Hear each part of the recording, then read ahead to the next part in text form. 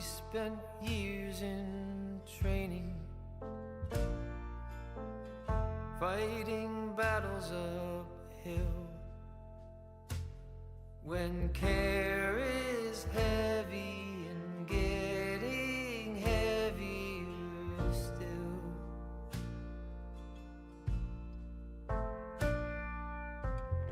If you need or want me, I'm never too hard to find. You know the places that I like to hide, and we'll go there side by side. You and I, our footsteps in perfect stride.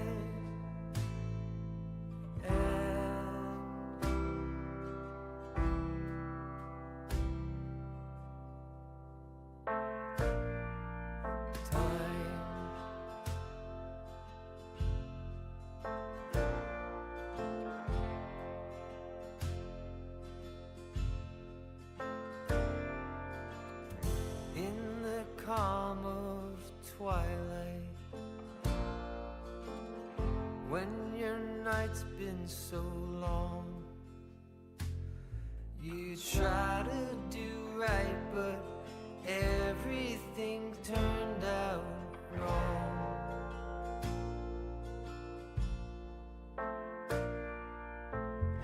When I need or want you,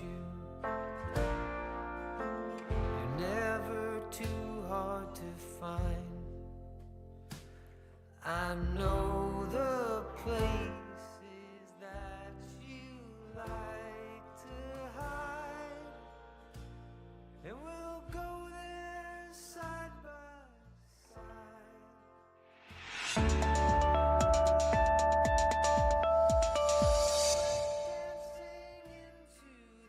Welcome to the IBM Technical Support Professional Certificate.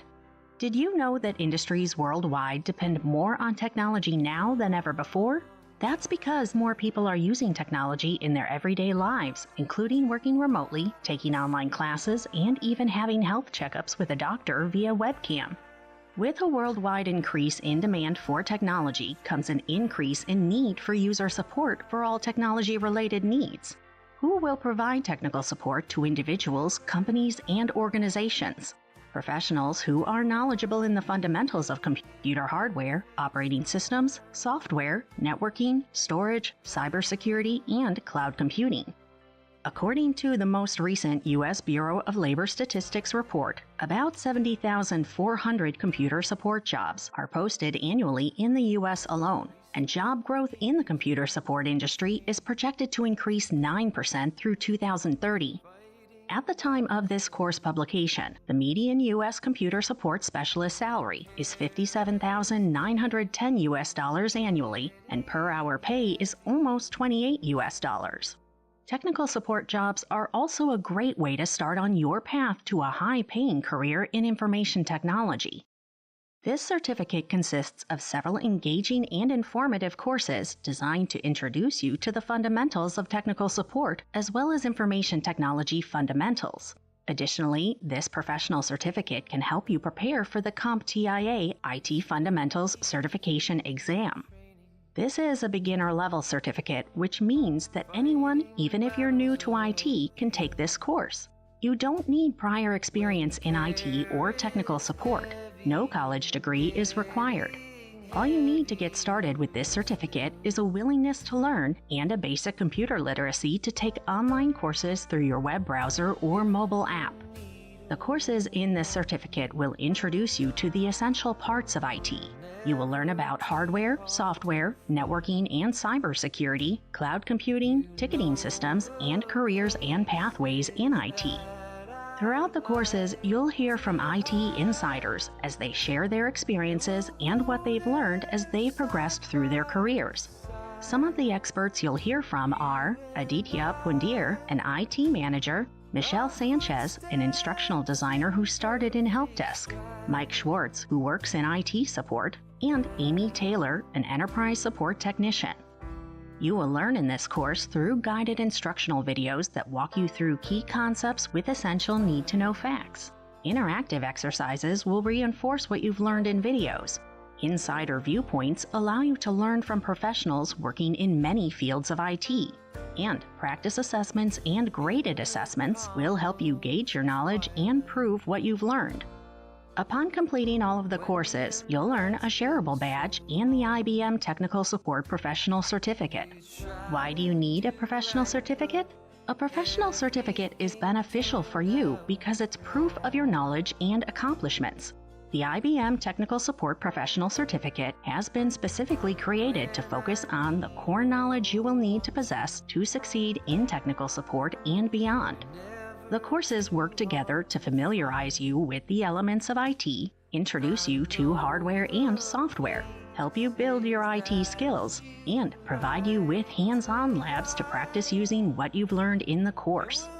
When you've completed the courses in the certificate, you will receive a professional certificate so that you can share your hard work and accomplishment with potential employers and your professional network.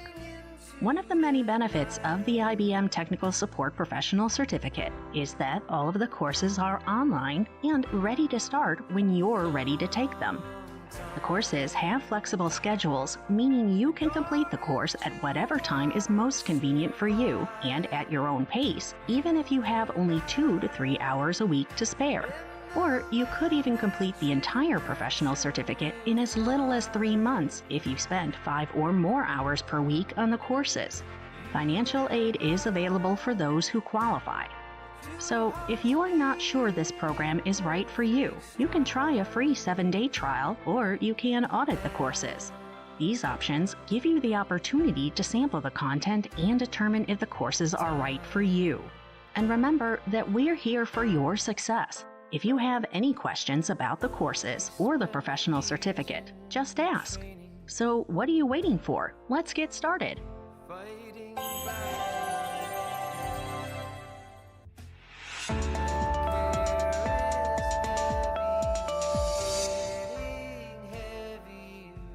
Welcome to the IBM Technical Support Professional Certificate Overview of Courses. This certificate includes introductory courses on technical support, hardware and operating systems, software, programming and databases, networking and storage, cybersecurity essentials, and cloud computing. The certificate also includes the final course, Technical Support Case Studies and Capstone, to apply your knowledge and skills.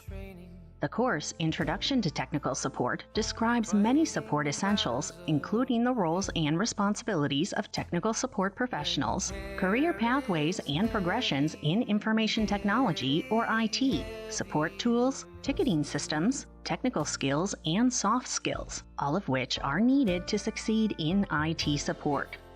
In Introduction to Hardware and Operating Systems, you'll learn about internal hardware computer components, including motherboard components, central processing units or CPUs, hard drives, and expansion slots.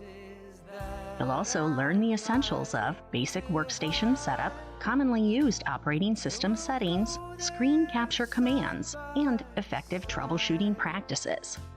In the Introduction to Software Programming and Databases course, you'll learn about software, web browsers, software development, programming languages, and database management. In Introduction to Networking and Storage, you'll learn how to diagnose and repair basic networking and security problems. You'll also learn about network types and standards, wired and wireless connections, and common network storage and network sharing options. In Introduction to Cybersecurity Essentials, you'll learn about the fundamentals of cybersecurity. You'll also learn how to recognize common security threats and risks, examine the characteristics of cyber attacks, and explore methods for securing and managing confidential information. In the course Introduction to Cloud Computing, you'll discover the many elements of cloud computing and how cloud computing is changing the world of technology. You will identify various cloud service models, deployment models, and key components of cloud infrastructure. You'll also learn about cloud security, monitoring, emerging trends, and job roles in the cloud industry. And finally, in the technical support case studies and capstone, you will apply your knowledge and skills to practical IT support scenarios. You will also complete a final exam designed to prepare you for the CompTIA IT Fundamentals Certification exam. Are you ready to begin your journey toward becoming a technical support professional? Start on your first course today.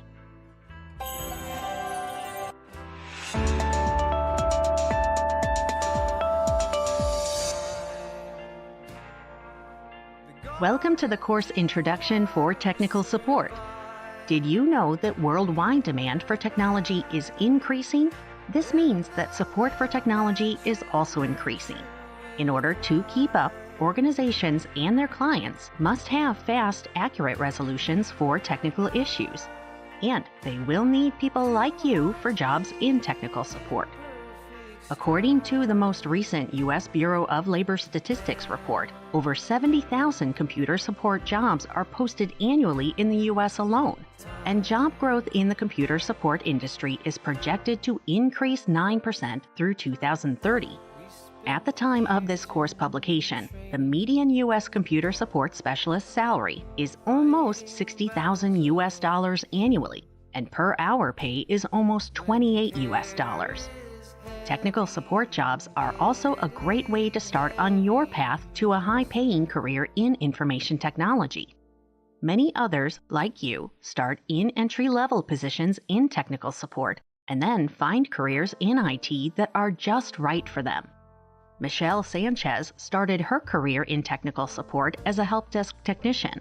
That path led her to where she is now, an instructional designer for an information technology company. Rav Ahuja spent the early part of his career in technical support for database software. Now he's a program director for technical content and strategy at IBM.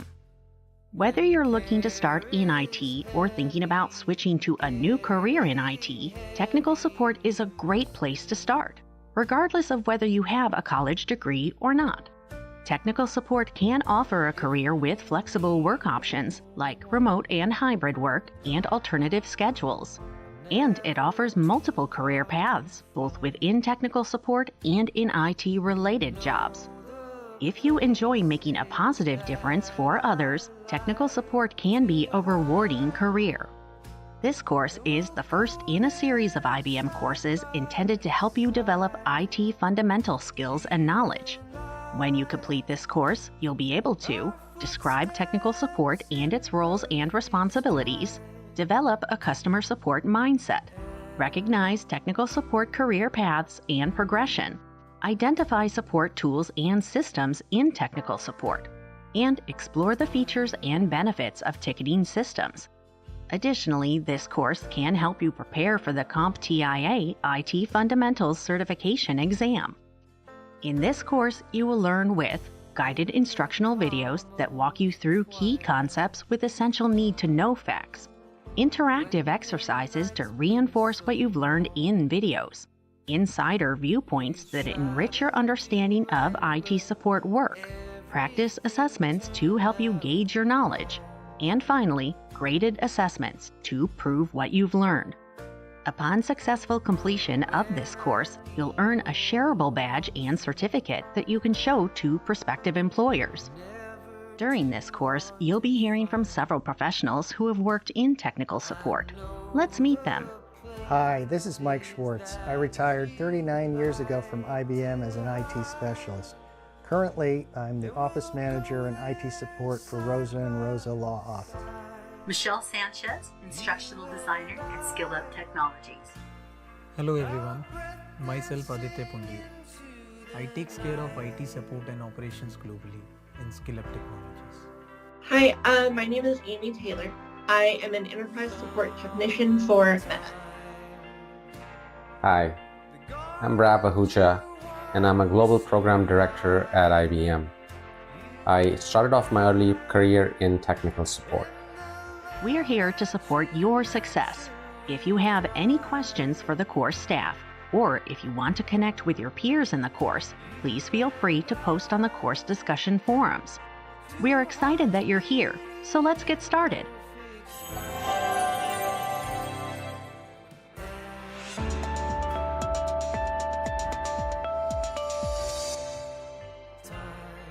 Welcome to Becoming a Technical Support Professional. After watching this video, you will be able to define technical support, discuss the importance of technical support, and list reasons for choosing technical support as a career. So, what is technical support? Technical support professionals have many names for the same or similar roles. Sometimes they are referred to as tech support, IT support, or computer support professionals, just to name a few.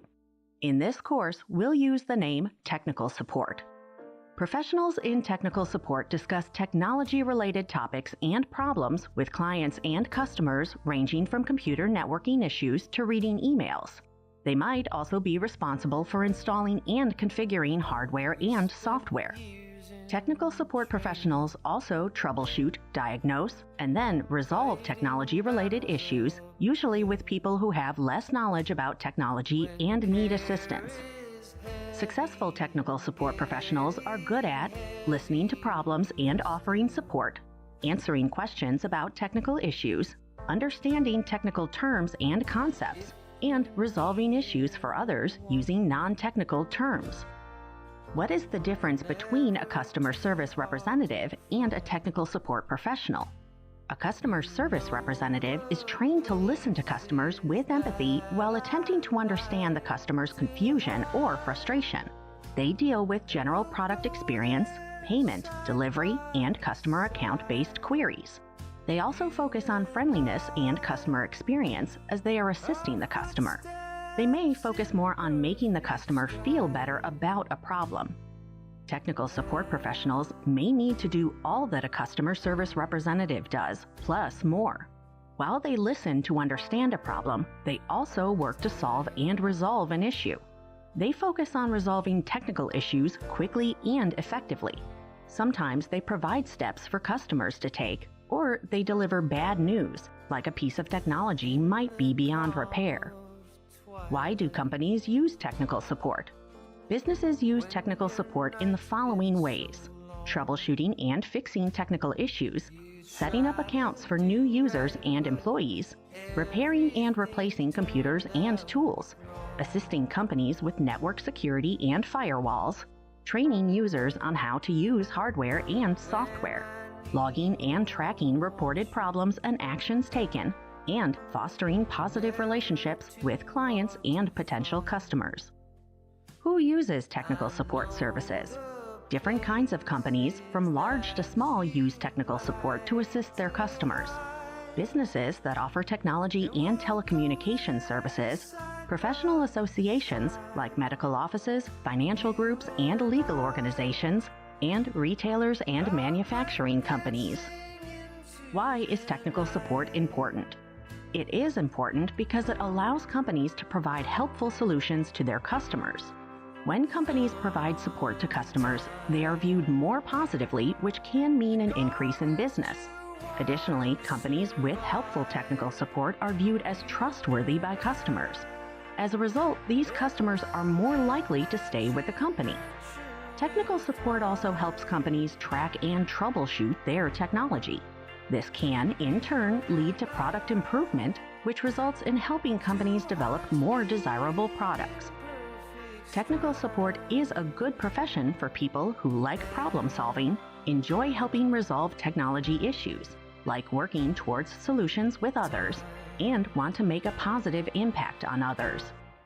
A technical support career might be right for all the following reasons. You'll learn a lot about technology, especially technology specific to your company. You will learn effective techniques for solving problems, or you'll refine the skills you already have. You will develop your professional skills using technology like phones, email, live chat, social media, and online community forums. You might also build transferable skills like sales, marketing, and product development. You will learn how to network in your company and how to seek out the help you need. And you will open the door to many other opportunities and paths in technology-related careers. In this video, you learned that technical support is working with clients and customers to solve technology-related issues. Technical support professionals resolve issues while making a positive impact on customers and clients.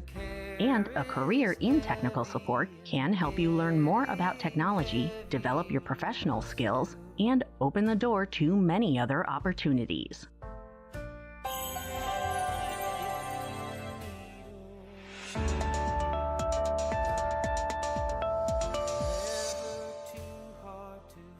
Can someone with no IT experience start a career in technical support?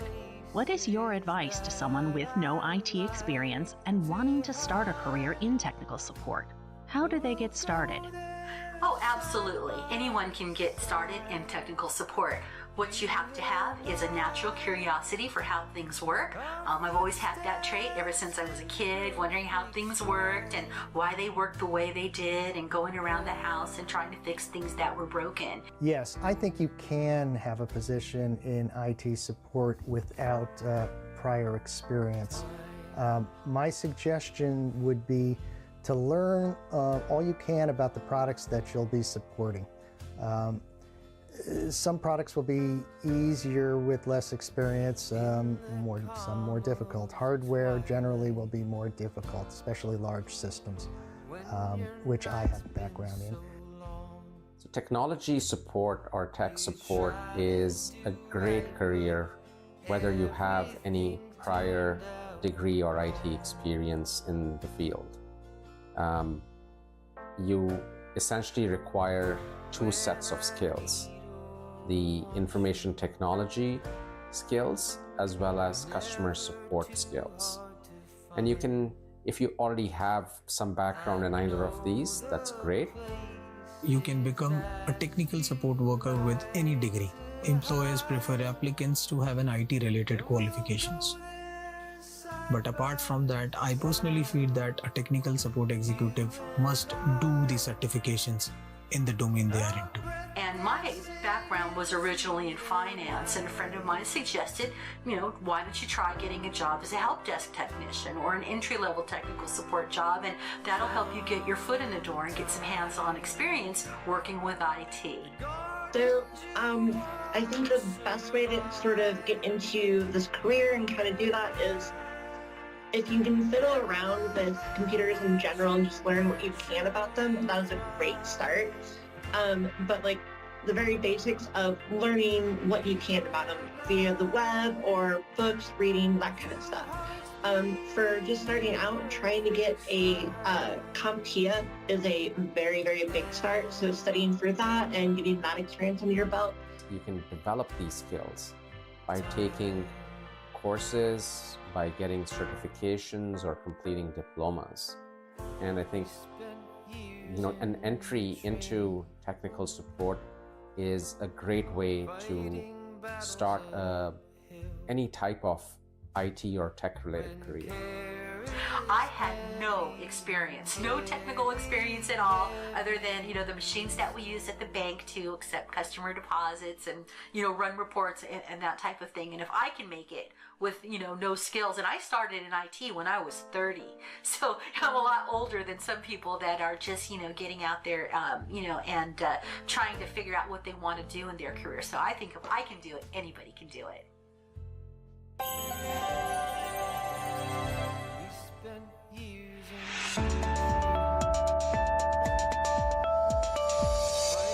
Welcome to Career Opportunities in Technical Support. After watching this video, you will be able to identify opportunities in technical support careers and discover technical support career paths and advantages. So, why is a career in technical support a good idea? More technical support professionals are needed to support the rising use of technology. When demand increases, compensation increases too. Median wages for technology occupations are 89% higher than median national wages. Healthcare and social assistance industries are increasing their need for technology. And more remote work opportunities for all kinds of occupations means more companies need more technical support. Maybe you're wondering, what is the technical support work environment like? Technical support professionals work in many different environments. They may work on-site at a call center, answering calls and resolving technical issues. Entry-level technical support professionals could also work in business offices and professional spaces. Some companies may even offer remote work, allowing employees to work from home. Technical support professionals may support clients and customers by answering questions on the phone or through email. Or they may provide support by resolving technical issues through live chat, social media, or discussion forums. Depending on the company you work for, your work environment may be formal, casual, or somewhere in between. What does the future of jobs in technical support look like? According to the U.S. Bureau of Labor Statistics Employment Projections Program, there will be significant increase in technical support jobs over the next 10 years.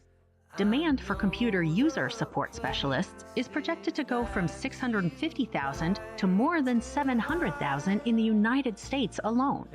And demand will increase for computer support specialists by over 72,000 jobs, increasing from 2020's total of 840,000 jobs to over 916,000 jobs in the United States.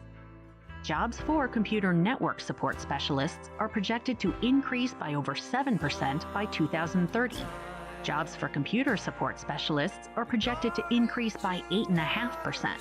And computer user support specialist jobs are projected to increase by almost 9%. Collectively, demand for computer occupations are projected to go up 13% in the United States by 2030. Someone with little to no experience might start a technical support job at an entry level. However, on-the-job training allows workers to specialize in technical support roles. With experience, more opportunities lead to advancement in various roles. A lot of companies use a tiered approach for job roles in technical support. A lower tier employee would be at the entry level as a technical support representative.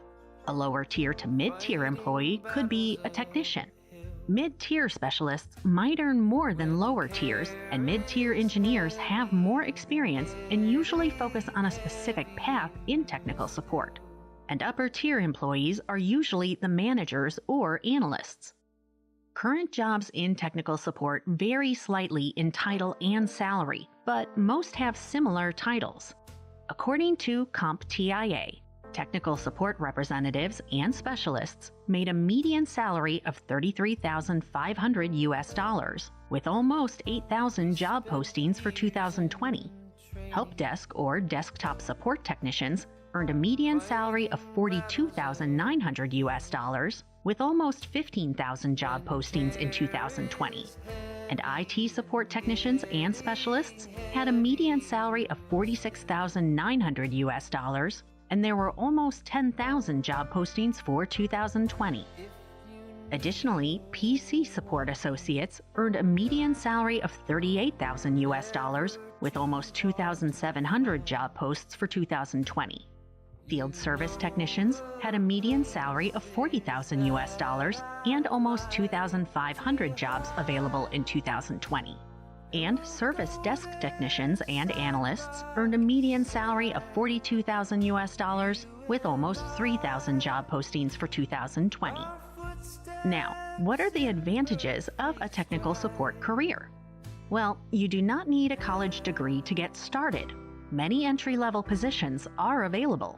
Workers are in demand to fill technical support jobs, and on-the-job training allows professionals to acquire skills for the job while being paid.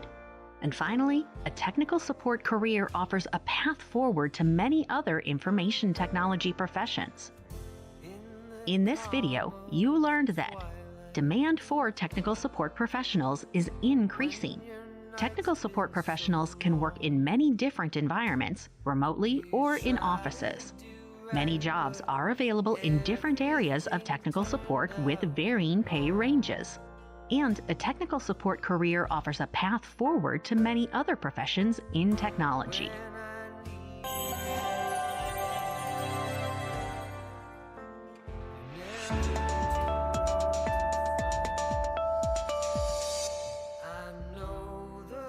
In this video, we will listen to several data professionals discuss how they started in technical support and what you should consider if that is your goal. I didn't plan on being a technical support engineer when I started my career in IT. What I really wanted to do was be a network engineer and, design and deploy enterprise type networks and so forth. I studied computer science in university, and I was offered a position working in a systems application support group. In addition to supporting the actual application code, I had to help the clients use the system.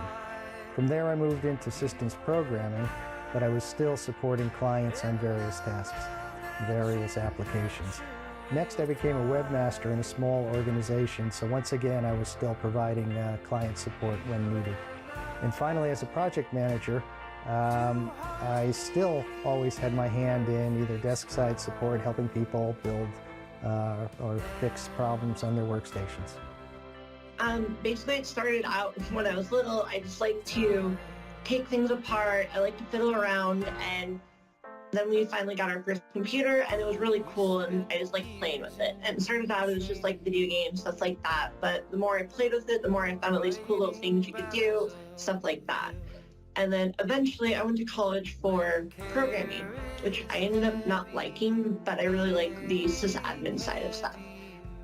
So I started off in technical support because I wanted to develop customer skills and experience working with customers, where I already had some technical background and technical skills doing software development. But for me, what was really important for me was to develop the human skills, the interpersonal skills. And that is the opportunity that customer support gave to me in order for me to be able to grow my career.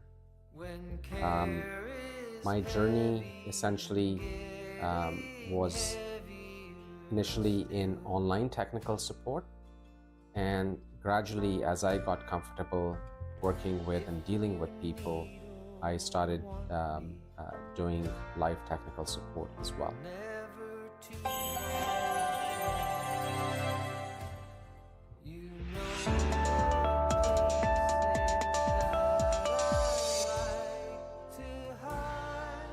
Welcome to Technical Support Roles and Responsibilities.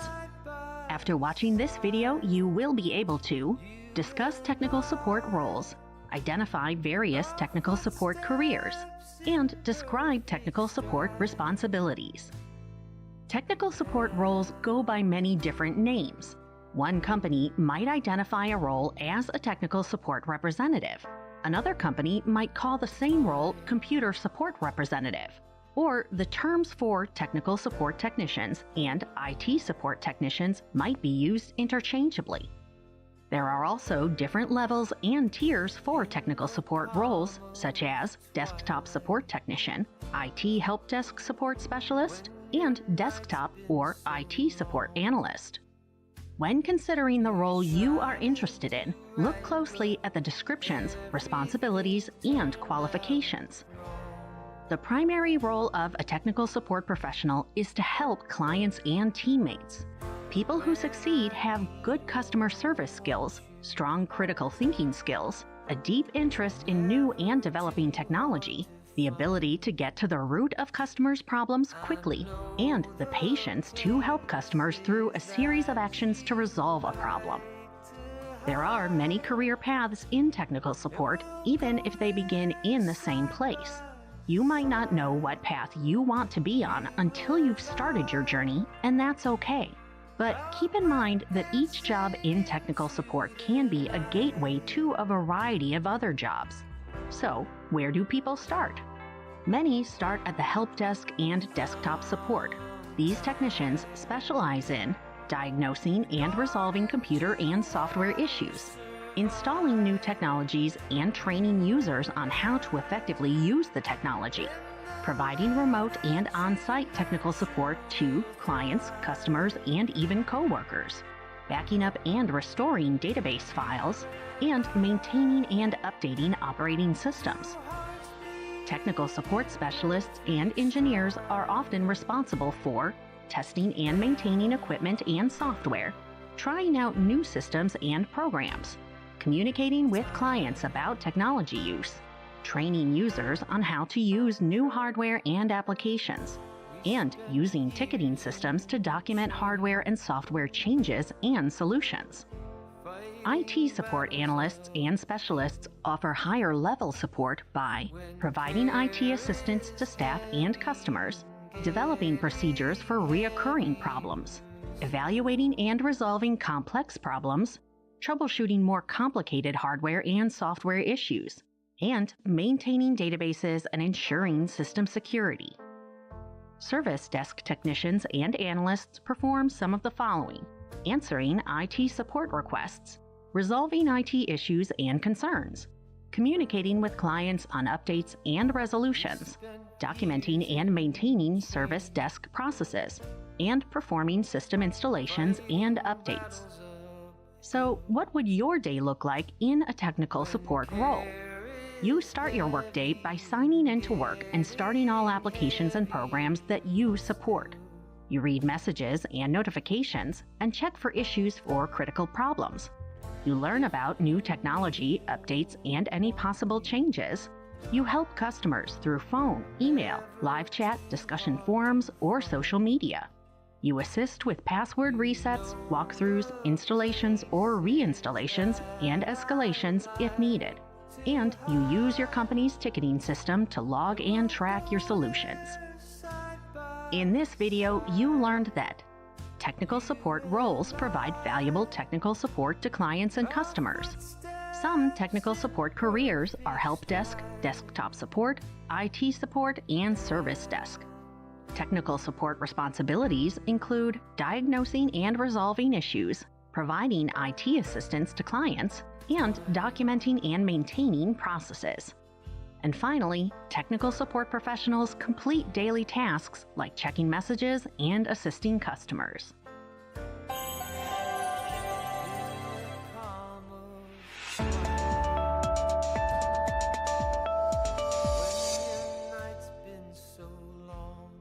Welcome to Introduction to IT Infrastructure. After watching this video, you will be able to define IT infrastructure and describe the essential elements of IT infrastructure. Technical support professionals spend a lot of time working within what is called the information technology or IT infrastructure. The phrase IT infrastructure refers to the parts needed to run and manage an IT organization. IT infrastructure contains both physical and virtual spaces for transferring, storing, managing, and analyzing information. It also provides critical services or resources to customers. IT infrastructures also allow businesses to reduce issues related to connectivity, cyber safety, and productivity. The essential components of a solid IT infrastructure are hardware, software, and network. Hardware refers to the physical machines and devices that help the infrastructure run correctly. Hardware includes personal computers, mobile devices, servers, data centers, hubs, and routers, and switches. Software refers to the applications and programs used by a company both for the company and for its customers. Software includes content management systems, or CMS, customer relationship management, or CRM, enterprise resource planning, or ERP, additional collaboration, productivity, and business-specific apps, web servers, and operating systems, which are critical for connecting a company's hardware to the network. Now, the network refers to everything needed for the company to communicate both within and outside of the company. It is the system that links all information technology elements and the connected devices. The network includes routers, servers, data centers, hubs, and switches. And these work together with security software to reduce the threat of data breaches or damage to company information. Two main types of IT infrastructure are traditional and cloud. Traditional infrastructure is located on site and is designed to be used by a company or private organization. It is made up of hardware like computers, data centers, and software. Traditional infrastructures usually require more resources, like power and physical space. Cloud infrastructure contains components that are accessed in the cloud and are not stored in one physical location. It is similar to traditional infrastructure, but it allows users to access services over the internet. Understanding the IT infrastructure will help you as a technical support specialist troubleshoot issues. You may encounter any of the following issues that need quick solutions. A customer's computer isn't working, and you need to identify why. The client needs a password reset, so the next step is to go through the process of setting a new password. Customers are unable to access their data, and you must get their network back up and running. Or a cyber threat comes to your attention, so you isolate the threat to protect the company's IT infrastructure. An effective IT infrastructure allows technical support to communicate within the company to quickly identify issues and implement solutions. In this video, you learned that hardware refers to the physical elements of IT infrastructure. Software consists of the apps used by companies both internally and externally. The network is the system that links all information technology elements and the connected devices. Two types of IT infrastructure are traditional, like data centers, computers, and business software solutions, and cloud, like cloud computing. And finally, effective IT infrastructure systems allow technical support to work more quickly to identify issues and implement solutions.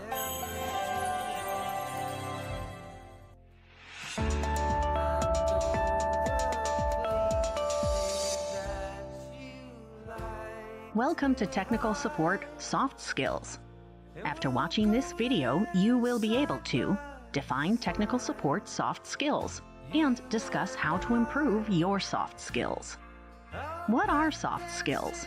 They are positive behaviors and attitudes that you use every day, and they enable you to communicate and collaborate effectively with your team and with clients to avoid conflicts. Why are soft skills important? When used well, these skills can enable you to actively listen to clients, work with others to resolve problems, and diffuse stressful situations. When you have strong soft skills, you have a customer service mindset. Your top priority is providing customers with a positive experience with your company. You also use strong communication skills to share information clearly, ask the right questions, and be concise. And your strong written communication skills will help as you take notes and document interactions with clients. You can get organized by using notes, messages, emails, and by developing a system to organize your work and access it quickly. You have leadership skills, even if you're not a manager. You motivate, encourage, and resolve conflicts within your team. And you can solve problems. You are the type of person who uses critical thinking skills to figure out a problem, and you explore the problem until a resolution is found. You can be flexible and adaptable by being open to new ideas, changing direction quickly, and learning new strategies. So, how does it all add up? Knowledge of technology is only one part of the equation in technical support. Another part is being able to work with others and manage social situations. Add to that positive behaviors and attitudes, and you can communicate, collaborate, and manage conflict with confidence. How do you set yourself up for success in technical support? Use your soft skills. Start by asking questions of your peers and supervisors. Take good notes and write down directions that are repeated and ideas that are important. Stay organized. Know where your notes are and discover what organizational style works best for you. And remember that it's okay to say, "I don't know," but follow it with, "I'll find out." Then be ready to find the answers and add them to your notes.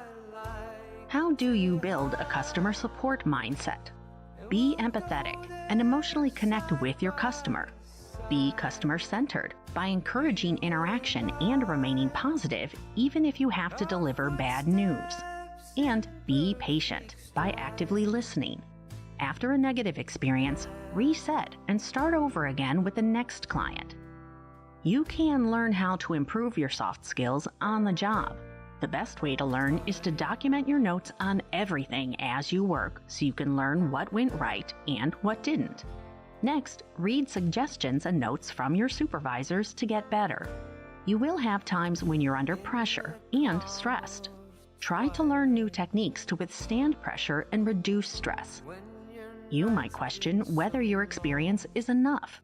Lack of work experience does not mean that you lack interest or passion in technology. Use your passion for technology to boost your self-confidence. Remember that success in technical support isn't just based on knowledge of technology. Your positive behaviors and attitudes can help you succeed, so be ready to level up your soft skills. Where do you learn to fine-tune your soft skills? Well, you can learn from additional online courses, search for podcasts and audiobooks about developing soft skills, and reach out to your peers and social groups to practice and refine your soft skills.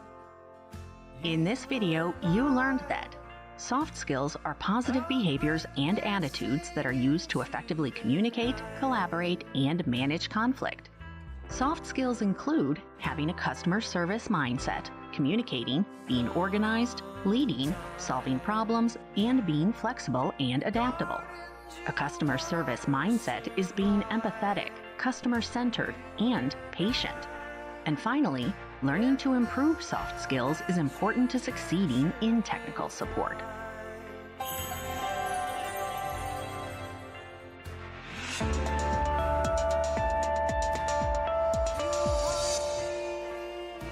In this video, technical support professionals will discuss the importance of a customer support mindset.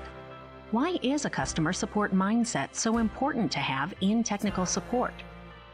For me, customer support mindset is something that I didn't really consciously thought about when I started off in technical support. But that is something that I came to a realization that it is crucial to have a customer support mindset. At one point early on in my job, we were all given customer t-shirts that had customer success, those two words on it. And I think it's only after wearing that t-shirt and realizing what those words meant and why they were important that I really start developing the customer support mindset.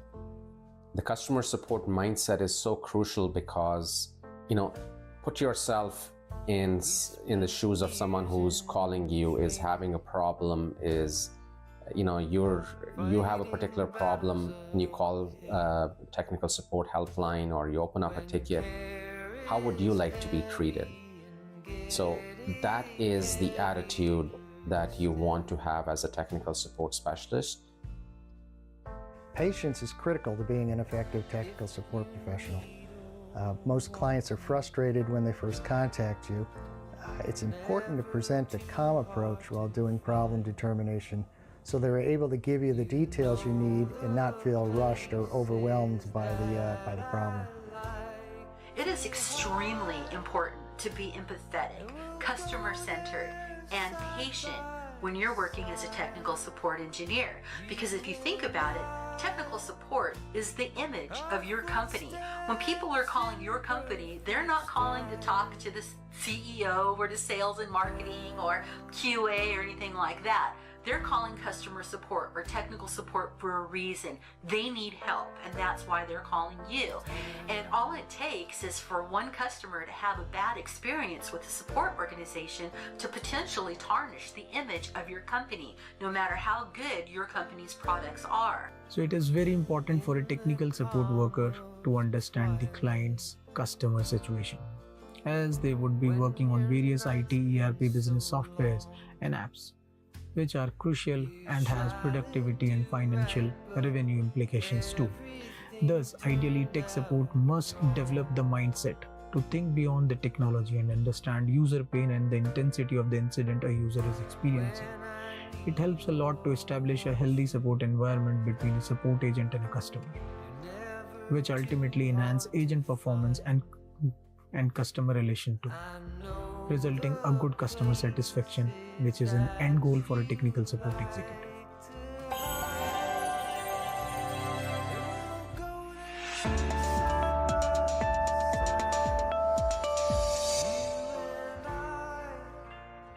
Welcome to Basics of Technical Skills. After watching this video, you will be able to define technical skills and discuss the importance of technical skills in technical support. Imagine this scenario. You have a job interview and one of the first things you're asked is what your technical skills include. You panic because you're not quite sure what they mean by technical skills. You're able to talk your way through the question, but you're not clear and direct about what your technical skills include. At the end of the interview, you're told they'll get back to you, which doesn't sound promising. What do you wish you could have done differently? Well, next time, you will be ready to discuss your technical skills. What's your strategy to improve your technical skills? If you're taking this course, then you've already taken the first step in your plan. You are interested in technical support and you're interested in technology. So let's turn that into an asset that you can add to your resume for your next job interview. First of all, what are technical skills? Technical skills are the abilities and aptitudes needed for you to successfully work in a technical support environment. And technical skills need training and experience. Let's break down the technical skills needed for technical support roles. As we do, think about what skills you already have and think about the skills you can build up.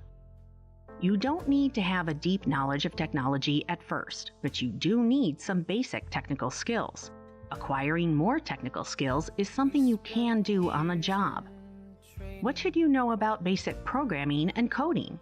Know that machine code is the computer's language, and developers speak to computers using source code. Source code includes compiled programming languages and interpreted programming languages. Basic programming skills include knowing the foundations of compiled languages like Java and the C languages, and interpreted languages like HTML, Python, and JavaScript. Being able to code even at a basic level will give you more of an advantage over other job applicants. Technical skills also include familiarity with both PC and Mac computers. Know how to identify the different computers and know the hardware, and be familiar with operating systems too, like Windows, Mac OS, Android, and Linux. If you don't have a lot of experience with these operating systems, use virtual machines and sandboxes to learn about them and improve your skills. You can also use free resources like your library to learn about different computers. Beginner-level knowledge of SQL basics and NoSQL basics is important. Be familiar with the differences between them.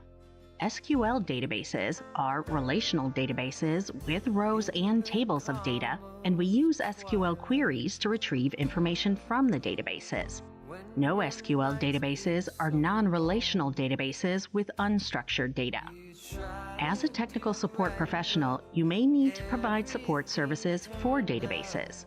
Your responsibilities will include database application and deployment services, user management, security and access, scheduling database backups, updates and monitoring, database optimization, and running batch jobs in a database.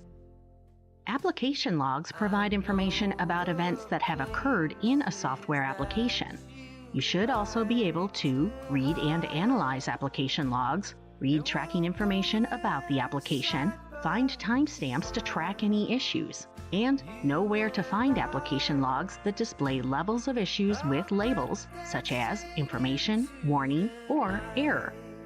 You also need to understand what servers are and how they work. You should be comfortable with setting up and configuring a server and the software that runs on it, updating the server software, monitoring the server and maintaining it, maximizing server uptime, and managing virtual servers. Knowing about servers and showing that you are willing to learn more goes a long way in demonstrating your technical skill. And you should also know about support ticket workflow. Support tickets allow a company to create, track, manage, and resolve client queries. Some popular support ticket systems are Zendesk, Jira Service Management, and LiveAgent. Most systems will have similar workflow processes. A simplified example of the support ticket workflow is: a ticket is created. Next, technical support starts work on the issue. noting important details in the ticketing system. Then, necessary steps are taken to resolve the issue, and finally, when the issue is resolved, the ticket is marked as closed. Knowing how a support ticket moves through the system is more important than being a master of a single support ticketing system. Another technical skill you need is being able to use a knowledge base. A knowledge base is a collection of a group's knowledge about topics, like technical information, for example. Being able to search a knowledge base is an important skill that you already have. When you researched career opportunities in technology, you probably searched the internet and read about technical support. By doing so, you used a knowledge base to understand more about this topic. Do you enjoy trying out new hardware and applications? Your passion and interest in new and emerging hardware and applications goes a long way to demonstrate your technical skills and abilities. However, be aware that you'll also need a broad knowledge of these additional tools. Virtual machines, or VMs, are virtual computer systems within a physical computer, and multiple VMs can exist on one computer. A virtual private network, or VPN, allows a computer or device to establish a secure connection to the network in order to access sensitive data stored on servers. Network security protects networks and data from breaches, intrusions, and other threats. Network security includes access control, security software, network analytics, and more. IT infrastructure monitoring software collects and analyzes data from the IT infrastructure, systems, and processes, and it uses that data to provide information about availability, performance, and efficiency. And enterprise hardware refers to the servers, data storage devices, networking equipment, and other hardware that are part of a company's IT hardware resources. In this video, you learned that technical skills are abilities and aptitudes that are needed for professionals to successfully work in a technical support environment. Technical skills include familiarity with programming, operating system basics, application logs, servers, support ticket workflow, knowledge bases, and more. And lastly, additional skills include familiarity with virtual machines, VPNs, network security, enterprise hardware, and monitoring software.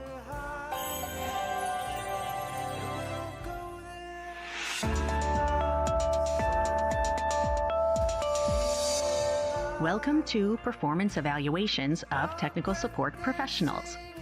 After watching this video, you will be able to identify the purpose of performance evaluations, describe technical support evaluation parameters, and explain the benefits of technical support evaluations. What is the purpose of a performance evaluation? A performance evaluation is a chance for your supervisor to review how you, the employee, are doing on the job. It defines what the company's expectations are for you. Your supervisor will make notes to record your performance. Then your supervisor will evaluate you. After the evaluation, you will receive feedback about your job performance. Once complete, the evaluation cycle will repeat itself.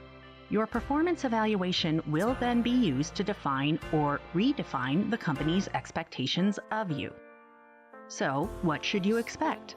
Your managers will most likely be looking at your ability to accomplish your responsibilities, your decision-making abilities, your productivity, including your strengths and weaknesses, customer service abilities, work attitude, communication skills, and goals you have set and achieved.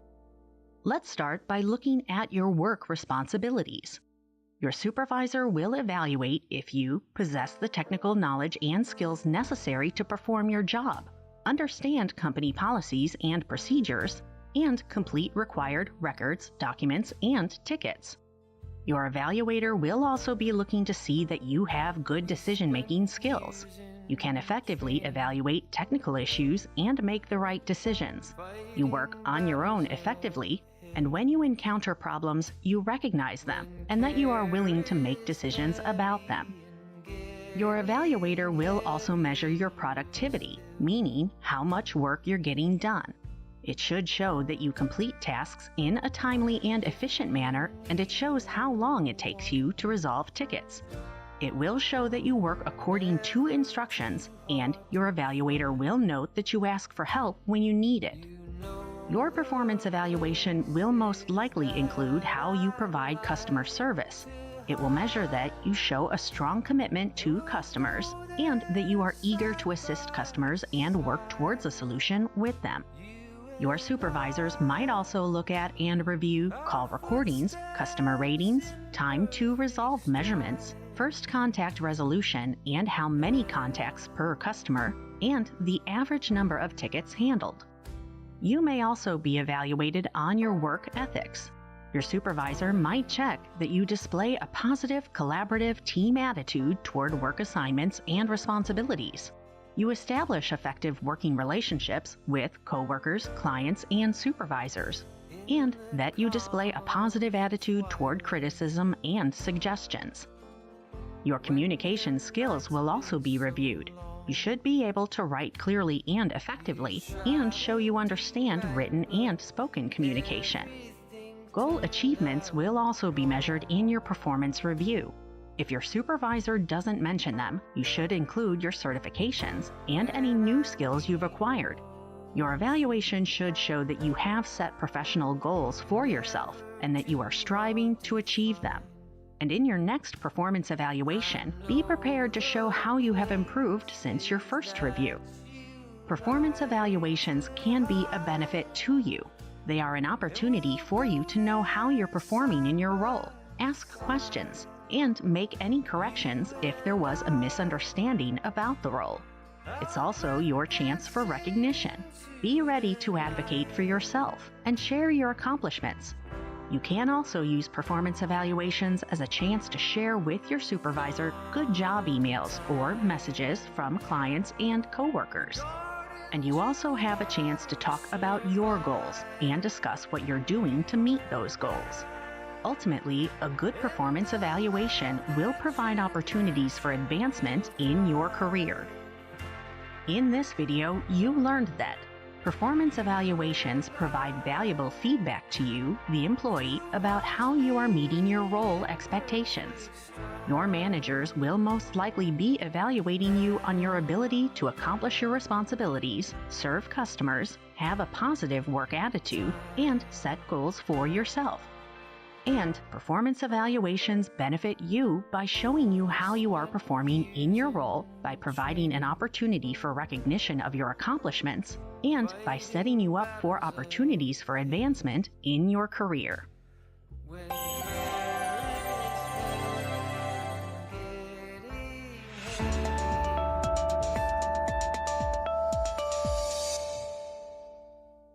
In this video, technical support professionals will discuss how feedback from customers encouraged them and helped them improve.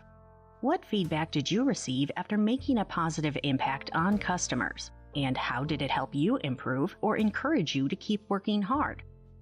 So there's this one time I was working in the technical support department for a company that did online backup and recovery, and also disaster recovery planning.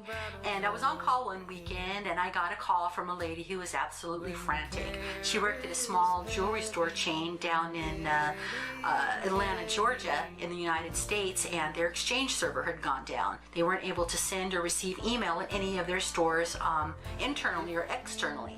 And they had a small IT department, but their main IT person who was familiar with Exchange was on vacation, and I had to walk this lady through reinstalling the operating system on the server. It had just been completely corrupted, reinstalling Exchange, and anybody who's worked with Exchange knows how complicated it is, and to restore from a backup. I kept in touch with her. I'd call her every couple hours just to see if the restore was still running, and it was. And eventually the server was fully restored. We rebooted it and we tested it. We sent internal and external email, and it was functional again. The whole company was very pleased with that. And 2 weeks later, I received a delivery of fresh flowers from this company. You know, it just kind of reinforced, you know, my belief in what I was doing was right, and the way that I was helping customers, and, you know, having patience, explaining an Exchange server recovery to somebody who had no technical skills whatsoever made me feel pretty good. A few weeks into my tech support job, my manager came to my desk and said he wanted to see me in the office. And I went there and a bit scared. But he sat me down and showed me an email that he had received from one of the clients that I had been working with. And that email had a lot of positive things to say about the support that they received from me and how I helped solve a problem that had been nagging them for several weeks. So to me, it was a great encouragement. I was just doing my job, and I helped resolve an issue. And that encouraged me to work, better, help other customers more, develop skills, deeper skills in technology and in support. And I continue to get similar feedback from other customers. And I think that really helps you and encourages you to move forward and continue to grow in your technical support role. Almost every time you help a client with an issue, it's a positive impact. When you hear the excitement and joy in their voice when the issue is resolved, oftentimes quickly, it's very satisfying. They often say things like, "What will we ever do if you leave?" Makes it all worthwhile in the end. At the very beginning of the web, the World Wide Web, I ran a project to convert our hard copy how-to manuals into PDFs and make them available to our customers on the web. At the time, many web professionals were anti-PDFs because they were big and slow to download. They called them evil. I showed them that when properly built, they performed very well and customers absolutely loved them. Can you tell us about a project that you were proud of completing, and why are you so proud of it? My favorite project I've done was at my previous job. It all had to deal with our ESETTE internet security system. Basically, prior to this project, we just use a typical, we use a hardware that was for firewall for stuff, but then every computer just ran Windows Firewall, and that was basic. And then we also had just plain ESETTE security, or antivirus. Talking with the CTO, he really wanted to upgrade it. So I started working with him on trying to look at implementing an entire internet security suite, taking over the whole firewall and antivirus stuff. So from there, he started just kind of like having me investigate stuff. And then from there, I kind of just took over the whole thing and just ended up finding out everything I could about it, different ways to implement it. And then going from there, I just ended up being the lead on the project. And so it became, we got the entire thing set up. I created all the rules for it. And so we had different subsets for everything. It was really, really fun. And I learned very much about the internet security and firewalls and stuff. And so from then on, if anyone ever had a question with it, they came directly to me. The CTO would just kind of refer them over to me. It was really fun overall.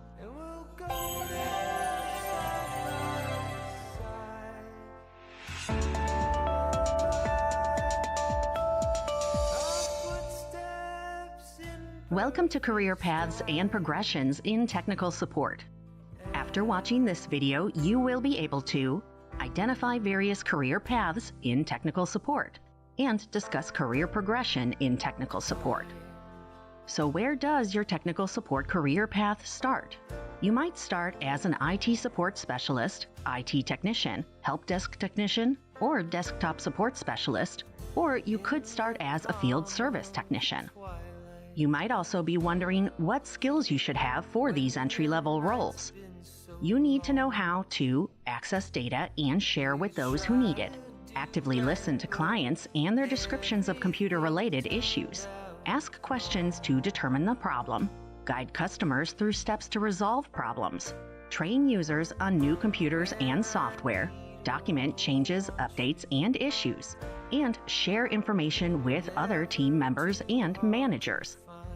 While some companies don't require any IT experience or a degree to start, some will require basic customer service experience and knowledge of technology.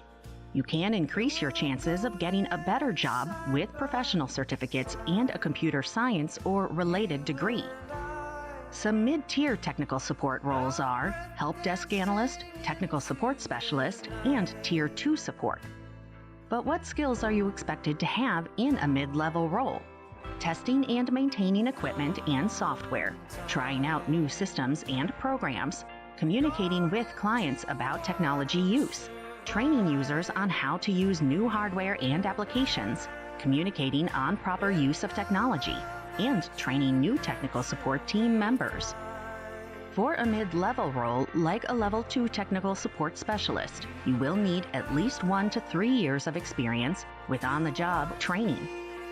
Also, you might be required to have certifications from Cisco, Microsoft, and CompTIA, like A+, Network+, and Security+.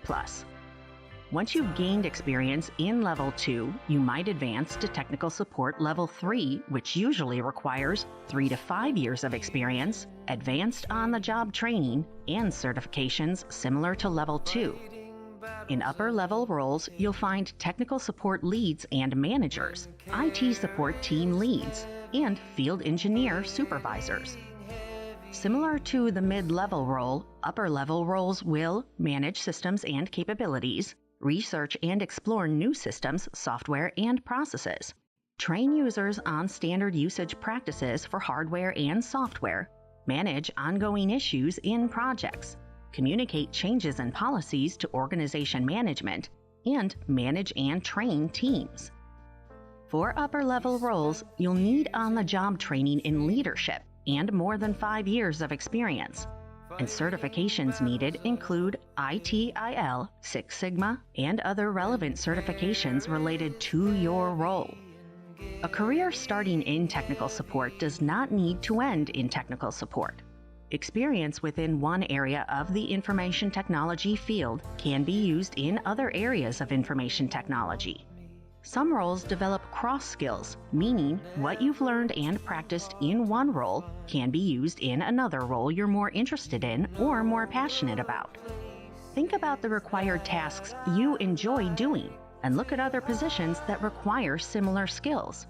Interview for roles that fit your strengths and require skills you wish to learn more about. You can also use your cross skills to advance to better roles that allow for more responsibilities and offer more pay and benefits. You can also level up your skills to help you reach higher level roles in technical support. Roles that are related to technical support that you could move into are Network Administrator, Network Security Analyst, Database Administrator, Cloud Developer, QA Engineer, and Software Developer. In this video, you learned that career paths start at the entry-level technical support roles, move to mid-level roles, and then progress to upper-level roles.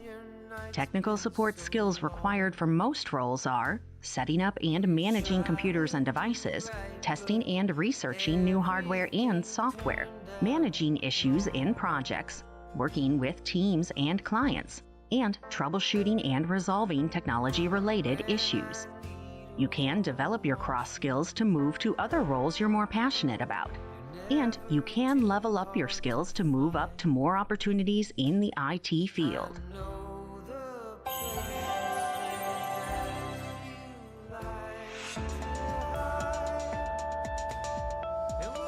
In this video, technical support professionals will discuss areas of tech support and how they found their niche.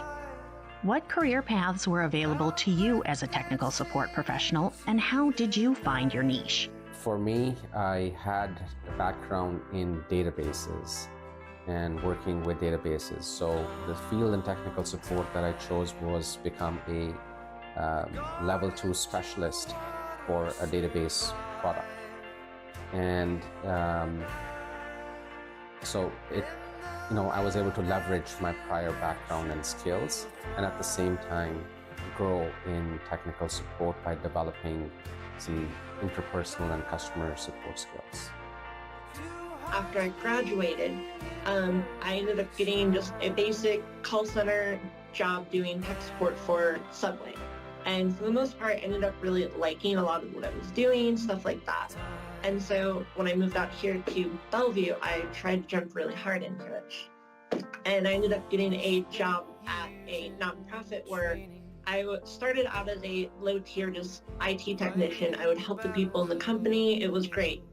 But over time, I was there for almost 6 years. And it ended up being just I did everything. And so I took over like the servers. I would run specific programs. I was our NetSec or security person. I would go to different sites to install hardware and basically just kind of did everything. And so at this point, I moved over here to Facebook, and it's been great doing a lot more of that stuff, and I interact with customers a lot, and I still do all the hardware and stuff too.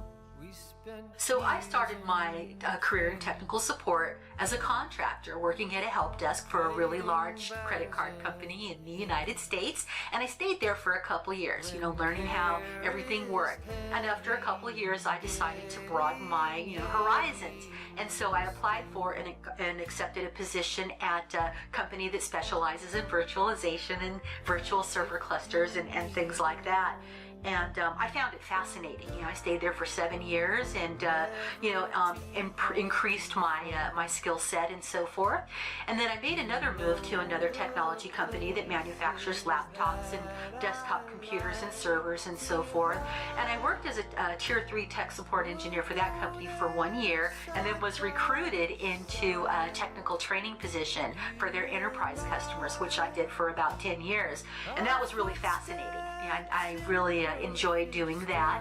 And then I left that company and went to work for a company that manufactured storage as an enterprise or Tier 3 senior technical support engineer. And so that's a little bit about my journey in my career as a technical support engineer.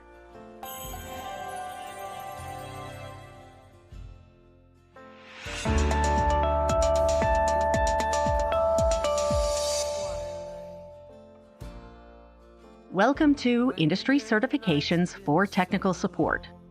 After watching this video, you will be able to define technical support industry certifications, describe the benefits of technical support certifications, and identify industry-specific certifications. Okay, so what are industry certifications? They are awarded after a person passes an exam that certifies he or she meets industry standards for skills and knowledge. Certifications prove that an individual has learned strategies and concepts that are essential in the technical support field. Certifications also validate an individual's knowledge about information technology, or IT. They also certify that the individual has the skills required. And a certification shows that someone has a specialization in the field, even if he or she doesn't have on-the-job experience. Some benefits of certifications to you and your employer are more effective customer service. You will be able to troubleshoot more quickly and effectively because you have a broader understanding about various technologies and methods of working through problems. Increased productivity and resource management. You will be able to maintain your computer and understand more about security, networking, and software troubleshooting. And improved quality of support. You will be more familiar with common issues, customer situations, and ways to resolve those problems. For those interested in a career in technical support, a certification is a great way to get started. Some beginner-level certificates are available through CompTIA, Microsoft, Apple, the ITIL Foundation, and Cisco. So, if you want to work in technical support, the CompTIA IT Fundamentals or ITF Plus certification is one of the first certifications you should consider. It is for those who are trying to decide if an IT career is right for them or for those who are just starting out. If you want to progress your career further in IT, CompTIA A+ is the next certification you should consider. Getting your A+ certification demonstrates that you've mastered hardware, software troubleshooting, networking, operating systems, device and network troubleshooting, security for devices and networks, mobile devices, virtualization and cloud computing, and operational procedures. Another certificate is the CompTIA Network Plus. If you're interested in the networking path, then getting the Network Plus certificate shows that you have the essential skills required for troubleshooting, configuring, and managing networks. Microsoft certifications, like Microsoft 365 Certified Fundamentals, is an introduction to Microsoft 365 and cloud services. Microsoft also offers role-based and specialty-based certifications and exams that professionals starting out their career can take to enhance their resume. The Apple Certified Support Professional, or ACSP certification, is for technical support and related IT roles for Mac users. The certificate shows that you understand Mac OS, can troubleshoot issues, and are able to support Mac users. Next, the ITIL Foundation certifications range from beginner levels to advanced levels, but you can start at a Support Center course and develop your skills in supporting customers, in IT role functions, and in troubleshooting methods.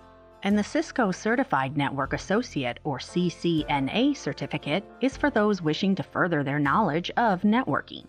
The CCNA helps professionals highlight their skills in administering network maintenance, creating secure network access, and improving network connectivity. But you do not need to gain all of these certifications before starting in technical support. Begin by studying for just one of the certifications. Once you start in technical support, you can continue your learning by getting certified in more areas. And sometimes, employers are willing to offer some financial assistance or incentives to employees who wish to earn more certificates in their field.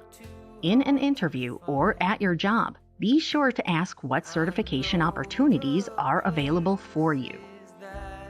In this video, you learned that certifications show that you have learned strategies and concepts that are essential in the technical support field. Some benefits of certifications are improvement in customer assistance, in productivity, and in support quality. Many beginner-level certifications are available through CompTIA, Cisco, Microsoft, Apple, the ITIL Foundation, and finally, certifications can be gained before you start in technical support and as you work in the field.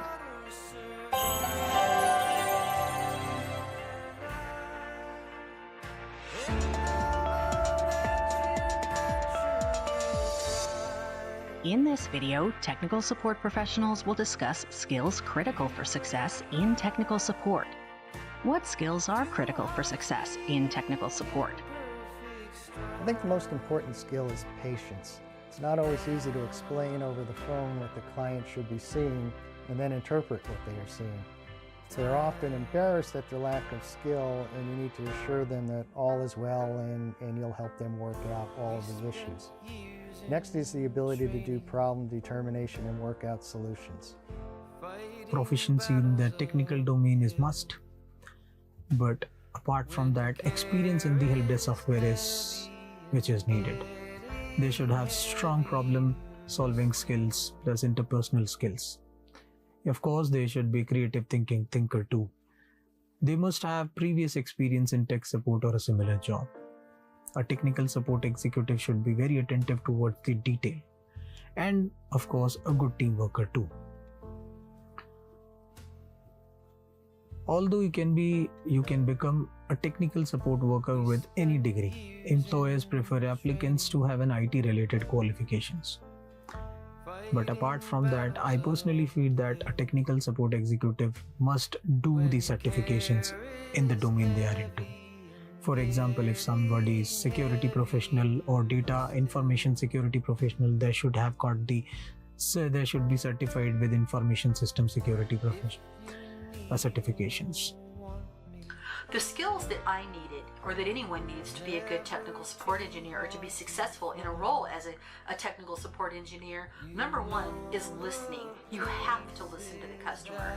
Listen to what they're saying, repeat it back to them so that you have a solid understanding of the problem that they're trying to describe to you, so you can take the appropriate steps to get it resolved. The second skill that you need is a soft skill, but not everyone has it, and that is patience. I always think that you can be taught the technical skill, but what you can't teach some people is solid customer support skills. Empathy, patience, being a good listener, being able to listen to what they're saying, how to calm down an irate customer. Those are some of the things that are critical to being successful in technical support and enjoying your position and being really good at what you do. you can work with a customer. So like customer service skills are really fantastic because you got to be able to engage with the person, find out exactly what they're meaning, because you'll meet very many different people of high skill, low skill, and so sometimes they'll give you a very generic thing of this doesn't work, fix it, and you have to ask the right questions to figure out exactly what they're asking and what's actually wrong.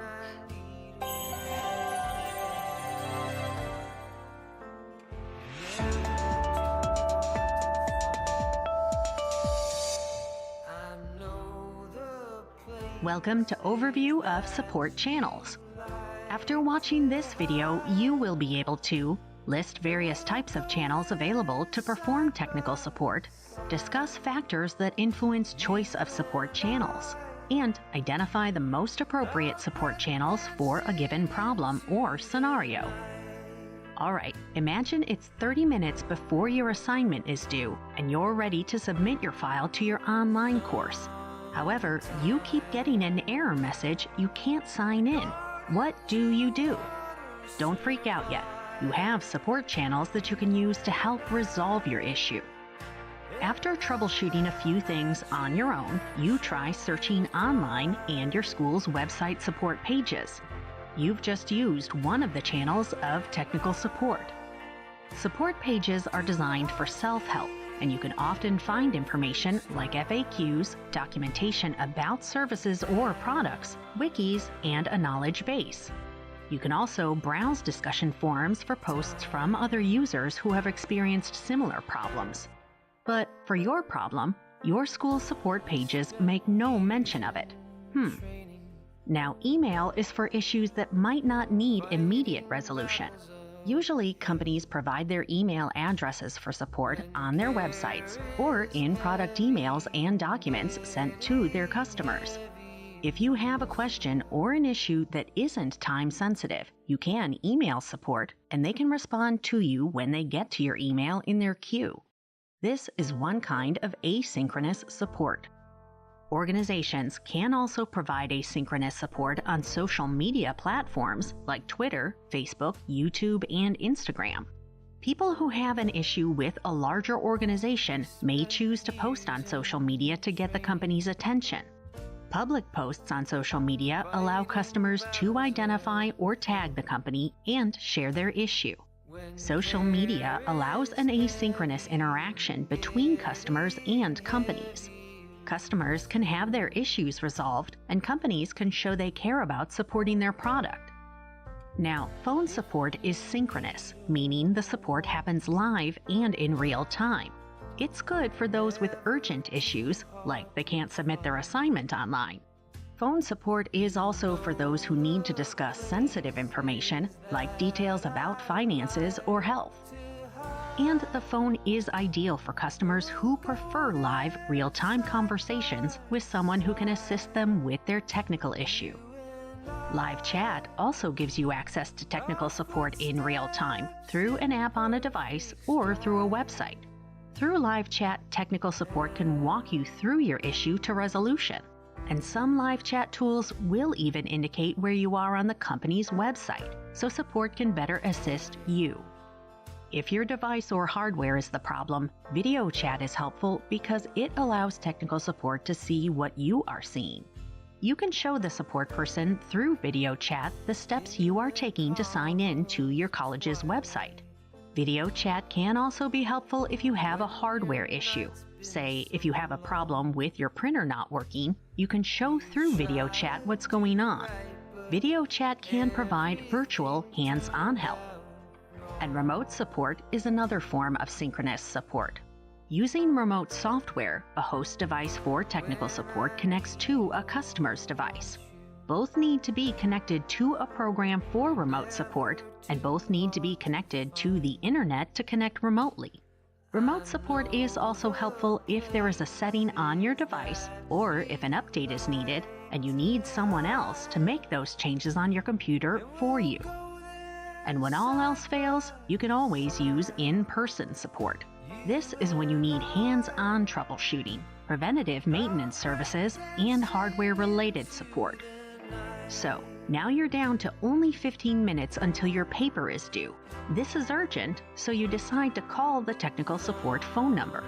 After only a few minutes of chatting with someone on the phone, you discover the problem. The site hosting your online course was offline, but it's back up again. Your issue is now resolved, and you are able to log in and submit your assignment. Congratulations! You probably didn't realize that a lot was going on with your school's technical support while you were trying to submit your assignment. Before you realized you couldn't sign in, another user encountered the same issue and connected to technical support through one of the school's many support channels. Once technical support was notified, a ticket was created and support began working through the issue. Ticketing systems are also essential support tools, and they document, track, and manage customer issues to resolution. Organizations can convert incoming emails into tickets, log phone sessions like yours, or provide an interface where users can submit tickets directly. For your issue, the organization used internal support channels to identify and resolve the issue. All of this is so the school's many students can submit their assignments on time. But you're not the only one who has benefited from having many different support channels available. A Zendesk survey of its customers found the following. For simple service requests, customers surveyed preferred email over phone support, live chat, SMS text, and social media. But for complicated service requests, more of the customers surveyed preferred phone over live chat, email, SMS text, and social media. The results show that customers use a broad mix of channels to contact customer support. In this video, you learned that businesses and organizations often need to provide multiple support channels to address different problems and customer needs.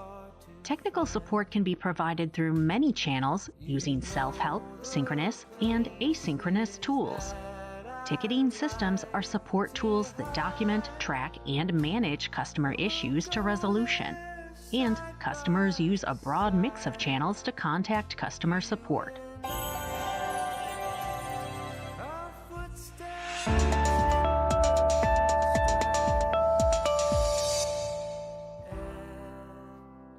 Welcome to Remote Support Tools. After watching this video, you will be able to define remote support tools, identify the types of remote support, and discuss features and benefits of using remote support. Remote support software in technical support is a tool that allows technical support to access and control another computer that is in another location. Remote support software enables technical support to troubleshoot, install software, and provide instant support remotely. Why is remote support necessary? It can save a lot of time for both a customer and technical support. Instead of spending a lot of time with emails and trying to determine what a user's issue is, a remote support technician can access a user's computer and identify problems faster, which means that issues are resolved sooner. Remote support also means that technical support is available immediately when customers need help.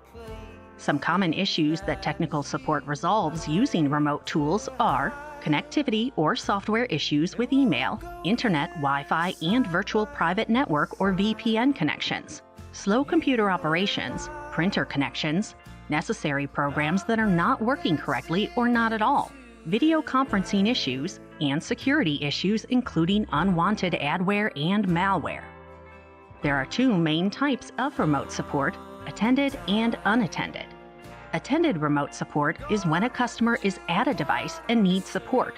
The problem needs to be solved as soon as possible. Attended support allows for hands-on support. This expedites resolution times and increases customer satisfaction. Now, unattended remote support is for maintenance support of groups of users and servers. The software does not require permission from users to access their computers, and users do not need to be at their computers for support to provide maintenance and support devices. Unattended remote support is ideal for installing updates, managing the IT infrastructure, and troubleshooting issues on many devices. So, how does remote support software work? Remote support needs two devices, a host device for technical support and a customer device. Both need to be connected to a program for remote support, and both need to be connected to the internet in order to connect remotely. Technical support shares a passcode or identifier to the customer, who will then enter the code in the application on their device. This grants technical support access to be in control of the customer's display, pointer, and all functions. Technical support can install and uninstall programs, modify settings, and troubleshoot issues. Some examples of commonly used remote software are ConnectWise, TeamViewer, Dameware, Beyond Trust, and Zoho Assist. And some applications, like Windows Remote Assistance, come pre-installed with the computer's operating system. Some common features and benefits of remote support tools include the following. With remote control and screen sharing, technical support can remotely view and fully control a user's computer. File sharing is a feature that allows technical support to resolve issues that relate to bad files on a user's device. File sharing through remote support ensures that files are kept secure, which keeps the user's device secure. Technical support can also transfer support sessions to another person in technical support if the first technician is unable to resolve an issue. And multiple monitor navigation and support allows technical support to view and navigate multiple screens and monitors for customers. In this video, you learned that remote support software allows technical support to access, control, and provide support to another computer. Attended remote support software is used by technical support when a customer is at a device. Unattended remote support does not require users to be at their computers. And some features of remote support software are remote control, file sharing, transfer support sessions, and multiple monitor support.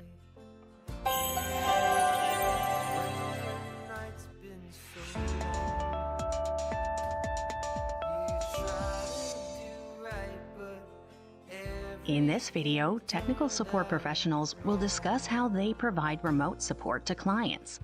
What are some steps you go through when preparing to remote into a client's computer, and how do you prepare them and talk them through the steps you're taking to help solve their issues? So here at Meta, the main thing we do as that is we connect in a lot of the time. We're moving away from the way we interact with people on a certain level, but basically we try to let them know, like, hey, is it alright if we share your screen? And for some places it's not as easy, but we can just click a button after they say yes, and we just kind of take over, and they're happy with it. At previous places, we have to request an entire number to enter in the system to remotely connect. And typically we will want to ask them, like, hey, close anything you don't want me to see, and then I will take over. Gaining remote access into a customer's system can be very difficult at times. Sometimes they're calling, they're just looking for a quick answer, a quick fix, and they think that getting into a remote session is just going to prolong, their call. They don't have time to do that. Oftentimes, too, it depends on who the customer is. If it's somebody, if your company is making products that are consumed by, other companies, and you're used to dealing with folks that work in IT, it's a lot easier because they understand remote access and are often quick to allow you into their system because they know that they can get their resolution potentially that much faster. But if it's, let's say it's a consumer product, it's a USB drive or, replacing a hard drive or a camera that they purchased and it's not connecting to their laptop, they can be really hesitant to allow you to connect to their machine, which is completely understandable. They may have things like their tax returns stored on there or other sensitive types of information. And they also seem to think that after we hang up the call that somehow magically we can just get back into their machine whenever we want to. So the first thing that you want to do is allay any fears that your customer might have with a remote connection. You want to explain to them why you would like to access their machine remotely and how much time it could save them, and that they'll be able to see everything that you're doing while the remote session is in progress, and that you won't do anything without their permission. So if you're patient and you gently explain these things to them, you'll probably have a better experience. Remote technical support is both a great benefit as well as it can be can be pressurizing for the agents. It can be helpful because a lot of times you're trying to walk customer into a particular, walk through a particular solution, and they might be doing something different from what you're telling them. So being able to try things out yourself makes it a lot easier with access to the desktop. But at the same time, the customer is watching you do certain things. So you need to be good at what you're doing. You need to really understand and make sure you have good skills in the system or the application that you're trying to debug or resolve a problem for remotely.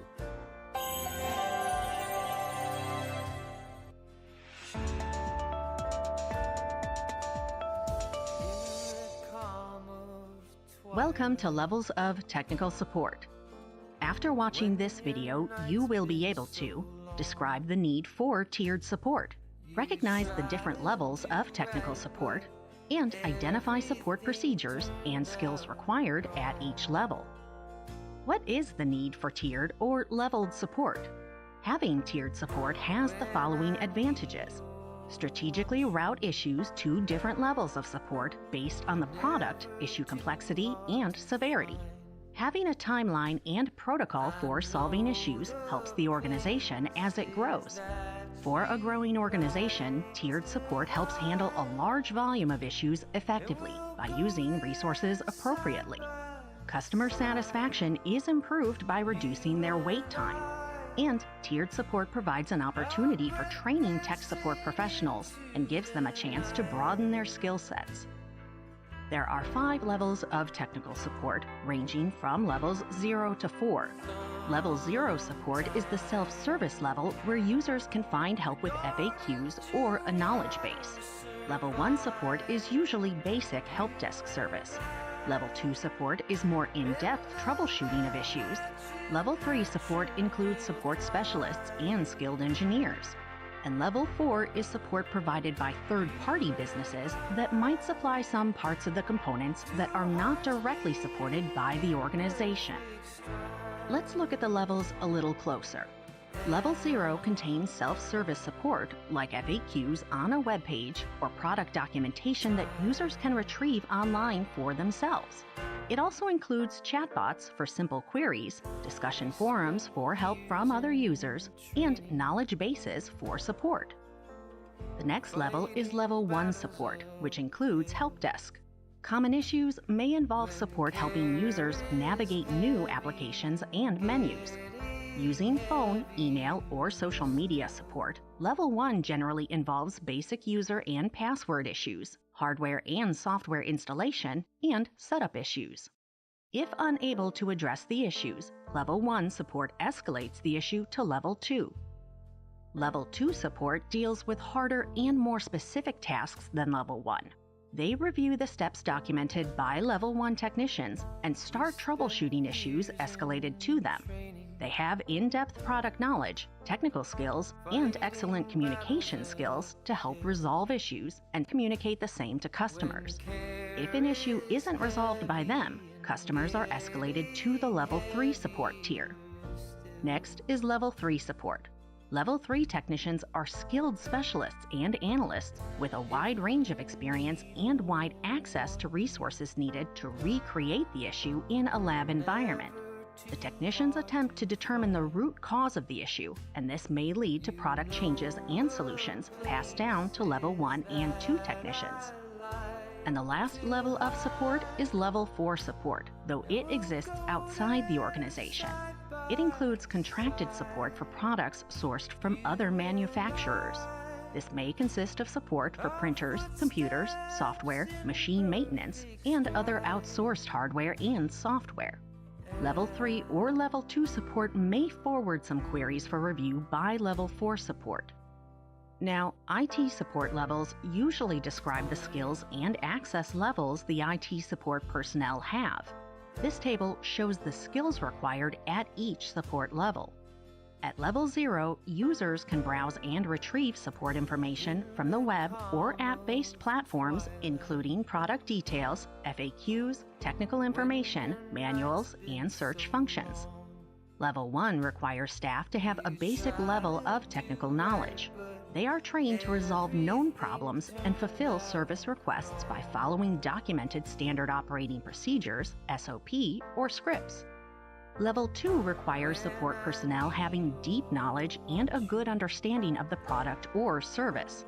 They may or may not be the programmers or engineers who designed and created the service or product, but they should have adequate knowledge and experience of the specified product or service. At Level 3, subject matter experts or SMEs and specialists typically have the highest level of skills and are often called product specialists.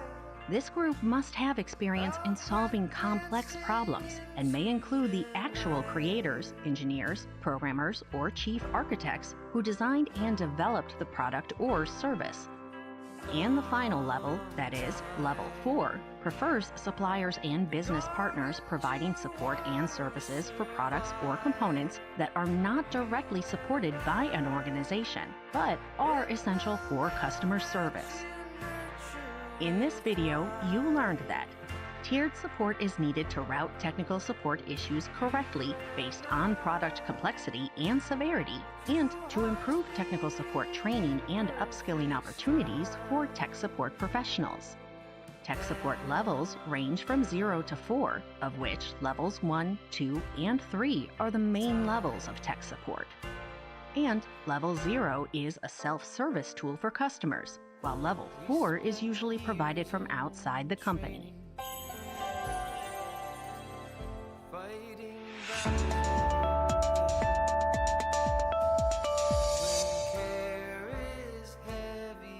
Welcome to Service Level Agreements, or SLAs. After watching this video, you will be able to define Service Level Agreements, or SLAs, in technical support, discuss the key differences between response and resolution SLAs, and identify how priority levels with SLAs are interconnected. So, what are Service Level Agreements, or SLAs, in technical support? SLAs are legal agreements or contracts between businesses and customers. SLAs ensure quality, timeliness, and availability of technical support. They enable businesses to manage and meet customer expectations, and they can be time-based, especially in technical support when a customer might need rapid resolution to an issue. Okay, imagine this scenario. You downloaded and installed free software for an e-book reader. You find on the FAQ page for the company some information about the help offered by their team if you run into problems using the software. They also detail how to contact them. Additionally, they state how fast their support can handle your queries based on whether you are using the free version of the software or the paid version. So, when you installed and used their software, you accepted their contract and agreed to the business's SLA. SLA contracts will include the following: an agreement summary with definitions, SLA measurements, and metrics used, goals of the business and users, for example, what needs does the user have that the business can provide, consequences of violations, like financial penalties or incentives, so the business and the customer can continue to work together, and point of contact, so customers know who is involved, what their roles are, and the escalation of issues. There are 3 types of SLAs: customer-based SLAs, which are customized for different customers. Service-based SLAs are for groups of customers who use a service the same. Every customer receives the same service. And multiple SLAs for different types of customers, like premium or VIP, allow for variation within the SLA to meet different needs for different parts of a business. But how are SLAs and priority levels interconnected? SLA priority levels can be adjusted based on the impact that the issue has on the business. The higher the impact is on the business, then the more urgent the priority is. In the example shown here, Level 1 has a high priority and high impact. The issue has most likely resulted in stopping business. Level 2 means the business has been disrupted. Level 3 priority indicates that maybe the issue is an inconvenience for customers, but it doesn't stop the business from operating. and level 4 is the lowest priority level in this example. It might represent routine services like updates or changes. SLAs will also include details about how long support has to respond to issues and resolve issues. Response times are how long technical support teams have to acknowledge and start work on an issue. For example, a low priority issue may have a response goal of 2 business days. However, an urgent issue that extensively impacts business may have an immediate response goal. Resolution SLAs state how long the team has to resolve the issue from start to finish. Resolution SLAs might also have priority levels, but the time to resolve the issue may be different from response SLAs. Whatever your role is in technical support, you will most likely be using some form of ticketing system to manage SLAs. Ticketing systems will help you track, monitor, prioritize, automate, and report on SLAs for your organization. In this video, you learned that ticketing systems help you and your organization manage SLAs. SLAs are legal agreements between businesses and their customers that ensure quality, timeliness, and availability of technical support.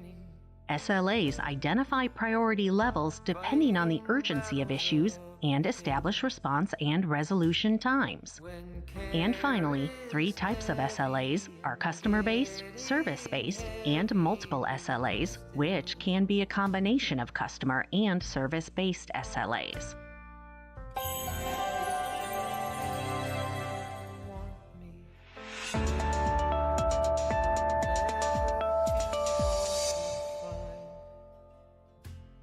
Service level agreements, or SLAs, are undeniably a huge part of technical support. What are SLAs? Why are meeting these contractual obligations important to the success of a tech support professional? So another important tip is that you should always implement SLA or service level agreements. So most of today's ticketing software system comes equipped with service level agreements, tracking and management capabilities. SLAs lay out an agreement between you and your customers. This function defines a response and resolution times customer can expect. Moreover, it helps agent to deliver service targets. Setting SLAs ensures that your customer service team answers each ticket request, therefore handled within a reasonable time frame so customer never waits for too long. The SLAs are important because not only they set an expectation for the customer on when they can expect a response or an issue to be addressed on, but also it helps the support team prioritize their workload and resources. So a service level agreement is sort of an agreement with typically with contract stuff, but basically it's that you are going to it's with like a ticketing system. So people will report that they have an issue, they create a ticket, it goes to you. Now there's different categories. So there's low, medium, high priority. Typically the higher priority means you will have to answer and respond to the issue within a certain amount of time. And so lower tier will end up having a much higher opening. So it'd be like 6 hours for 15 minutes of both response time and sometimes fixing the entire issue. There was a time when I was working in tech support where our level 1 team was short-staffed, and there was a risk that we might not meet our severity 1 SLA of response within 1 hour. So several of us from level 2 were asked to help out and go onto the help desk to help address any urgent issues, severity 1 issues that might be coming in.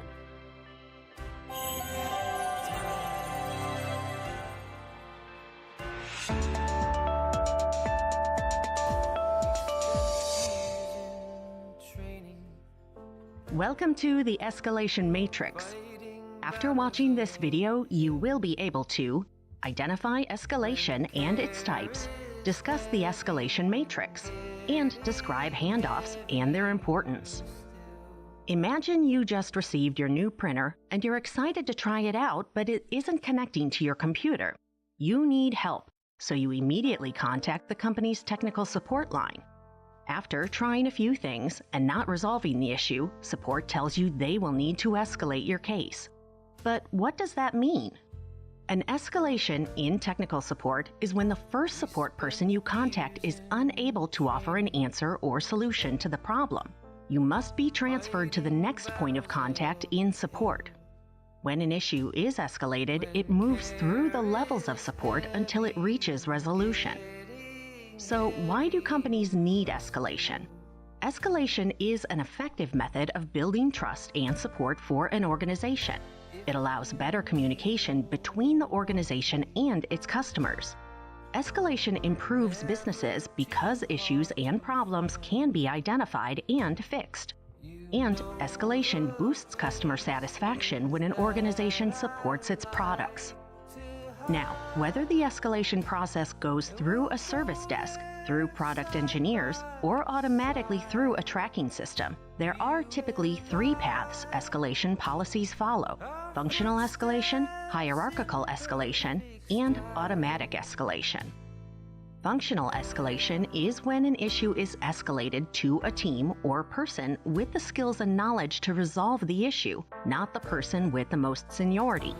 For example, the first person to respond to the issue may be a senior developer from one team who isn't familiar with the problem. The incident then gets escalated to a junior developer on another team who has more knowledge of the issue. Through the functional escalation process, the issue gets identified and corrected more quickly. The second path is hierarchical escalation. When an issue does not have a clear path to resolution, support may escalate the issue until the customer is satisfied with the resolution, even if it's not the outcome they wanted. The issue is escalated through the support hierarchy. For example, the issue might start with a service desk technician, then be escalated to the team lead or manager, and then is escalated to a supervisor or a specialist. And the final path is automatic escalation. Ticketing systems can automatically escalate an incident. If, after the issue has been submitted, the primary on-call person doesn't respond in time to the ticket, or another similar issue occurs, the issue is automatically escalated to another level of support, like another person in support, or even a chatbot. So, what is an escalation matrix? An escalation matrix is made up of a series of increasing levels based on severity and priority. It includes whom to contact based on the specific problem the customer is experiencing.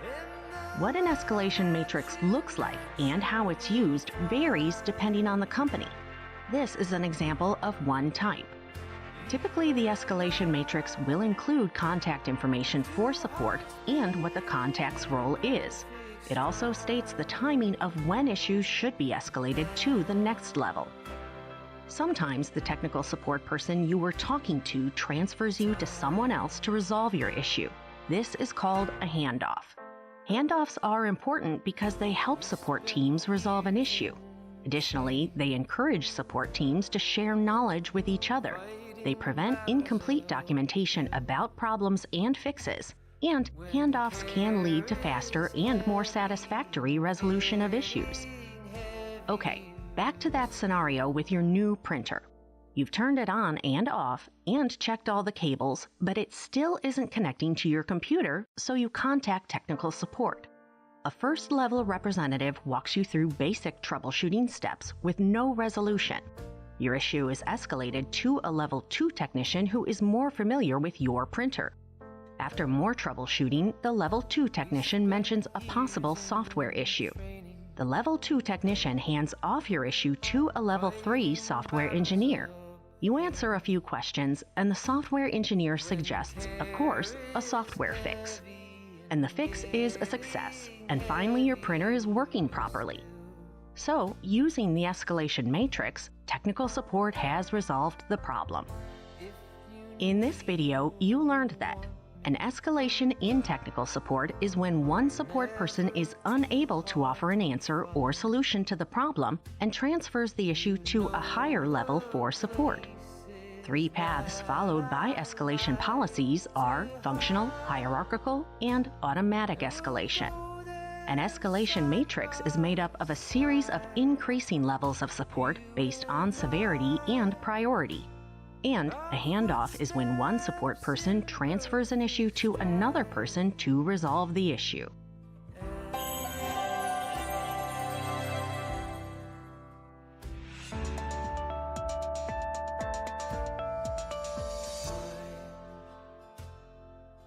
Welcome to What Are Ticketing Systems? After watching this video, you will be able to indicate what a ticketing system is and what it's used for, describe how ticketing systems work, and identify the use of ticketing systems by IT professionals. A support ticket is an electronic document used to record the interaction between a customer and a service representative. It contains a record of communications and resolution efforts for a particular problem and is useful to manage issues, questions, requests, and problems your customers might have. A ticket may also be referred to using terms like issue, case, or incident. A support ticket is managed using a ticketing system. These systems may also be called help desk software, customer support software, ticketing software or app, and case management system or customer care management system. What is a ticketing system? A ticketing system is software used to systematically document, track, manage, and resolve customer issues. Functionally, a ticketing system facilitates the creation of tickets, allowing support agents to manage, collaborate, and coordinate resolution efforts.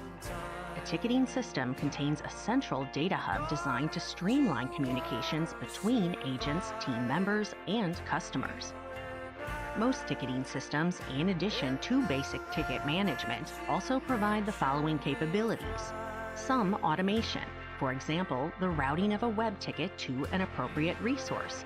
Collaboration, allowing all agents and resources to freely access information to increase efficiency. Easy integration with other or future IT management processes and applications. Multiple channels of customer access, such as by telephone or online forms. And reporting system performance of metrics, such as response time, volume, and customer satisfaction. Here is a typical life cycle of a ticket. The ticket is created when a customer walks in, calls an agent, enters relevant information in an online form, sends an email to a customer support email address, or posts on social media. The ticket is assigned to a customer support agent, or a queue, monitored by multiple agents. This agent categorizes the ticket and assesses priority and severity. The ticket is resolved by the resource, which may include validation, requests for further information, or escalation. And finally, once the issue is resolved, the ticket is closed by the agent or customer. However, if needed, the ticket can always be reopened. Tickets can be created from the customer online or using an app as shown here. The customer's use of a text session, such as an SMS or email to contact the support agent, or a link in social media to contact the support agent. Initially, tickets contain basic information, such as the customer's name, the date of the request, the email address used to contact the customer, the category of the problem, and a brief description of the issue. Also, maybe some additional relevant details, such as a model number. The ticketing system may automatically assign a ticket to a specific agent based on some business rules or logic, like the time of day, who the customer is, problem category, agent availability, etc. Or may be placed in a queue from which available agents can pick a ticket and assign it to themselves. In some cases, a supervisor may assign the tickets in a queue to specific agents manually.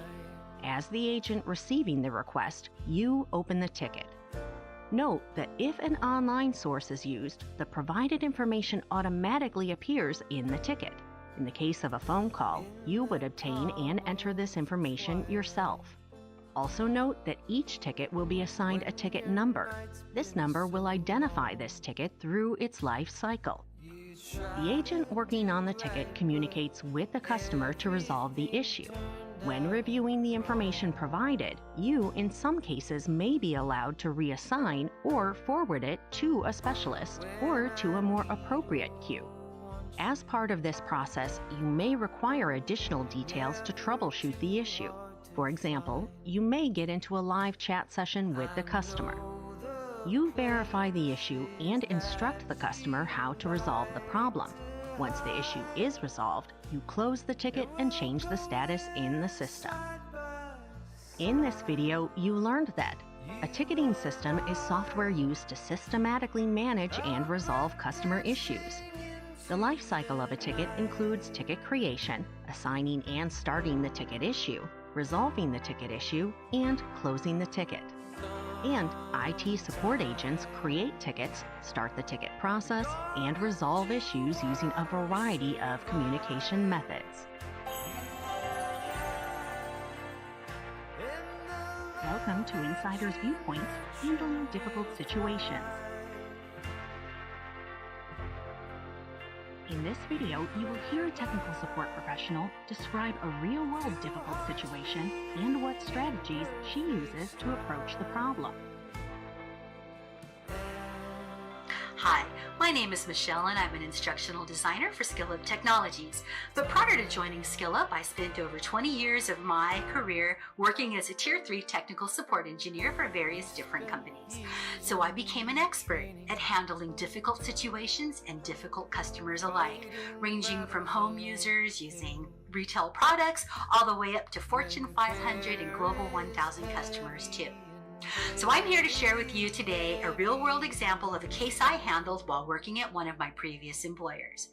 We had an enterprise-level customer purchase several dozen very expensive enterprise-class products for use in his organization. However, after a period of time, they began failing one by one until eventually they all failed. So our customer reached out to us and filed a support ticket for technical assistance. However, due to various reasons, that ticket remained in a queue untouched for over 7 months. Now, during that 7 months, his organization experienced weeks of downtime. And they also had to go out and purchase several dozen more very expensive enterprise class products from one of our competitors to get their division operational again.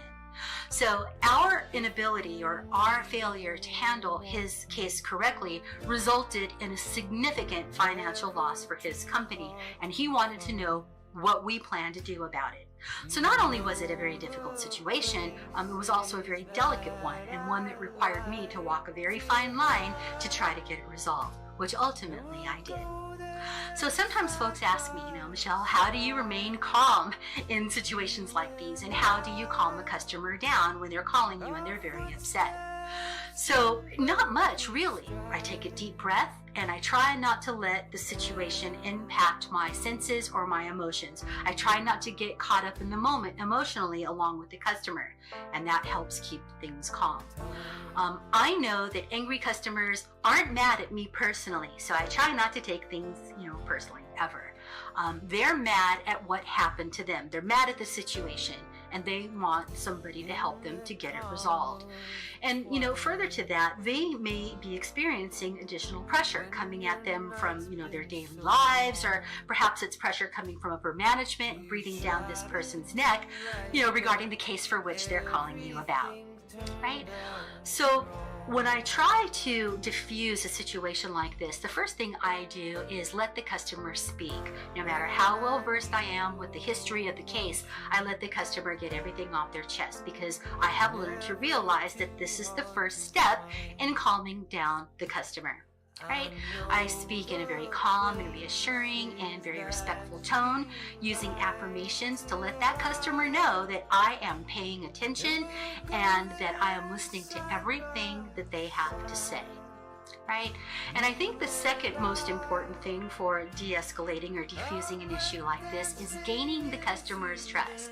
If you can gain their trust and instill in them the confidence that you're the one that's ultimately going to resolve their issue, that is very helpful towards de-escalation and getting the case moving in a forward direction. you may not be able to resolve the issue, in terms of fixing things that are broken, but you may be able to take a very negative situation and turn it around so it will have a positive outcome.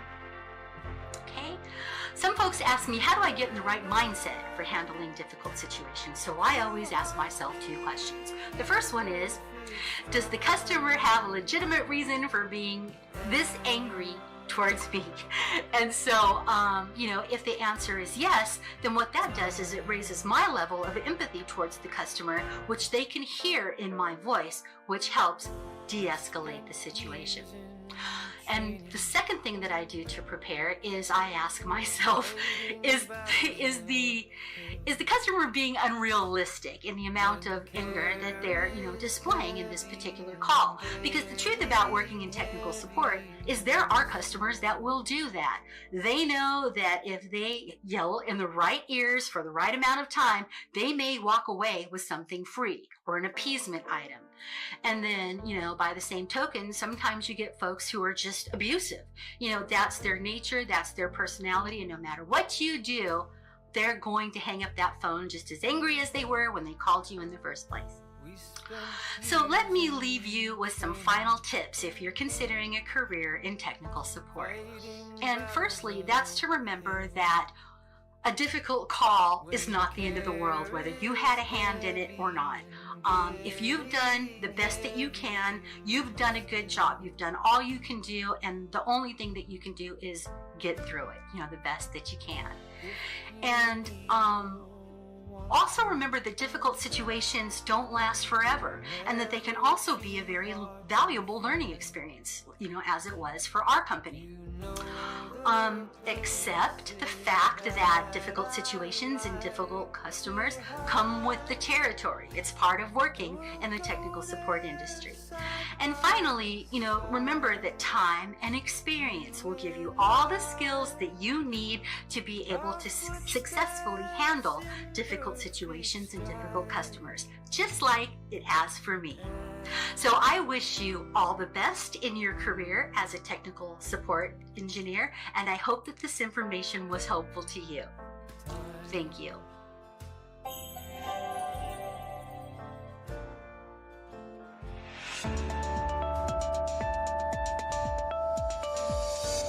Welcome to Features and Benefits of Ticketing Systems.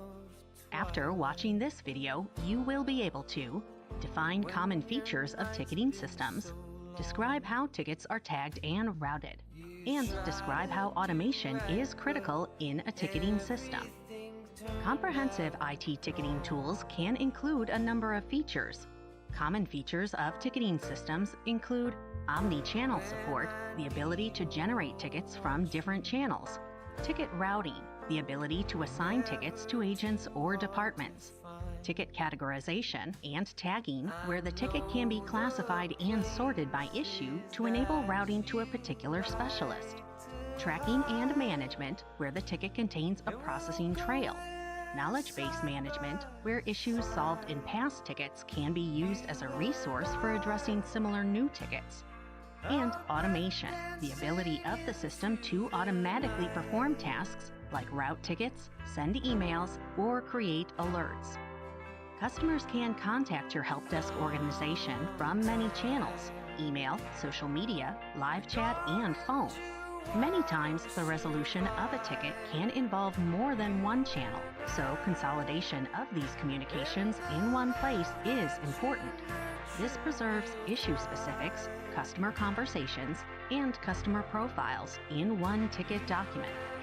Requests can come from different sources and are collected in the ticketing system. John has a problem with a network setting. John calls and talks with the support agent who creates the ticket. Sarah emails customer support with a printer issue. A support agent receives the request and enters it into the ticketing system. And Marvin texts with a problem downloading software. A support agent receives the message and collects specific information about the problem.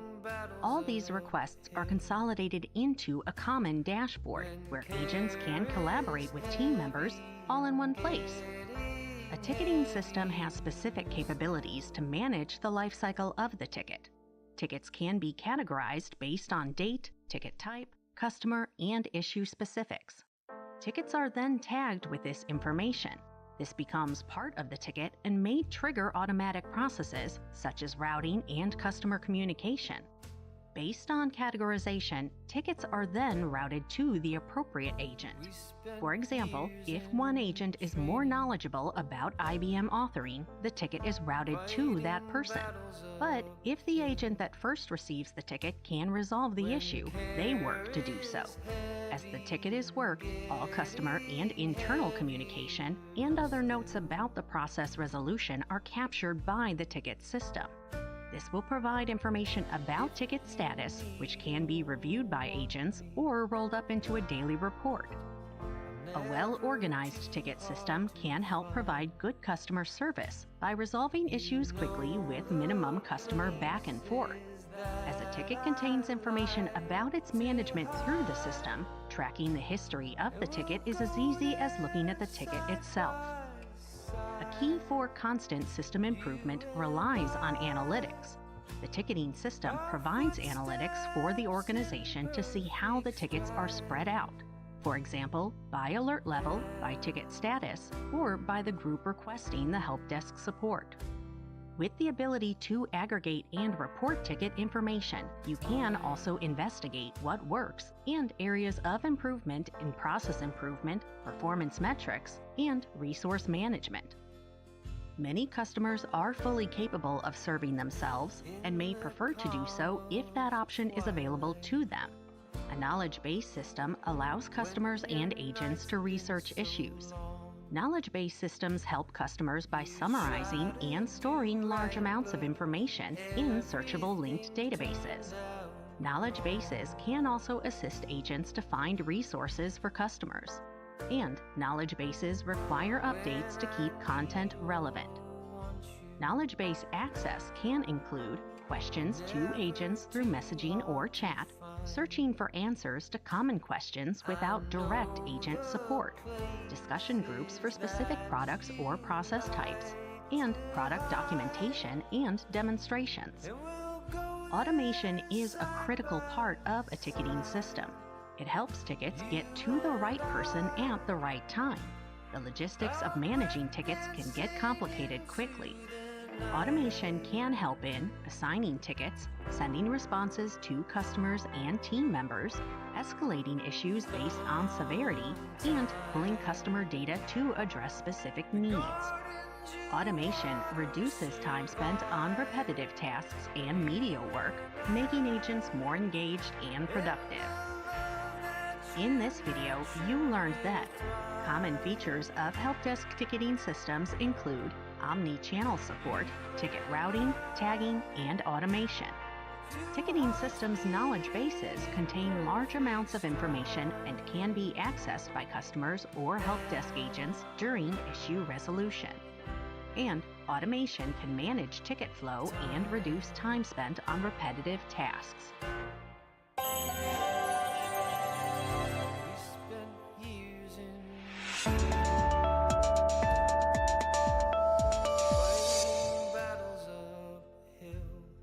Welcome to Popular Ticketing Systems.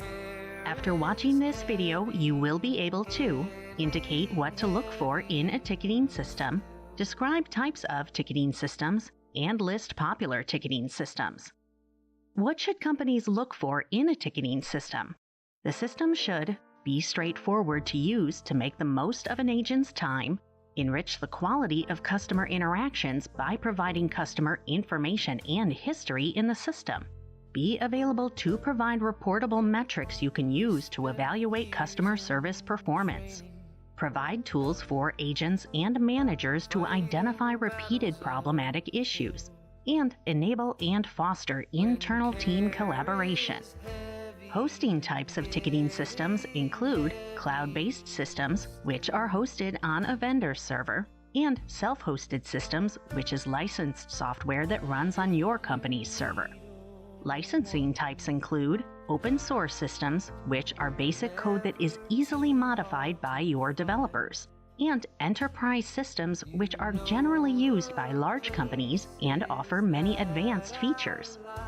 Cloud-based systems are hosted on a vendor server, and the benefits are setting up and maintaining the system is easy as the vendor does most of the work. They are highly scalable, the vendor handles the required growth, and cloud-based systems are also available to anyone connected to the internet.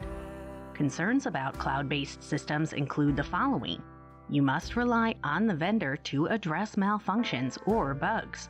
An internet connection is always required, and customization is limited and must be performed by the vendor. A self-hosted system is licensed software that runs on your company's server. The benefits include complete control of data and security, and in running your own instance of the software, it can be more flexible to meet business needs. The concerns include the initial investment in servers, infrastructure, and developers. Server maintenance is also an in-house cost. Your company's developers must perform system updates and fixes, and your company must back up the system. Open source systems are basic code that is easily modified by your company's developers.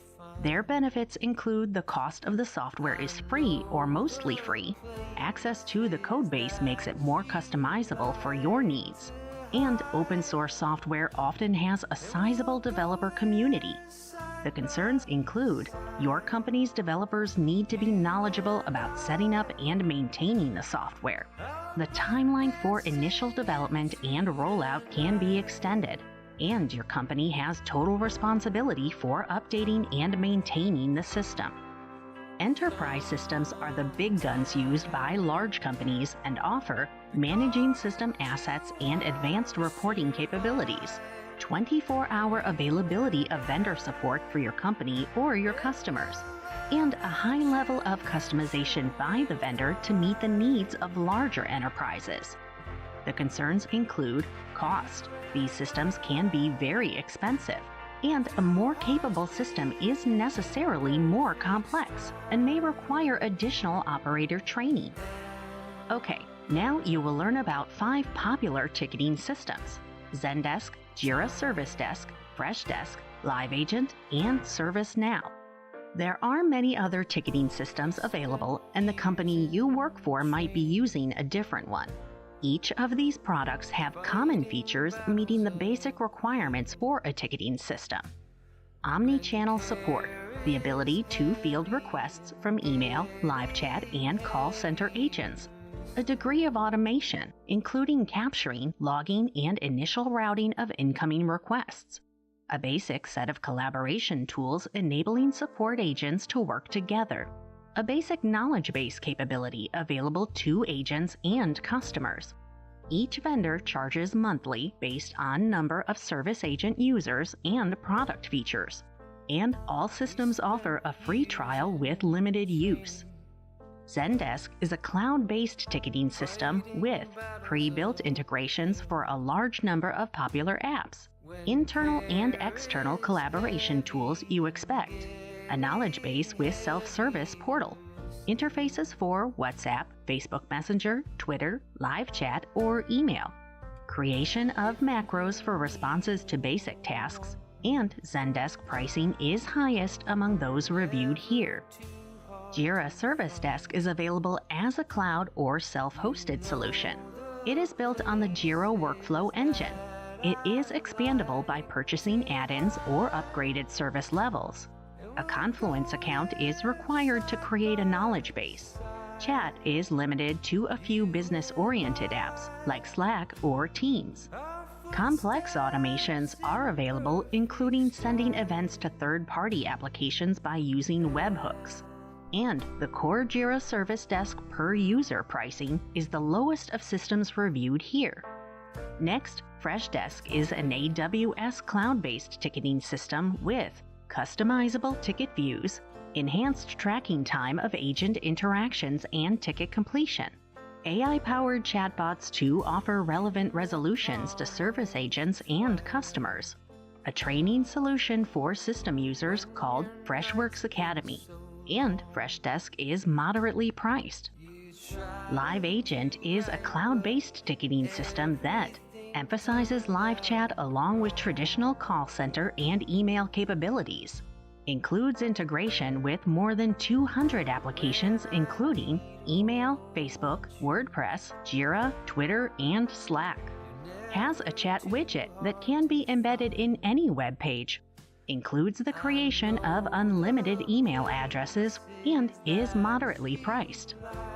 And finally, ServiceNow provides a comprehensive IT and workflow automation management platform, which includes a cloud-based ticketing system. ServiceNow embraces the IT service management or ITSM philosophy that IT should be delivered as an efficient service providing a higher value for customers. It focuses on custom, repeatable workflows for simple to complex tasks. ServiceNow is also an integrated system featuring change and release management, service level management, request management, and systems configuration management. ServiceNow includes custom apps for mobile devices integrated directly into the system, and the cost of ServiceNow is based on configuration. In this video, you learned that the criteria for choosing a ticketing system includes one that promotes agent productivity, customer interactivity, metrics, reporting, and collaboration. Ticketing systems can be cloud-based, self-hosted, open source, and enterprise. And popular ticketing systems include Zendesk, Jira Service Desk, Freshdesk, LiveAgent, and ServiceNow, but there are many others available.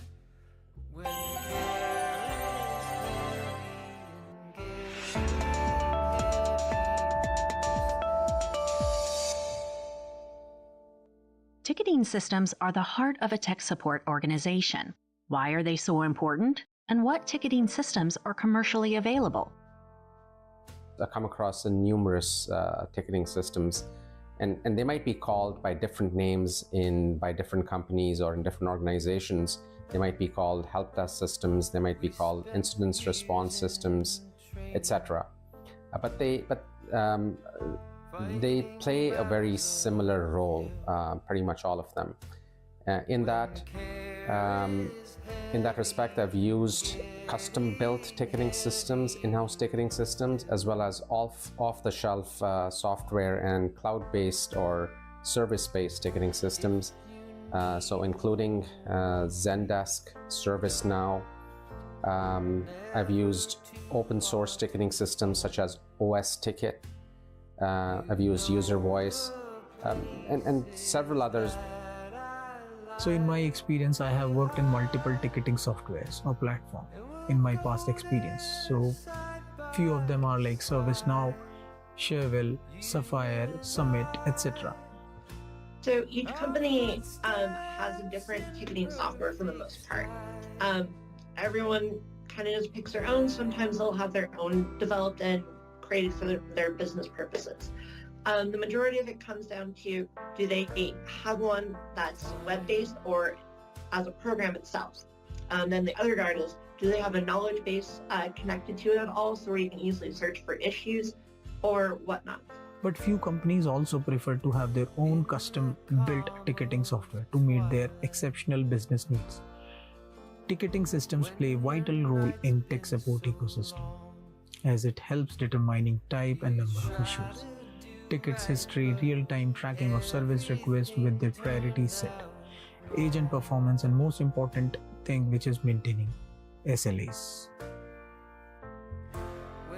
What are best practices for using ticketing systems? And what are some ways or methods you use to help you manage ticketing systems more effectively? For me, the best practice is always to get the user's name, write down exactly what the issue is, and then verifying that that's what is the issue.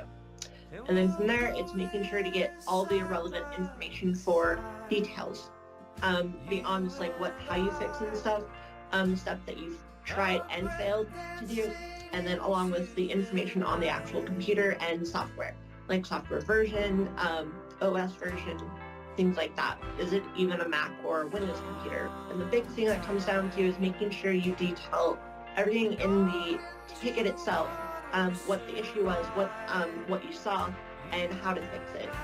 If you can make it step by step, that's great. But basically, it makes it able for many of the past cases and stuff like that to look up what had happened or search for something related to what other people have had with that issue and how that tech fixed it. And so that way you can proceed with making it much easier. Whereas if you can't search for stuff like that, it makes it much harder, and it's like, oh, has someone dealt with this before or not?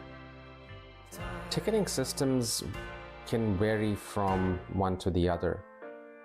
So it's really important that you know, whichever ticketing system that your organization wants you to work on, that you get the right training for it, get familiar with the various features within that ticketing system, and learn about tips and tricks. You know, talk to some of the other agents in your organization to see how they're using, what kinds of best practices that they've established or tricks that they've learned over time.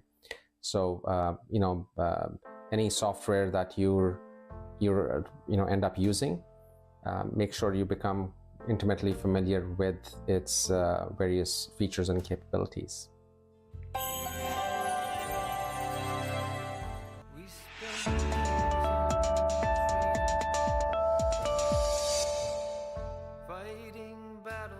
Welcome to Introduction to Troubleshooting.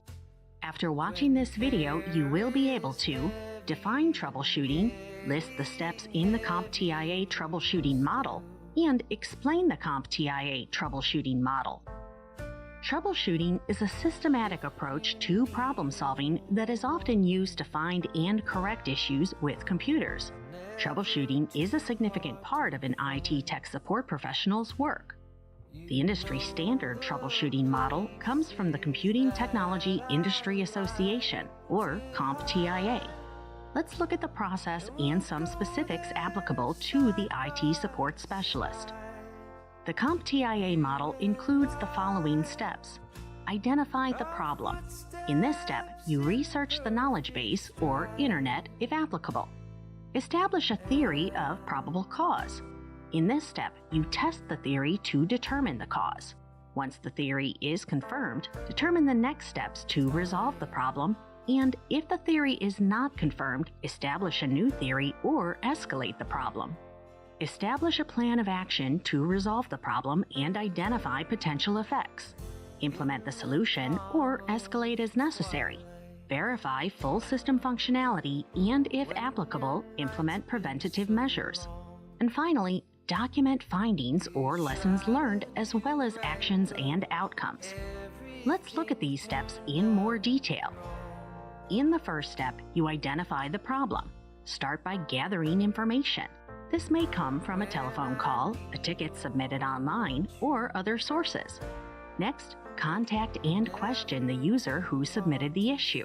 Try to understand what is happening, including hardware, software, and system settings involved, and what the user was doing when the issue occurred. Based on the information collected, clearly try to identify the symptoms. Let's say in this scenario, the user sees an access denied message when trying to print on a network printer. Determine if anything else has changed. For example, are all servers up and running? Have any servers been updated recently? Does the user's account allow access to that printer? If an answer is not immediately apparent, try to duplicate the problem. If there are multiple issues, it is good practice to address each problem individually. For example, if the user also reports his monitor is also too dim, approach that separately from the printer issue. If the problem is not yet solved, it is time to do some research. If your company has maintained a knowledge base, search that for similar issues that have been resolved before. An internet search may also provide useful information. So, based on the information you have collected and your research, establish a theory of probable cause. One important starting strategy may be to question the obvious. For example, is the printer plugged in and turned on? Also, consider more than one approach. For example, could this be a user machine configuration problem, or is this a network issue? Next, test your theory to determine the cause. You may work with the user to verify the computer is appropriately configured, or review network accounts and policies to see if the issue can be found there. Did you solve the problem? Sometimes the answer is not obvious and may require more research and testing. If you discover the root cause of the issue is complex or systemic, establish a plan of action. Keep in mind that some fixes may require reboots or downtime, or require downloading software or patches. Perform testing in a staging environment if available. There may be change management processes in your IT department to perform tests. Back up any data that may be affected by the change, and remember, any systems changes may require approval by other IT staff members. The next step is to implement the solution or escalate the issue. This may involve running scripts to correct a programmatic issue.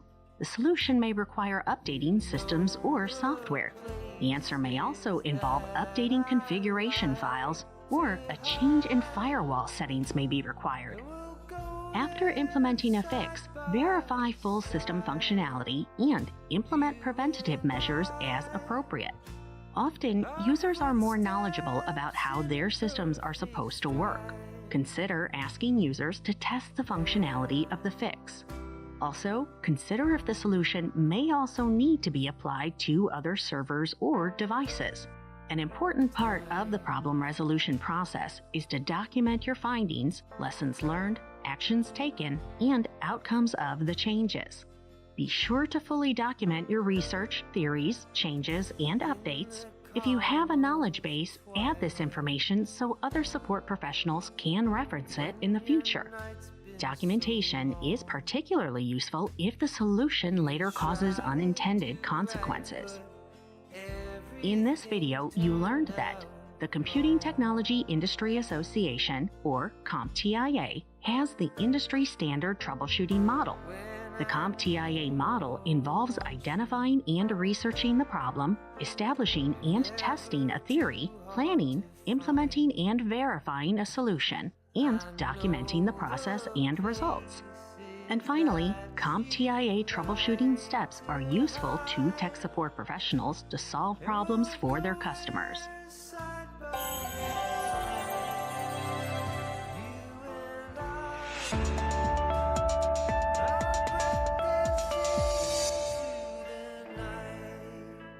Welcome to ITSM Methodologies and Frameworks. After watching this video, you will be able to define IT Service Management or ITSM, identify ITSM frameworks and standards, and discuss the benefits of ITSM frameworks. What is ITSM? ITSM, or Information Technology IT Service Management, includes all of the processes, activities, technologies, and people that are part of an organization. ITSM is the strategy that organizations use to manage IT services for their clients. IT services can include things like your computer, the programs and applications installed on it, and technical support for these services. Organizations can use ITSM to structure how to deliver IT as a service and to increase their productivity and performance.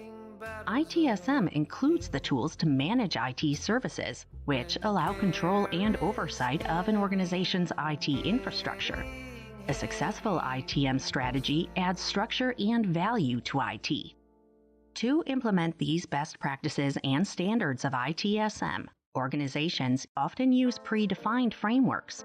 ITSM frameworks are guides with a formalized structure of standards, processes, and best practices.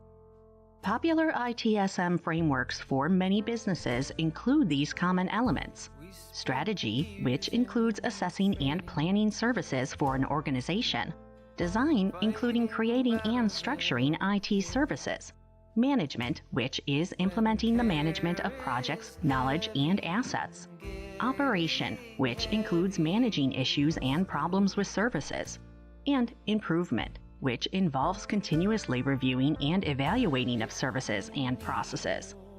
Some important frameworks include ITIL or ITIL, COBIT, LEANIT, MOF or MOF, and ISO IEC 20000. And these can work together to set IT service standards and optimize business effectiveness. ITIL, or the Information Technology Infrastructure Library, is a standardized set of detailed processes and practices for IT activities that focuses on aligning IT services with business objectives. ITIL stages include service strategy, which focuses on the service lifecycle, like how to design, develop, and implement ITSM. Service design, which focuses on designing services and processes. Service transition, which focuses on how to balance new or changing services. Service operation, which focuses on ensuring services are running smoothly and reliably. And continual service improvement, which focuses on the continuous, iterative, agile process of product and service improvement. COBIT is a framework for governance and management of IT, and the framework focuses on aligning business goals to IT processes. It does not provide a map for best practices for implementation of IT or information security, but it is a framework using the processes contained in ITIL and other frameworks. Lean IT is an extension to IT that establishes a framework for applying lean manufacturing principles to developing and managing IT products and services. It is designed to cut out excess or waste, such as poor technical support that doesn't add value to a business. MOF, Microsoft Operations Framework, also known as MOF, provides a series of best practices guides for IT to establish reliable and cost-effective services. MOF provides guidance for the IT lifecycle structured this way: the plan phase, deliver phase, operate phase, and manage layer. ISO IEC 20000 is an international standard for IT service management systems, or SMS, and it sets guidelines for service providers for how to establish, implement, operate, and maintain an IT service management system. Common ITSM metrics that organizations measure are customer satisfaction, or CSAT scores, first contact resolution, first level resolution, cost per ticket, and mean time to resolution. The benefits of ITSM processes for IT services are assurance of consistency in IT services, simplified processes and efficiency, better incident management, reduced risk and downtime, lower operational costs, and greater standardization and accountability.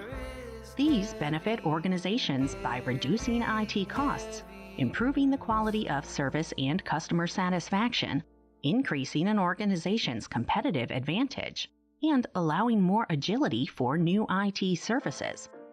So, why should you learn about ITSM methodologies? In technical support, you and your team are a critical part of ITSM. Services and support that technical support provides are based on ITSM processes. Your success in technical support depends on a well-organized standard for managing IT services. IT solutions and knowledge is a main part of the technical support roles, and the feedback technical support professionals provide to an organization is an important part of the Agile process. In this video, you learned that ITSM, or IT Service Management, is the strategy including processes, technologies, and people that organizations need to deliver IT services to their clients. To implement best practices and standards of ITSM, organizations often use predefined frameworks. And the benefits of ITSM include assurance of consistency, lower operational costs, and greater accountability in IT services.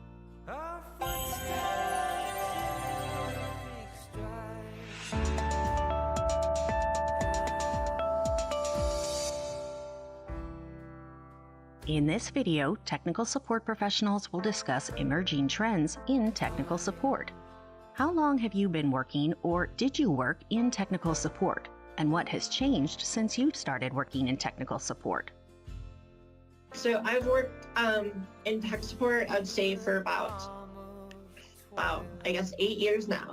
I started out working just for like typical Subway, and I worked from then on. And that's not including any of my like volunteer sort of stuff where that kind of not work sucks.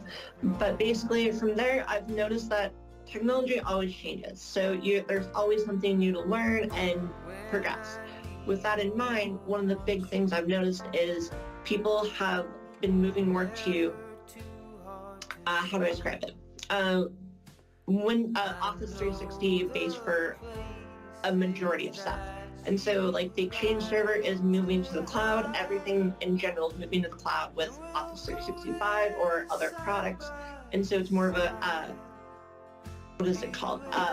Product as a service type thing. And so it's all very heavily online. So it gives you can change the products as you want, but it's something new to learn, and it's very similar, but still different.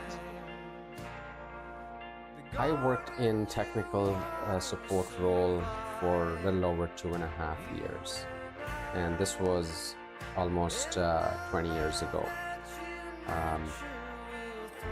I think technical support has evolved significantly in the last couple of decades. Some of the things have remained the same in that there are ticketing systems and that there are agents. What primarily used to be phone-based support or ticket-based support, there are a lot more channels now. It's becoming a more omni-channel support, using email, using social media, using chatbots and other automated support mechanisms. I think in a way technical support has become harder because the customer who you're talking to, they can Google an answer probably quicker than you can. So you need to be on top of your game. You need to have the right skills. I've been involved in technical support in one way or another since 1981, believe it or not. By far the greatest improvement is the ability to either screen share or remote into a client's workstation. Today, with more focus on security, it's sometimes difficult or even not allowed to do that.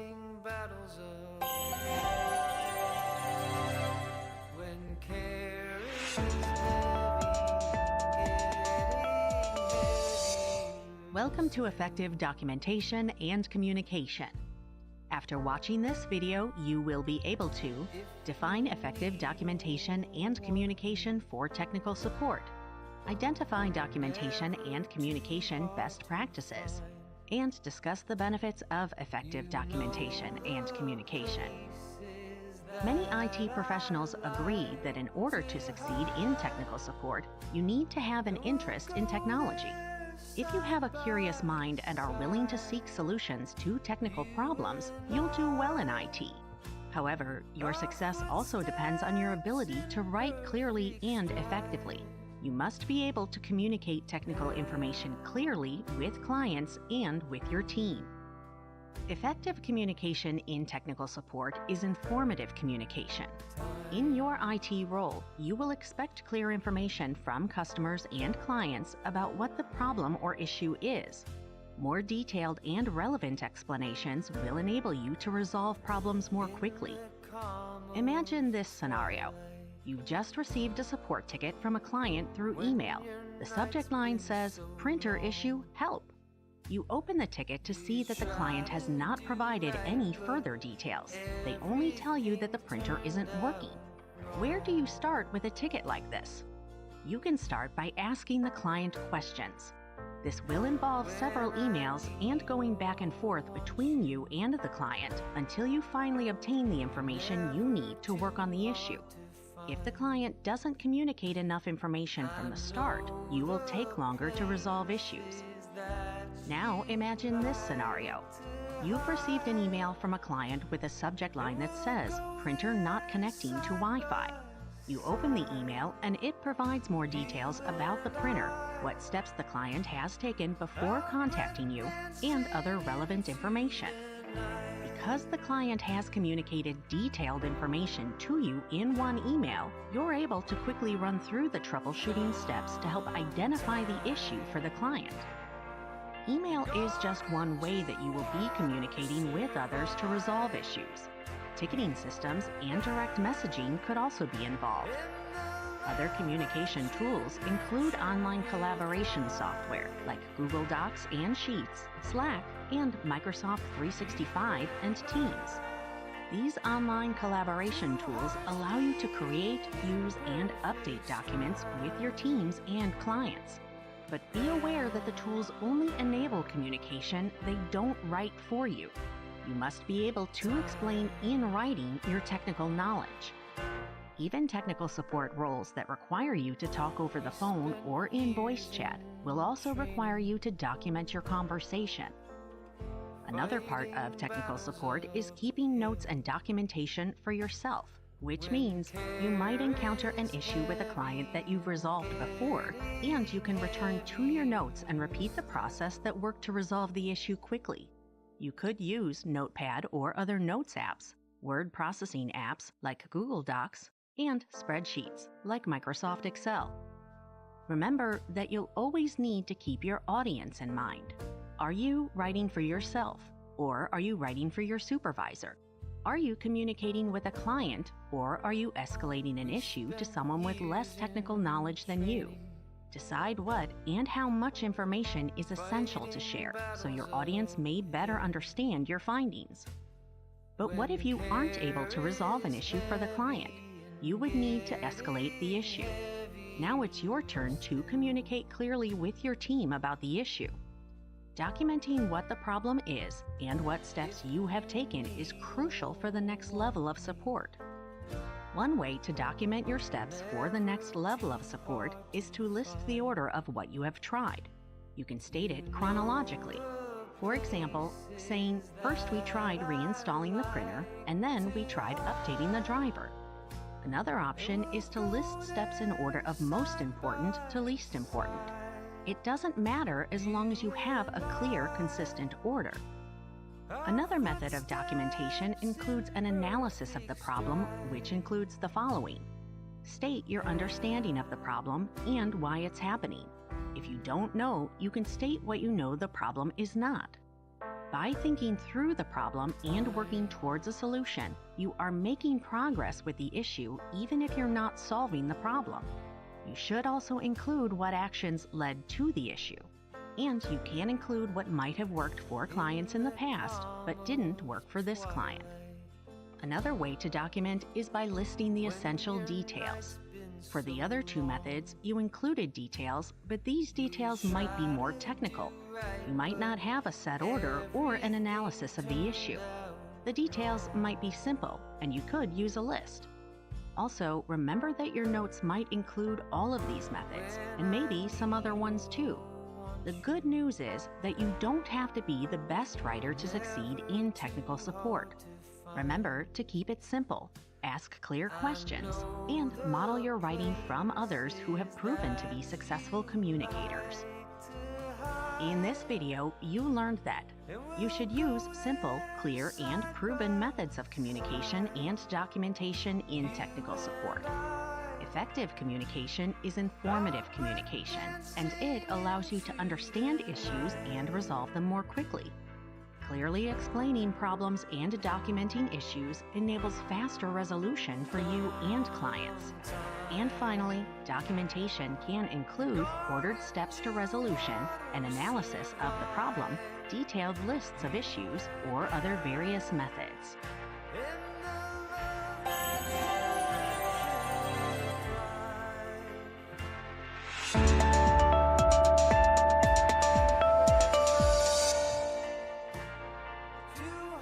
Welcome to a day in the life of an IT support technician.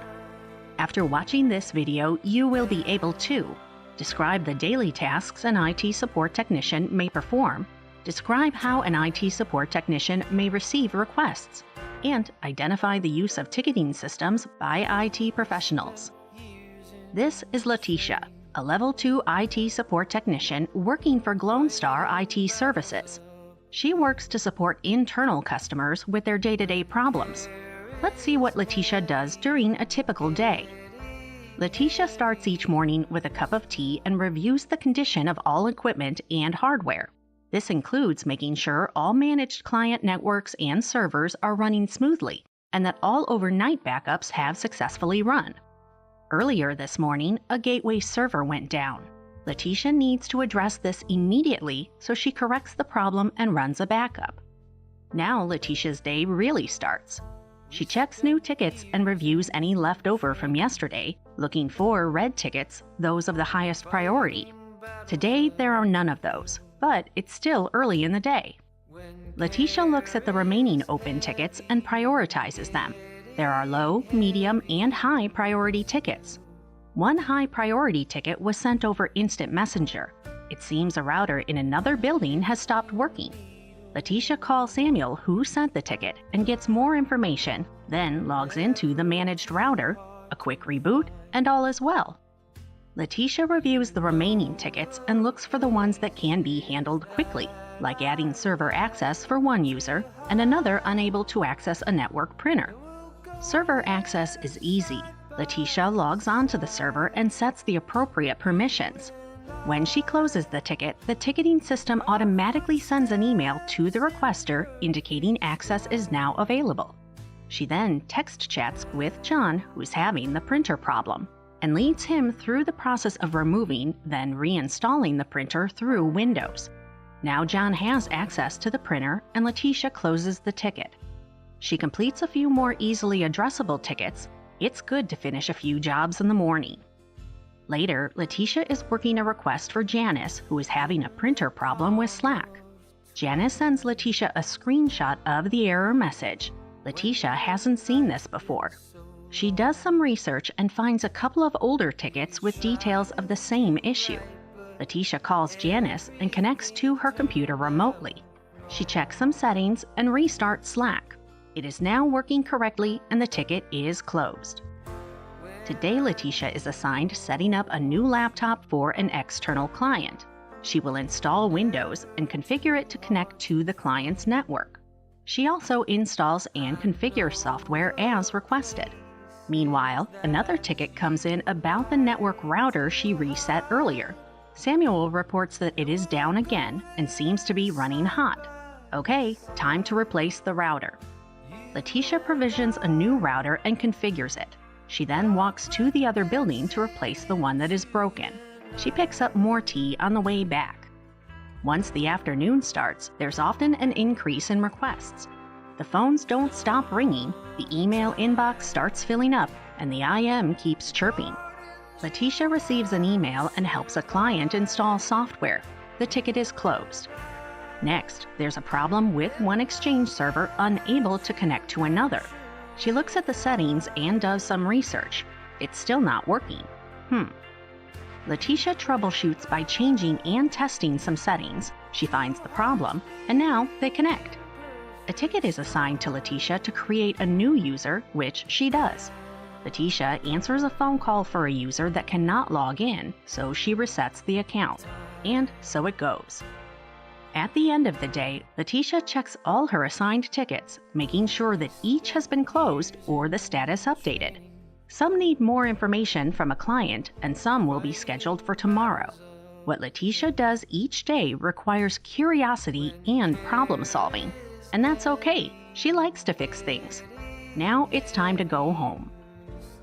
In this video, you learned that an IT support technician may perform daily tasks including hardware support, software support, and computer maintenance. An IT support technician may receive requests by phone, email, and text. And IT support technicians use ticketing systems to document, research, and solve end-user problems.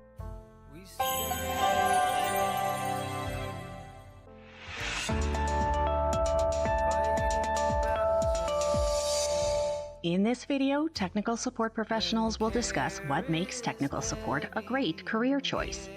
Why was starting your career in technical support the right choice for you? And why might this be the right time for others to start down this path?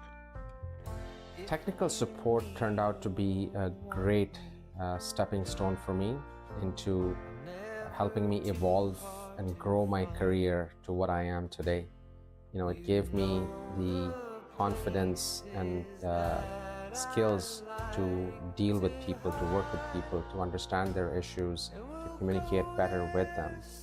And that helped me a lot in my next job, which was a product management role, and then subsequently a technical evangelism role, and currently in a role around content strategy and growth, where I am a program director for IBM.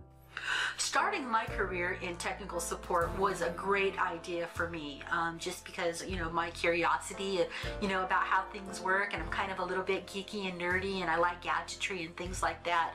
But it afforded me a better quality of life. I made a lot more money, and it opened a lot of doors for me. It helped me better support my family. So for me, I really love technology. I'm very much the early adopter. If something comes out, even in the beta phase, if it looks interesting and exciting, I'm one of the first people to try it out. I want to get hands-on with new stuff. I like to learn about it all. It's great. In the same regards, I love fixing stuff and helping people. So it's been very natural for me to just get into it. I'm very good at what I do, and so it makes me proud. If you really enjoy technology and troubleshooting stuff, it's a great career.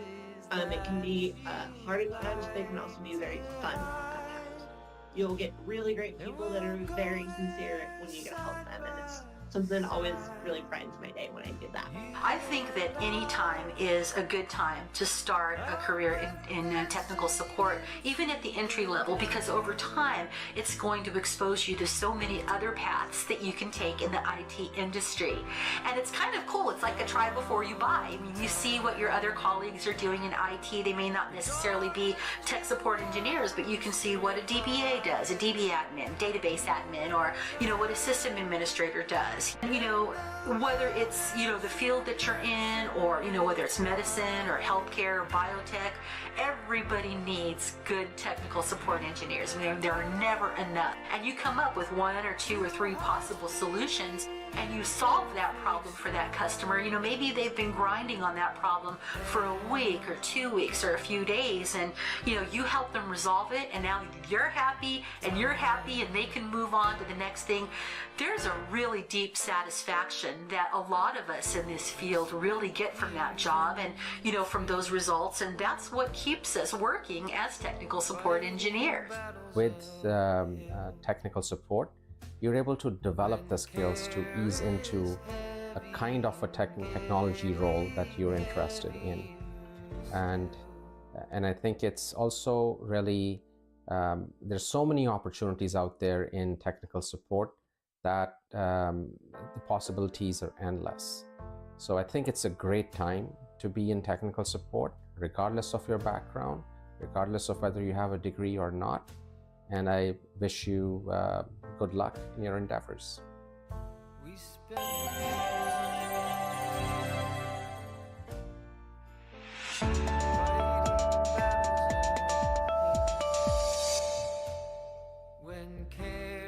Welcome to Introduction to Hardware and Operating Systems. According to Statista.com research, global IT spending on PCs, tablets, mobile phones, printers, data center systems, enterprise software, and communication systems is expected to total about $4.45 trillion in 2022. Who will install, configure, manage, and program these IT assets? The most recent U.S. Bureau of Labor Statistics report indicates about 667,600 annual job postings and projected job growth of 13% through 2029. At the time of this course publication, the median U.S. IT salary was $112,161, more than double the U.S. median salary of $41,950 for all jobs. An IT role is right for you if you like change and enjoy ongoing learning. Computing technology is always evolving, and there's always new technology or a new feature to learn. If you're balancing work-life commitments, many companies offer on-site work, remote work, hybrid work environments, and flexible shifts. Employers need coverage 24 hours a day and 7 days a week. IT careers offer multiple paths for career growth, and if you enjoy making a positive difference for others, an IT role can be rewarding. When you complete this course, you'll be able to describe and apply operating system fundamentals, and identify, classify, and describe computing devices and peripherals, interfaces and connectors, and internal computer components. Then gain job-ready skills and certification-ready insights when you learn about recommended workstation evaluation, setup, and troubleshooting processes and practices. This course is the first in a series of IBM courses intended to help you develop IT fundamental skills and knowledge. In addition to gaining valuable skills in Introduction to Hardware and Operating Systems, this course, along with other IBM IT courses, can also aid in your preparation for the CompTIA IT Fundamentals Certification exam. Especially for beginners, guided instructional videos walk you through key concepts with essential need-to-know facts. Interactive activities reinforce what you've learned in videos.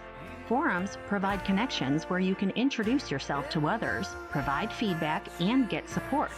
Practice assessments help you gauge your knowledge, and graded assessments prove what you've learned, leading to a shareable badge and certificate that you can show prospective employers. We're here to support your success, and we're excited that you're here. Let's get started.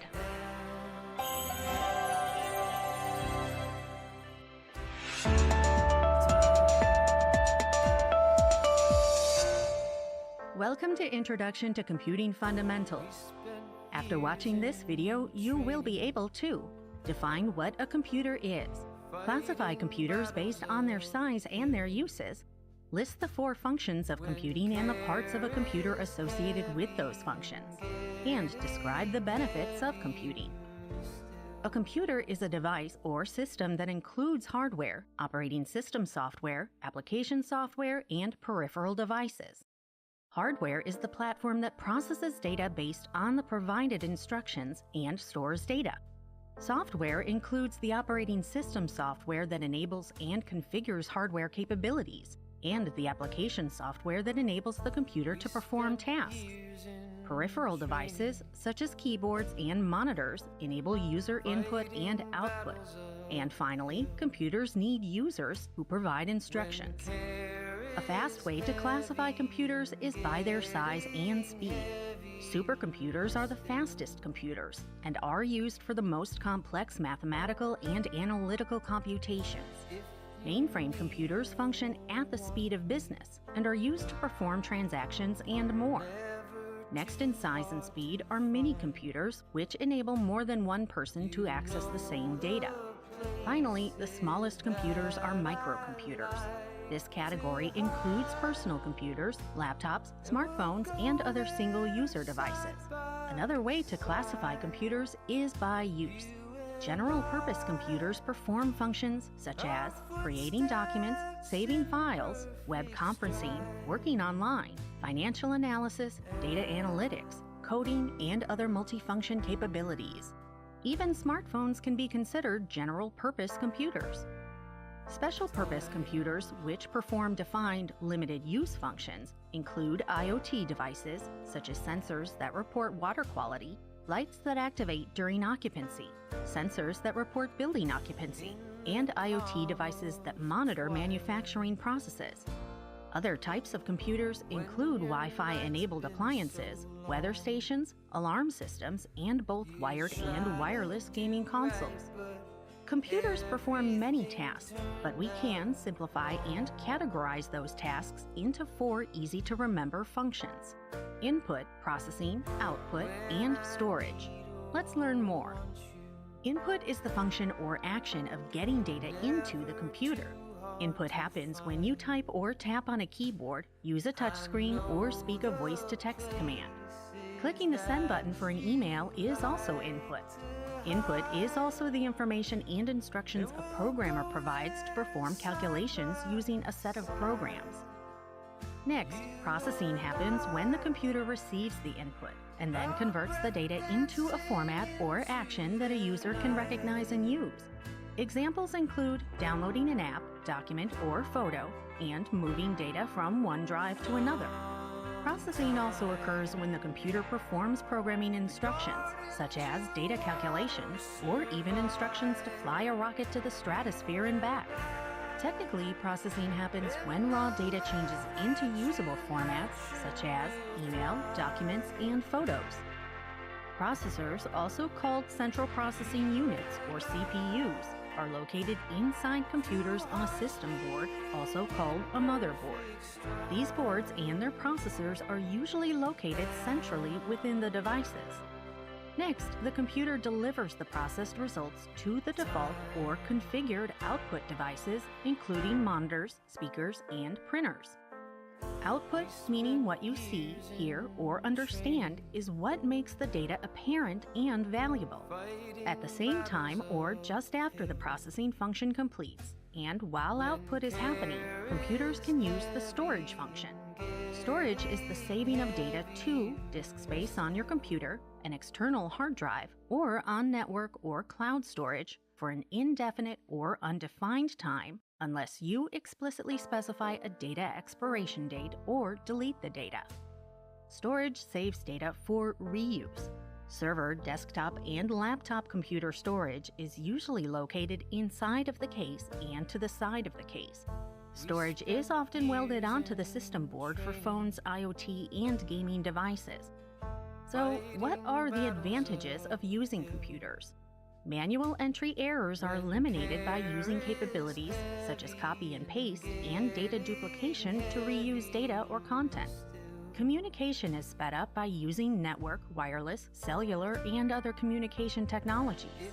Exponential and complex computations, such as those used for medical research, civil engineering, and space exploration, are enabled by processors, memory, and programming languages. Computers enable the saving of documents and data to disk storage, eliminating the extra storage space needed for stacks of paper. Businesses thrive on digital data storage, and whether it's medical images, car claims, research records, or family photos, saving digital images provides durable and long-lasting access to that information. Finally, editing capabilities eliminate the time-consuming drudgery of having to erase and rewrite work manually. In this video, you learned that, based on size and speed, supercomputers are the fastest, followed by mainframes, then mini-computers, and finally microcomputers, which include PCs, laptops, smartphones, and others. Computers can perform general functions or specific functions. The 4 functions of computing are input, processing, output, and storage. And the benefits of computing include reducing the number of tasks humans need to do, enhanced data storage, the ability to perform complex mathematical tasks, and faster communications.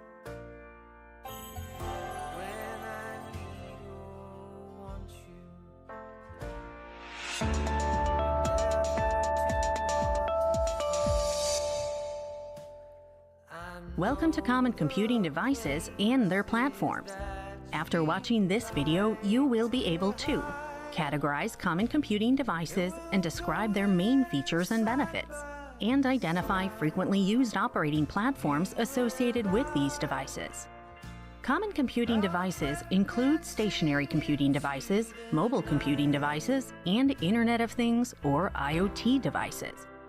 Stationary devices, which include workstations, servers, and tabletop gaming consoles, remain on a desk or rack or other fixed location. These devices consist of a box that includes processors, memory, and input and output connections that connect to networks, keyboards, monitors, mice, printers, speakers, microphones, webcams, and other devices. In some instances, you can update the device's memory, storage, or video cards. Let's explore workstations. Workstations, used both at the office and at home, are what most people think of when they think about a desktop computer. Also categorized with personal computers, these devices are typically in a box that contains a system board with a processor, memory, storage, and slots for add-on cards for additional functions. Their motherboards have ports that support monitors, keyboards, mice, microphones, printers, speakers, and other devices, as well as onboard cards for wireless connectivity. Many newer devices enable memory, storage, and graphic card upgrades. These devices use Microsoft Windows, Mac OS, and Linux operating systems. Next, servers are generally installed as standalone units or in stacked racks on networks, enabling shared access to media such as movies, videos, and sound clips and web pages for websites. Servers also manage print requests, enable shared data and document access, store email, and more. On the network, multiple servers can contain the same data, so that if one server fails, users can keep working using the same data from other servers. The ability for work to continue if a shared computing resource is malfunctioning is known as fault tolerance. Server hardware offers robust capabilities that often support multiple processors, memory, graphic cards, storage, and port connections within the same box. Servers use network operating systems geared towards optimizing data distribution. Popular operating system software vendors include Microsoft Windows Server, Linux, Unix, Mac OS X, and FreeBSD. Desktop gaming consoles are also known as tabletop gaming consoles.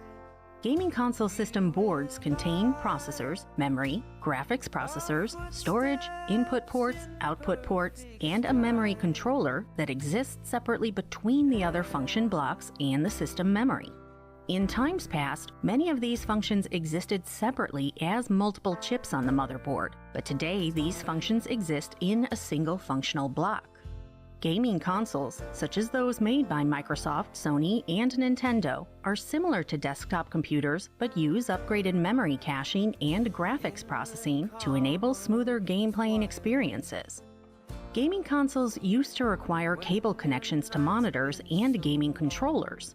Today's gaming consoles provide wireless connectivity. Gaming consoles are not usually upgradable. Mobile devices, including laptops, tablets, mobile phones, and portable gaming systems, have transformed how we live, work, and play. Let's first check out laptops. Many laptop computers run versions of Microsoft Windows, Mac OS, and Linux operating systems, while others use Google Chrome's lightweight operating system. Laptop system boards include processors, memory, video cards, ports for connecting to other devices, and Wi-Fi capability. Many laptop manufacturers allow upgrades to storage and memory. Tablet devices are usually less powerful than laptops, but that is beginning to change. Tablets built in very tight cases include most laptop components, but don't include a keyboard. Tablets generally use operating systems such as Microsoft Windows, iOS, and Chrome. The system board includes the device's processor, memory, a video card, sound card, a limited number of ports, a Wi-Fi card, and limited hard drive storage. Tablets are usually not upgradable. Mobile phones include onboard components with specialized processors, memory, sound, and video capabilities. Phones can include a slot for a SIM card that links the phone to a cell phone access provider and a slotted port for additional storage. All phones include one multifunctional port primarily used to recharge the phone's battery. Mobile phone operating systems built for speed are specifically designed to support multiple communication spectrum capabilities, including the designated cell phone frequencies, Bluetooth, Wi-Fi, near-field communications, and other connectivity options. Android and iOS operating systems dominate the market, but with practically all components welded onto the board, you can only upgrade the software, not the hardware. Portable gaming devices use specialized processors, storage, and memory, and include battery and multi-use ports for power, Wi-Fi, and other connectivity options. These devices use operating systems specially configured for mobile use, and many of those operating systems are Linux-derived. Gaming software is usually on board or downloadable, and the hardware is generally not upgradable. Internet of Things, known as IoT devices, describes physical objects that have sensors, processing ability, software, and other technologies that enable these devices to exchange data with other devices and systems over the internet or other communications networks. IoT devices communicate via Wi-Fi, Bluetooth, NFC, Zigbee, and other protocols. They can receive software updates, but generally, the hardware within a limited space is soldered to the board and is not upgradable. Let's learn more. Widely available consumer IoT devices include smart speakers, TVs, wearable devices such as fitness trackers, and appliances such as automatic floor vacuums, stoves, and others. Light bulbs, toys, thermostats, and medical devices are also part of today's IoT world.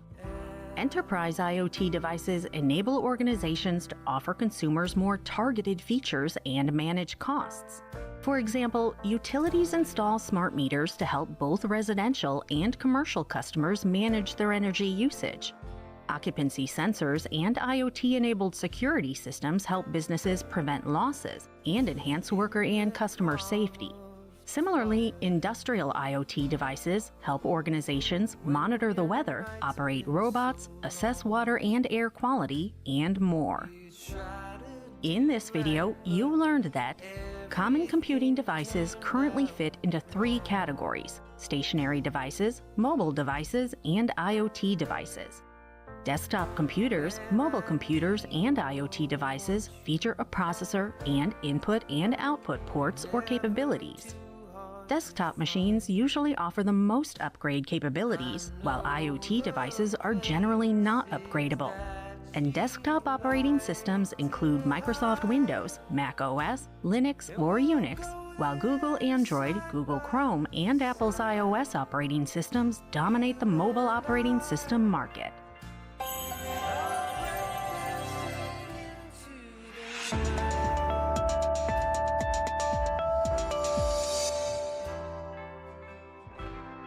Welcome to understanding how computers talk. After watching this video, you will be able to describe 3 widely used notational systems, convert numbers between notational systems, identify common data types, and identify the 2 most widely used character types. In computers, a notational system, also called a numeral system, is a system of symbols that represent numbers. The 3 most widely used notational systems are decimal, binary, and hexadecimal. Decimal notation is base 10, as in numbers 1 through 9, then 10, 20, 30, and so on. Decimal notation uses a decimal mark, usually a period, which identifies the numbers to the right of the period as a fractional amount. Decimals with negative values display a minus symbol immediately left of the number.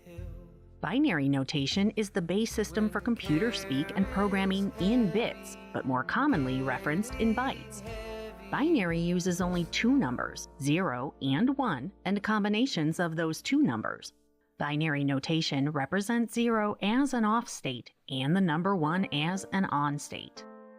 A single digit is known as a bit and is the smallest piece of computing information computers process. The next size of computing information is a byte. 8 adjacent bits, or digits, create a byte. To convert decimal numbers to binary numbers, divide your starting number and each subsequent quotient by 2 until the quotient equals 0. For example, start at the top of the column with the decimal 25. Divide 25 by 2 and note the remainder. Now, divide the quotient 12 by 2 and note the remainder again. Repeat these steps until you get 0 as the quotient. For your final step, write the remainders so that the last remainder, for 1 divided by 2, is written first, followed by the other remainders, reading from bottom to top. So the binary equivalent of 25 is 11001. Here's how to change a number from binary to decimal using the doubling method. Let's start with the binary number 010010. Start with the leftmost digit, which is 0. Since you are starting from the leftmost digit and there is no previous digit to the leftmost digit, we consider the double of the previous digit as 0. Double the previous number and add the result to the current digit. Continue the same process for the next digit, which is 1. Now double the previous digit and add the number to the current digit. In this example, you get 0 times 2 plus 1, which is 1. Repeat the process for each number, moving to the right 1 digit at a time.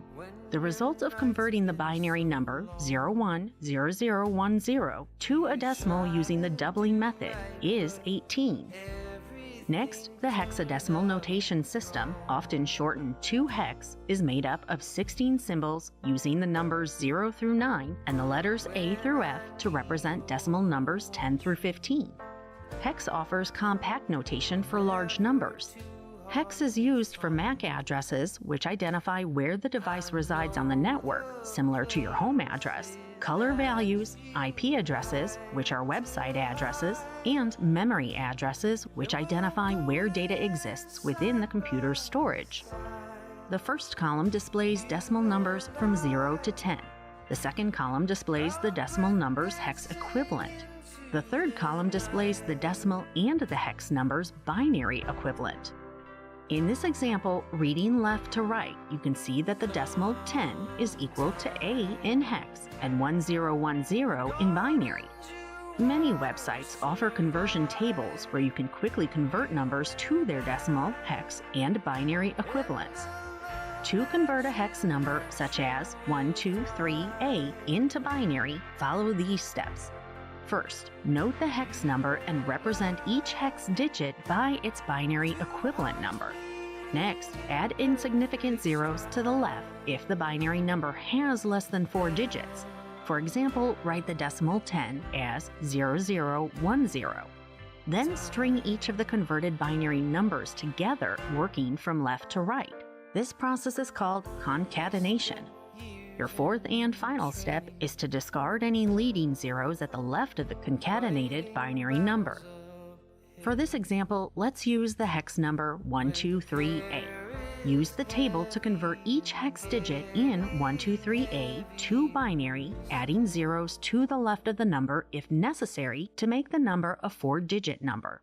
Then string all 4 groups of 4-digit numbers together. On the leftmost binary number, discard any leading zeros, so 0001 becomes 1. Your result is 1001, 0001, 11010, the binary equivalent of the hex number 123A. Computers follow sets of instructions to perform tasks such as calculations, word processing, and web browsing using the following data types to process and present that information. Characters represent single letters. Strings show combinations of characters. Integers display whole numbers, such as the number 8. Floats represent decimals and fractions. And Boolean values provide yes or no and true or false statements.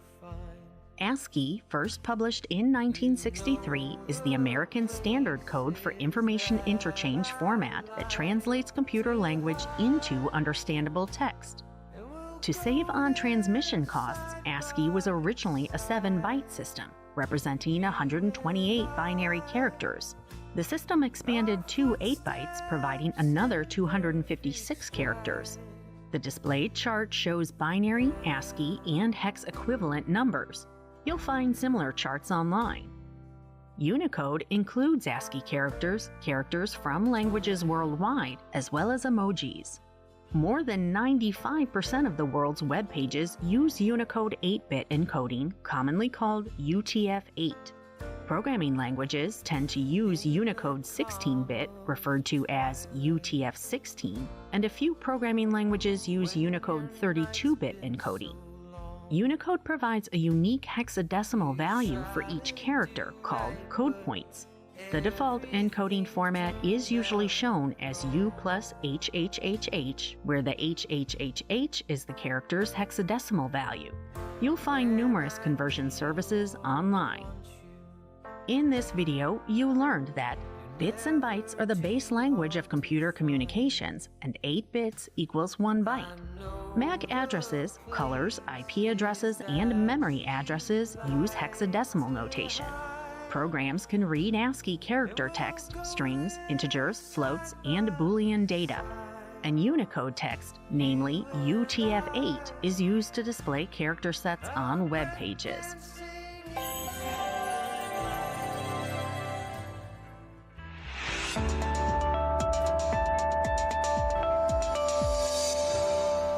Welcome to an Introduction to Operating Systems.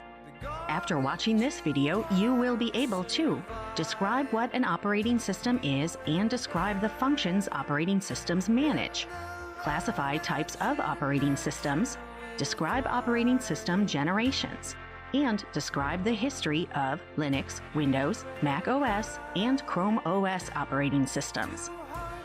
Operating systems provide standardized backbone code for managing input, output, processing, and storage. These efforts help keep data error-free and mitigate data loss. Operating systems can have more than one environment. The first environment, the Command Line Interface, or CLI, is an environment where the user can type commands. The second environment is known as a graphical user interface, or a graphic shell. These environments provide menus, links, buttons, and fields that help users manage the operating system. History groups operating systems into 4 generations. The first generation was from 1945 to 1955. The second generation happened from 1955 to 1965. The third generation lasted 15 years from 1965 to 1980. And 1980 ushered in the fourth and current generation. During the first generation of modern computing, from 1945 to 1955, operating systems that worked for multiple computers did not yet exist. Each computer's parameters were uniquely created for every job or task using machine language. However, some of the code developed during this era became the basis for future operating systems. During the second generation of operating systems, mainframe computers became available for commercial and scientific use. Tape drives, a relatively new invention, provided input and output storage. In 1956, General Motors Research produced the first single-stream batch operating system, notably for its IBM 704 computing system. Subsequently, IBM became the first company to create operating systems to accompany computers. Embedded operating systems developed in the early 1960s and still in use focus on a single task, providing split-second response times, also known as low latency. In case of a system error, these operating systems can restart where the task needs to resume. Real-time operating systems are a type of embedded operating system. Airplanes, air traffic control systems, and space exploration were among the first to use real-time operating systems. As time passed, satellite systems, robotics, and even our cars implemented real-time operating systems. Then, during the third generation of operating system development, additional companies began creating batch file operating systems specifically for their large computing needs. This generation of operating systems saw the development of network operating systems that provided scalable, fast, accurate, and secure network traffic and communications, and enabled each workstation within the network to operate independently. In 1969, the Unix operating system offered a new innovation, an operating system that was installable on multiple computer systems and featured processor time-sharing. Processor time-sharing enabled multiple users with different programs to interact nearly simultaneously with a central computer, such as a mainframe. The fourth and current generation of operating systems brought computing into a new age with multitasking operating systems, including Linux, Windows, Mac OS, and Chrome OS operating systems that enable computers to perform multiple complex tasks simultaneously. Mobile operating systems, including Android, Windows, iOS, and Chrome OS, which is also considered a mobile operating system, fit the definition of multitasking operating systems. Let's learn more about some of these operating systems. In 1991, Linus Torvalds created a small open-source operating system for a PC, releasing version 1.0 of Linux in 1994. In 1996, the version 2.0 release, with support for network-based symmetric multiprocessing, or SMP, provided a serious technical benefit for commercial and scientific data processing, evolving Linux into a powerful network and server operating system. Throughout the next 10 years, Linux gained market acceptance, and its distributions continued to mature. In 2013, Google's Linux-based mobile operating system, Android, took 75% of the market share. When evaluating the value of Linux, consider that in 2018, IBM acquired Red Hat for $34 billion. The operating systems PC-DOS and MS-DOS once existed, with MS-DOS launching in 1981. In 1985, Windows offered the consumer market a graphical user interface version of the Windows operating system, written in variations of C language. In 1995, the debut of Windows 95 catapulted Microsoft's dominance in the consumer operating system software market, with Microsoft holding about 70% of the consumer desktop operating system market share in 2021. Microsoft also offers network, server management, mobile, and phone operating systems. Apple, with its OS X and Mac OS based on Unix, began its foray into the operating system market in 1999 with PowerPC-based Macs. In 2006, Apple began selling Macs using Intel Core processors. In 2020, Apple began the Apple Silicon chip transition using self-designed 64-bit ARM-based Apple M1 processors on new Mac computers. Apple also offers the iOS operating system for its tablet and smartphone devices. In 2011, Google debuted Chrome OS built atop Linux. Chrome OS offers a lightweight operating system for mobile devices, including laptops. Laptops and tablets running Chrome OS require less local storage and cost less, making them ideal for students, and this operating system is currently used by about 10% of the laptop market.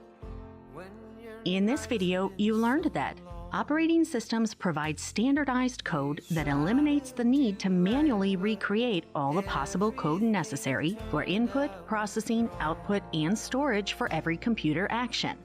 In 1956, GM Research created the first operating system that is also credited as being the first single-stream batch operating system. Linux evolved into a powerful operating system for networks and servers. With the creation of Windows 95, Microsoft began its domination of the consumer operating system market. And Chrome OS, built on top of Linux, is a lightweight, primarily browser-based operating system.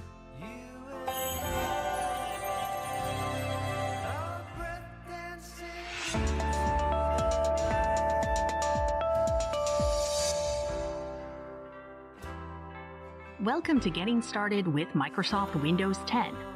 After watching this video, you will be able to identify 4 Windows login methods, describe how to use the Windows desktop, explain how to find the Settings app, explain how to resize windows and switch programs, and identify Windows keyboard shortcut commands.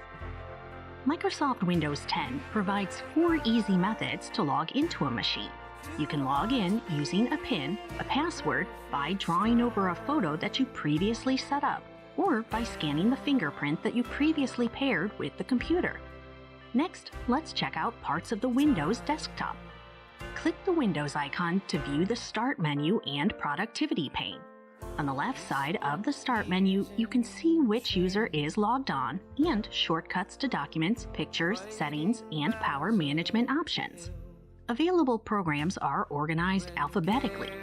If you right-click a program's icon, you can see menu options to uninstall the program, pin the program to your taskbar, run the program with administrator rights, and open its file location. To the right of the Start menu is the Productivity pane, which consists of a mixture of live and static tiles. Static tiles are shortcuts to favorite and frequently used programs, and live tiles provide a quick view of information such as news, weather, and sports. Right-click any tile to remove the tile, uninstall the program, or perform other tasks. At the bottom of the screen, the Windows taskbar provides access to the Windows Start button, where you can open the Start menu. Next is the taskbar search box, where you can search for files, settings, and programs on the computer, or perform a quick web search. The circle icon provides a shortcut to Talk to Cortana, and the film strip icon provides access to Windows Task View. Next, access File Explorer. Settings lets you access an app that customizes the toolbar. On the right side of the taskbar, you can see the current weather, an upward caret that you can click to display the news, the Windows Meet Now icon that opens a video conferencing program, access to OneDrive, shortcuts to Wi-Fi and wired network access, speaker volume settings, time and date settings, and notifications. When you have time, explore taskbar customizations by using the Settings app, selecting Personalization, and selecting Taskbar. Notifications are a convenient way to view the news you want to see, receive app notifications, and more. On the taskbar, click the Notifications icon to display your notifications. Click Manage Notifications to customize the notifications you see. Clicking Manage Notifications opens Notifications and Actions, which is located within the Settings app. Here you can set notification preferences, including getting app and vendor notifications, showing notifications on the lock screen, allowing notifications to play sounds, and other settings. Next, let's learn about the control buttons used to resize, maximize, and minimize windows on the desktop. To resize a window, hover over the edge of the window to display the double-headed arrow. Then drag the double-headed arrow to resize the window. You can quickly maximize a window by clicking the rectangle, and if you need to minimize the window, click the underscore button. To close a window, click the X. You'll see the X shaded in red to remind you that you are about to close an active window. Now, you can quickly locate and switch windows by pressing the Alt and Tab keys.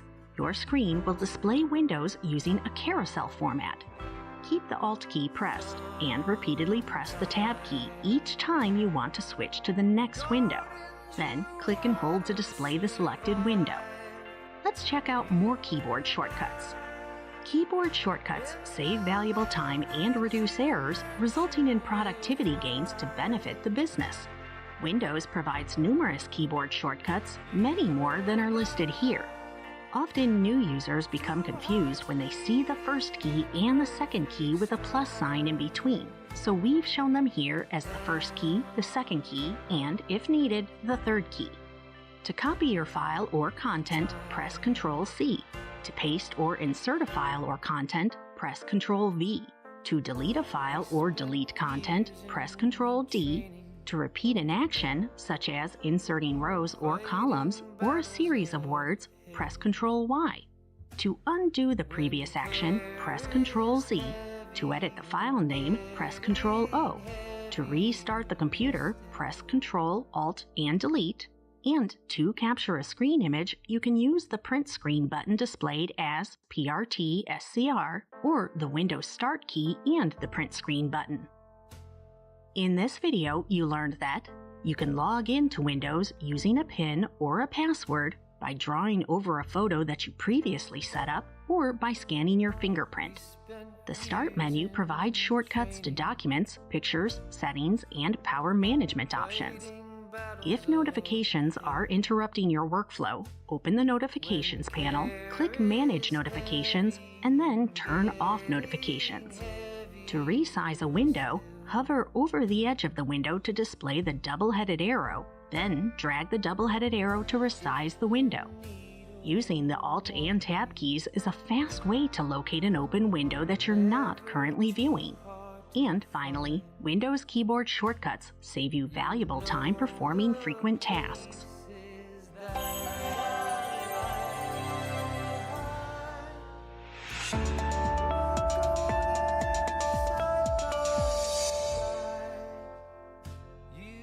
Hello and welcome to Using Your Windows Lab Workspace. We're excited for you to take these next steps in your skills journey. The labs in this course and other courses provide you with a virtual, hands-on lab environment where you can boost your skills by practicing what you've learned in your course videos and readings. Your lab space, also known as a guided project or the My Cloud Workspace window, contains all the software you need to successfully complete your lab tasks. You'll also open a lab instructions file. For your best experience, we recommend displaying your lab space and instructions side by side. To access your hands-on lab, first open the item in the course for the hands-on lab. If the lab instructions display in a new tab, hover over the tab and pull the tab down onto the desktop. You can drag the window edges to resize the window to about 1/3 of the screen size. You'll return to this window later. Return to the course screen and scroll through the displayed course lab instructions. Select the checkbox to accept the Coursera honor code conditions. Then click the Open Tool button. Next, you'll see the Coursera Guided Project window.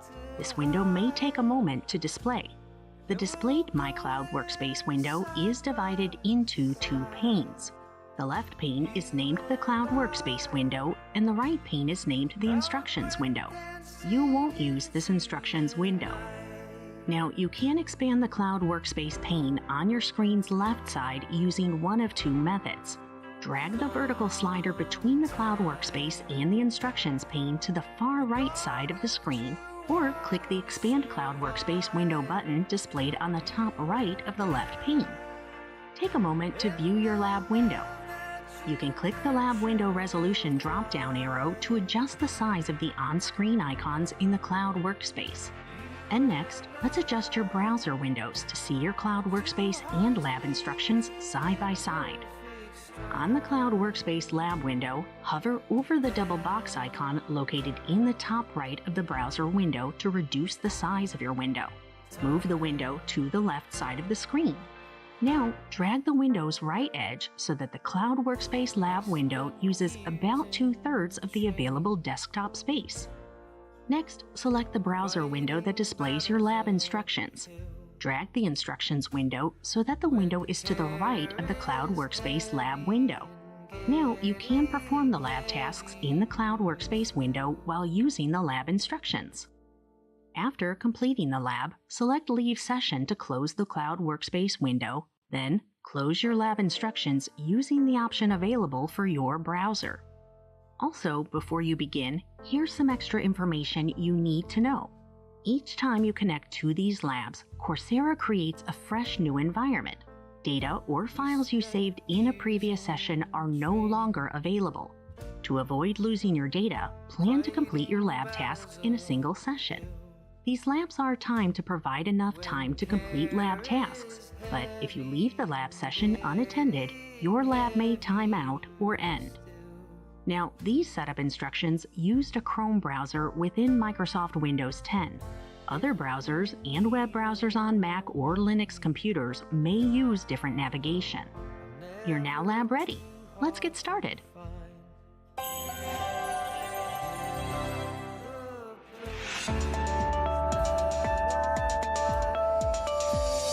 Welcome to Identify Hardware Components and Peripherals. After watching this video, you will be able to explain the difference between internal and external components, describe what a peripheral device is and what it does, and apply your learning to contrast, an interface, a port, and a connector. What is a computer component? It's a physical part needed for computer functioning, also called hardware. And each component performs a specific task. Components can be internal or external. External components connect via ports, which are openings on the sides of a computer. Without a given component, such as a CPU, a computer system cannot function as desired. An internal component is a piece of hardware inside the computer. Examples include random access memory, or RAM, which is the computer's working memory and is temporary, storing items you are working with as long as the power is on. If you are working on a document and the power goes off, the document is lost. The hard drive is permanent storage that you can save a file to. A file stored on the hard drive is permanently stored and will not be lost if the power fails. And the CPU does all the math calculations in a computer. It's often called the brain of the computer. The faster the CPU, the more things the computer can do at a given time. A peripheral is a device which connects to a computer to provide extra functionality. It is used in the transfer of data to or from a computer. Peripherals can be easily connected to and removed from a computer system. Peripherals attach to the computer through a connector, and the type of connector varies with the peripheral. Examples include a mouse, keyboard, and printer. There are three kinds of peripherals: input devices, which send commands and data to the computer, output devices, which receive commands from the computer, and storage devices, which are a type of permanent memory for files you want to keep indefinitely. A connector is the unique end of a plug, jack, or the edge of a card that connects to a port. For example, all desktop computer expansion cards have an internal connector that allows them to connect in a slot to the motherboard. A universal serial bus, or USB connector, at the end of a cable is an example of an external connector. A connector plugs into an opening on a computer called a port. A port is the jack or receptacle for a peripheral device to plug into. Ports are standardized for each purpose. Some common ports are universal serial bus or USB ports and high-definition multimedia interface or HDMI ports. The HDMI port pictured here could be used to connect a monitor. In this video, you learned that a component of a computer is a physical part needed for computer functioning. Examples of internal components include memory and a hard drive. Examples of external components include ports and connectors. The end of a plug or cable is called a connector. Connectors fit into one specific type of opening called a port. And a peripheral device can connect externally or internally.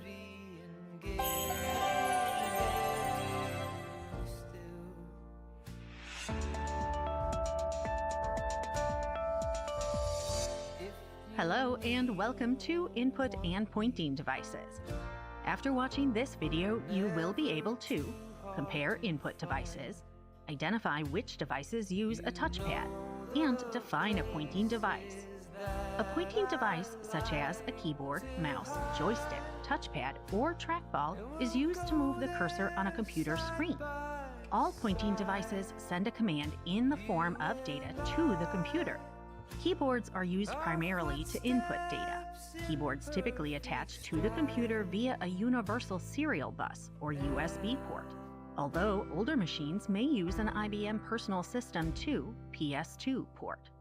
To add a new keyboard layout on Windows 10, use these steps. Open Settings, select Time and Language, select Language. Under the Preferred Languages section, select the default language. Select the Options button. Under the Keyboard section, select the Add a Keyboard button, and select the new keyboard layout you want to use. You can repeat these steps to add even more layouts. The most used input device, used primarily to input data and move the cursor, is the mouse. A mouse generally connects to a computer via a USB port, which is a wired connection. You can also connect a mouse via a wireless Bluetooth connection. You can change the mouse settings, such as the size of the cursor in Windows settings. Touchpads are most often used on laptops. Touchpads are built into laptops and don't need to be connected externally. However, you can purchase an external touchpad for a laptop and connect through USB or Wi-Fi. The camera is another input device that produces a digital image on the computer. A camera generally connects to a computer via a USB port, which is a wired connection. You can also connect a camera via a wireless Bluetooth connection. Cameras are typically built into laptops and don't need to be connected externally. However, you can purchase an external camera for a laptop and connect through USB or Wi-Fi. A joystick sends commands to the computer. It moves the cursor and is often used to play games. You can connect it to the computer through a USB cable or wireless Bluetooth connection. Trackballs also send commands to the computer, although they have been largely replaced by computer mice. People with mobility issues might find the trackball to be a more comfortable alternative to a mouse. Pointing device is a type of input tool. As such, you can use it to move the cursor and additional commands to the computer. A pointing stick, or stylus, is usually used on tablets. Most styluses work via capacitive technology, which is about heat and pressure. When you push the stylus onto the screen, it senses the heat and pressure and elicits a response. In this video, you learned that input devices move the cursor and send commands to the computer. Common input devices include the keyboard, mouse, touchpad, joystick, and trackball.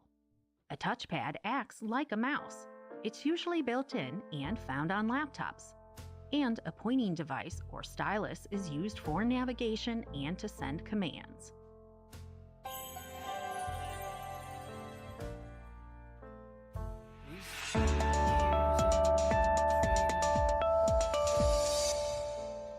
Welcome to hard drives. After watching this video, you will be able to identify an internal storage device, describe the characteristics of a hard drive, and apply knowledge of hard drive performance to choose the best one. A storage device is hardware that can be used to store digital data in the form of images, video, audio, and text. There are two kinds of internal storage, ROM and RAM. ROM stands for read-only memory. It is non-volatile, which means it can retain data even without power. It is used to start or boot up a computer and for permanent data storage. RAM, or random access memory, is the opposite of ROM. It is volatile or temporary storage. The hard disk drive, or HDD, is one type of internal storage device, but external hard drives exist. Hard drives are available from several vendors in both formats. Hard drive and hard disk drive, or HDD, are used interchangeably. Hard drives work by a drive head reading and writing data to magnetic platters. The 2.5-inch hard disk drive is used in notebook computers and mobile devices. They trail the 3.5-inch desktop drives in capacity. Standard hard drives for desktops run from 500 gigabytes or smaller to as large as several terabytes or TB or larger. But given the accessibility of cloud storage, the everyday user doesn't usually need a large capacity hard drive. Serial Advanced Technology Attachment, or SATA, is the most common hard drive type for modern computers, though many motherboards support Parallel Advanced Technology Attachment, or PATA drives, which are slower than SATA drives. To evaluate disk storage capacity and availability in Windows 10, on the taskbar, type "This PC" and press Enter. Select Open. The window for this PC displays. Then, within devices and drives, view the available disk space.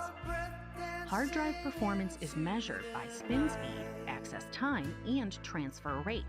Spin speed, or RPM, is how quickly the magnetic platters rotate. The platters need to spin faster to increase performance in a hard drive. So, the faster the platters spin, the better the performance of the hard drive. The two most prevalent speeds in hard disk drives, or HDDs, are 5400 rotations per minute, or RPM, and 7200 RPM. Access time refers to how quickly the hard drive can find stored data on one of the magnetic platters. Access times of fast hard disks are typically from 5 to 10 milliseconds. And the transfer rate, sometimes called media rate, is the speed at which data is transferred to and from the disk media, or actual disk platter. It is described in megabytes per second, or Mbps. Follow these steps to install an internal hard drive. First, be sure to back up your data before connecting an internal hard drive. Transfer the hard drive enclosure to the new hard drive if present. Some computers use a special enclosure to secure the hard drive. If your hard drive has an enclosure for the hard drive, remove all the screws and pull the old hard drive out. Place the new hard drive in the same enclosure and secure it. Insert your new hard drive in the hard drive slot. Then secure the hard drive using the screws that came with it. Ideally, you should use 2 screws on each side of the hard drive. If the hard drive is loose, it can rattle and lead to physical damage. Now, attach the drive to the motherboard using the SATA or PATA cables. SATA cables can be connected in either direction. And finally, connect the power supply to the hard drive. To configure a hard drive in Windows, you must log on as an administrator or as a member of the administrators group. Right-click on My Computer, then select Manage, and in the console tree, select Disk Management. To customize how you view your disks and volumes in the upper and lower panes of the window, point to top or bottom on the View menu, select the view that you want to use, and make your choice of appearances. In this video, you learned that hard drives are a repository for images, video, audio, and text. Hard drives are read-only memory, or ROM, which is permanent storage. Hard drives have distinct characteristics and performance measurements such as spin rate, transfer speed, and data capacity. You should evaluate how much storage space you need before installing a new hard drive. And you should follow the correct procedure when installing a hard drive. Data should be backed up before connecting a new hard drive. And finally, hard drives can be configured in the device management window.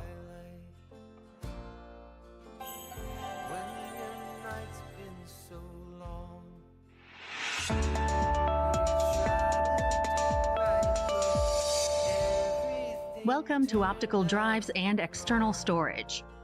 After watching this video, you will be able to identify how an optical drive records data, describe an external storage device, and apply knowledge of expansion devices to choose the best one for your needs. Data is written to optical devices through a laser pressing or burning the disc. This creates recessed areas known as pits and raised areas known as lands. The laser reads and writes data on the reflective surface of the disc. Single-sided discs have one recordable layer to write data to. Storage capacity is usually 4.7 gigabytes for a DVD-ROM and 700 megabytes for a CD. Double-sided discs have two layers on which to record data. They hold twice as much data as a single-layer disc. There are many types of optical drives. These include CD-ROM, CD-RW, DVD-ROM, DVD-RW, and Blu-ray, which has a data capacity of 50 gigabytes, or 50 GB. CD and DVD writers, such as CDR and DVD-R drives, use a laser to read and write data on the discs. A solid-state drive, or SSD, uses integrated circuit assemblies to store data, typically using flash memory and functioning as permanent secondary storage. It is also sometimes called a solid-state device or a solid-state disk, even though SSDs lack the physical spinning disks and movable read-write heads used in hard disk drives, or HDDs, and floppy disks. An external hard drive is an excellent medium to back up and transfer files. They can store large amounts of data, including documents, spreadsheets, presentations, music, and videos. Most external hard drives connect to a computer through a USB or eSATA connection. Many draw power from the computer's USB port. External SATA or eSATA is a SATA connector accessible from the outside of the computer to provide a signal but not power. If the external hard drive requires a power cord, connect it to the back of the hard drive. The end of the power cord that connects to the hard drive is usually a small round connector. Connect the other end of the power cord to a power outlet. If no power cord is required, skip to the next step. Connect the USB cable to the external hard drive and plug the other end of the USB cable into a USB port on the computer. After connecting the external hard drive to the computer, it should be recognized automatically by your computer's operating system. Your computer should find and install any necessary drivers. In Windows, File Explorer may automatically open, displaying the contents of the external hard drive. If File Explorer does not automatically open, manually open File Explorer and locate the drive. An expansion drive provides extra storage for an ever-growing collection of files. It typically attaches to the computer with a USB connection. Expansion drives consolidate files into a single location and frees computer space. The drive is automatically recognized by the Windows operating system, so there's no software to install or configure. One example of an expansion drive is a USB or thumb drive. These drives have a storage capacity of up to 2 terabytes or 2 TB. A USB flash drive is an expansion device that includes flash memory with an integrated USB interface. It is typically removable, rewritable, and much smaller than an optical disc. Most weigh less than 1 ounce. Since first appearing on the market in late 2000, as with virtually all other computer memory devices, storage capacities have risen while prices have dropped. As of 2018, 2 terabyte flash drives were the largest available in terms of storage capacity. Some are thought to last 10 to 100 years under normal circumstances or shelf storage time. A memory card is used to store digital information, typically using flash memory. These are commonly used in portable devices such as digital cameras, cell phones, laptop computers, and portable media players. The card is stored inside a device. This differs it from USB drives. Memory cards are available in both secure digital, or SD, and micro-secure digital, or MSD, formats. Common digital capacities are 32 GB, 64 GB, and 128 GB. Some of the latest generation memory cards offer 512 GB memory card capacities. Portable media players and smartphones are other types of storage devices. A portable media player is any type of electronic device that is capable of handling digital media. Depending on the device, the types of media files that can be played include digital music, audiobooks, and video. A mobile media player is often part of a smartphone. It is important to understand the difference between internal and external or expandable memory.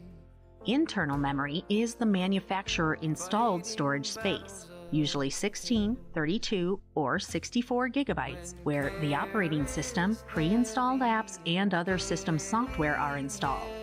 The total amount of internal storage cannot be increased or decreased by the user. So if your phone has only 16 gigabytes of internal storage and no expansion slot, this is all the storage space you will ever have. And remember, some of this will already be used up by the system software. External or expandable memory refers to a removable micro SD card or similar format, but not all phones will have this extra storage capability included. If storage for music, images, or other user-added files is important to you, the ability to add another 32 gigabyte or even 64 gigabyte card should be an important consideration. In this video, you learned that optical drives record data using a laser on a reflective disc. An external storage device, such as an external hard drive, often connects to a computer via a universal serial bus or USB connection. External hard drives and USB drives are solid state, which means they've got no moving parts. They're faster and more expensive than traditional hard drives. The best storage option for you will depend on your needs and your budget.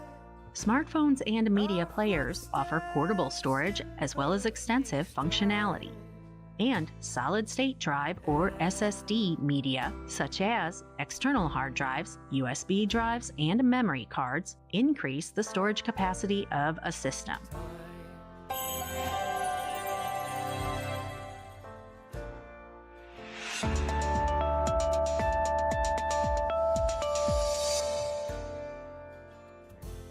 Welcome to Display Devices.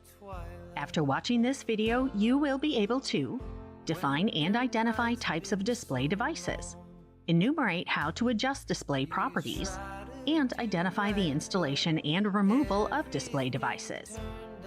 A display device is a hardware component for the output of information in visual form.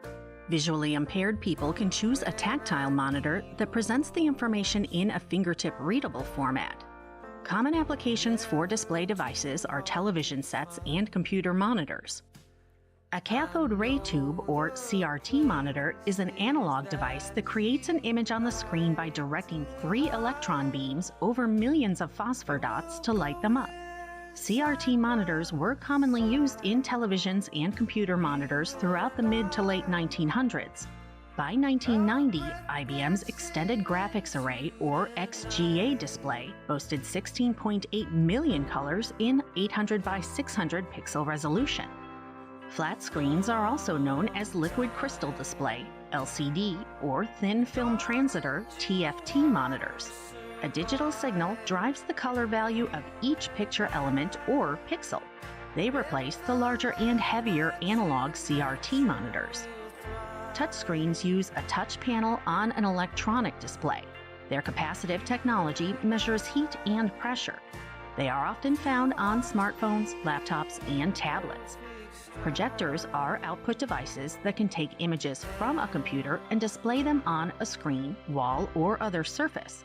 The surface projected onto is usually large, flat, and lightly colored, such as a wall or whiteboard.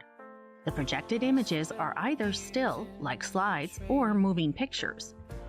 Screen resolution refers to the clarity of the text and images displayed on your screen. At higher resolutions, such as 1600 by 1200 pixels, items appear sharper. Older CRT monitors generally display a lower resolution of only 800 by 600 or 1024 by 768 pixels. You can change your screen resolution by selecting Settings, then System, and then Display. Windows uses plug-and-play installation. Windows locates and installs a device driver when you connect the device. Hot swappable devices, such as monitors, do not require a system restart to connect or disconnect. If you need to manually install a driver, locate the driver setup program from the vendor's website and then download and run it. To enable your PC to recognize multiple monitors in Windows 10, make sure your cables are connected properly to the monitors, press Windows key plus P, and select a display option. Your choices include Duplicate. This will copy your display to both monitors, or Extend, and this will project your display equally over two monitors. To uninstall a device in Windows, launch Device Manager by selecting the Start button, typing Device Manager, and pressing Enter. Then follow these steps. Open the View menu and select Show Hidden Devices. Expand the node that represents the type of device you want to uninstall, then right-click the device you want to uninstall, and select Uninstall. In the Confirm Device Removal dialog box, if you wish to remove the driver package in addition to uninstalling the device, select the Delete the Driver software for this device option. When ready to complete the operation, select OK. With some devices, if the device is still plugged in when it is uninstalled, the device might continue to function until the system has been restarted. In this video, you learned that a display device is a hardware component for the output of information. Types of display devices include flat screen and CRT monitors. The display resolution can be adjusted by using Device Manager. To install a plug-and-play display device, you need only attach it to the computer. And to remove a display device, use Device Manager to uninstall it.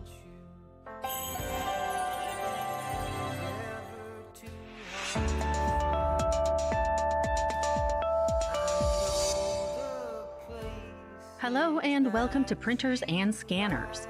After watching this video, you will be able to describe what an output device does, install a printer in Windows, and identify types of printers used by a computer. Input to the computer is processed as data and shown or output via an output device. An output device is any piece of hardware that converts information into a human-readable form. That output can be text, graphics, tactile, audio, or video. Examples of output devices include monitors, printers, speakers, headphones, and projectors, as well as GPS devices, sound cards, video cards, optical mark readers, and braille readers. A speech synthesizer produces verbal output like human speech. A computer can function without an output device. However, without an output device, there is no way to determine what the computer is doing. There is no indicator of errors nor the need for additional input. For example, if you detach your monitor from your computer, the computer will still function, but you won't be able to see anything. A printer is simply a machine for putting text or pictures onto paper. There are four main types: laser, LED, inkjet, and thermal. Laser or thermal printers use a heated unit to fuse ink onto paper. LED printers, like laser printers, have a photoreceptive drum that surface is positively charged with static electricity by a high-voltage wire. The paper then passes between two heated rollers, fusing the toner to the page before it comes out the printer. Inkjet printers have a print head containing thousands of tiny holes. These openings put microscopic droplets of ink onto paper very quickly. Inkjet machines use a liquid ink produced by either a colored dye or a liquid that contains solid pigments.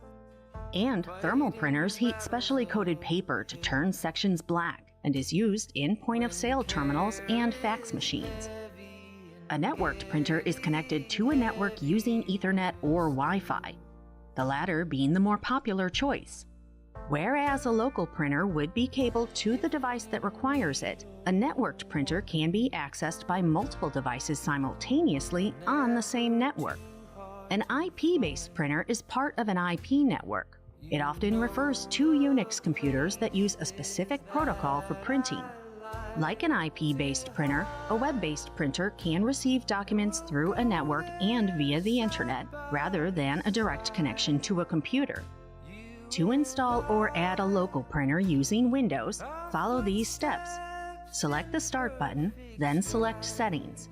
Then choose Devices and select Printers and Scanners. Select Add a printer or scanner, wait for it to find nearby printers. Then choose the one you want to use and select Add Device.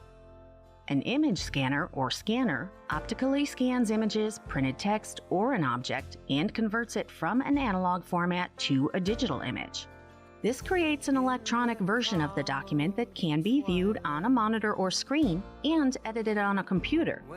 Commonly used in offices are variations of the desktop flatbed scanner, where the document is placed on a glass window for scanning. Flatbed scanners have been replaced by multifunction devices. More on those coming up next. A fax machine is a device that is used to send documents over a telephone network. The transmissions can be between two fax machines, or between a fax machine and a computer, or an online fax service.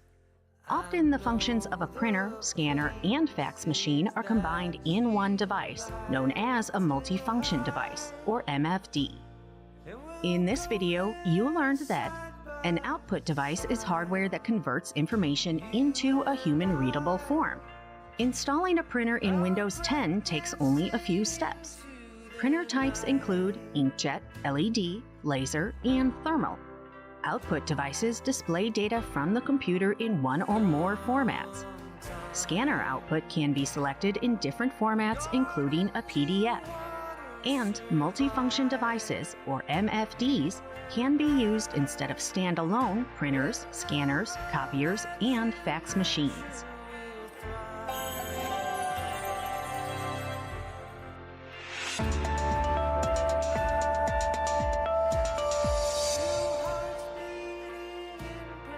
Welcome to Audio and Visual Devices.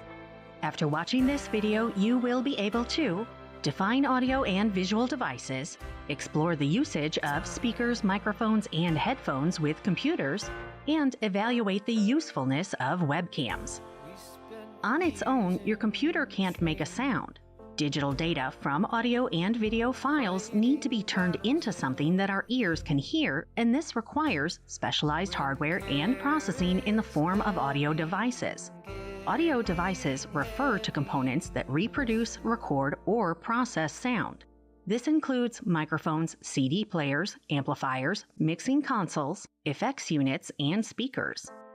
Visual devices are units capable of presenting images electronically on a screen. Typically, such devices have a display greater than 4 inches when measured diagonally.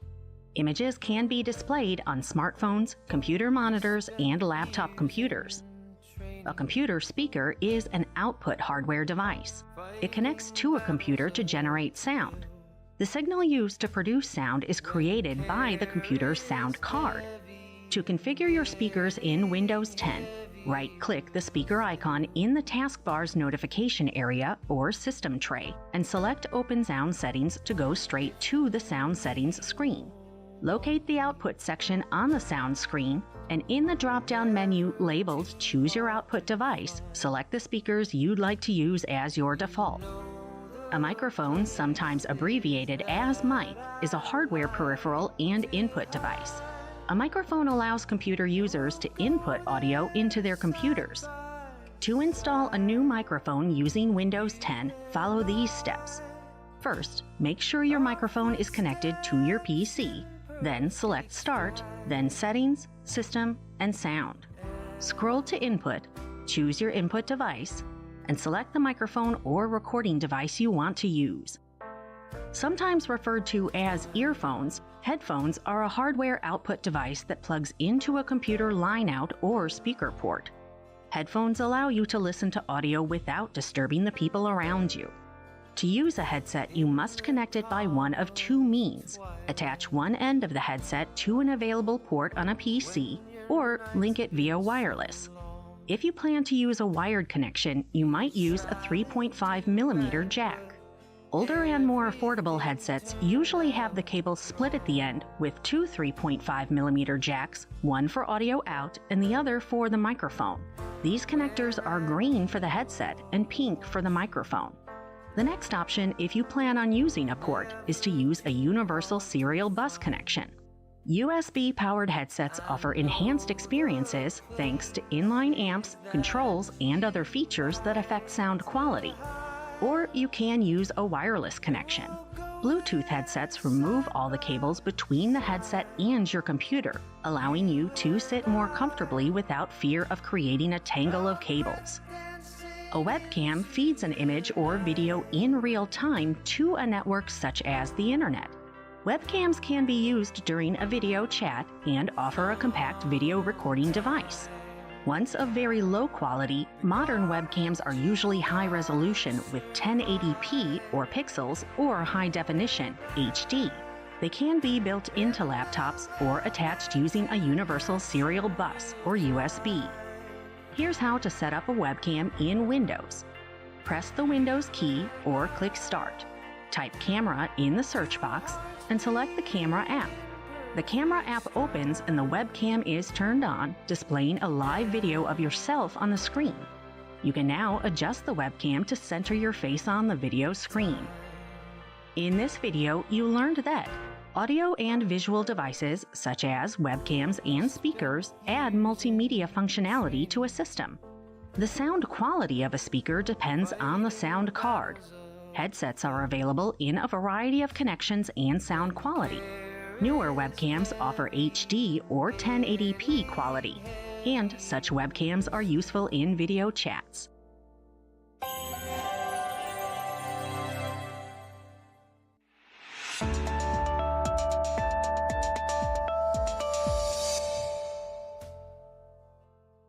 Welcome to Identifying Ports and Connectors. After watching this video, you will be able to define a port and a connector, differentiate between a port and an interface, and identify common ports and connectors. Devices connect to a computer using ports and connectors. A port is a hole or a slot that receives a connector and allows a device to physically connect to a computer. A connector is the distinctive plug at the end of a cable, jack, or electronic card that can be physically plugged into a port. Each port has a unique function and accepts only the connector designed specifically to fit into it. Common examples of physical ports and connector pairs include the USB port, HDMI port, display port, and speaker port. An interface is the point of communication between two or more entities. An interface can be either hardware or software-based. Examples of hardware-based interfaces include the point where a port or card connects to the computer motherboard, the point where a peripheral device connects to the computer, or a touchscreen device that records human inputs. Software interfaces provide routes for communication between software applications, the operating system, and hardware. For example, drivers are software interfaces that enable communication between the operating system and the computer's hardware components. Let's take a deeper look and learn to identify commonly used interfaces and connectors. The Universal Serial Bus, or USB, was built by a consortium of 7 companies to replace the many varieties of connectors available in the market with a common, simple-to-use, and fast standard that could be used across devices and peripherals. Since its launch in 1996, the USB connector has gone through several iterations. When USB was first launched, it supported speeds of 1.5 to 12 megabits per second. It also supported 4 different connector types: Type A, Type B, Mini A, and Mini B. USB 2 was launched in 2001 to increase data transfer speeds up to 480 megabits per second. It also added support for the Mini AB connector and introduced the Micro A, Micro B, and Micro AB connectors. The The USB 3 series of updates saw speeds increase to 5 gigabits per second, with USB 3.0 in 2008. The Type-C connector was launched with USB 3.1 in 2014 with speeds of 10 gigabits per second. It was made backward compatible with all versions of USB up to USB 2. USB 3.2 was released in 2017 with speeds of 20 gigabits per second. The mini connector types were discontinued in this version. USB 4, based on the Thunderbolt 3 and 4 protocol specifications, was released in 2019 and continues to be the latest and greatest version for USB devices. It supports speeds up to 40 gigabits per second over a Type-C connector. The Type-A USB port has an elongated rectangle shape with 4 pins and carries both data and power. It is typically used for keyboards and mice. The Type-B port is almost square with beveled outside top corners. These also have 4 pins and are mostly used with printers, scanners, and similar devices. Mini USB ports were introduced for use with smaller devices such as digital cameras, mobile phones, and tablets. They have 9 pins and are smaller than Type-A or B and twice as thick as micro USB ports. Micro USB ports are similar width as mini USB, but much thinner with only 5 pins. These were designed to replace mini ports on smaller devices. And finally, the 24-pin Type-C with a reversible connector is designed to be future-proof and to replace various Type-A and B connectors. Thunderbolt is a commonly used hardware interface developed by Intel and Apple. It was originally marketed under the name LightPeak, but was later renamed to Thunderbolt. The Thunderbolt interface is very versatile, combining data transfer, display, and power into one cable. It allows up to 6 peripheral devices to be connected through a daisy chain. Thunderbolt interfaces have 4 versions. Versions 1 and 2 use the same connectors as a mini DisplayPort or MDP. Versions 3 and 4 reuse the USB-C connector. While Thunderbolt 3 doubled the data transfer rate to 40 gigabits per second, Thunderbolt 4 has support for USB 4 protocol and data rates, and dual 4K displays. It also supports Thunderbolt Alternate Hubs USB, and not just daisy chaining. All Thunderbolt ports are identified using the Thunderbolt symbol to differentiate them from regular MDP and USB-C ports.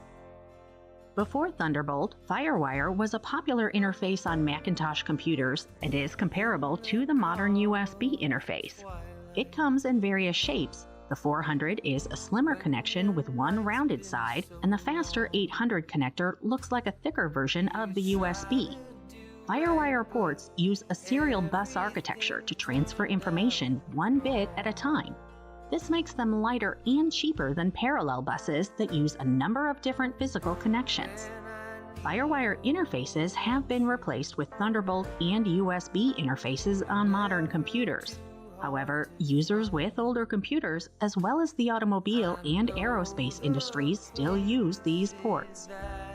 PS2 ports were developed by IBM for their IBM Personal System 2 series of computers and are named after them. They are round and have 6 pins for connectivity. These ports were specifically designed to connect the keyboard and mouse to the computer.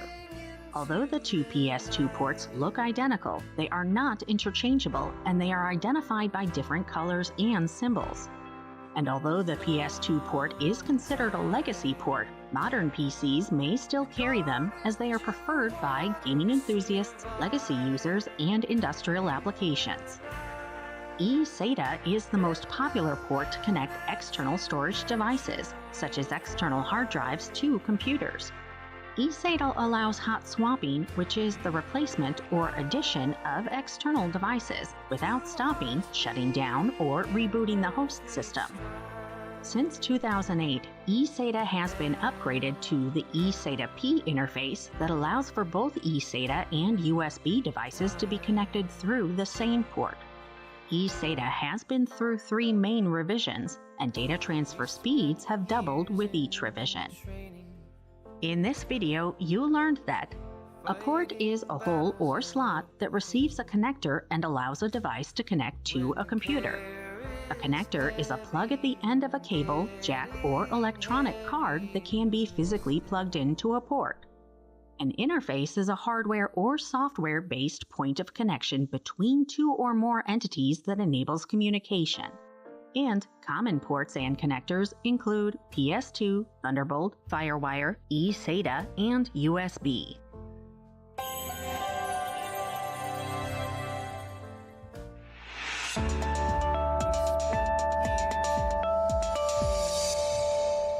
Welcome to Identifying Graphic Devices. After watching this video, you will be able to describe how graphic devices operate on a computer, list characteristics of the display system, and recognize the different types of display connectors and their use. Computers communicate with a display unit, such as a computer monitor, using display cards called the Graphics Processing Unit, or GPU. Generic graphic cards are built into a computer's motherboard and are good for everyday computing requirements.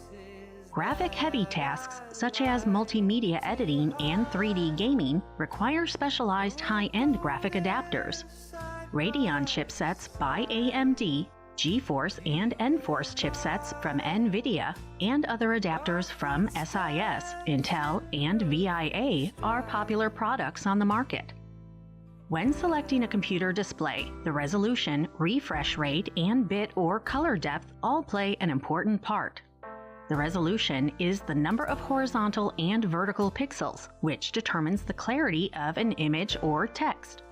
The refresh rate, based on how fast the screen refreshes to show a new image, governs the video playback quality, while the bit depth, which describes the total number of supported colors, dictates how close the colors are to real life. Higher resolutions, refresh rate, and bit depth result in higher quality images, smoother video playback, and true color displays. The display quality is directly linked to the amount of processing power required from the graphic processing unit, or GPU. It is, of course, possible to display low-resolution images and video on a high-end display, thereby reducing the need for graphic processing power. Initial displays used cathode ray tubes, or CRTs, with a 4:3 screen width-to-height aspect ratio. These displays supported Video Graphic Array, or VGA standards. The earliest VGA standard supported 640 by 480 pixels with a 4-bit, 16-color display at 60 Hz. This was superseded by the SVGA standard, supporting 800 by 600 resolution and 4 or 8-bit color. The next iteration, using XGA standards, supported 1024 by 768 pixel displays, 16 or 32-bit colors, and a higher refresh rate. All of these displays used a 4:3 screen width-to-height aspect ratio. With the advent of LED technology, widescreen monitors supporting 16:9 aspect ratios are common. These monitors support high-end resolutions from between 1280 pixels by 720 to 1920 by 1080 for a full HD display. Larger devices use even higher resolutions, such as 3840 by 2160 for 4K or Ultra HD displays, and 7680 by 4320 for 8K displays. Different display and graphic adapters come equipped with different ports that support different connectors and cables. Sometimes the same adapter may have more than one type of connector. Each connector represents an advancement in display technology and brings its own benefits. Let's take a look at each of these in greater detail. High-Definition Multimedia Interface, or HDMI, is the latest and most widely used interface for digital audio and video for televisions, Blu-ray players, computers, and other consumer electronics. Beyond just data transfers, HDMI also provides remote control, or CEC support, and digital content protection, or HDCP. The HDMI connector has a proprietary 19-pin connector in 3 sizes: HDMI 2.1 for regular connections, HDMI Mini for portable electronics such as DVD players, and the micro HDMI for GoPro action cameras, smartphones, and so on. The newer versions of HDMI offer greater bandwidth and can therefore support higher quality resolutions up to 8K. Developed by the Video Electronics Standards Association, or VESA, DisplayPort is designed to complement HDMI and offer a royalty-free alternative. It improves upon the DVI interface and is the first to use packetized data transmission. This allows DisplayPort to transmit higher bandwidths over fewer pins, thereby resulting in almost lossless data transmission. The DisplayPort connector has 20 pins, where 12 are for the main link, 3 pins for the auxiliary channel, 1 for the hot plug detection, 2 for power, and 2 additional ground pins. It can support 7 different transmission modes for progressively increasing bandwidth. Intel and Apple developed the Thunderbolt interface, and this interface remains popular on Apple computers. This versatile cable type functions both as a display and as a peripheral interface. The initial version of Thunderbolt used the Mini DP interface. Thunderbolt version 3 and the current Thunderbolt version 4 both use a USB-C interface. However, it is important to know that a Thunderbolt device plugged into a standard USB-C interface does not support Thunderbolt features, and a USB-C cable plugged into a Thunderbolt interface does not support Thunderbolt features. Developed as an industry standard for digital video content transmission, DVI connects a video source to a display. It transmits uncompressed digital video and can support both analog and digital devices in various formats. The DVI-I interface supports integrated digital and analog equipment on the same connector, while DVI-A supports only analog equipment and DVI-D supports only digital equipment. The digital connectors come in single and dual link formats, where the dual link provides higher bandwidth for resolutions higher than HD TV or 1920 by 1200. This interface was very popular but has since been replaced by HDMI and Thunderbolt or DisplayPort interfaces. One of the earliest interfaces, the VGA, was developed for analog video transmission. Considering that most of the modern graphic devices handle digital content, the VGA is now considered legacy, although some PCs continue to support it. The VGA has a distinctive 15-pin array distributed into 3 rows. The connector can be secured to the port using screws. There are several other connectors used commonly that are worth mentioning here. Apple provides a free license for the Mini DisplayPort, and it can support up to 4K resolutions, so users can connect their computers to HD TVs starting from the 2010 version. Many popular laptop models ship with the Mini DisplayPort interface. Some displays use USB to connect. Universally, cameras use USB ports to connect to computers. Some display monitors also use USB Type-A connectors. And some older televisions, VCRs, and computer monitors use S-cables to connect using the S-video port. Component RGB is used to process analog video signals. These interfaces typically split video into 3 signals, and usually have 1 or more additional cables for transmitting the audio signal. In this video, you learned that computers need a display unit connected to a screen in order to display graphics and video. Quality of display is based on resolution, bit depth, and refresh rates. And higher quality display requires high-end specialized adapters. The current display systems use 16:9 aspect ratio with LED displays, while older models use CRT displays featuring a 4:3 aspect ratio. And there are different graphic connectors available, and each has its own features and benefits.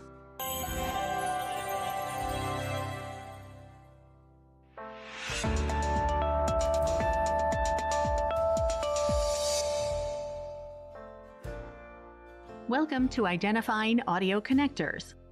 After watching this video, you will be able to describe how audio devices connect to a computer, list the different types of audio connectors, and identify audio connectors based on the connection type.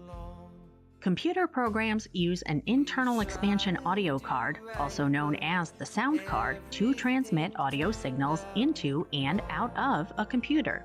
These cards have a digital to analog converter to help external analog devices connect and communicate with the computer.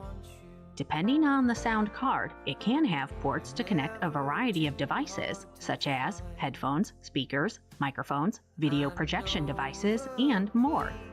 Sound cards are commonly used to listen to music, record and edit audio or video, play computer games, make presentations, and conduct teleconference calls. Audio input and output devices use different types of connectors, such as sound cards, Bluetooth, game ports or USB ports, and external audio interfaces. Let's take a look at each of these in more detail. The number of connectors or ports on a sound card depend on the requirements. These ports accept a 6.35mm tip, ring, and sleeve or TRS jack, or a 3.5mm TRS mini jack. The ports are usually labeled but are also color-coded for easy identification. At a minimum, a sound card offers a light blue analog line in, a pink microphone in, and a lime green audio line out connector. Sound cards with advanced features may also provide additional outputs, including black for left and right rear surround speakers and orange for mid-surround. Built-in Bluetooth connectors use a wireless interface to connect audio devices like headsets and speakers. Modern computers and laptops come with built-in Bluetooth adapters. However, external Bluetooth dongles are also available. These connect through the USB port to receive and transmit Bluetooth signals. Until the late 1990s, game ports used MIDI interfaces with the standard 15-pin connector. The two redundant pins, 12 and 15, were repurposed to transmit audio and enhance the gaming experience. Modern computers and gaming controllers use the USB port for both connectivity and audio, and the game port is now obsolete, except for backward compatibility with outdated devices. A single external audio interface can connect to multiple input and output devices, such as amplifiers, microphones, speakers, and so on. Professionals and studios use external audio interfaces for better quality and amplified sound. These external audio interfaces then connect to the computer via USB, FireWire, Thunderbolt, or similar digital connectors and require specific drivers to work. In this video, you learned that computers use internal expansion cards, called audio or sound cards, to send and receive audio signals. There are a number of ways a computer can connect to audio devices through the sound cards. And the most common connectors are sound card ports, Bluetooth, game ports or USB ports, and external audio interfaces.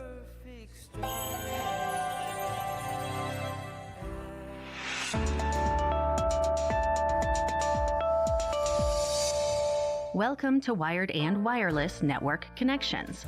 After watching this video, you will be able to describe network communication types, give examples of wired and wireless connections, and contrast wired and wireless connections.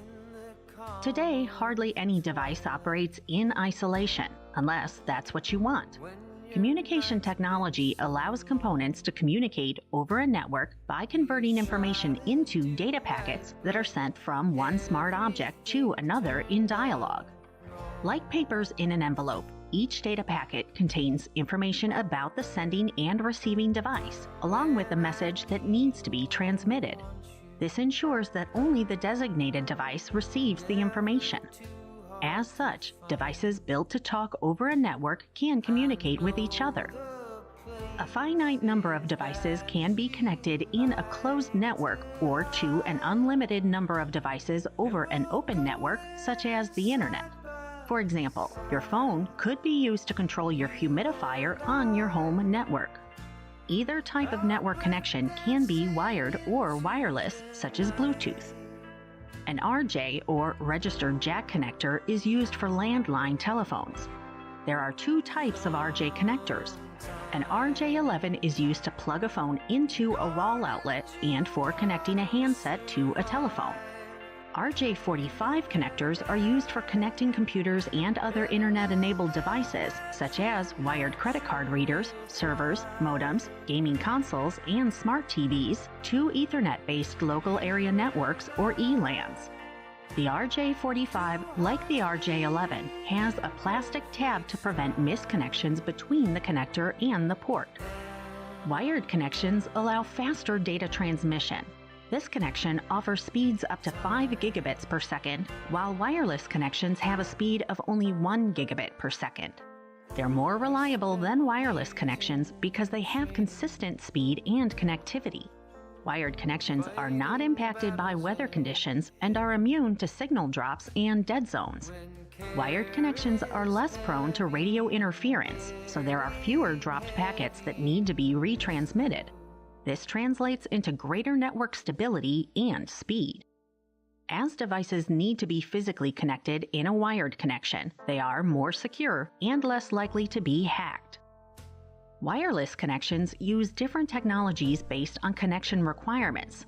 For example, wireless fidelity, or Wi-Fi, is used to connect computers, phones, tablets, smart TVs, and other devices to the internet. It works by connecting a wireless router directly to an internet modem.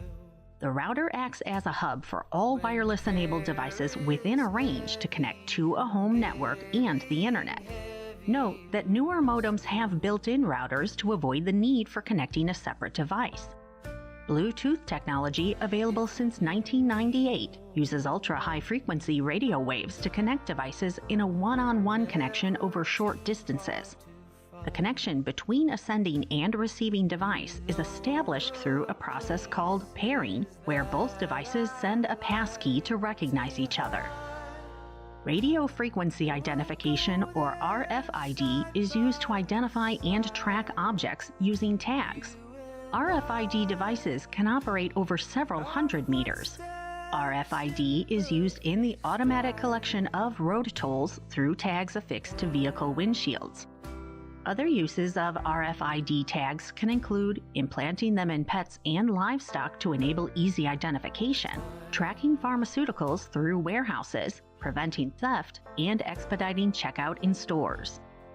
NFC, or near-field communication, is an evolution of RFID technology that works over extremely short distances.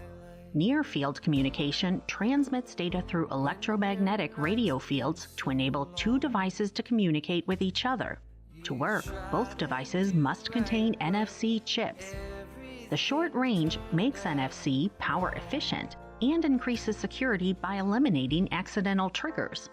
Common implementations of NFC include key cards for hotels and office access, digital wallets, and chip-enabled credit cards. Wireless networks are becoming increasingly commonplace because of their advantages over wired connections. For example, there's the increased mobility. Users can easily move from one location to another without losing connectivity most of the time. Wireless connections are extremely quick and easy to set up. On the other hand, wired networks require extensive cabling and equipment that must be installed and tested before the network becomes operational. As your networking requirements evolve, it is very easy to make updates and scale up in a wireless network. A wireless network can be easily extended to reach a wide area, including places where you cannot install network wires and cables.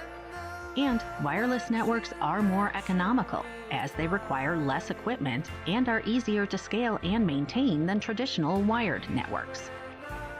In this video, you learned that devices connect with each other using wired and wireless networks. The main types of wired connectors are the RJ11, which is used in telephony, and the RJ45, used to connect computers and related peripherals. Wireless networks use different technologies based on usage requirements. Wi-Fi connects devices to home networks and the internet. Bluetooth has a short range but transmits large streams of data. RFID uses a tag and receiver model to collect identifying information. It is useful in tracking products, livestock, and pets, and for collecting tolls on highways. And NFC is an evolution of RFID and operates over extremely short distances. It often requires physical contact between devices to transmit data.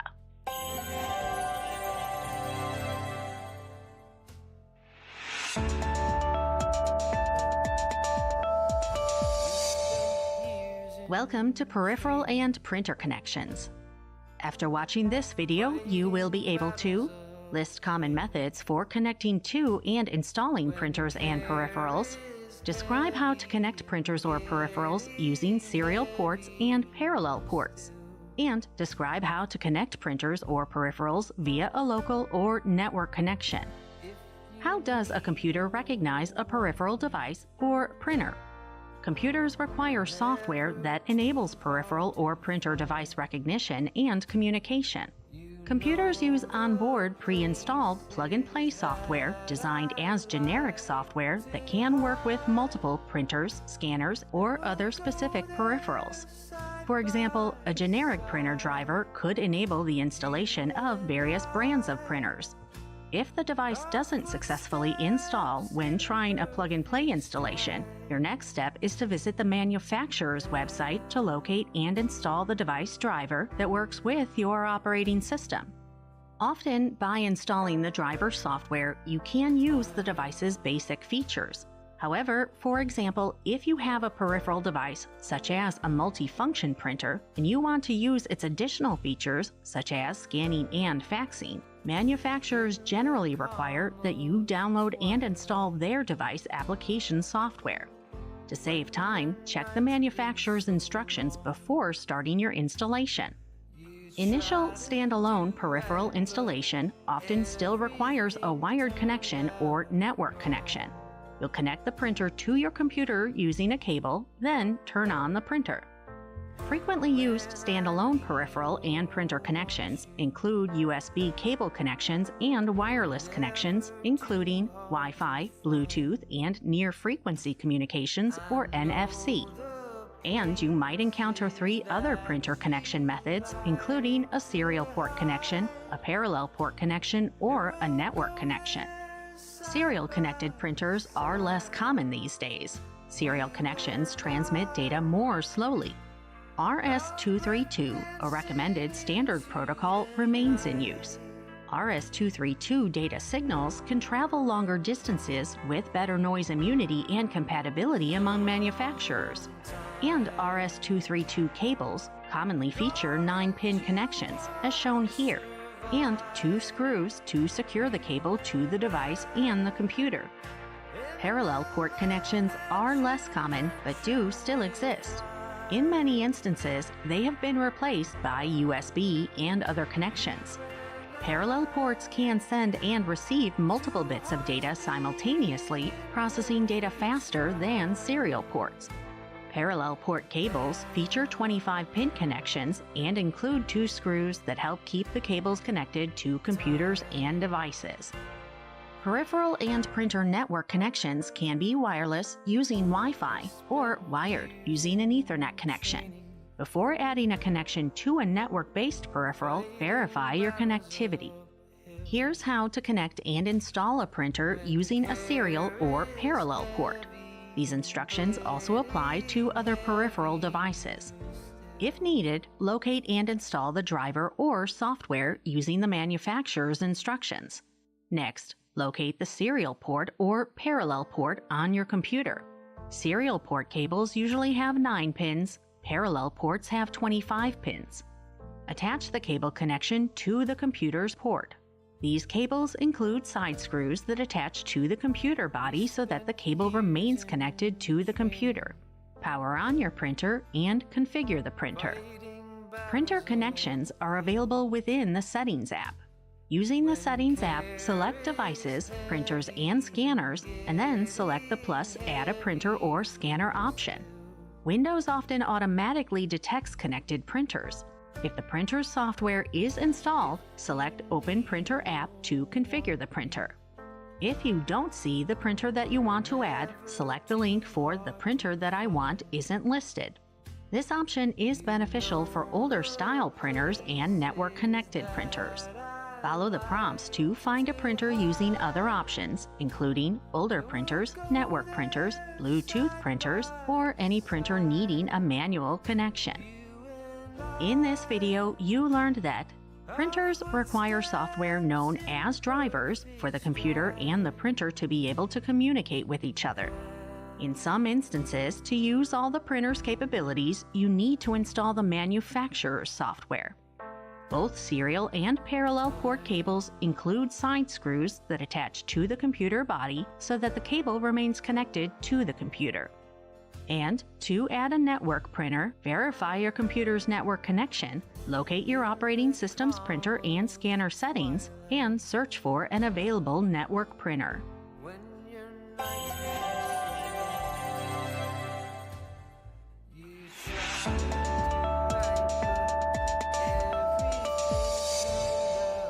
Welcome to Installation Types. After watching this video, you will be able to define hardware and software installation, evaluate the advantages of plug-and-play over driver installation, and explain the similarities of IP-based and web configuration.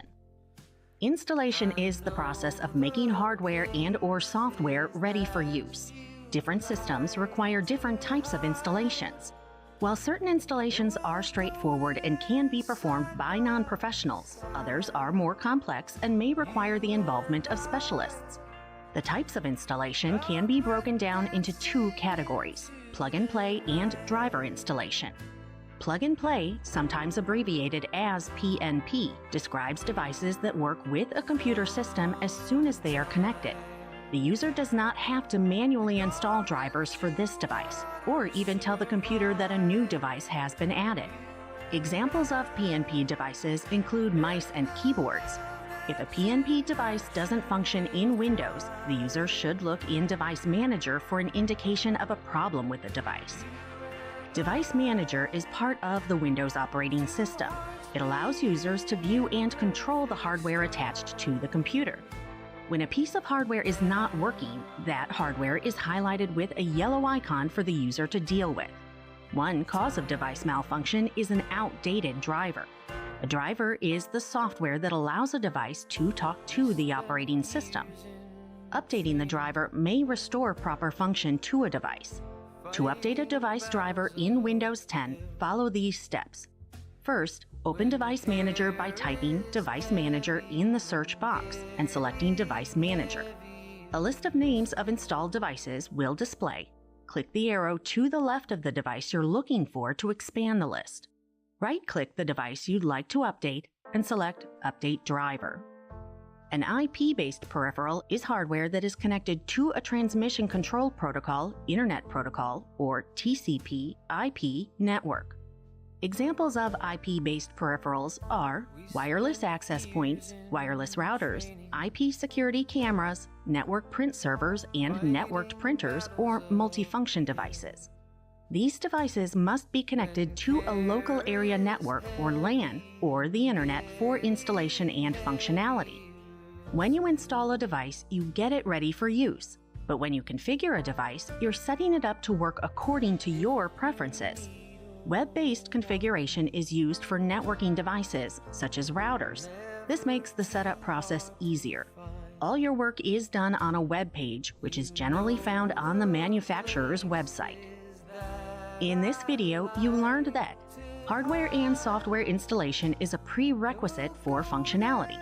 One of the advantages of plug-and-play over driver installation is the speed with which a device can be installed. The alternative is to install drivers manually, which is more time-consuming. And IP-based and web-based configuration both require an internet connection for installation and functionality.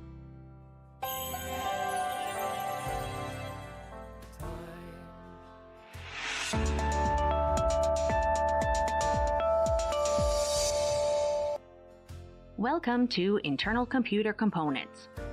After watching this video, you will be able to recognize several internal computer components, explore the role of a motherboard, and evaluate the importance of data flow.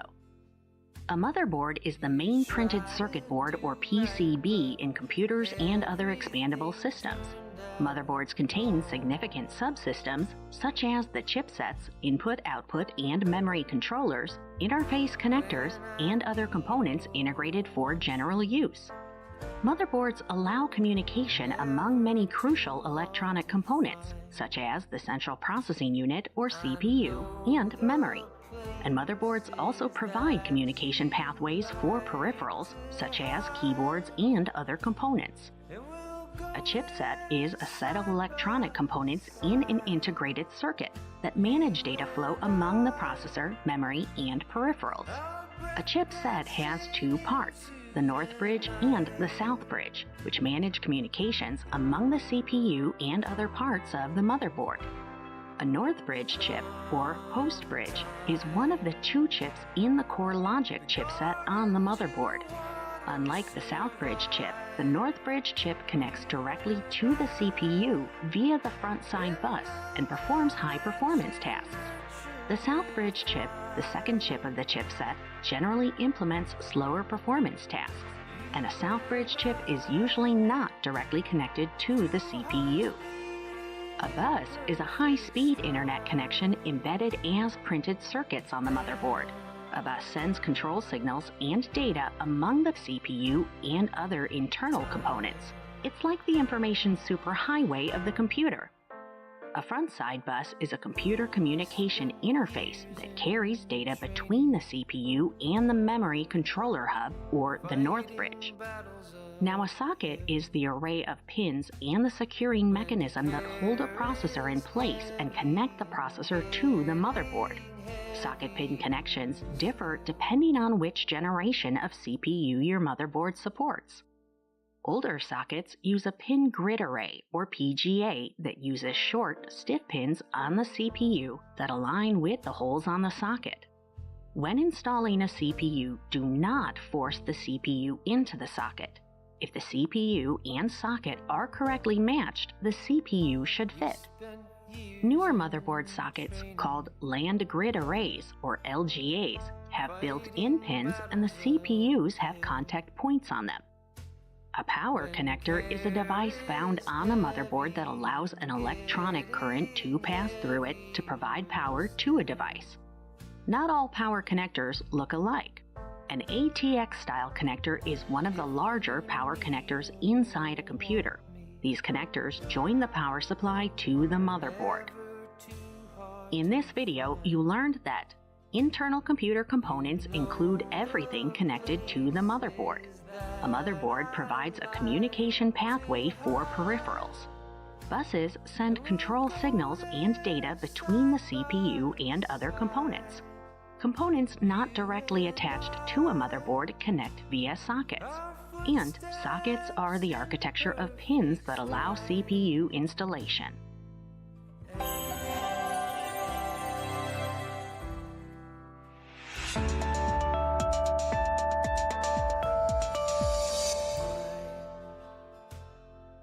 Welcome to Data Processing and Storage. After watching this video, you will be able to recognize the role of memory in a system, differentiate between memory slots and expansion slots, and evaluate the importance of the BIOS and CMOS. The CPU is a silicon chip in a special socket on the motherboard. CPUs contain billions of microscopic transistors on a single computer chip. These billions of transistors enable the computer calculations needed to run programs available in your system's memory. A 32-bit CPU is a processor architecture that can transfer 32 bits of data per clock cycle. Think of a 32-bit CPU as a two-lane information highway. 32-bit processors are found in laptops, workstations, and servers.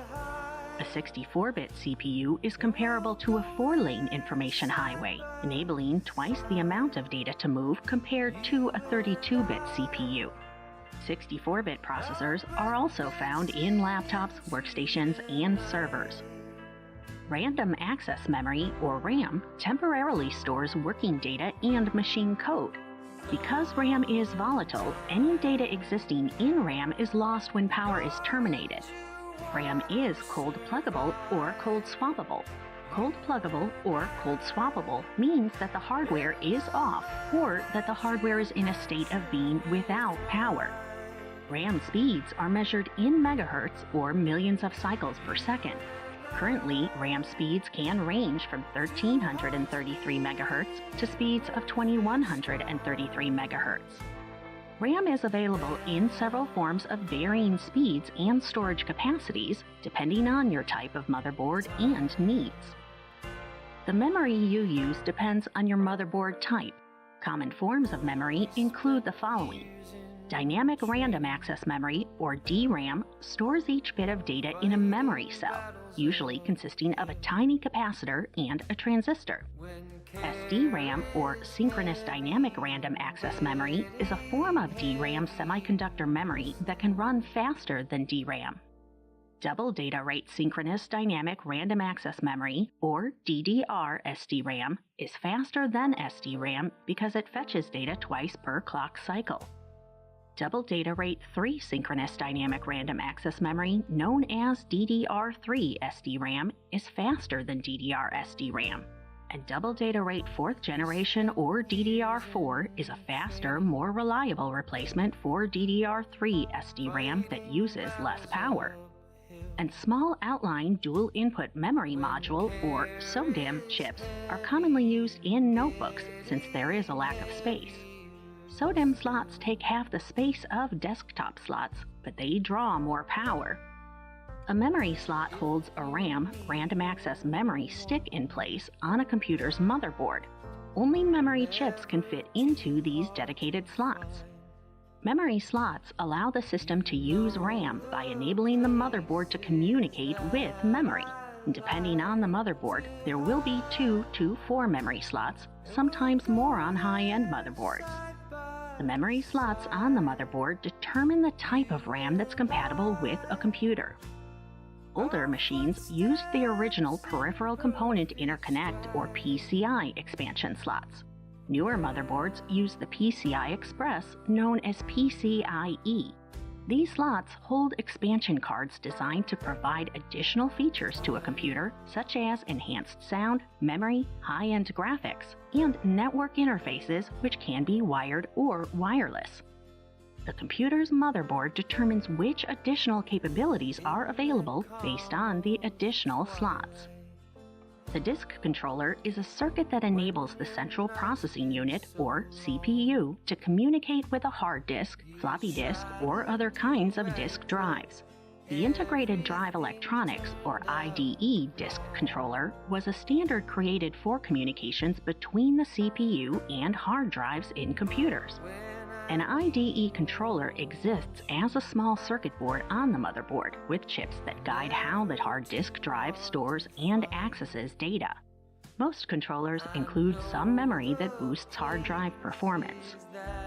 The BIOS, Basic Input-Output System, manages your computer's exchange of inputs and outputs, mostly when you're booting up your computer. Every computer has a BIOS pre-programmed into its motherboard. It's different than an operating system that can be installed, uninstalled, and updated long after you've bought the computer. When your computer is unplugged, the BIOS remains operational and relies on a battery for power. Such batteries exist in laptops and desktop PCs, but it's used more frequently in a laptop because laptops are usually unplugged longer than desktop PCs. You can update a BIOS through a process called flashing. To do this, you need the BIOS version number. You can find the BIOS version number in the System Information window. In Windows 10, press the Windows key +R, type MS-INFO32 into the run box, and press Enter. The BIOS version number is displayed in the BIOS version date field.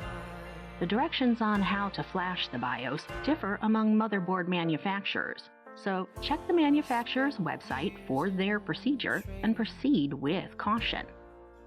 CMOS is short for Complementary Metal Oxide Semiconductor. A CMOS battery is a coin-sized battery similar to a watch battery that is installed on the motherboard to power the CMOS memory chip. The CMOS memory chip stores a computer's hardware settings. Like all batteries, CMOS batteries expire, and when the battery expires, the system clock resets, and you'll need to replace the battery to restore the computer system time, date, and hardware settings. In this video, you learned that internal computer components include everything connected to the motherboard. A motherboard provides a communication pathway for peripherals. A memory slot holds RAM in place on a computer's motherboard. The computer's BIOS is pre-programmed into the motherboard and uses CMOS to store configuration settings. And you can replace the CMOS battery to restore configuration settings.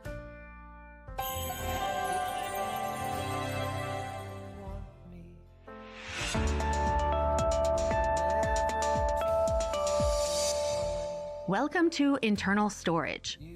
After watching this video, you will be able to describe general hard drive characteristics, identify characteristics of PATA drives, IDE drives, SATA drives, SCSI, and SSD drives, describe the general characteristics of optical drives, and identify expansion slots.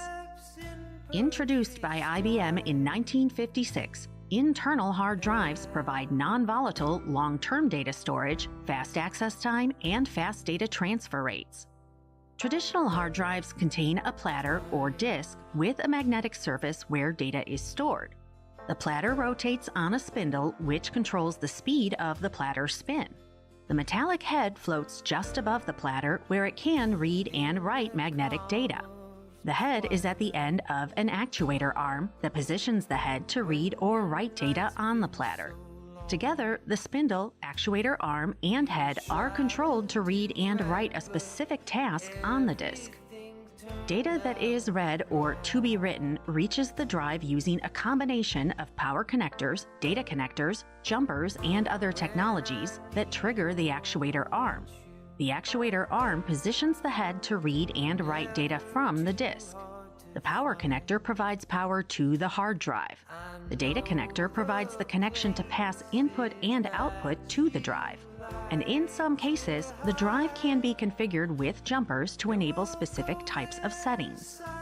Advanced Technology Attachment hard drives, known as ATA drives, including Integrated Drive Electronics or IDE drives and Parallel Advanced Technology Attachment or PATA drives, originated in the 1980s and were popular until about 2003. The early ATA drives processed data at 33 megabits per second. Later, ATA drives processed data at 133 megabits per second. In 2003, Serial Advanced Technology Attachment, or SATA drives, which communicate using a serial cable and bus, advanced data processing to 1.5 gigabits per second, more than 10 times faster than an ATA. Currently, SATA drives can process data at 6 gigabits per second. SATA drives are available in multiple sizes, known as form factors. SATA drives typically spin at 5,400 or 7,200 revolutions per minute or RPMs, with capacities from 250 gigabytes to over 30 terabytes. SATA drives still dominate today's desktop and laptop market. Each SATA port supports a single drive. Most desktop motherboards have at least 4 SATA ports. Small Computer System Interface, pronounced SCSI hard drives, joined the storage market in 1986. SCSI drives were fast, working at 10,000 or 15,000 rotations per minute or RPM. At the time, SCSI drives accessed data much faster than standard ATA drives. SCSI drives began to be discontinued around 1994 and are no longer used. Solid-state drives, known as SSDs, which store data on non-volatile flash memory, joined the hard drive market in 1989. SSDs provide significantly more reliability and are faster than traditional drives. SSDs operate at speeds of 10 to 12 gigabytes per second. Speeds vary by manufacturer and form factor, and SSD drive capacity ranges from about 120 gigabytes to 2 terabytes. SSDs cost more than equivalent SATA drives. However, SSDs provide significantly more reliability than traditional platter-style hard disk drives. SSDs are also available as external drives and hybrid hard drives. As part of a hybrid drive configuration, the SSD serves as a cache and the SATA drive functions as the storage disk. Hybrid drives tend to operate slower than SSD drives. Next, optical drives, which use compact discs or CDs and digital versatile discs, known as DVDs, were invented in the 1960s and came to market in 1992. These drives, like SSDs, provide non-volatile storage.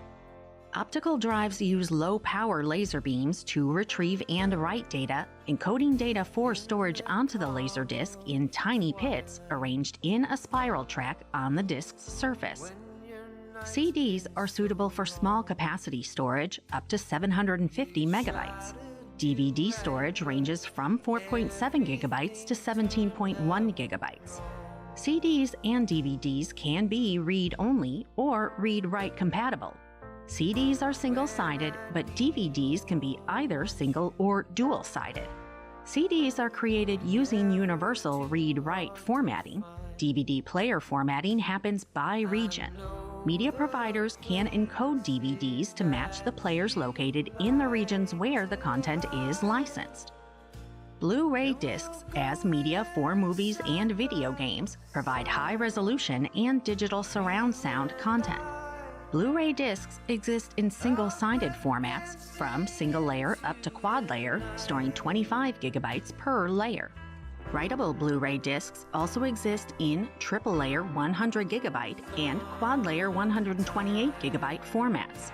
These require BDXL-compatible drives for writing and reading. Expansion slots, when available on the motherboard, are locations where you can add additional storage capabilities. In this video, you learned that internal hard drives provide non-volatile long-term data storage, fast access time, and fast data transfer rates.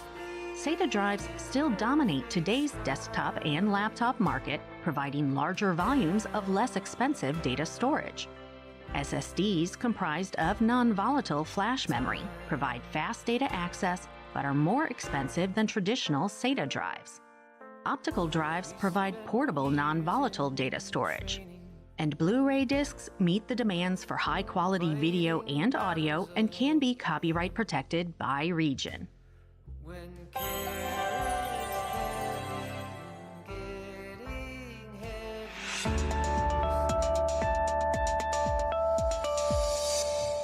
Welcome to Display and Sound Cards. After watching this video, you will be able to define what a video card does, explore the function of sound cards, and evaluate the use of a MIDI controller. A video card is either an expansion card in an empty slot on the motherboard or a chip built into a system's motherboard. It allows the computer to send graphical information to a video display device, such as a monitor, TV, or projector. A video card is alternatively known as a display adapter, graphics card, video adapter, video board, or video controller. A graphics processing unit, or GPU, is a specialized processor originally designed to accelerate graphics rendering. GPUs can process many pieces of data simultaneously, making them useful for machine learning, video editing, and gaming applications. Although GPUs are normally associated with the realistic graphics found in top-quality video games, several industries rely on their powerful processing capabilities. An audio card is also known as a sound card. It's an integrated circuit that generates an audio signal and sends it to a computer's speakers. The sound card can accept an analog sound, as from a microphone or audio tape, and convert it to digital data that can be stored in an audio file. Conversely, it can accept digitized audio signals, as from an audio file, and convert them to analog signals that can be played on the computer's speakers. On personal computers, the functions of a sound card are usually directly integrated into the motherboard. But for users who desire higher quality audio, a sound card is a separate circuit board that is plugged into the motherboard. A MIDI controller is a simple way to sequence music and play virtual instruments on your PC. It works by sending MIDI, musical instrument digital interface data, to a computer or synthesizer, which then interprets the signal and produces a sound.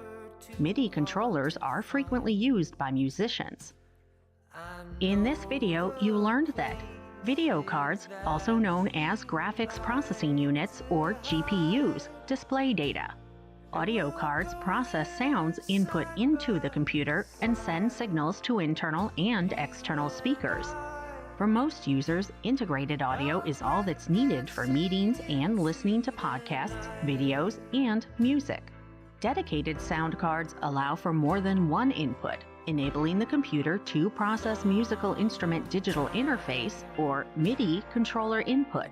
And musicians use specialized MIDI sound cards to record sounds from digitally enabled musical instruments onto computers and process those sounds as output.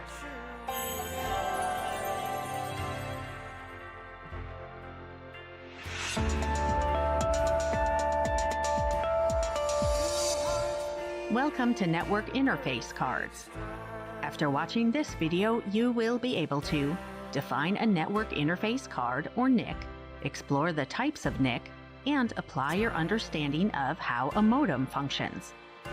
A network interface card or NIC is a hardware component without which a computer cannot connect to a network.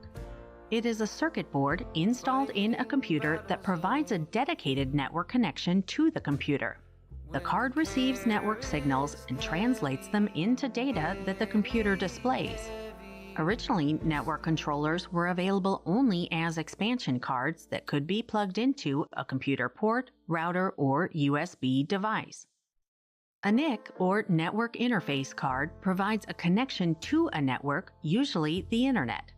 Onboard NICs are built into the motherboard, and add-on NICs fit into an open expansion slot on the motherboard. In terms of function, speed, and quality, there's no significant difference between the types of NICs. Wireless NICs rely on an antenna to communicate through radio frequency waves on a Wi-Fi connection. Wired NICs rely on an input jack and a wired LAN technology such as fast Ethernet. On a basic level, your modem gives you access to the internet. From Wi-Fi routers to mobile devices, the components that make up your home network all speak different digital languages, but your modem is the translator. It translates the signals coming from your internet service provider, or ISP, into an internet connection for your Wi-Fi router to broadcast. The modem receives information from your ISP through the phone lines, optical fiber, or coaxial cable in your home, depending on your service provider, and converts it into a digital signal. Your router and ISP can't communicate directly because they speak different languages, or rather, they transmit different signal types. So the modem digitizes those signals and sends the now usable signals to the router. Before you know it, you're online. In this video, you learned that a network interface card, or NIC, is a hardware component that can be built in or added to a motherboard. A NIC connects a system to a network, often the internet. NICs can be wired or wireless. Onboard network cards are built into the motherboard, whereas add-on cards are placed into an expansion slot on the motherboard. And a modem transforms digital information from your computer into analog signals that can be transmitted to a network, and it translates incoming analog signals back into digital data that your computer can understand.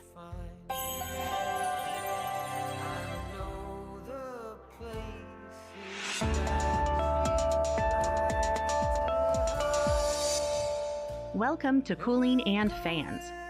After watching this video, you will be able to define system cooling, explore the methods of cooling a computer system, and evaluate the effectiveness of liquid cooling. Computers generate heat. Excessive heat can damage internal components. You should never operate a computer without ensuring there is a proper cooling system, air or liquid, installed. Central Processing Unit, or CPU coolers, are designed to dissipate heat produced by the processor that sits at the heart of your PC. The fans, radiators, and other elements in these cooling components allow the accumulated heat energy to flow away from vital internal parts. There are many cooling methods available. Passive cooling slows the speed at which a component, such as the processor, is operating. This approach contrasts with active cooling, which involves using powered fans instead. Fans in the computer case draw cool air through front vents and expel warm air through the back. In this process, the fans are used to dissipate warm air from delicate internal components. In forced convection, the hot air around an object, such as the central processing unit or CPU, is moved away by a fan blowing air across a heat sink. Thermal paste and a base plate rest between the water block and CPU to help improve the heat transfer properties. One approach to system cooling is to use a heat sink. First, add a heat sink compound to fill gaps between the CPU or central processing unit and other heat-generating components and the mechanical heat sink. Then place the heat sink, which is a passive component made of a conductive metal, over the CPU. Now excess heat is drawn from the CPU through the heat sink to its fins, where a fan blows air to dissipate the excess heat. This method dissipates warm air before it can harm components inside the computer. Liquid cooling works very much like a radiator in your car or home. It's quieter and more efficient than using fans to cool your system. Liquid cooling circulates liquid through water blocks, which rest on top of the chip that is being cooled. The relatively cooler liquid circulating through the water block pulls the heat away from the chip, cooling it. The heated fluid is pumped to the radiator where fans expose it to cold air. The re-cooled fluid is then returned to the water block to be heated, and the cycle repeats. Sometimes liquid cooling is a necessity. PCs used for high-end gaming and places where the ambient temperature is high require augmented cooling measures. Liquid-based cooling methods help in these cases.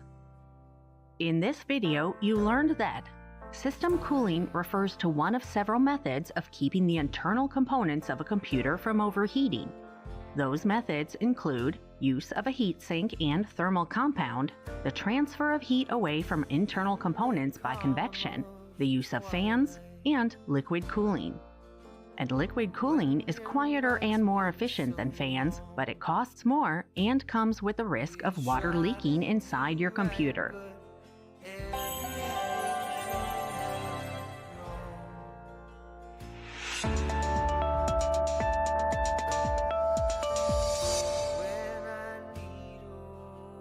Welcome to installing the Microsoft Windows 10 operating system.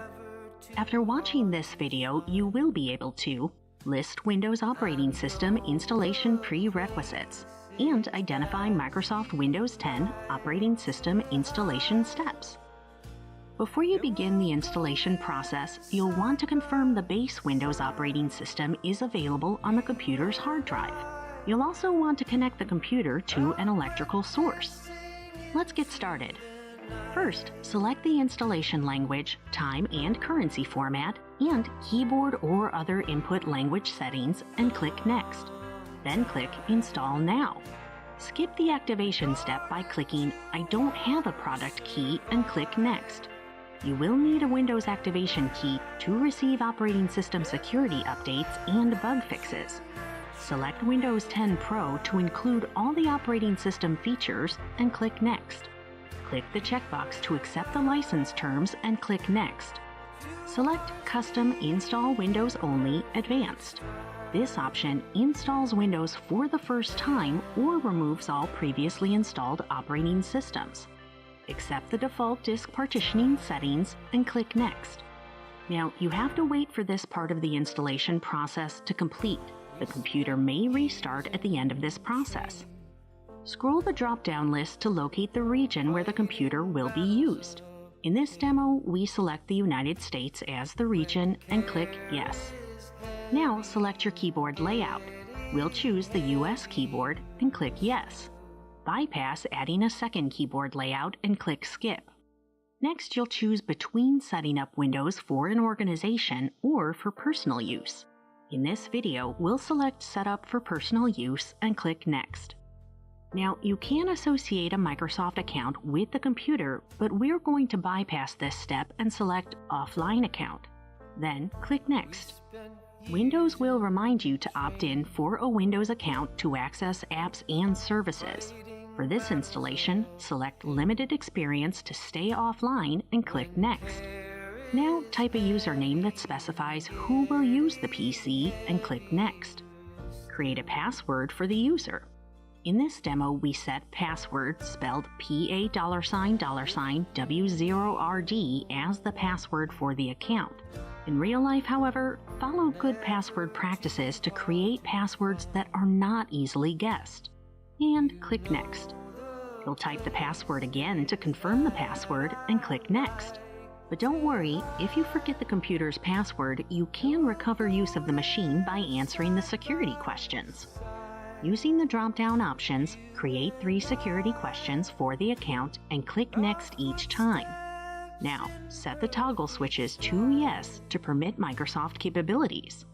These capabilities include speech recognition, device location, linking and typing, access to the user's geographic location, diagnostic data, and tailored experiences. Click Accept. Microsoft offers the option to synchronize activity history across devices, such as sharing information between a workstation at the office and a workstation at home. Click Yes to accept this feature. Next, you'll see an opportunity to enable the use of Cortana, Microsoft's digital assistant. You can click Not Now or Accept. After completing the prior installation steps, your workstation will take several minutes to complete the remainder of the steps. Then the workstation will shut down and restart. The next time you access the computer, you'll enter the username and password you specified during installation. And congratulations! After logging back in, you'll see the default Windows 10 desktop. In this video, you learned that before beginning the installation process, confirm that the computer is connected to an electrical power source. During the installation process, you may need to confirm which version of Windows you are installing. By selecting Offline Account, you can bypass associating your Microsoft account with the computer. You'll create a username and password and configure 3 security questions and their answers as part of your setup process. And after installation, you'll need to log in using the username and password you previously specified.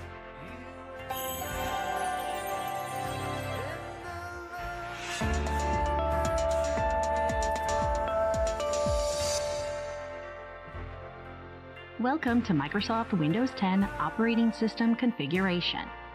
After watching this video, you will be able to describe how to create user accounts and use the Settings app to configure frequently updated operating system settings.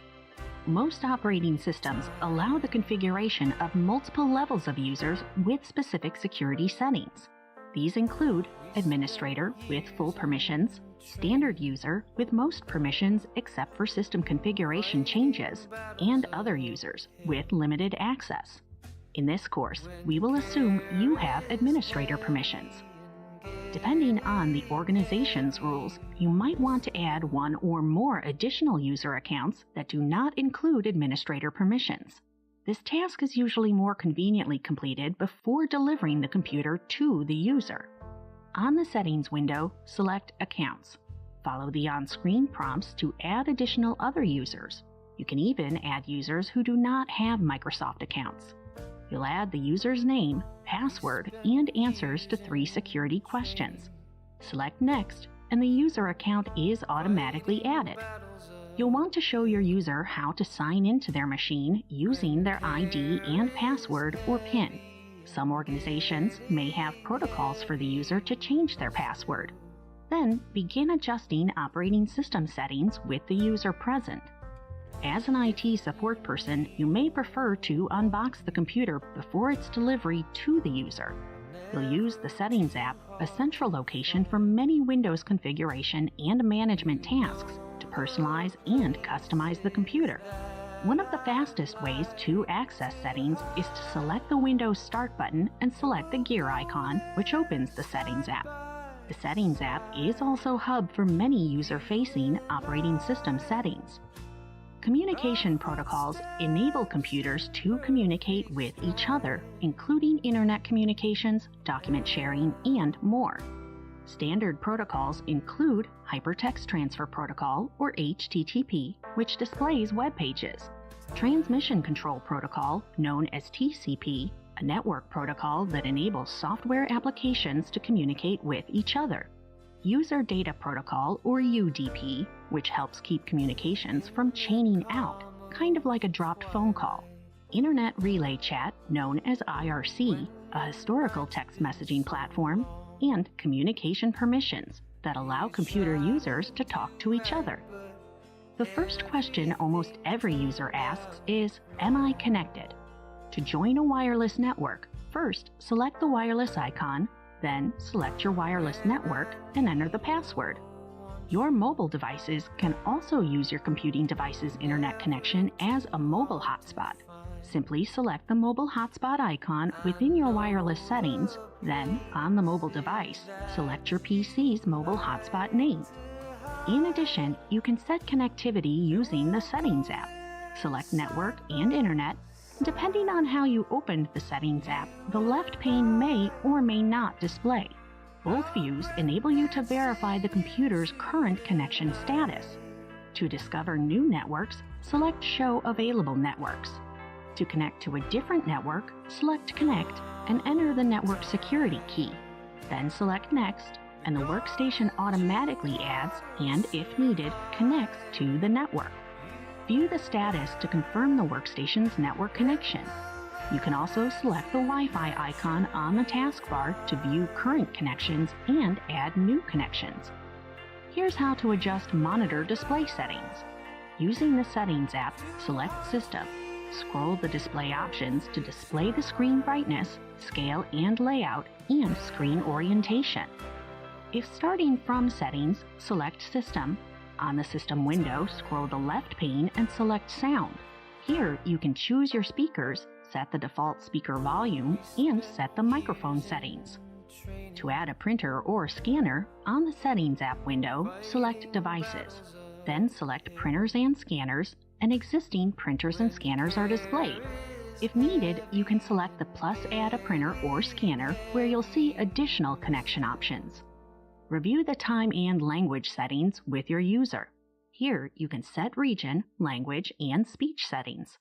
If you have a user who wants to use speech recognition, you'll need to set up this capability here, in addition to configuring ease of access accessibility settings. On the Settings window, select Ease of Access to configure capabilities that help accommodate the needs of blind, colorblind, low vision, and deaf users who need computing enhancements. In this video, you learned that some organizations may require setting up additional user accounts that do not have administrator capabilities. You can use the Settings app to configure regional preferences, printers, networks, video, audio, accessibility options, and more. And ease of access capabilities accommodate the needs of blind, colorblind, low vision, and deaf users.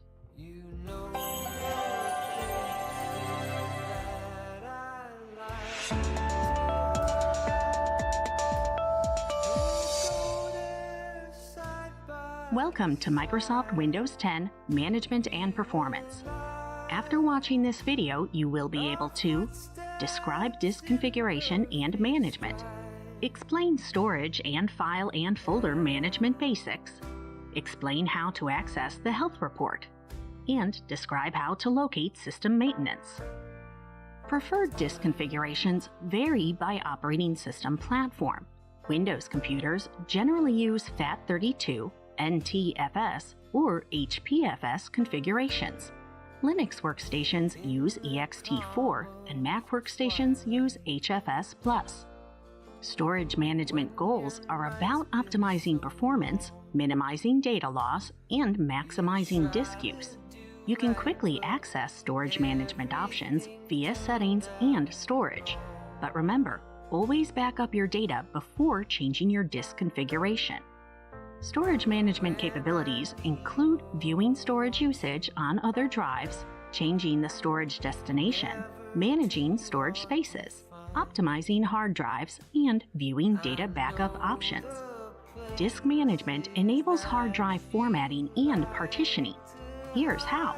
In the Windows taskbar box, type Disk Management and open the Disk Management app. Use the Disk Management app to perform disk formatting, partitioning, compression, and cleanup. To see the rules for how files are indexed, within the Settings app, select Search and select Searching Windows. Here you can set rules for how users find their files and which folders to exclude when users search for files. With the rules set, to search files and folders, open File Explorer. Within File Explorer, the ribbon bar displays commands to perform tasks such as opening, editing, copying, and moving, known as pasting and deleting files. Primarily managed through File Explorer, your hard drive configuration determines the allowable number of files and folders. The average user will not encounter limitations. Now, in the Windows taskbar box, type File Explorer Options to open File Explorer. Here you can set file and folder options to open folders within an existing or in a new window, to use a single-click or a double-click action to open a file, and to display recently accessed files and folders. A user might not need a program, or a program may not be permitted on the user's computer based on company policy. You can select Settings and then Apps, and in the Apps and Feature section, locate the program and right-click on the program to select the Uninstall option. Most software originates from online sources, so before downloading software, verify that the website is legitimate. In most instances, to install the software, click the designated .exe file. Windows will request your permission to install the software. Simply follow the manufacturer's installation instructions. Now, Windows manages most operating system software updates automatically. To check the update status, using the Settings app, select Update and Security where you can view your Windows update status. If your user mentions that they're having issues with the system performance, open the Settings app, enter the word Performance, and select Device Performance and Health. When viewing Device Performance and Health, the Health Report displays the status of Windows Time Service, storage capacity, battery life, and apps and software. If needed, use the Settings app, search for System Maintenance, and select the second option to troubleshoot and help prevent computer problems. Then, follow the on-screen instructions to help maintain the computer. In this video, you learned that Windows computers generally use FAT32, NTFS, or HPFS configurations, while Linux workstations use ext4 and Mac workstations use HFS+. The Disk Management app enables disk formatting, partitioning, compression, and cleanup. You can go to Settings and select Storage to change storage destinations, optimize drives, set access data backup options, and more. And you can use File Explorer to set folder options, such as whether to open folders within an existing or new window, whether to single-click or double-click to open a file, and whether to display recently accessed files for quick access. You also learned that the Health Report displays the status of the Windows Time Service, storage capacity, battery life, and apps and software. And System Maintenance provides troubleshooting capabilities to help keep your computer running smoothly.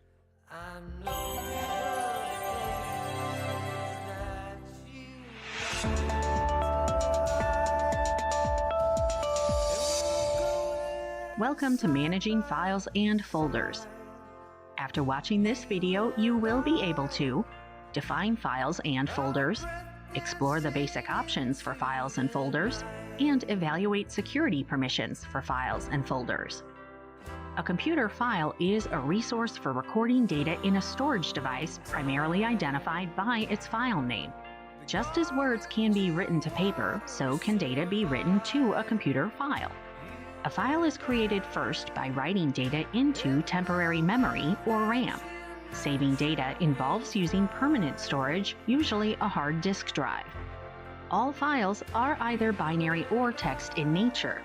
While text files contain only textual data that can be read easily, binary files contain textual and custom binary data. Data in binary form can be interpreted by supporting programs, but will show up as garbled text of ones and zeros in a text editor or word processing program. Files and folders have similar naming rules. Both should be named so the file or folder you want is easy to find. Names should be short but descriptive, 25 characters or less. Avoid using special characters or spaces in a file name. Use capitals and underscores instead of periods, spaces, or slashes.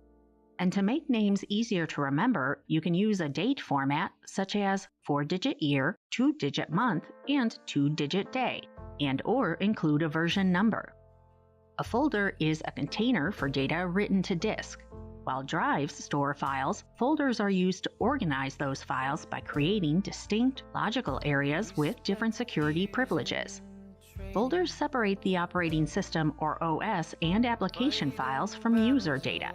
Folders also organize user data belonging to different accounts. In Windows, there's no limit to the number of folders within folders or subfolders you can create. A file path is also known as the path name. It's the precise location of a computer, file, device, folder, or web page. For example, C Windows System 32 tells the user that the System 32 folder is in the Windows folder in the C drive. In Windows, you can choose from these commands: Edit to create an updated file or folder, Save to preserve a copy of the file or folder to disk, Cut to place a file or folder temporarily onto the clipboard, and from there the file or folder can be copied or moved to a new location. Copy, similar to the cut command, also places a file or folder temporarily on the clipboard, and from there the file or folder can be copied to a new location. And move, to place a file or folder in a new location. An extension is the final part of the file name that follows a period. For example, letter.docx. The extension .docx indicates the file letter is a MS Word document. The file extension shows the file type and which applications can be associated with different actions, such as open, edit, and print. In this case, the related application is MS Word. Additional file extensions can be researched using the Internet. To create a file, right-click inside a folder or on the desktop. Select New, and then select the application you want. But you'll have to name the file to complete this brief process. Opening a file is just as simple and quick. Either double-click it or right-click it, select Open With, and select the appropriate application. When you create a file, you'll need to choose where you want to save it, for example, the desktop. To do so, select File, then Save As. Choose the location for the new file, and once you've saved a file to the proper location, just select the Save icon or File, then Save. To open or launch a program, just double-click the icon associated with it. Another option is to select the icon and press Enter. Deleted items are kept in the recycle bin and can be recovered by right-clicking an item in the recycle bin and selecting Restore. A file or folder typically can't be recovered if the recycle bin has been emptied, or if you press Shift+Delete when removing something. There's no recycling for items on flash drives or network shares, although a server administrator might be able to recover those files. To select multiple files and folders, click and drag the mouse to highlight them, press the Control key and select items individually, or press the Shift key and select the first and last file you wish to affect. All files between the first and last selected will become highlighted. To find folders and files, follow these steps. Right-click the Start button and type the item name in the search field, or use Cortana to find matching files, programs, apps, messages, and web pages on your system. Alternatively, you can use Windows Explorer to search by file name, file contents, file date, or size by selecting the folder icon on the taskbar. Windows Explorer, or Explorer, is a tool that you can use to manage your files on OneDrive and your PC. To rename a file or folder, right-click it and select Rename. Do not change the extension unless you mean to do so, as that can render the file inoperable. The File Properties dialog box has options for a file or folder. To access the properties of a file or folder, right-click it and select Properties. The window will give you information about and additional control over a file or folder. For security purposes, files and folders have attributes that can be set to read-only, system, hidden, or archive. Read-only allows you to view but not edit a file or folder. The read-only attribute prevents changes from being saved back to the file. You will be prompted to create another file containing the modified data. System attribute specifies that the file should not be accessible to ordinary users. A Windows system file is any file with the system attribute turned on. Windows depends upon system files to operate properly. The hidden attribute specifies whether the file is visible in the default view. It is possible to adjust Windows to display hidden files and folders, though. And the archive attribute shows whether a file has been changed since the last backup. Compression or zipping saves disk space by reducing the size of an item. Here's how to do it. Right-click the file or folder, select Send To, and then Compressed or Zipped folder. A new zipped folder with the same name is created in the same location. You can use encryption on files and folders for security purposes. Right-click the folder or file you want to encrypt and select Properties. Select Advanced. Under Compress or Encrypt attributes, check the box for Encrypt contents to secure data. Then click OK and click Apply. Setting permissions is another means to control what can be done with a file or folder. To change these permissions, right-click any folder or file and select Properties. Then switch to the Security tab and make your selection. In this video, you learned that files are organized data in a specific format. That data may exist in memory, a permanent storage capacity, or both. Folders are digital containers for files. Folders are used primarily for file storage and organization. Files have numerous extensions that identify the file type and which program or programs can open them. Files and folders have a variety of options to manage them. And files and folders have native encryption options in Windows for security purposes.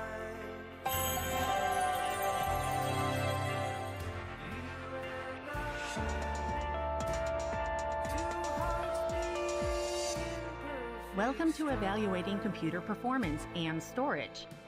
After watching this video, you will be able to identify the 4 key processor performance criteria, evaluate random access memory known as RAM availability, assess a computer's storage capacity, and evaluate network speeds and identify common connectivity issues. The following 4 components contribute to performance: the processor speed, the number of cores, the bus types and speeds, and the presence of cache. Processor speed, a primary computing measurement, is measured based on electrical clock speed in units of time referred to as hertz. Older devices measured processor speed in megahertz, but today's computing resources measure in gigahertz and even greater speeds.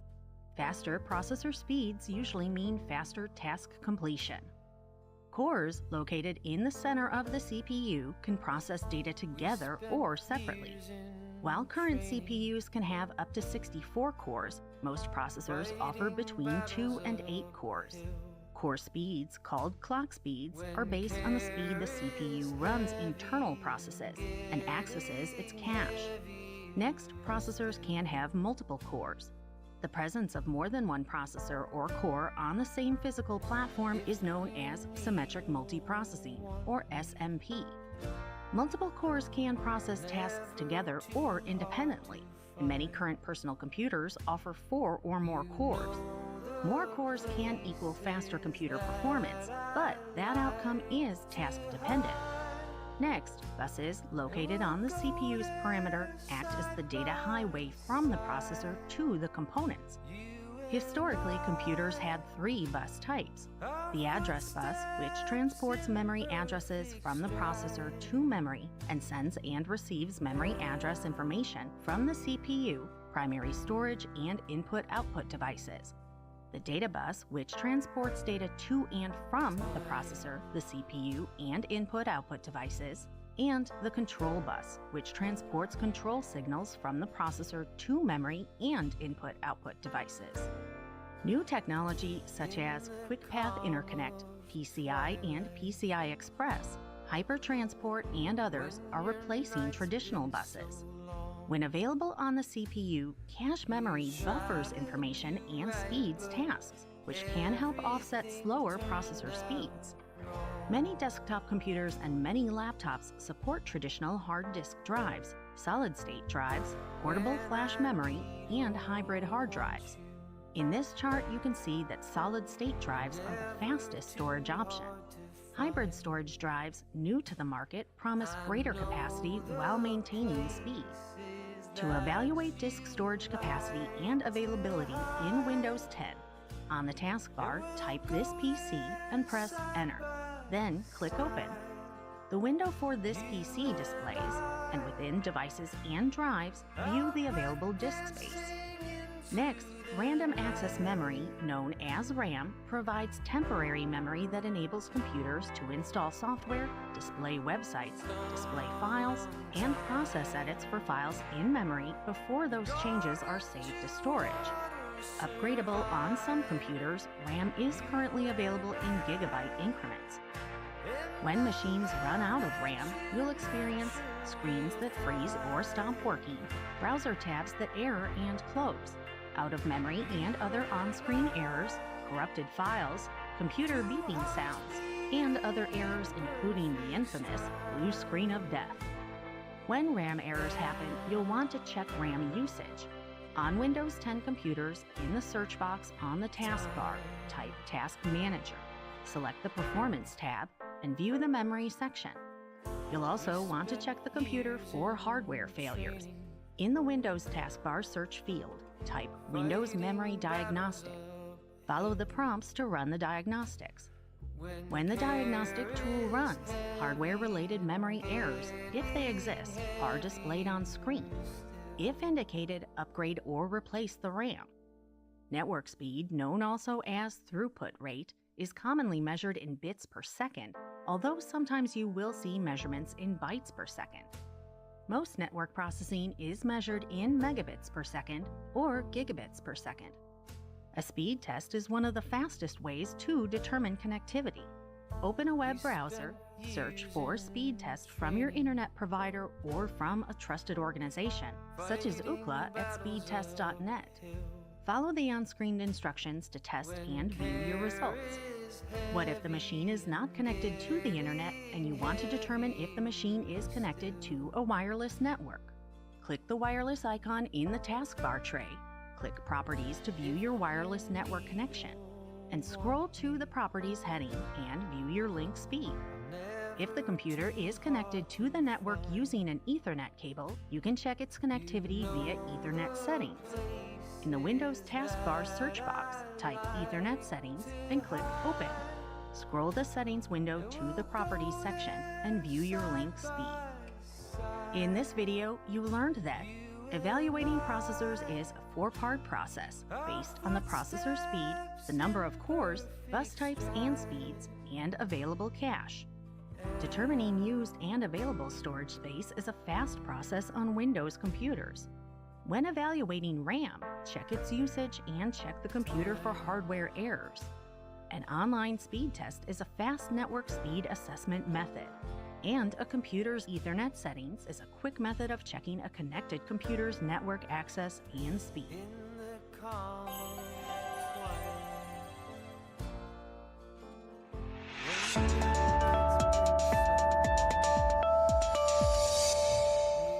Welcome to Workstation Evaluation and Setup. After watching this video, you will be able to identify the user's computing needs, evaluate computers based on their hardware specifications, and perform basic hardware setup tasks. Let's begin evaluating the user's workstation requirements. First, identify the user's job location.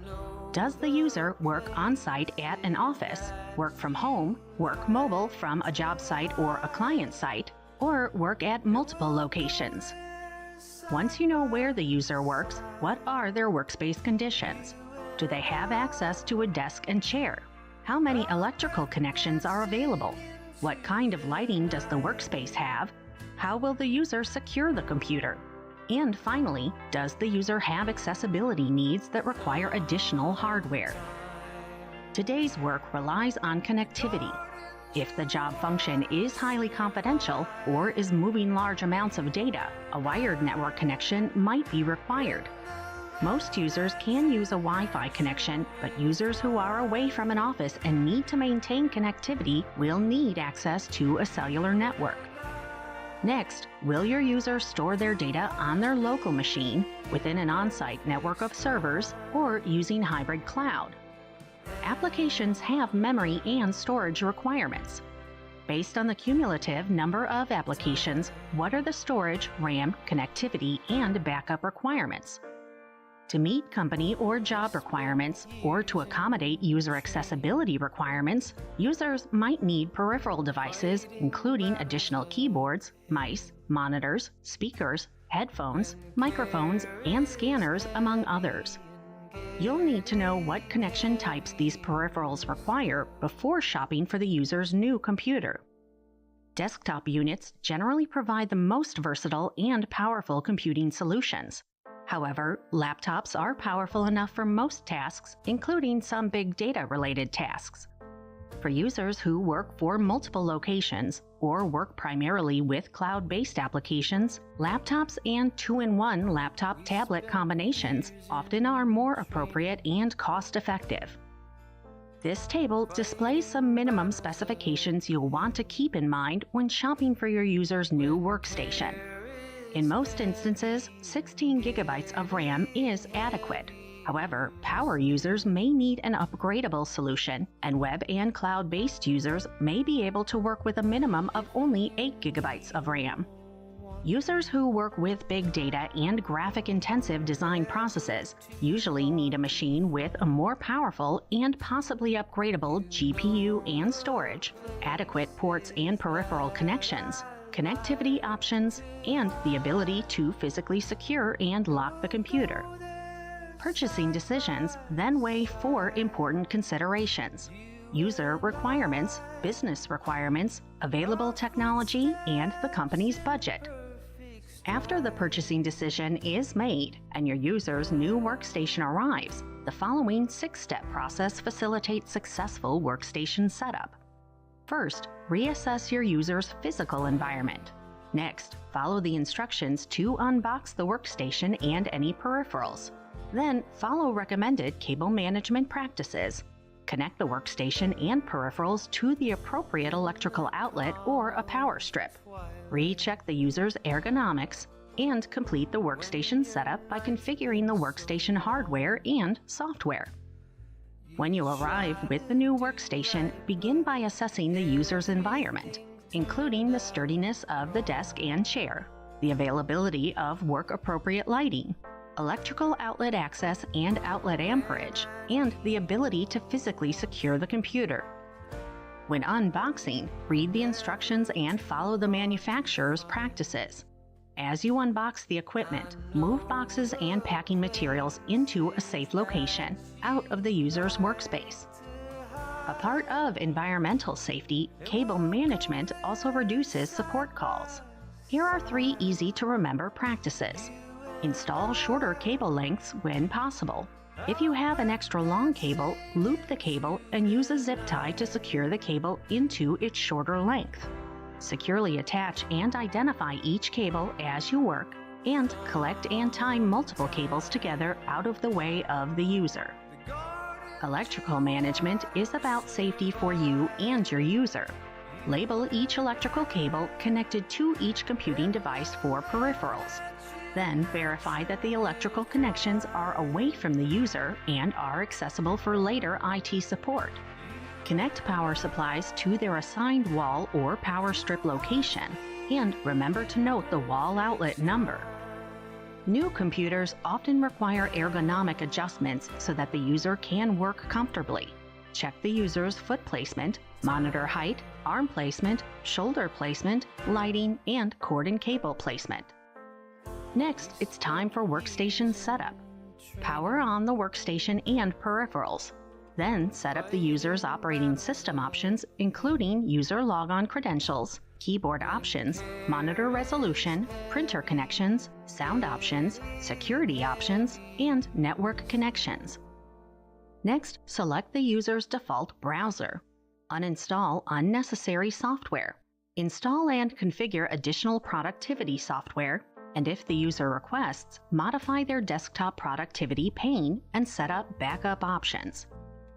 In this video, you learned that job needs, location, connectivity, and accessibility are essential user considerations. Ranking user requirements, the company's requirements, current technology offerings, and the company's budget are factors that determine which device is purchased. And workstation setup can be summarized as a 6-step process.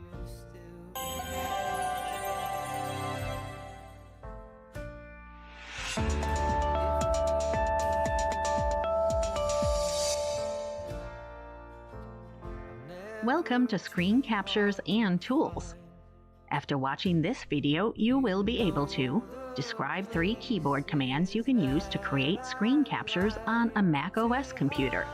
Identify 3 keyboard commands you can use to create screen captures on a Windows 10 computer, and name 2 keyboard commands used when capturing screens using a Chromebook. There are 3 ways to capture a screen on a Mac OS computer: Command plus Shift plus 3, Command plus Shift plus 4, and Command plus Shift plus 5. To capture an entire screen, select Command plus Shift plus 3. To capture just part of a screen, select Command plus Shift plus 4. You'll also need to apply a drag and release motion when you've included the screen portion that you wish to capture.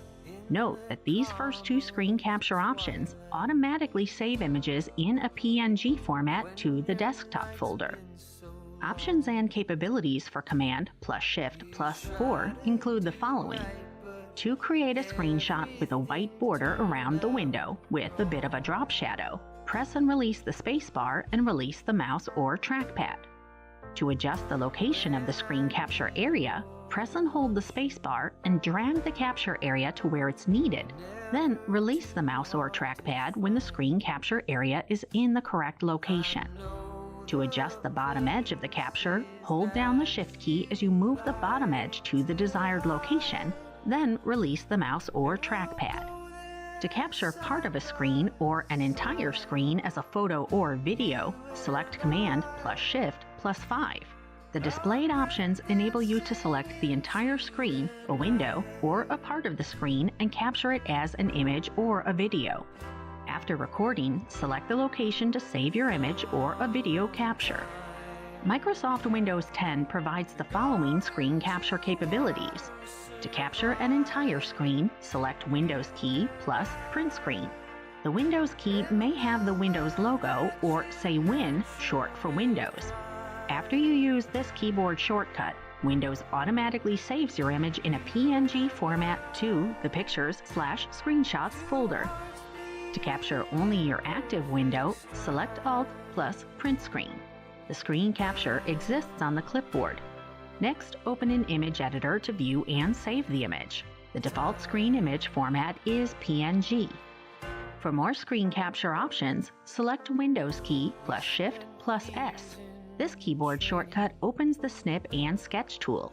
The displayed options enable you to select the entire screen, a part of the screen, or your active window. To capture an entire screen, select Control plus Show Windows. Note that the Show Windows key looks like a rectangle with 2 lines on the right side. To capture a partial screen using the keyboard, select Control plus Shift plus Show Windows. Click and drag the crosshair icon until the part of the screen you want to capture is highlighted, then release the mouse or trackpad. Note that each of these screen capture methods saves your image in a PNG format. Depending on the installed Chrome operating system version, your image might display in a pop-up window. Clicking on the notification will open the Chrome OS Files app. But if you don't see your image display, all screenshots are saved as PNG files and stored in the Downloads or Google Drive folder. In this video, you learned that each operating system platform provides full and partial screen capturing capabilities through keyboard commands. The default image file format for all three platforms is a PNG file format. And the OSs differ in how they save screen captures. Mac OS saves images by default to the desktop. Windows 10 automatically saves images to the Screenshots folder. And Chrome saves images in the Downloads folder or to the online Google Drive of the logged in account holder.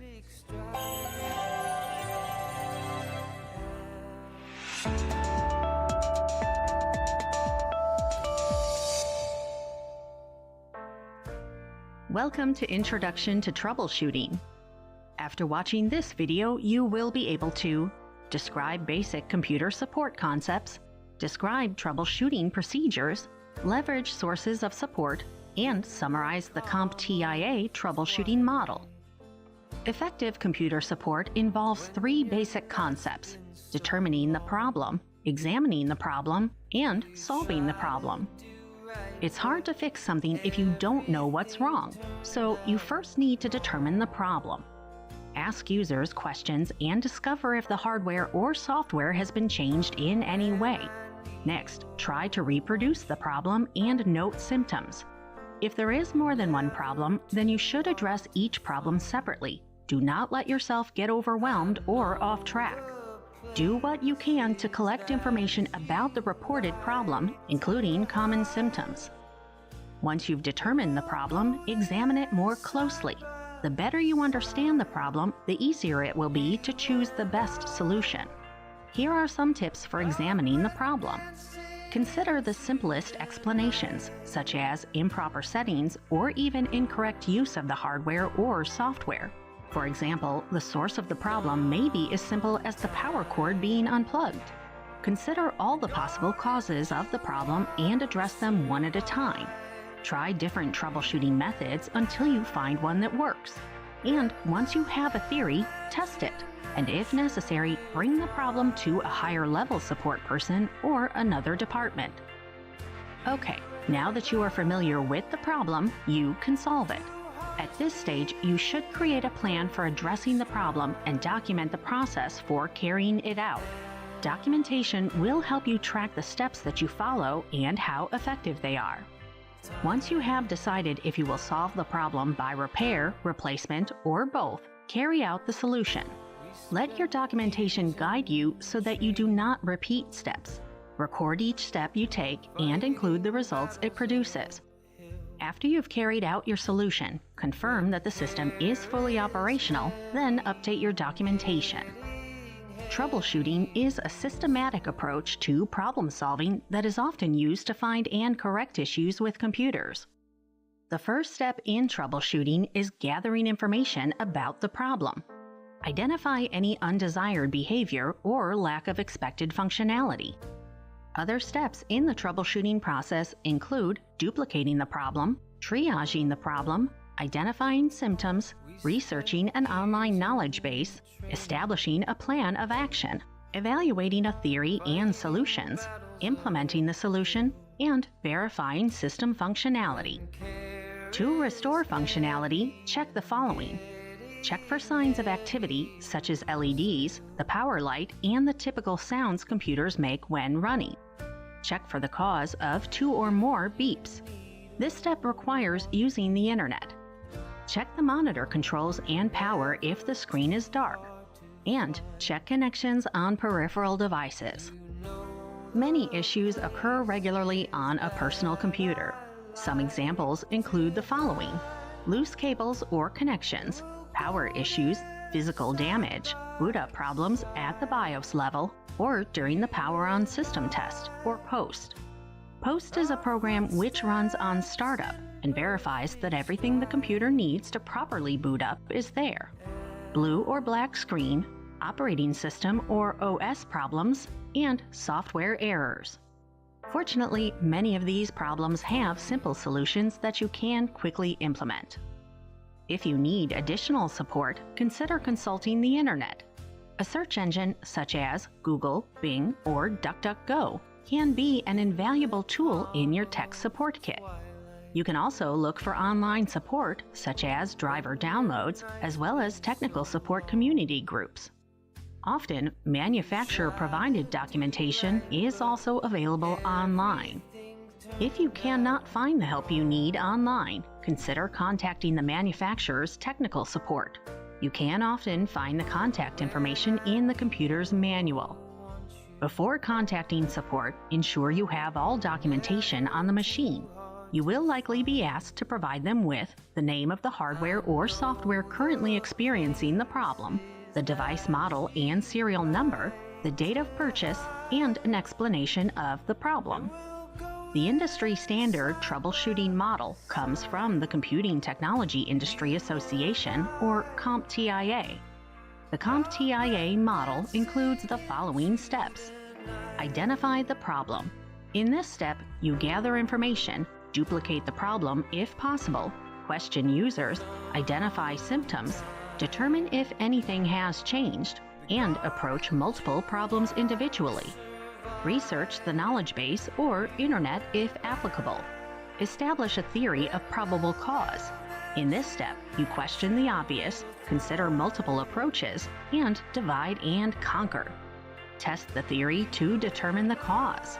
Once the theory is confirmed, determine the next steps to resolve the problem. Or, if the theory is not confirmed, establish a new theory or escalate the problem. Establish a plan of action to resolve the problem and identify potential effects. Implement the solution or escalate as necessary. Verify full system functionality and, if applicable, implement preventative measures. And finally, document findings or lessons learned, as well as actions and outcomes. In this video, you learned that computer support concepts are specific and sequential. Troubleshooting procedures often begin with looking for common problems. Sources of support include online resources and the manufacturer's technical support. And the Computing Technology Industry Association, or CompTIA, has the industry standard troubleshooting model.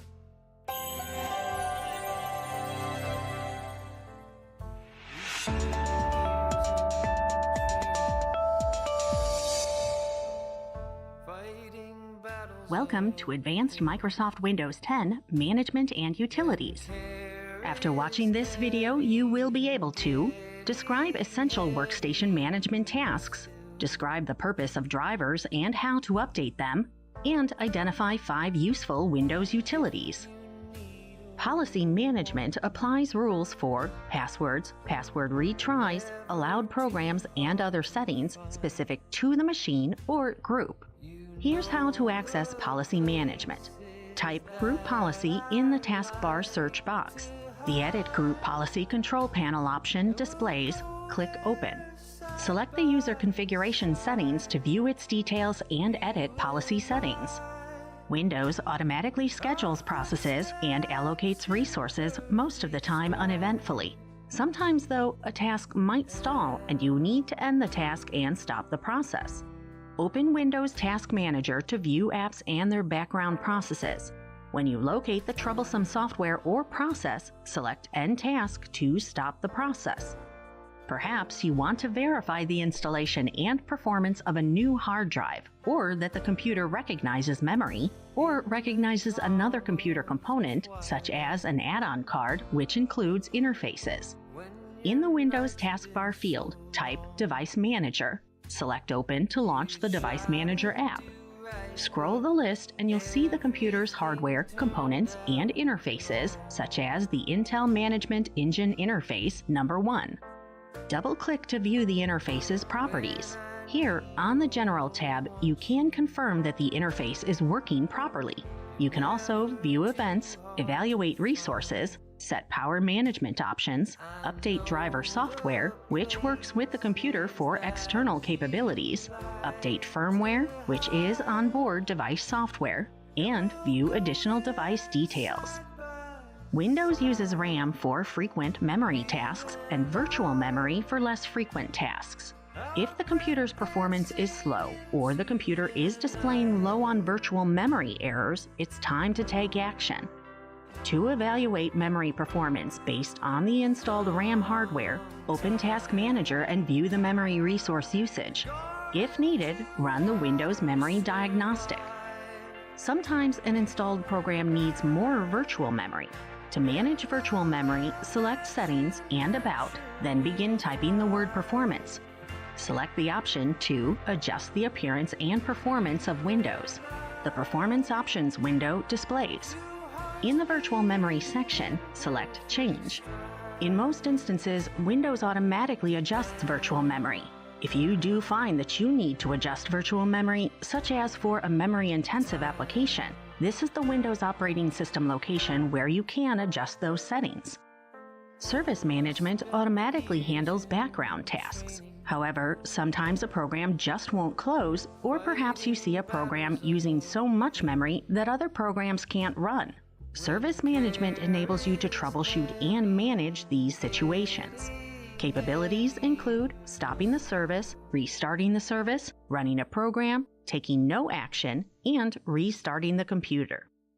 Drivers are software components that enable communications between the operating system and the device.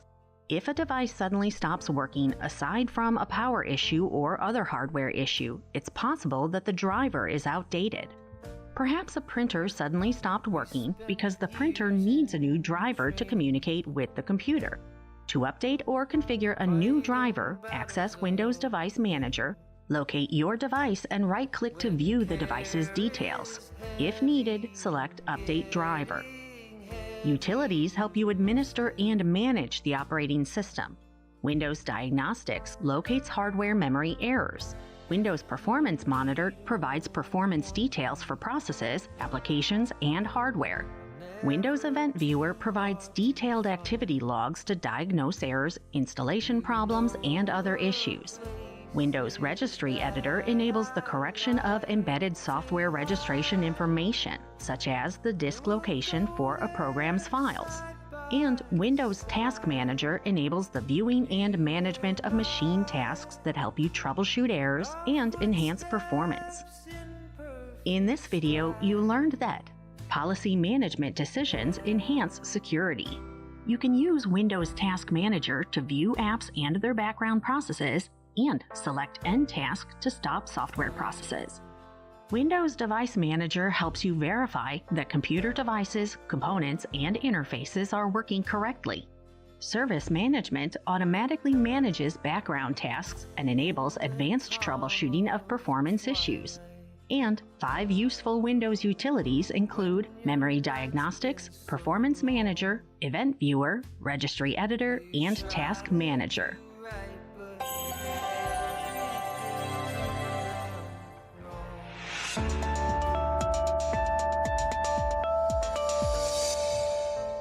Welcome to Introduction to Business Continuity Principles. After watching this video, you will be able to describe the importance of business continuity, evaluate a fault-tolerant system, and explain the importance of disaster recovery plans. In today's technology-reliant world, you must understand some basic risk management strategies to deal with disruptions so productivity issues are minimized. That's where something known as business continuity comes in. Business continuity is having a plan to deal with difficult situations so an organization can continue to function with as little disruption as possible. Whether it's a business or charity, all organizations must know how they can keep going under any circumstances. Business continuity is built upon fault tolerance. That's the ability of a system to continue operating without interruption when one or more of its components fail. Fault tolerance anticipates disruption and develops contingency plans. Fault tolerance designs systems without single points of failure, so if one part of a system goes down, it doesn't take down the entire system. The cost of a system outage is a crucial consideration of a business continuity plan. So is having a strategy to minimize the effects of system outages. This is known as redundancy. The broad categories of redundancy include system, network, and hardware. System redundancy augments the fault tolerance levels of the existing system. Network redundancy allows data to be rerouted to an alternate path until all systems are functional. And hardware redundancy serves as a solution to a disabled server. Redundancy, or replication, refers to the additional capacity of a computer network above what is needed for normal operation in the case of an outage or other disruption of operation. Think of it as a safety net for the almost inevitable system or component failure. It's having a backup system at the ready. There are 5 common types of redundancy. The first type of redundancy is data redundancy. It's implemented through backups. Data redundancy occurs when the same piece of data exists in multiple places. Unfortunately, data redundancy can cause data inconsistency, which can provide a company with unreliable and/or meaningless information. One example of this is to have multiple versions of the same file on a network. As such, real-time syncing of the data across all its backups is vital for all copies to be consistent with one another. The next type of redundancy is known as Redundant Array of Independent Disks, or RAID. RAID has 3 varieties and provides server hardware failover redundancy. RAID 0 allows a storage system to tolerate individual disk unit failures as the data is simultaneously written to more than one disk. In a RAID 1 system, there's an exact copy or mirror of a set of data on 2 or more disks. And in a RAID 5 group, there are a minimum of 3 hard disk drives, or HDDs, and no maximum. RAID 5 is considered one of the most secure RAID configurations. Network redundancy is the process of adding additional network devices and lines of communication to help ensure network availability and decrease the risk of failure. Some of the features of network redundancy are multiple adapter cards and/or ports for individual hosts, and load balancing, in which a networking solution is used to distribute traffic across multiple servers in a server farm. There are multiple network paths between nodes, and routers can detect failed links and choose to reroute data by finding alternate paths for it. Site redundancy is the ability to lose an entire site without losing signaling or application state data. It guards against total loss of operations due to a natural disaster or major network failure. This type of redundancy employs the process of replication to synchronize data among multiple sites and ensures data access.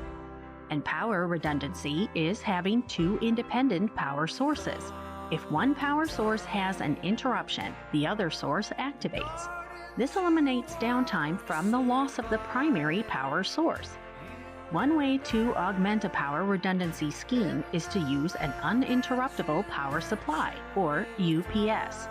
A UPS adds a layer of protection if something as expensive as a backup power generator is not feasible. The point of backups is to create a copy of data that a business can restore from when a primary copy is damaged or unavailable, and have a specific and sequential strategy for backups that identifies key backup concerns and selects appropriate backup types based on needs and resources. Backups restore data. Backup methods include the following: full, which creates copies of all files; incremental, which copies only those files that have been altered since the last full backup; differential, which saves only the difference in the data since the last full backup; and daily, which keeps a backup of just those files that have been modified the same day the backup is done. A backup storage device is used to make copies of data that is actively in use. Backup media provide redundancy of data residing on primary storage. Should the primary storage medium, such as a hard disk drive or HDD, fail or become corrupted, the original data can be recovered from copies on the backup hardware. Examples of backup devices include a USB drive, an external hard drive, a local area network or LAN, and tape. A backup strategy must balance these considerations. Costs: you may have to buy hardware and software, pay for a maintenance agreement, and train your staff, and location. Many businesses back up to the cloud, but consider keeping a copy of your data in an additional location too, as cloud outages do happen. Businesses need to know the requirements of each backup approach in storage, cost, and time. These factors impact the length of the backup procedure and the recovery. Disaster recovery is an organization's strategy for restoring functionality to its IT infrastructure. This plan must explain the actions to be taken after a disaster. It involves strategies for specific scenarios to ensure continuity. A swift recovery depends on plans that are specific, imaginative, and comprehensive. And the choice of disaster recovery methods depends upon needs and resources. In this video, you learned that business continuity in the wake of unexpected outages relies heavily on planning. Fault-tolerant systems can continue operation despite outages. The choice of redundancy option and backup system depend on a business's needs and resources. And disaster recovery plans aim to resume operational functionality to a business after an outage.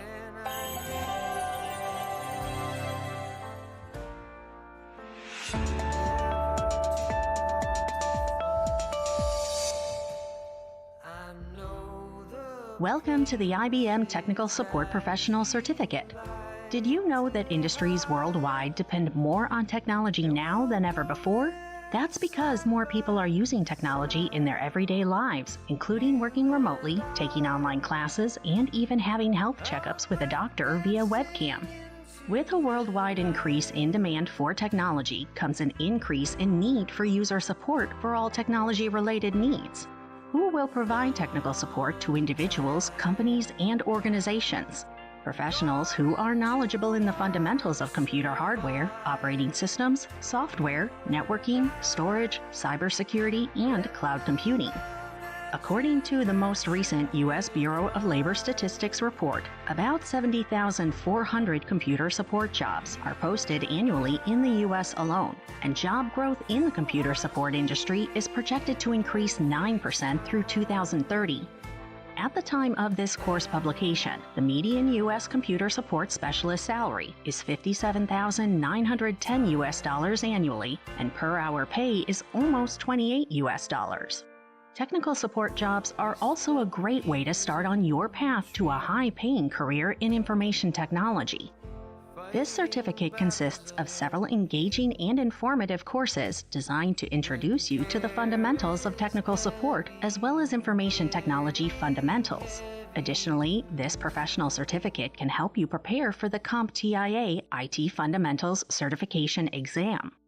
This is a beginner-level certificate, which means that anyone, even if you're new to IT, can take this course.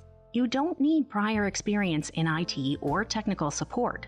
No college degree is required. All you need to get started with this certificate is a willingness to learn and a basic computer literacy to take online courses through your web browser or mobile app. The courses in this certificate will introduce you to the essential parts of IT. You will learn about hardware, software, networking and cybersecurity, cloud computing, ticketing systems, and careers and pathways in IT. Throughout the courses, you'll hear from IT insiders as they share their experiences and what they've learned as they've progressed through their careers. Some of the experts you'll hear from are Aditya Pundir, an IT manager, Michelle Sanchez, an instructional designer who started in help desk, Mike Schwartz, who works in IT support, and Amy Taylor, an enterprise support technician.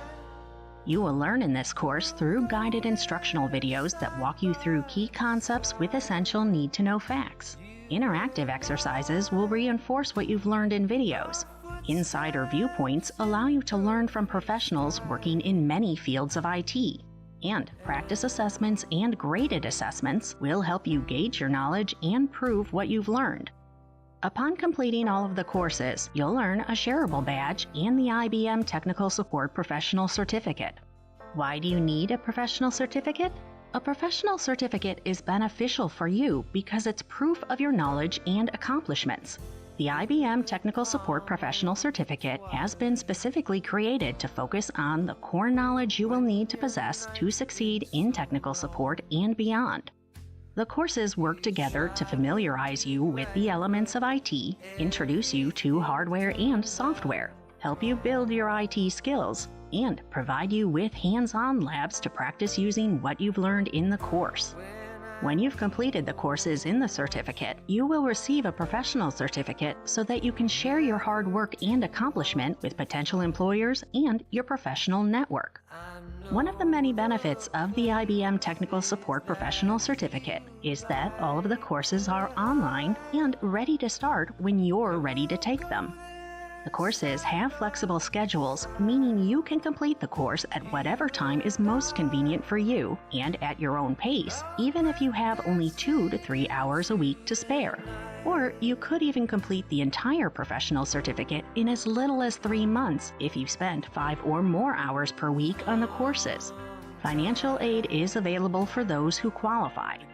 So, if you are not sure this program is right for you, you can try a free 7-day trial, or you can audit the courses. These options give you the opportunity to sample the content and determine if the courses are right for you. And remember that we're here for your success. If you have any questions about the courses or the professional certificate, just ask. So, what are you waiting for? Let's get started.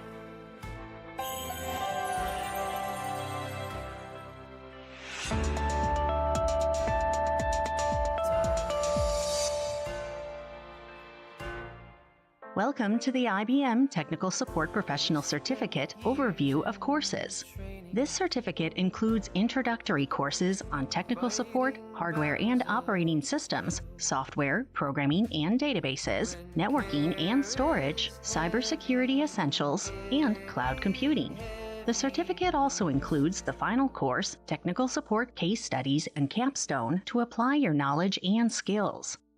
The course, Introduction to Technical Support, describes many support essentials, including the roles and responsibilities of technical support professionals, career pathways and progressions in information technology or IT, support tools, ticketing systems, technical skills, and soft skills, all of which are needed to succeed in IT support.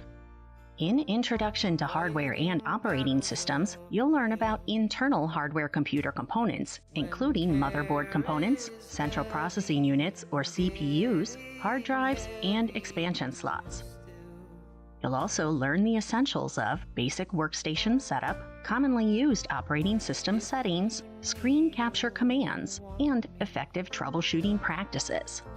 In the Introduction to Software Programming and Databases course, you'll learn about software, web browsers, software development, programming languages, and database management.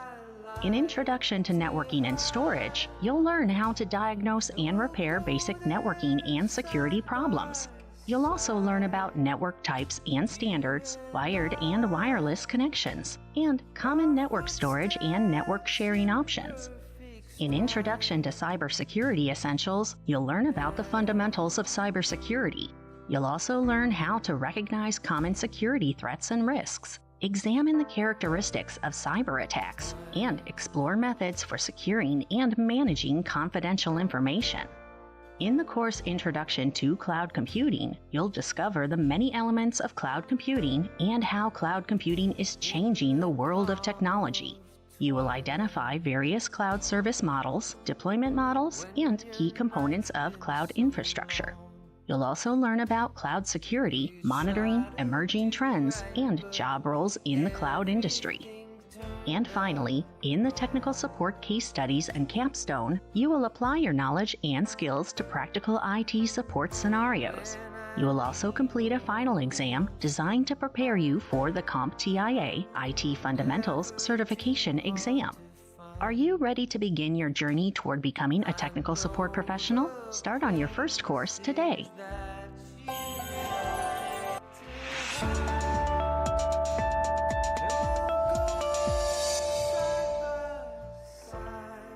Welcome to Exploring Linux Operating System Essentials. After watching this video, you will be able to explain why companies adopt Linux, describe how to create a local system account and confirm its settings, explain how to view system information, describe how to use the Ubuntu file system, and explain how to monitor system performance. As an open source operating system, multiple vendors offer Linux operating system, or OS, versions. Some OS versions include user-friendly graphical user interfaces similar to Windows, while others focus on command line interfaces and capabilities. But no matter which vendor or version, Linux is often the operating system that organizations and their programmers prefer because of its stability, security, and efficiency. Linux versions are known as distributions, or distros. Popular vendors include Debian, Red Hat, Linux Mint, Ubuntu, OpenSUSE, and others. Canonical distributes Ubuntu, a Linux version with a lightweight, easy-to-use graphical interface, and Canonical reports more than 40 million users as of 2021, making Ubuntu's graphic interface a widespread Linux distribution.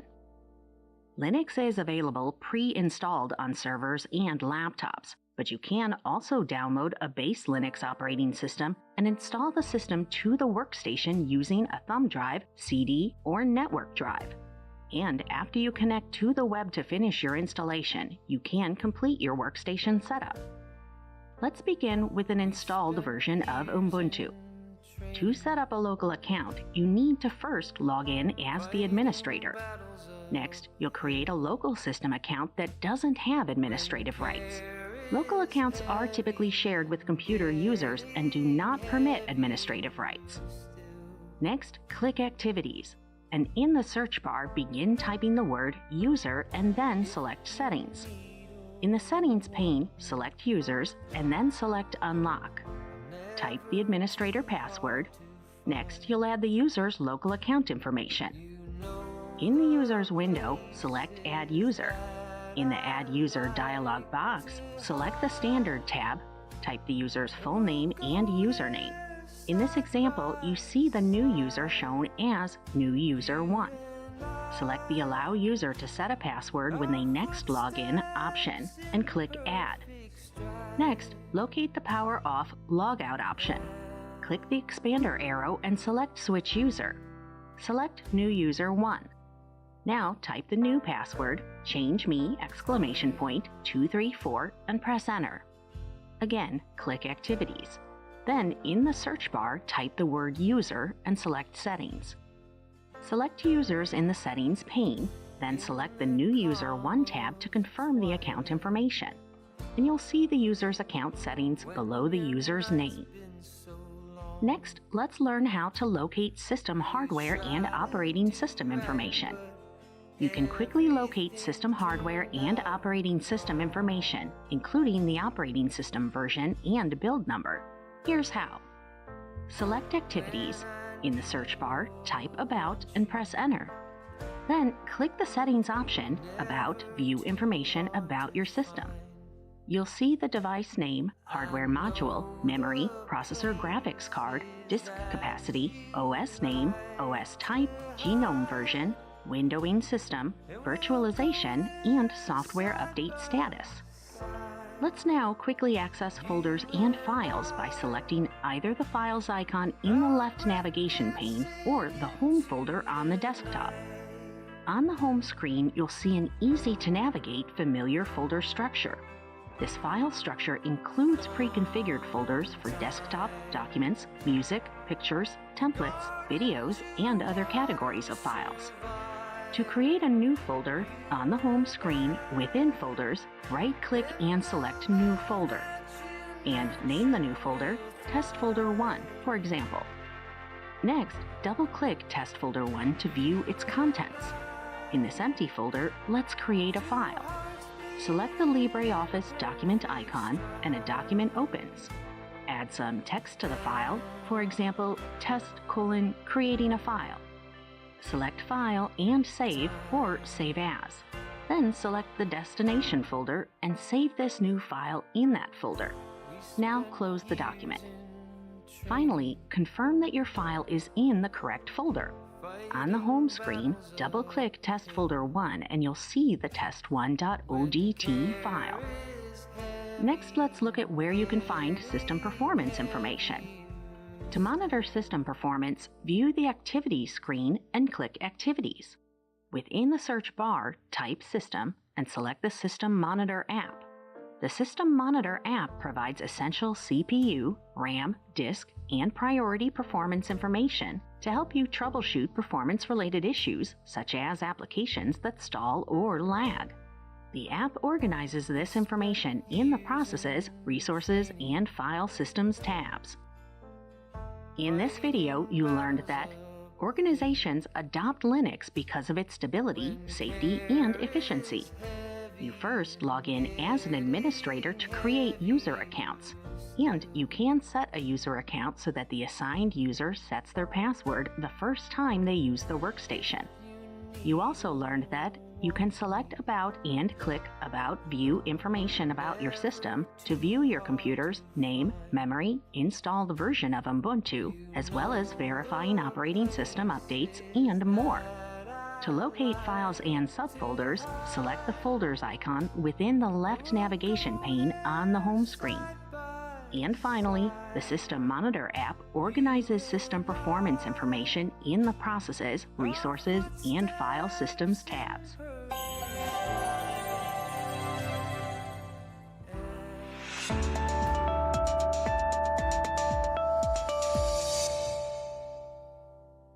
Welcome to Getting Started with Mac OS.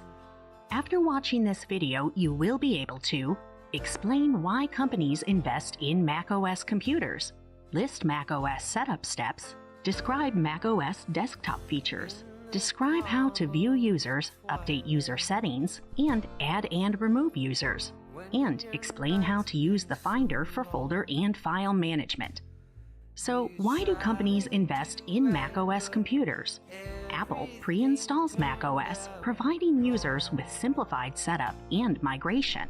Built on Unix, Mac OS computers can also run Linux in dual mode or as a virtual machine. And Mac users are less likely to need on-site help desk support, reducing support costs. Apple's rigorous application testing process is built for both security and ease of use. Mac OS applications include business productivity vendors such as Microsoft, Adobe, Slack, and many others. And Apple provides online help and in-person support at the Apple Store and designated vendors. Organizations, including IBM, report lower total ownership costs after factoring in hardware, software, security, and support costs. Users reported improved ease of use, and organizations, including IBM, have reported significant worker productivity gains. So let's get started and explore Mac OS. The initial Mac setup process provides a guided walkthrough excluding data migration. This process takes about 15 minutes, but options and timing can change with each new operating system release. First, specify the computer's displayed language, country, or region. You can optionally configure vision, motor skills, hearing, and cognitive accessibility settings. Then it's time to configure your network access. Next, accept Apple's mandatory data and privacy terms. When migrating from one Mac to another, you can transfer your apps and data to the new machine. When migrating from a Microsoft Windows machine to a Mac, you can bring your data. You'll create a new Apple account or log in with an existing Apple account. An Apple account is required for machine setup and email, App Store purchases, and cloud backups. Next, opt in for machine usage analytics. Then enable Apple's Assistant, Siri. If you didn't already, set up Apple Pay. Then set up a Touch ID and create your first user account, which includes administrative machine rights. And finally, allow location services. With this initial setup complete, let's explore the desktop. The dock is where you find applications. You can keep frequently used applications attached to the dock. Next is the contextual menu at the top of the screen, which displays the active application's menu options. For example, with the Safari web browser open, you'll see that application's menu. You'll also see the logged in user's name, the battery level indicator, the spotlight search, and frequently adjusted options, including screen brightness, speaker volume levels, Siri, and date and time information. The desktop is the area between the menu bar and the dock. You can locate applications using the Launchpad and open the application for use on the desktop. Next, user management is one of the first post-setup tasks. You need to determine who can use the machine and install software on the computer. Here's how. Open System Preferences and type User in the search bar. Then select Users and Groups. You can view all computer users at a glance. Click the lock icon and enter your password to open the lock, to add or remove users, configure user capabilities, change user passwords, and allow users to reset their password using their Apple account ID. When adding a new user, you can create an account with administrator rights or a standard account. Type the user's full name, name the user account, create the password and its hint, and click Create User. Click the key icon to enable automatic password generation. macOS can generate passwords with letters and numbers, numbers only, random characters, and U.S. federal government compliant passwords. To remove users, confirm that the lock icon is unlocked. Select the user, click the minus symbol, decide whether to keep or remove the user's data located in the home folder, click Delete User, and click the lock again to close the lock and prevent unintended changes. Next, let's learn about macOS file management. You can use the Finder to locate, move, store files locally and in the cloud, and show and hide folders. Start by clicking the Finder icon displayed in the dock.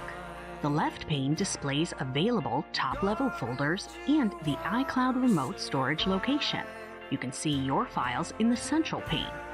Within the Finder, you can view files by list, icon, or gallery, and provide other options such as grouping files by kind. macOS supports dragging files from one location to another. If a user asks, "Why can't I see my files and folders?" try these steps. Click Finder and then click Preferences. Now click the sidebar icon. To display folders on the sidebar, select the checkboxes. To remove these folders from the sidebar view, clear the checkboxes. Next, check the settings within Preferences and the general icon. These settings also control which storage locations are visible and the location a user sees first when searching for a file. To display data sources on the desktop, select the Data Sources checkbox. You can also specify the data storage location displayed when a user opens the Finder, and choose whether to open folders in tabs or new windows. A user might also ask, "Why do I see these warnings before I empty the trash?" Or, "Why are my files and folders missing?" To help answer these questions, look within the Finder Preferences and click the Advanced icon. Select checkboxes to receive a warning before changing a file extension, removing a file from an iCloud drive, and emptying the trash folder. You can also set default folder view options and search locations. In this video, you learned that companies appreciate macOS's easy migration, user satisfaction, and reduced support costs, which result in lower total cost of ownership. During macOS setup, a user creates an Apple account for email, cloud storage, and purchases, and creates a separate user account for computer access and management. You can manage users, their passwords, and machine permissions within users and groups. You can use the Finder to access folders and files. And finally, if folders or files are not visible, open Finder Preferences and adjust the general, sidebar, and advanced settings.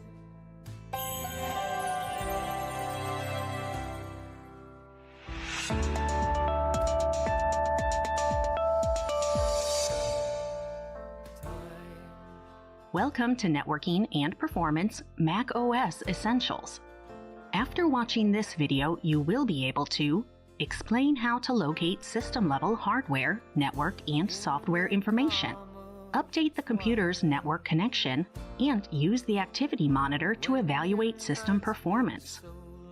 Here's how to locate and connect to new wireless networks. Within System Preferences, begin typing the word Wi-Fi. Apple uses predictive text, so you should quickly see the word Wi-Fi. Then select the Network app. Select an available network and enter the network password. After you enter the password, you'll be able to click Join. Optionally, you can display the network password while typing, and you can choose to have the computer remember the network for automatic login when you're near this network. Next, let's learn how to view system information. To view system information, click the Apple logo and select About Empty the Trash automatically, and review and remove files that are no longer needed. So, now that you've seen the overview information, it's time to select System Report.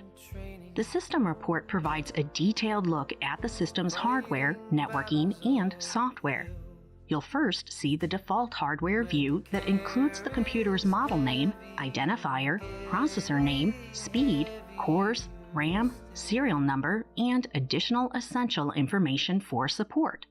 You can expand the view and click any of the items, such as Power. Click Network and let's check out the Wi-Fi information.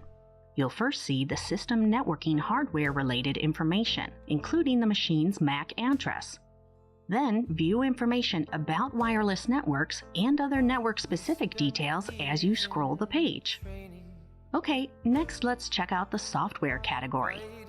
Select Software and review the system software overview. You'll see operating system version information, the computer's name, the logged-in user's name, and the time elapsed since the computer's most recent restart. And next, within Software, select Applications. Here, you can view application names, versions, sources, dates last modified, and software kind or type, such as if the application is a universal app for all Mac devices. Next, let's check out the Support tab. Select the Support tab and use the displayed information to find out if the machine is still in warranty, find service locations, and obtain help via chat and phone support. Monitor in the search bar and click the Activity Monitor icon to open the app.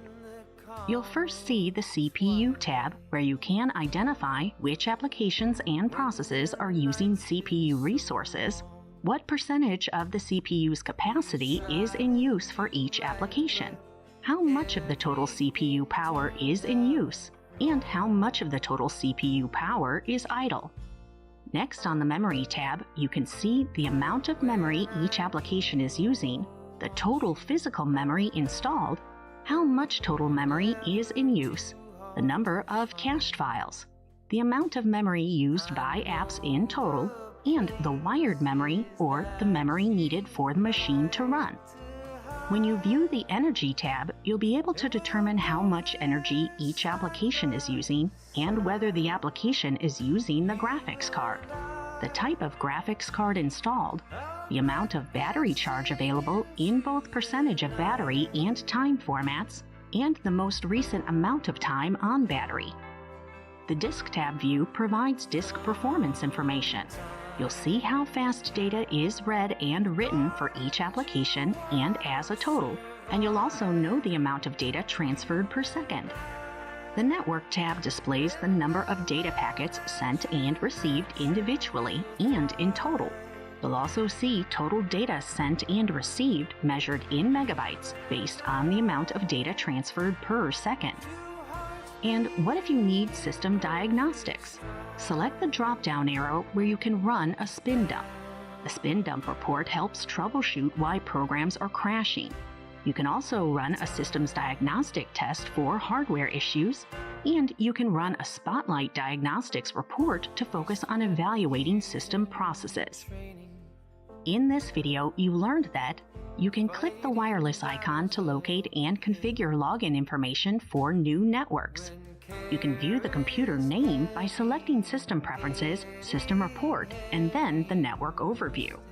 And selecting System Preferences and then selecting Network displays the computer's name, IP address, related networking information, and the computer's MAC address.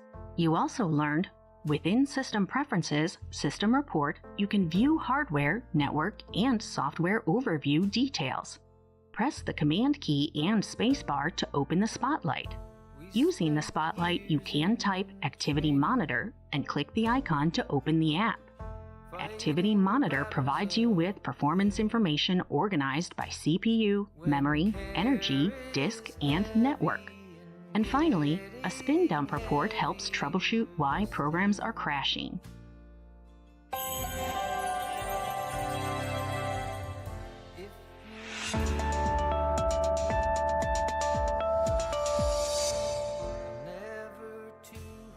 Welcome to Chrome OS Operating System Essentials. After watching this video, you will be able to explain the pros and cons of Chromebooks, describe Chromebook setup essentials, describe parts of the Chromebook desktop, explain how to adjust frequently modified settings, and describe how to locate essential operating system and hardware information. Chromebooks, known for being lightweight and portable, are suitable for web-based work and storage and run Android apps available on the Google Play Store. Chromebook hardware typically includes less powerful processors, less RAM, and less local storage than standard computers. With reduced hardware needs, Chromebooks are generally more affordable than laptops and desktops running other operating systems. Chromebooks tend to be popular with students and web-based workers in small to medium-sized businesses. Around 2020, Chromebooks incorporated additional capabilities. Chromebook users could now mirror programs from their desktops and laptops and run mobile Android versions of Microsoft Office 365 products. So why doesn't everyone use a Chromebook? Chromebooks require an internet connection for access to web-based apps and functions. Google Apps and some other apps are available for offline or asynchronous work. However, many business apps and tasks require a network and internet connectivity. Chromebooks also offer a strict automatic expiration date. After that date, the operating system is no longer guaranteed to work with hardware. So, after you press the Start or Power button, you'll select your preferred language and click Let's Go. Next, join a Wi-Fi network. You'll enter the network name, specify the security type, and enter the network's password. You can also allow others to use the Chromebook to access the same network. Then, sign in with an existing Google account or create a new Google account. Next, let's learn about setting up Google Assistant. You'll be prompted to enable Google Assistant. Google Assistant integrates with Google devices, including Lights, Music, and other devices configured in Google Home. You can use both voice and keyboard input capabilities to ask Google questions or ask Google to perform tasks, and you can adjust these settings at any time. You can also find Google Assistant using the Settings pane. Select Search and Assistant, and Google Assistant settings appear. Click the toggle to enable Google Assistant. You can also click the OK Google toggle to use Google Assistant with your voice. If you want to use your voice instead of the keyboard, click the Preferred Input toggle. To talk with your assistant, say OK Google and ask your question. Also, on your keyboard, you can press the Search key or the Assistant key. Next, let's learn about another Chromebook essential, how you can configure your Chromebook to use a preferred wireless network. In the Settings pane, select Network. In the Network section, click to toggle Wi-Fi. To automatically connect or reconnect to a specific network, click the Automatically Connect to this network toggle. To set the connected network as the preferred network, click the Prefer this network toggle. Now it's time to learn about installing apps. To install additional apps, use the shelf and select the Google Play Store app.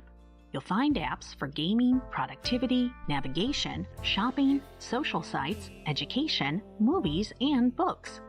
But after your apps are installed, how do you find them? Let's check out the desktop, the shelf, and the launcher. The desktop is your workspace. You can access programs and shortcuts using the shelf, and you'll use the open space to view open programs.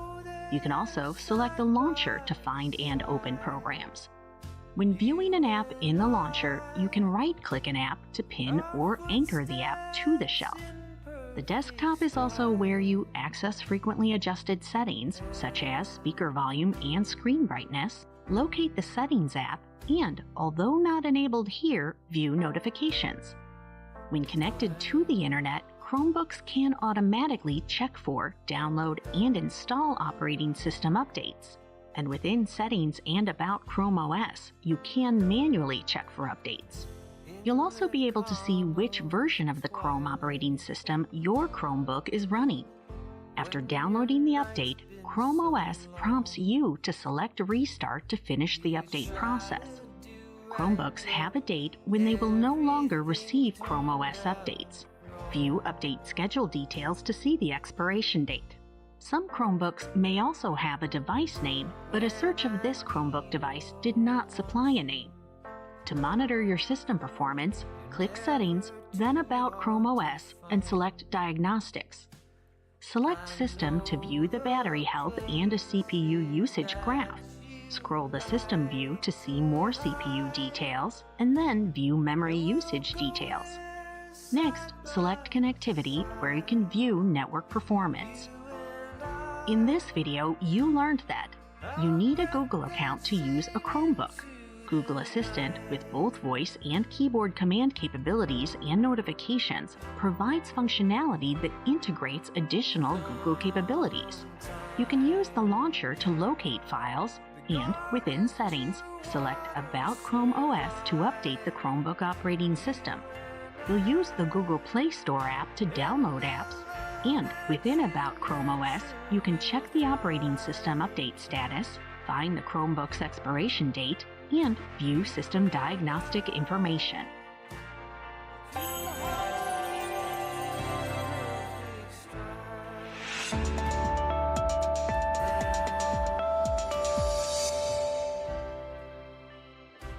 Welcome to Introduction to Mobile Devices, iOS.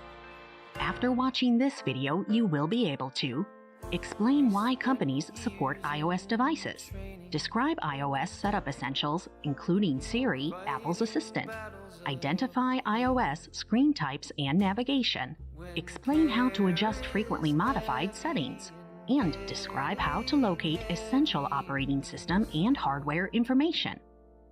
Apple, who owns iOS, provides a track record of security, extensive data privacy practices, interoperability with Apple desktops, laptops, and tablets, user satisfaction with the operating system, extensive app availability, extended employee availability, and corporate device controls. So, before you begin setting up an iOS device, plan ahead and have the following items ready: Wi-Fi access, the SIM card if needed, the existing Apple ID if available, a debit or credit card, and the prior device if migrating apps and data. After you press the Start or Power button, you'll choose the language and click Let's Go. Select your location and then connect to a Wi-Fi network. Accept the data privacy agreement and then set up security such as facial recognition, a password, or a PIN, and select whether to migrate apps and data. Next, you'll sign in with an existing Apple ID and password or create a new account. Then, set up iCloud storage, the keychain, and accept Apple's terms and conditions. Next, decide whether to set up Apple's Assistant, Siri, and whether to share app analytics. Then, you'll configure screen display options to reduce blue screens at night. And finally, choose a standard or zoomed screen view. Now, let's check out the iOS device screens on an iPhone. With your iPhone set up, swipe up and display the home screen. Swipe right to display the leftmost screen, known as the Today view. Then swipe left until you see the final screen showing the app library. Whenever you see an app, such as the Calendar app, shown here on the home screen, you can tap to launch the app. By default, the Settings app is located on the home screen. And with more than 50 categories, the Settings app is the central location for customizing your iOS device. You'll also find additional application-specific settings for App Store installed items. Now, when you're ready to activate cellular service, within Settings, tap Cellular. On the Add Cellular Plan screen, scan the QR code provided by your carrier or type Enter details manually to type the setup information provided by the carrier. Tap Next to continue the setup process. To adjust how you see notifications, within Settings, tap Notifications and choose whether you will see notifications on a schedule, see notification previews, and see notifications when screen sharing. Also, decide which apps can suggest shortcuts when the screen is locked. For iOS devices, you'll get apps from Apple's App Store. By default, you'll usually see the App Store displayed on the home screen. Tap the App Store to view available apps by category or search for a specific app. And when you locate your app, tap Get to download and install the app. Connecting to Wi-Fi networks usually saves on mobile network charges and could be workplace policy. Within Settings, tap Wi-Fi.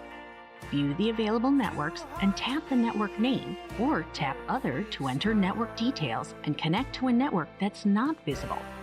Next on the Enter Password screen, enter the password in its field and tap Next or Join as displayed. Siri, Apple's digital assistant, works with voice and keyboard input.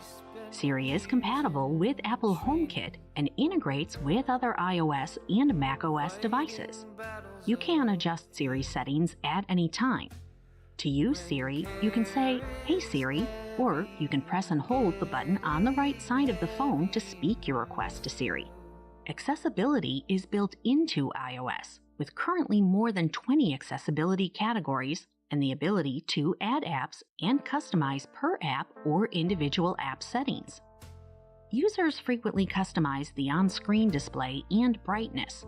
Within Display and Brightness, you can adjust the screen display from light to dark, change the light tone from blue to yellow, schedule display changes, change the text size, and more.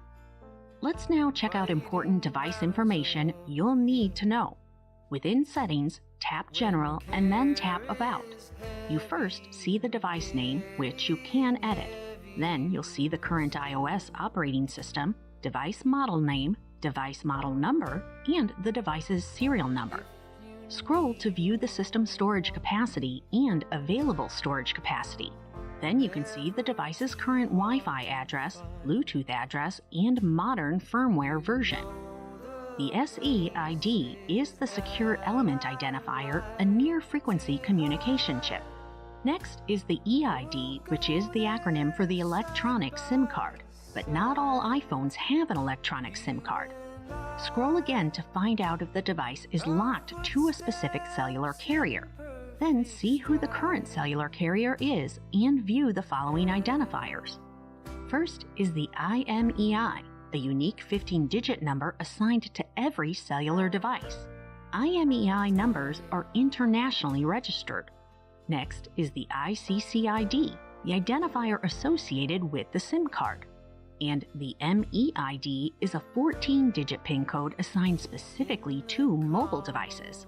For example, an IoT device might have an IMEI, such as an electric meter, but since it's not a mobile device, the meter won't have an MEID. And finally, some phones may have a second IMEI 2 slot.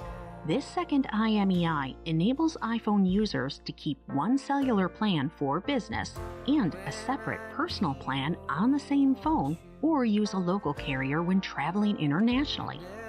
You can set iOS to automatically check for, download, and install operating system updates. Within Settings, tap General and Software Update. Set automatic updates to On. When Apple releases a new iOS version, you'll see a message providing you the opportunity to upgrade. In this video, you learned that organizations appreciate Apple's security, data privacy practices, and seamless interoperability with other iOS and Mac devices. The Settings app is where you can adjust iOS settings and check storage and performance-related information. The three main iOS device screen names are the Home Screen, the Today View, and the App Library. Siri, Apple's digital assistant, works with both voice and keyboard input. And the About settings page provides device, communication, and cellular identifying information.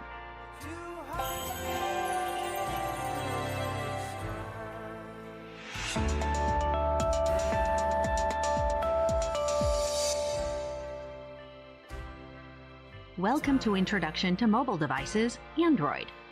After watching this video, you will be able to describe why organizations support Android devices, describe Android setup essentials, including Google Assistant, Google's digital assistant, identify Android screen types and navigation, explain how to adjust frequently modified settings, and describe how to locate essential operating system and hardware information. Android currently holds a global market share of 77%. Android is an open-source operating system supported by Google. Android supports development by multiple vendors, providing opportunities for innovation and multiple price points for devices that help extend employee availability and provides corporate programs with device controls. So, before you begin setting up an Android device, you'll want to have the following items ready: Wi-Fi access, the new SIM card if needed, the Google account ID and password if existing, payment options for the Google Play Store, and the prior device if migrating apps and data. With Android devices, setup processes will likely vary based on the device manufacturer. Connect your phone or device to a power source. After you press the Start or Power button, you'll choose your language and install your SIM card if needed. Then connect to Wi-Fi. You'll then sign into the device using your existing Google account or create a new account. Next, set the device date and time. Set up security, such as a PIN, drawing, passcode, fingerprint, or facial recognition. Then begin downloading apps and data. Now let's check out some Android phone screens.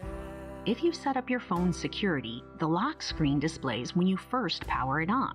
After you enter your security information on the lock screen, you'll see the first home screen. Whenever you see an app, such as Google One Storage app, shown here on one of the home screens, you can tap to launch the app. Next, let's view the Settings app. The Settings app is your central location for customizing your Android device. You can find the Settings app on one of your home screens or by searching for the app and typing in the predictive text, SET. Now, tap the Settings app icon. Organized into about 20 categories, you can use the Settings app to manage network and internet settings, view battery life, check your device's storage capacity, update the display, configure accessibility and security options, configure application-specific settings, and much more. So when you're ready to activate cellular service, within Settings, tap SIMs. If your device is capable of an eSIM, you can download your eSIM or digital SIM card number from your cellular provider, referred to here as your network or network provider. Confirm your network. Now, with your provider confirmed, scan the QR code provided by your carrier and complete the setup process. Next, tap the top of the home screen and swipe down to view notifications. To adjust how notifications are experienced, within Settings, search for Notifications. Here you can see some of the notification settings, such as configuring notifications based on the app, viewing notification history, how conversation notifications are seen, and numerous other settings. For Android devices, you'll obtain apps from the Google Play Store. When you tap the Google Play Store, you will see suggested apps, available apps by category, and you can search for a specific app. When you locate your app, such as the IBM security software shown here, tap Install to download and use the app. Next, let's learn about connecting to Wi-Fi networks. Within Settings, tap Wi-Fi. View the available networks and tap the network name or tap Add Network to enter network details and connect to a network that's not visible. For the new network you selected, enter the password and tap the checkmark icon. Now, Google Assistant, Google's digital assistant, works with both voice and keyboard input. Google Assistant, compatible with Google Home, also works with an ecosystem of other Android-compatible devices. You can adjust Google Assistant settings as needed. To use Google Assistant, you can say, "Hey Google," or you can press and hold the button located on the right of the phone. You can then speak your request to Google Assistant and you'll see or hear a response. You can customize Google Assistant to ask questions, control devices, plan events, and more. Within Settings and Accessibility, you can activate an accessibility menu, adjust accessibility shortcuts, update visual settings, and configure the time you have to respond to apps. Users frequently customize display settings. Tap Settings and type Display.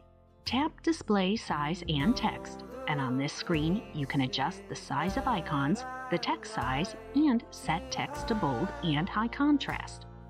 Now let's check out important device information you need to know. Within Settings, tap General and then type About and view About Phone. You can view the device name and model number, and you can also view the IMEI, a unique 15-digit number assigned to every cellular device. IMEI numbers are internationally registered. This device has one physical SIM card slot and a second eSIM slot. A second SIM card slot is often used for travel or when using a phone both personally and professionally. Next, you can see the device's current IP address, Wi-Fi MAC address, and Bluetooth address. Also, selecting About Phone displays important information about the operating system, including its baseband version, kernel version, and build number. This information is helpful for troubleshooting operating system issues should they happen. Android usually provides monthly operating system security updates. Each device manufacturer pushes updates to its branded devices. Android device owners receive a notification that an update is available and can choose to install the updates immediately or later. If the device is corporate managed, the administrator can choose when to push operating system updates to their devices. Here is how to check if your version of Android is current. Within Settings, type System and then tap System Updates. Then tap System Update. You'll also see the Android version your device is running and when the system most recently checked for updates. Note that you can also manually check for updates at any time.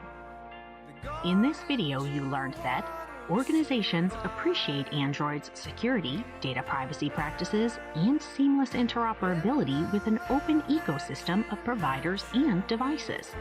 The Settings app is where you can adjust Android settings, configure cellular service, view essential device information, and update the operating system. You can manually check for Android security updates at any time. And Android device owners receive a notification that an update is available and can choose to install the updates immediately or later.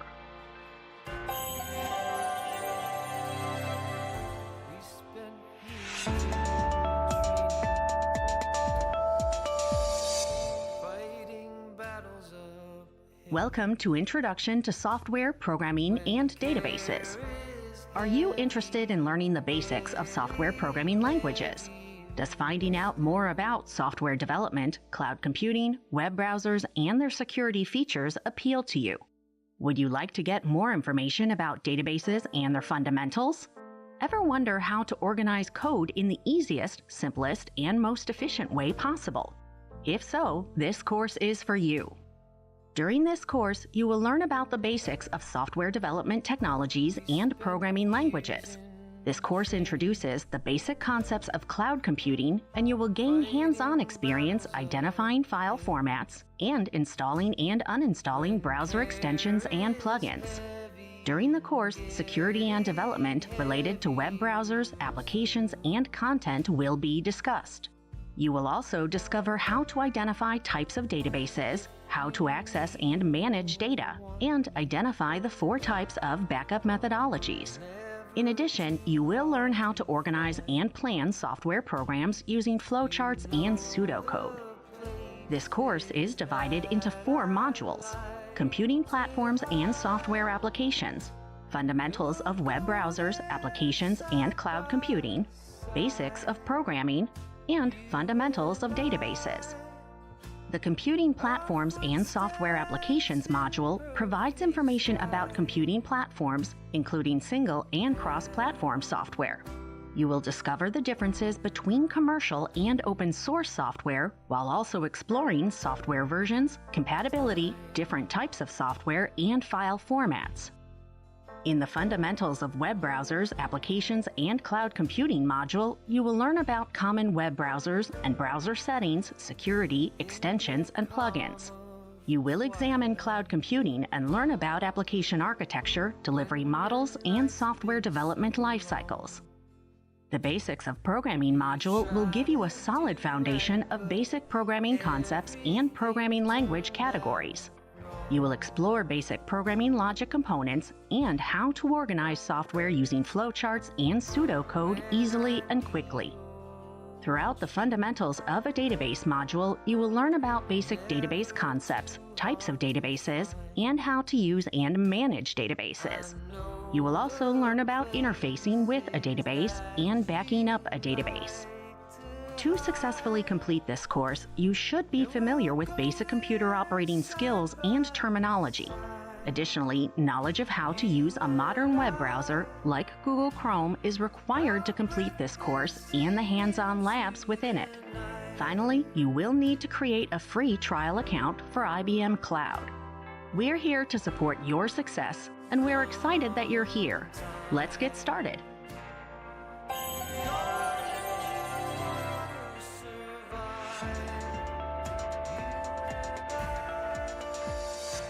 Welcome to Computing Platforms and Compatibility. After watching this video, you will be able to define computing platforms, identify single and cross-platform software, and identify cross-compatibility issues. What are computing platforms? A computing platform is the environment where the hardware, like your personal computer, and the software, like your operating system or OS, work together to run applications. Hardware refers to the type of computer or device, such as a desktop computer, a laptop, or a smartphone.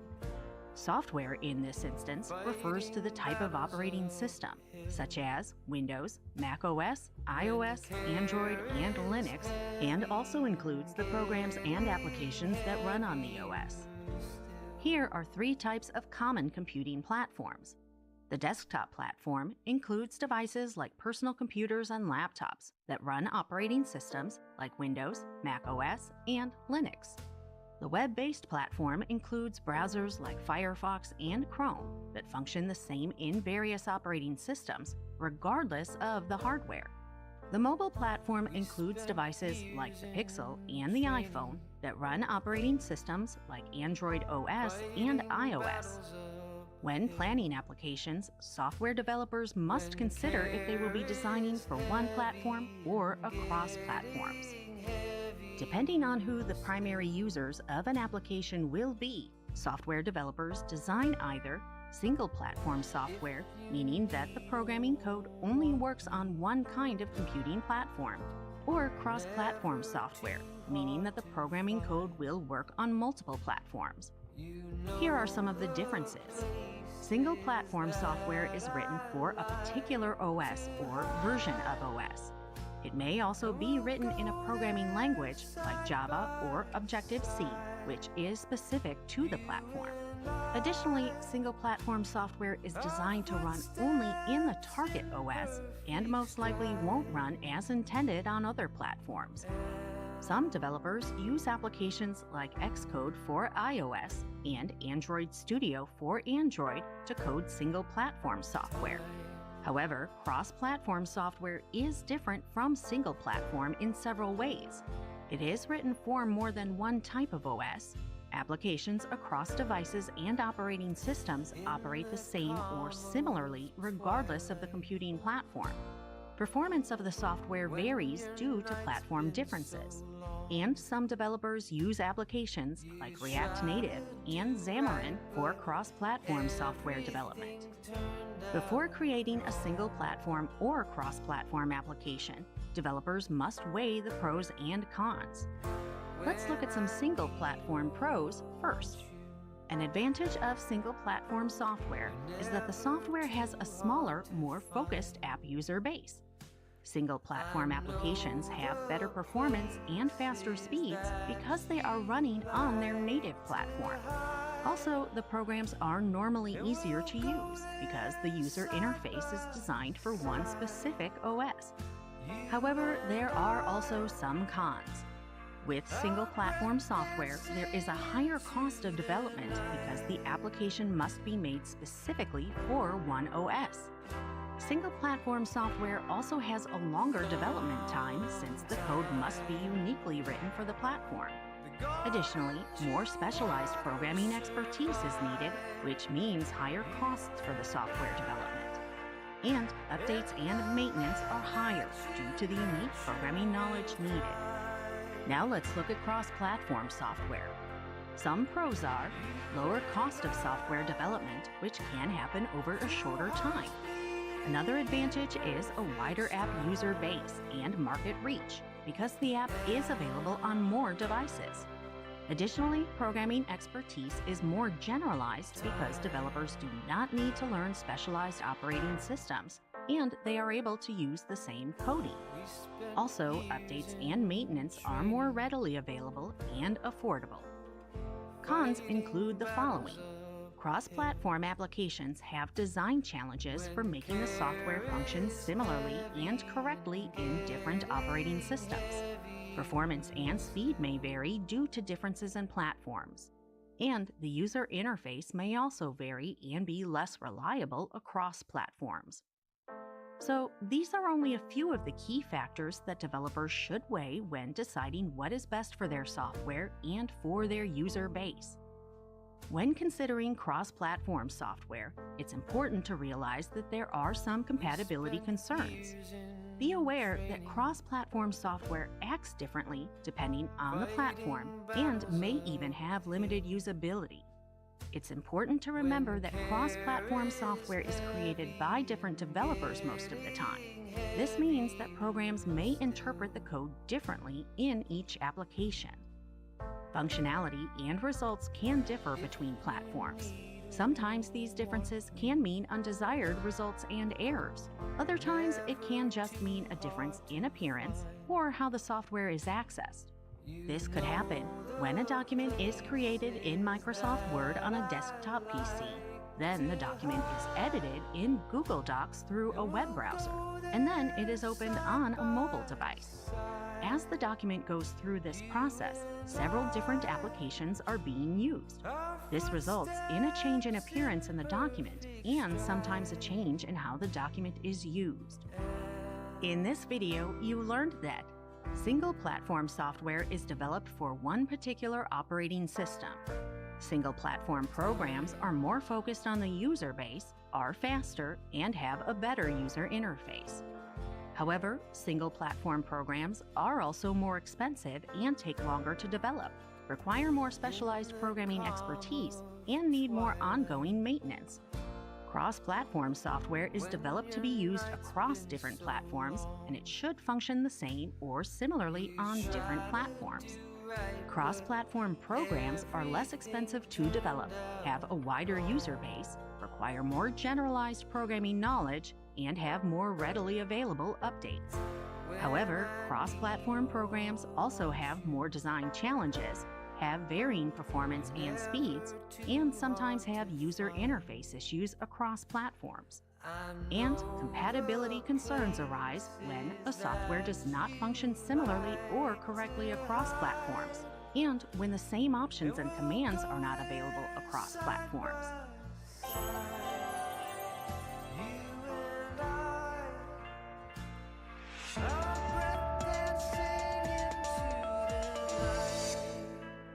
Welcome to Commercial and Open Source Software. After watching this video, you will be able to define commercial software, define open source software, and identify differences between commercial and open source software. So, what is commercial software? Commercial software, also sometimes referred to as proprietary or closed source, is copyrighted software. When individuals or companies purchase the software, they must acknowledge the software developer's copyright, which is identified in the End User License Agreement, or EULA. Commercial software source code is private, and users are prohibited from copying, modifying, or redistributing the software or any part of the source code, except parts of the source code that may be open source. It is usually developed for commercial profit and can include open source code bundled with private source code. When commercial software is installed, a product key or serial number is issued to certify that the software is original. Some commercial software is free, but upgrades and updates may cost extra, or the software may contain ads. Some examples of commercial software are Microsoft Office, Adobe Photoshop, and Intuit QuickBooks. Software licenses are also required for most open source software. Open source is also referred to as free and open source, or FOSS. Open source software is free and can be downloaded, installed, and used without limits or restrictions. Note that free software is not always the same as freeware, which is free to users but is not always open source. Open source software contains free source code, which can be freely copied, modified, and redistributed. It also gives developers and users open access to the functions of the software and source code without the cost or restrictions. A benefit of open source software is that developers and users can contribute to the source code and work together to improve the software and its functionality. Even though open source software is free and open, users are still required to agree to an End User License Agreement, or EULA, in order to use the software. Some examples of open source software are Linux, Mozilla Firefox, and Apache OpenOffice. There are some important differences in open source and closed source software. With open source software, the source code is available to be edited, modified, and redistributed. Users don't have to pay to download, install, or use the software. Open source code can sometimes be used in commercial software, which is usually developed for profit, but can also include freeware. With closed source software, developers keep private the source code and how it works. Additionally, with closed source, a company or individual owns the rights to the source code and software, like with Microsoft Edge web browser. Freeware, like the Edge browser, and commercial software can be closed source, regardless of whether it is available for free or for purchase. The Chromium web browser is an example of open source software, and the source code is free and openly available to everyone. The basis for the code in the Microsoft Edge web browser is from the open source code in the Chromium web browser. While some of the source code in Edge is open source, most of the source code is closed source and proprietary. The Microsoft Windows OS is both closed source and commercial, and users pay for the software. Note that for all software, whether it is open source or closed source, anyone who wants to use the software must agree to the End User License Agreement.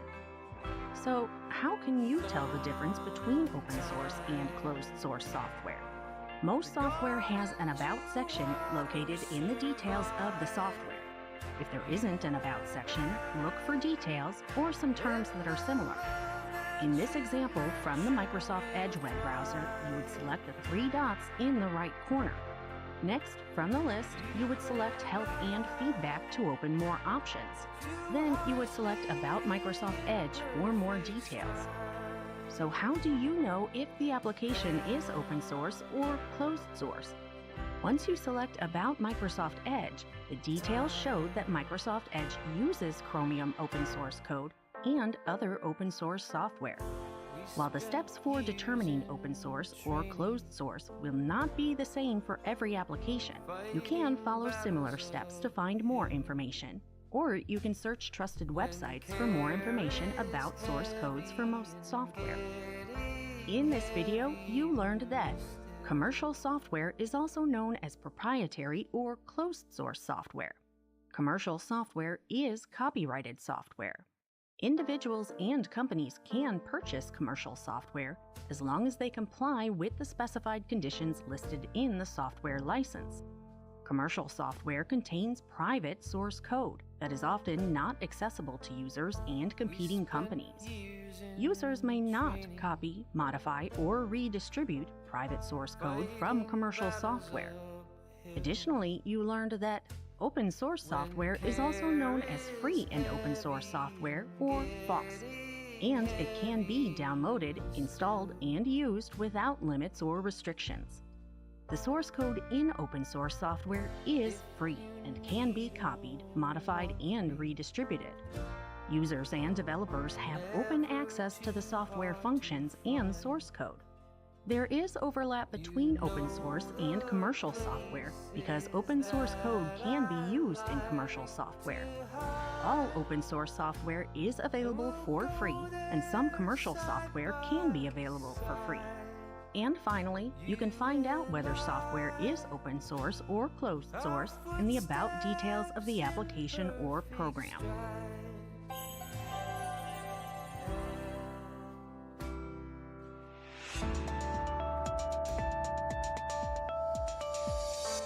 Welcome to Software Licenses. After watching this video, you will be able to define software licenses, identify types of software licenses, and identify product keys for activating software licenses. What is a software license? A software license states the terms and conditions for software providers and users. It is a contract between the developer or group who created the source code and the end user of the software. It specifies who owns the software, outlines copyrights for the software, and specifies the terms and duration of the license. It states where software can be installed, how many copies can be installed, and how it can be used. It can be lengthy and full of definitions, restrictions, and penalties for misuse. Agreeing to the licensing terms is required for use of most software. If you want to install and use software, you must agree to the terms and requirements, which is called an End-User License Agreement, or EULA. Agreeing to the EULA means that you accept the terms of the license, such as how many computers the software can be installed on, how it can be used, and what the limitations on developer liability are. Different software programs and applications have various ways of presenting their EULAs. Let's look at some common examples of types of licenses. Single-use licenses allow a single installation on one computer, or, depending on the software, the license may allow a single user to install the software on any machines that belong to the user. A group use, corporate, campus, or site license allows multiple installations for a specified number of users. It also allows installation on many computers or devices. This kind of license is ideal for use with computers and devices that are registered to a group, such as a computer lab on a college campus or a writing team at a newspaper.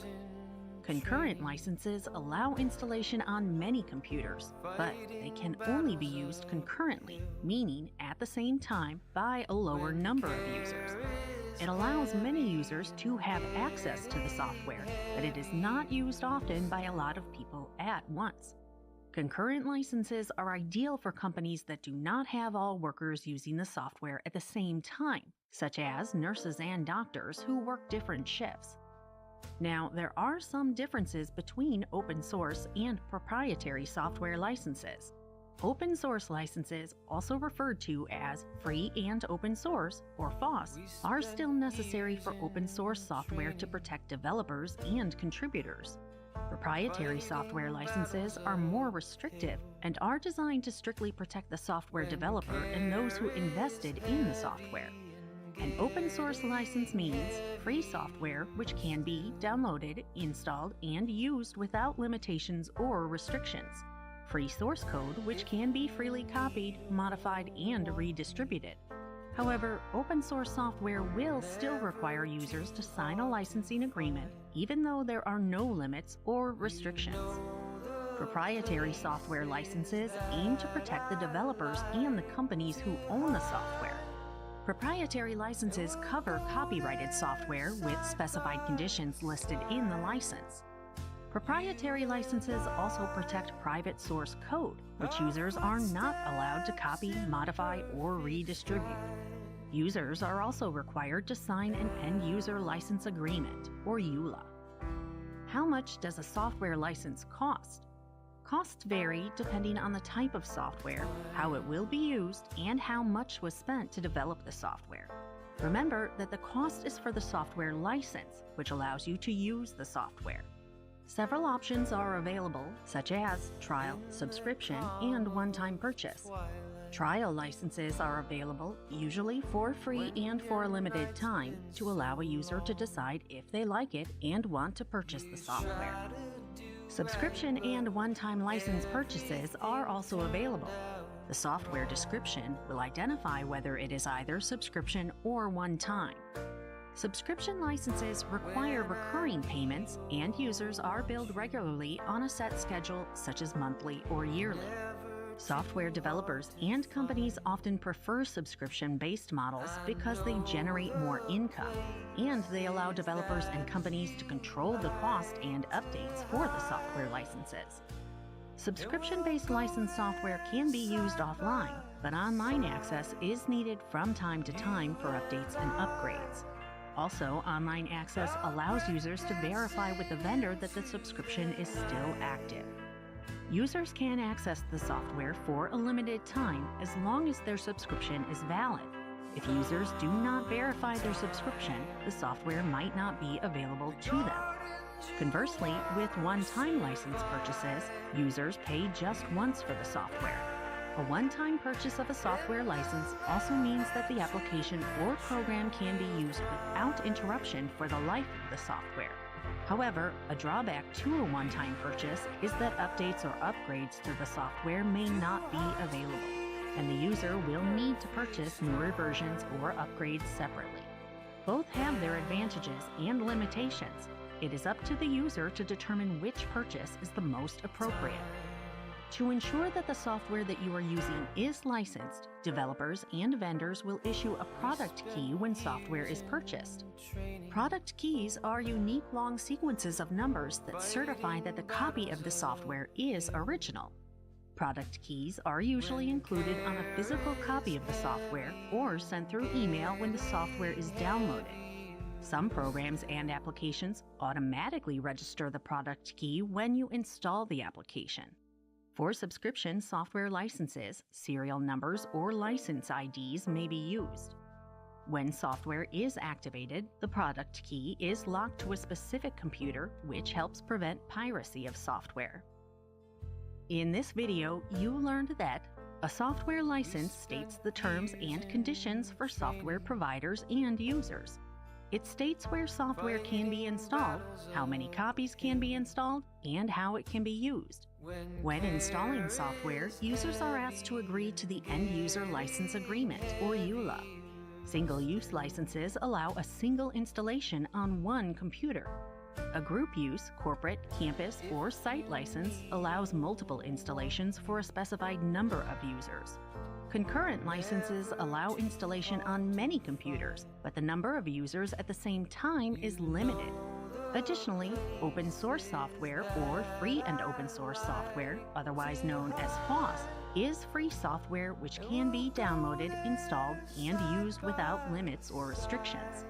Open source software contains free source code, which can be freely copied, modified, and redistributed. Proprietary commercial or closed source licensed software indicates that the software is copyrighted with specified conditions listed in the license. Proprietary software source code is private, and the license prohibits users from copying, modifying, or redistributing the software or any part of the source code. Costs for software licenses vary depending on the type of software, how it will be used, and how much it costs to develop the software. Product keys are unique sequences of numbers that certify the copy of the software is original. Software licenses and product keys are in the program or application after it is installed on your computer. And a product key locks with a specific computer, which helps prevent piracy of the software.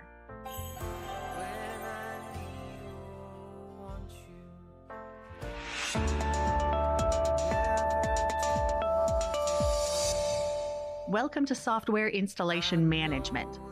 After watching this video, you will be able to discuss installing and uninstalling software on various computing platforms, and identify software installing and uninstalling best practices. Consider the following before installing software. Read the application details and be selective about what you're installing. Be aware that some software may also install ads or other unwanted software.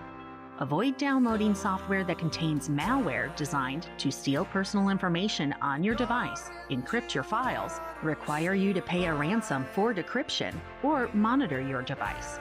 Review permission requests to access other apps and hardware on your device. And be selective when allowing application privileges to items such as your device's camera, contact lists, location data, and similar sensitive information. Before installing software, you should consider what will work best with your project and what will work optimally on your device.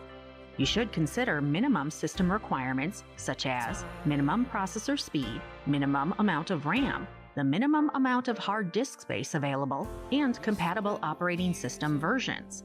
Additional requirements may be a specific display adapter, the amount of display adapter RAM, and an internet connection to use the software. Windows desktop software will usually have an installer. To install software from physical media, such as a USB or CD, insert the disk or drive and wait for a prompt to run the installer. Sometimes the installer will run automatically. If the installer does not start automatically, browse the file system for the software. Locate the installer, usually an EXE or MSI file, and then double-click to start the installer program. When installation is complete, the application should start. You can also download and install software for Windows. Software downloads are available through Windows-compatible websites or from the Microsoft Store. When installing software from a website, be sure to verify that the site is trustworthy and read installation prompts. Do not install any software from a site that looks suspicious. Many installers, when started, will automatically begin installing the program or will guide you through the installation process. And programs available for download are available as compressed files, EXE files, or ISO files. You can also install software from a disk in Mac OS. To install software from a disk, insert the disk in the computer and the setup utility should start automatically. If setup does not start, you can use Finder to browse for the disk to start the setup. In Finder, locate the setup file. To start the setup, select the file and then follow any prompts. To install Mac OS software that you have downloaded from online, open the downloaded file and then follow the installation prompts. Locate the file you have downloaded, which may sometimes appear in the bottom corner of your browser after the download is complete. If you did not download the software from the Apple App Store, you might receive an alert that says the application cannot be opened. If you're sure the software is safe, then select Open to continue the software installation. Mac installation files have several different file formats, including zip, PKG, and DMG. For a zip file, double-click the file to install it into its own folder. Within that folder, you will find a PKG or DMG file. PKG files will install the software automatically, and DMG files may need to be moved into the applications folder. Most operating systems have their own online store from which you can download and install programs. In the vendor store, you can browse for applications, select one, and then select Install, and the application will start downloading from the online store. Be sure to read the prompts from your device before uninstalling any programs and applications. Here are some reasons you might want to uninstall software. The software slows down your device. The software version on your device is outdated, or there is not enough available storage space on your device. Follow these steps to uninstall software in Windows. Navigate to Settings on your computer and then select Apps. From the Apps and Features list, select the application and then select Uninstall. And if prompted, verify that you want to uninstall the program. If you are using a more modern version of the Windows OS, such as Windows 10, you can uninstall a program or application from the Start menu by selecting the app tile and selecting Uninstall from the menu. Be sure to read any warning messages or prompts about uninstalling the software. Steps for uninstalling software on Mac OS devices depend on which version of Mac OS you are using. However, most uninstalling processes require the same or similar steps. To uninstall software in Mac OS, move the file or icon from the Applications folder to the trash, which is located on the dock, and be sure to empty the trash to make sure the application is removed.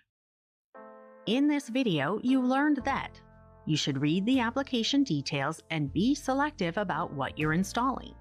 You should view your minimum system requirements to determine which software and versions will work best for your project and what software will work optimally on your device.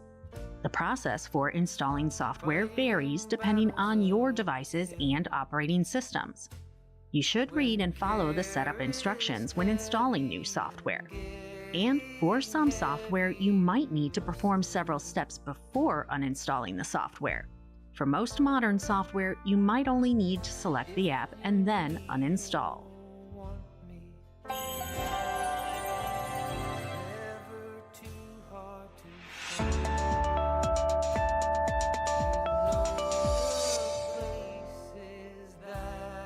Welcome to Software Versions.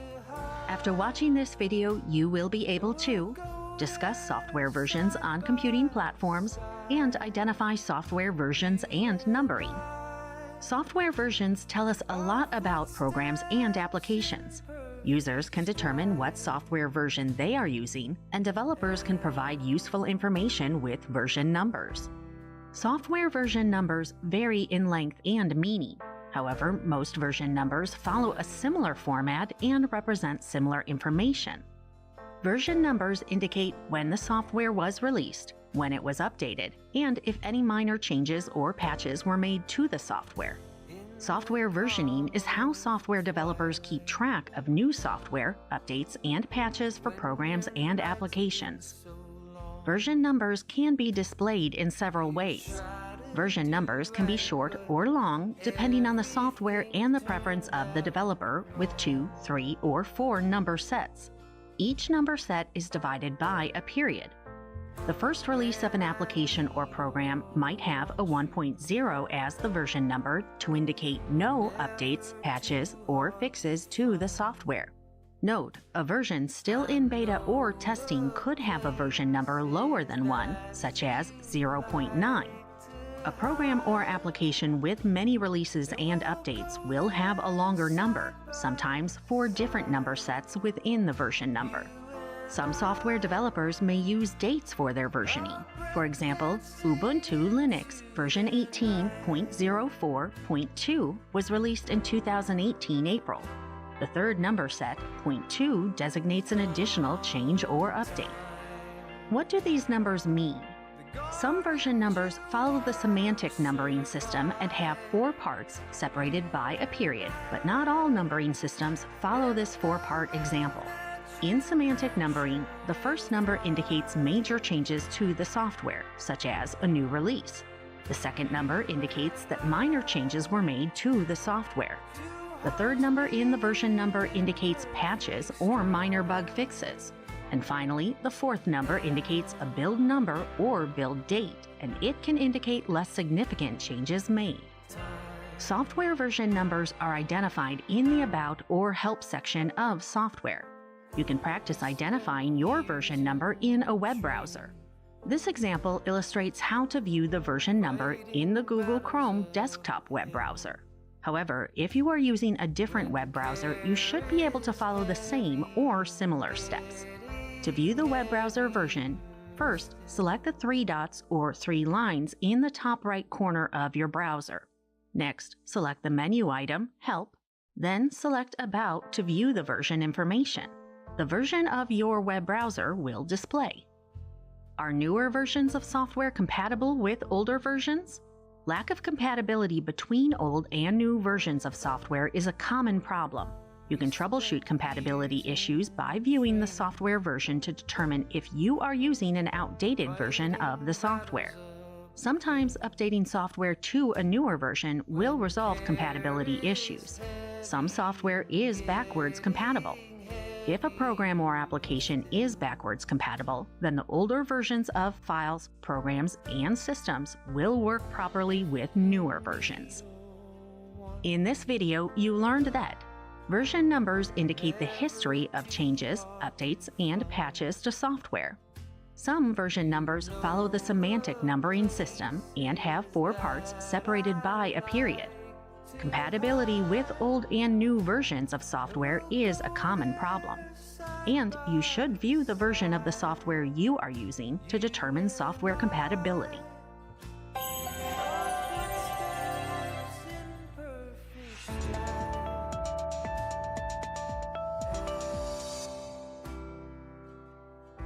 Welcome to Productivity, Business, and Collaboration Software. After watching this video, you will be able to identify productivity software, define business software, and recognize collaboration software. 4 of the main types of software are as follows. Productivity software enables users to be productive in their daily activities. Business software is related to work tasks and business-specific processes. Collaboration software enables people to work together and communicate with each other. And utility software helps manage, maintain, and optimize a computer. It's important to note that a program or application can be categorized as multiple types of software. For example, most business software also falls into the productivity and the collaboration software types. What is productivity software? Productivity software is made up of the programs and applications that we use every day. This software can help manage activities and complete daily tasks. There are many types of productivity software, and here's a list of a few of them. Word processing software is employed to create, use, and edit documents. Some common examples are Microsoft Word, Pages on the Mac OS, and Google Docs. Spreadsheet software is used to create worksheets that perform calculations on data, such as statistics and financial information. Some common software examples are Microsoft Excel, Numbers on Mac OS, and Google Sheets. Presentation software helps users create slides for presentations, meetings, and gatherings. Most people are familiar with Microsoft PowerPoint, but Keynote and Google Slides are also common. Web browser software includes Google Chrome, Microsoft Edge, Mozilla Firefox, and Safari. Web browsers connect users to content on local networks or on the internet. You're probably watching this video, taking this course on a web browser right now. And finally, visual diagramming software helps users with creating, using, and editing visual files such as drawings, artwork, and photos. Examples of visual diagramming software are Adobe Photoshop, Adobe Illustrator, and Microsoft Visio. What is business software? Programs and applications that help businesses complete tasks and function more efficiently are considered business software. Some business software is uniquely designed to meet industry-specific needs. Some of the common types of business software are as follows. Database software can help businesses create, manage, and maintain databases. Some examples of database software are Microsoft SQL Server, MySQL, IBM DB2, Oracle Database, and Amazon RDS. Project management software is useful to help build, implement, track, and manage projects. Examples are Microsoft Project, Oracle NetSuite, Wrike, and ZenHub. Business-specific software applications are created for businesses depending on their specific needs. Some companies might need a special application to perform essential business duties. Examples are Salesforce and Oracle NetSuite, which are customer relationship management or CRM systems, and WorkWise and SAP HANA, which are both enterprise resource planning or ERP applications. Another business software type is accounting software, which is used to track and manage financial transactions and records. Examples are Intuit QuickBooks, Xero, and FinSync. What is collaboration software? Collaboration software helps people and companies communicate and work with each other. Some collaboration software can be classified as business software also, but the two are not interchangeable. The primary purpose is to help users create, develop, and share information collaboratively. There are 5 common types of collaboration software. Email clients are used to send and receive emails. Common examples are Microsoft Outlook, Mail for Apple devices, and Gmail. Conferencing software connects users through video call, chats, screen sharing, and file sharing. Cisco WebEx is a popular example, but recently Microsoft Teams and Zoom have become a lot more common. Instant messaging software connects 2 or more users in real-time texts and sometimes video. Examples are Facebook Messenger, Snapchat, and Skype. Online workspaces provide an online space for services and applications, for file saving and sharing, and for working together. Examples are Microsoft Office 365, Slack, and Google Docs. And document sharing software hosts private and shareable file storage by cloud-based services. Examples are Microsoft OneDrive, Google Drive, and Dropbox. What is utility software? Utility software runs continuously on a computer without requiring direct interaction with the user. These programs keep computers and networks functioning properly. Some types of utility software are as follows. Anti-malware software scans the computer and individual files for malwares like viruses, spyware, worms, and trojans. Anti-malware looks for suspicious patterns of computer code. Once a threat is identified, the anti-malware software removes it or quarantines it. Examples are Bitdefender, McAfee, and Norton Antivirus. Firewall software protects users from streams of network traffic that could harm their computers and networks. Some of the methods firewalls use to control traffic in and out of a network are packet filtering, proxy service, and stateful inspection. Some examples are Windows Firewall, pfSense, and Cisco Secure Firewall. And preventative maintenance software runs scans, checks, and diagnoses hard disks for errors. Some software also optimizes the performance of the computer. Some examples are Windows Disk Management, Check Disk, and Optimized Drives. Software usability. Most software is cross-platform software that runs on Windows, Linux, and Mac OS machines. Software applications are installed from a disk, flash drive, or downloaded from the internet, and then they are activated using the product key. Some commercial software, like Adobe Photoshop, Oracle NetSuite, and Intuit QuickBooks, can be purchased from the vendor and activated via a product key or activation key. In this video, you learned that productivity software like Microsoft Word and Adobe Photoshop helps users manage tasks, email, documents, projects, and activities. Business software such as Oracle NetSuite and Intuit QuickBooks helps people and companies complete business tasks. Collaboration software like Slack and Microsoft Teams enables people to work together and communicate with each other. And utility software such as McAfee and Cisco Secure Firewall keeps computers and networks functioning properly.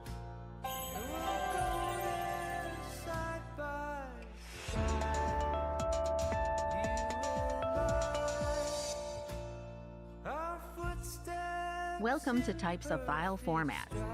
After watching this video, you will be able to list common file format types and identify common types of files by their extensions.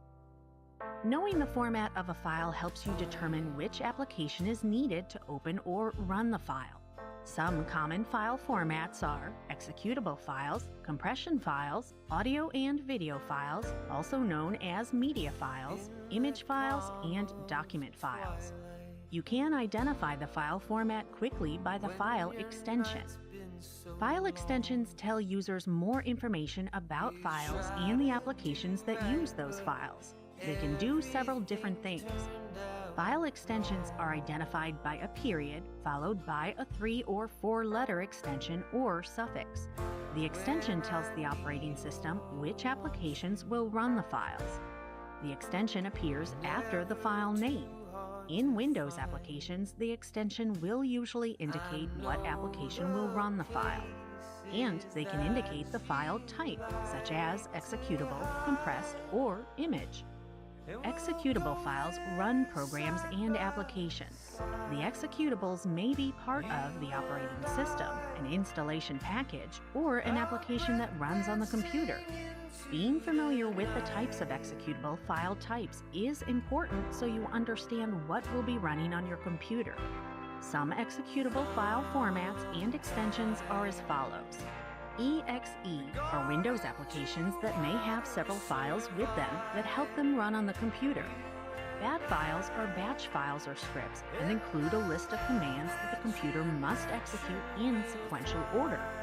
SH files run shell commands and scripts that are executable on Linux or Unix, which are equivalent to Windows BAT files. CMD are command files for Windows. They are also script files and contain commands that are completed in order. They are similar to BAT files. App files are a type of Mac application bundle, and MSI files are installer packages in Windows. What are compressed file formats? Compressed formats, also called compression formats, are used as follows: combining files to save disk space. The most popular compression format in Windows is zip, and file compression is often discussed as zipping files or as zipped folders. Storing archived files, like old emails that might not need to be accessed regularly but should still be kept. And condensing any type of file, including media files. Common compressed formats are as follows. Zip or ZipX is a compression format for Windows computers. 7-zip or 7z is used for the 7-zip archiver.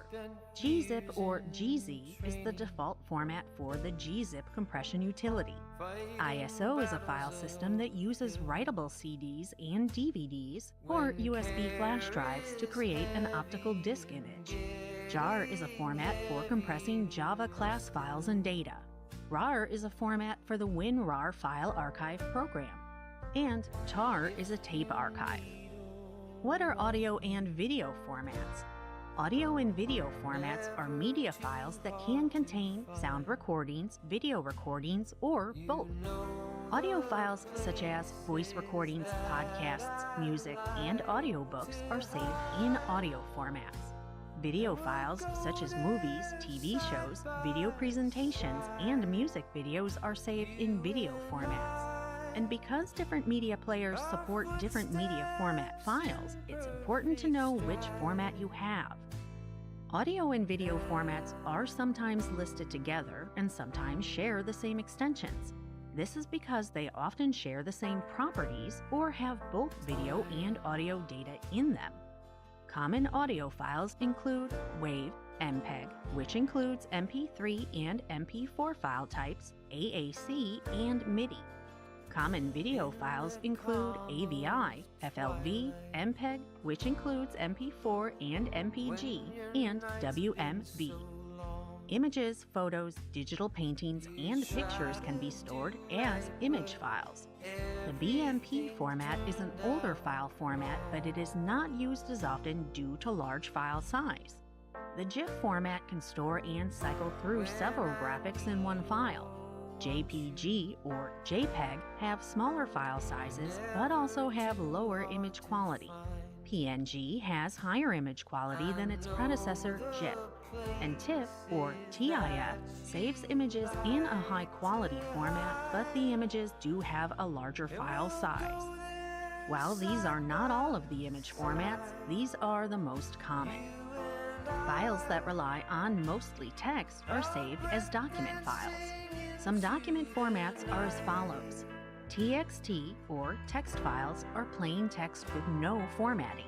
RTF or rich text format is a word processing format used by most of the common word processing applications. It includes basic text formatting, headers and footers, and margins. DocX and Doc are used for Microsoft Word documents.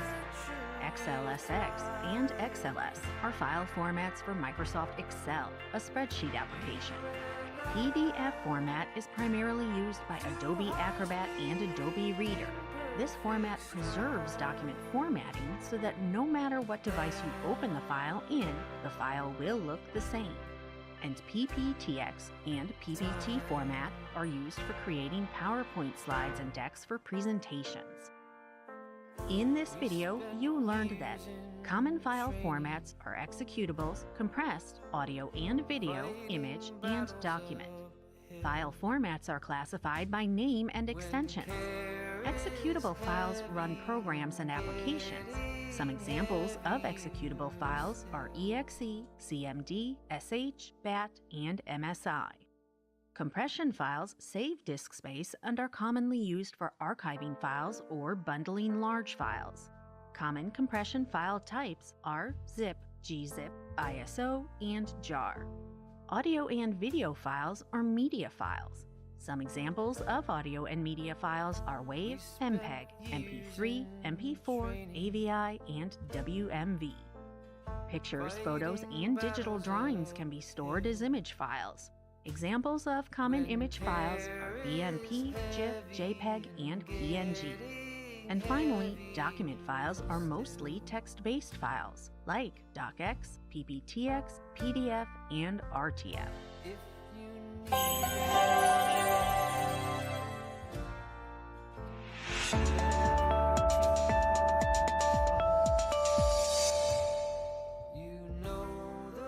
Welcome to Common Web Browsers.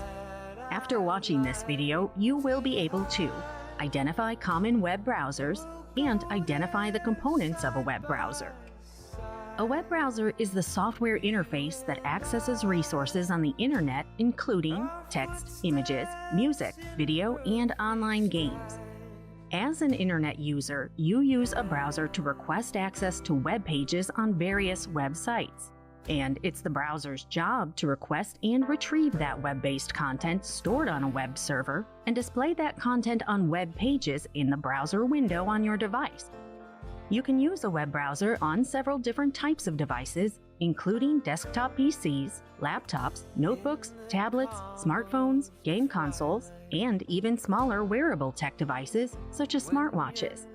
It is estimated that in 2021, just over 5 billion people around the world used some type of web browser.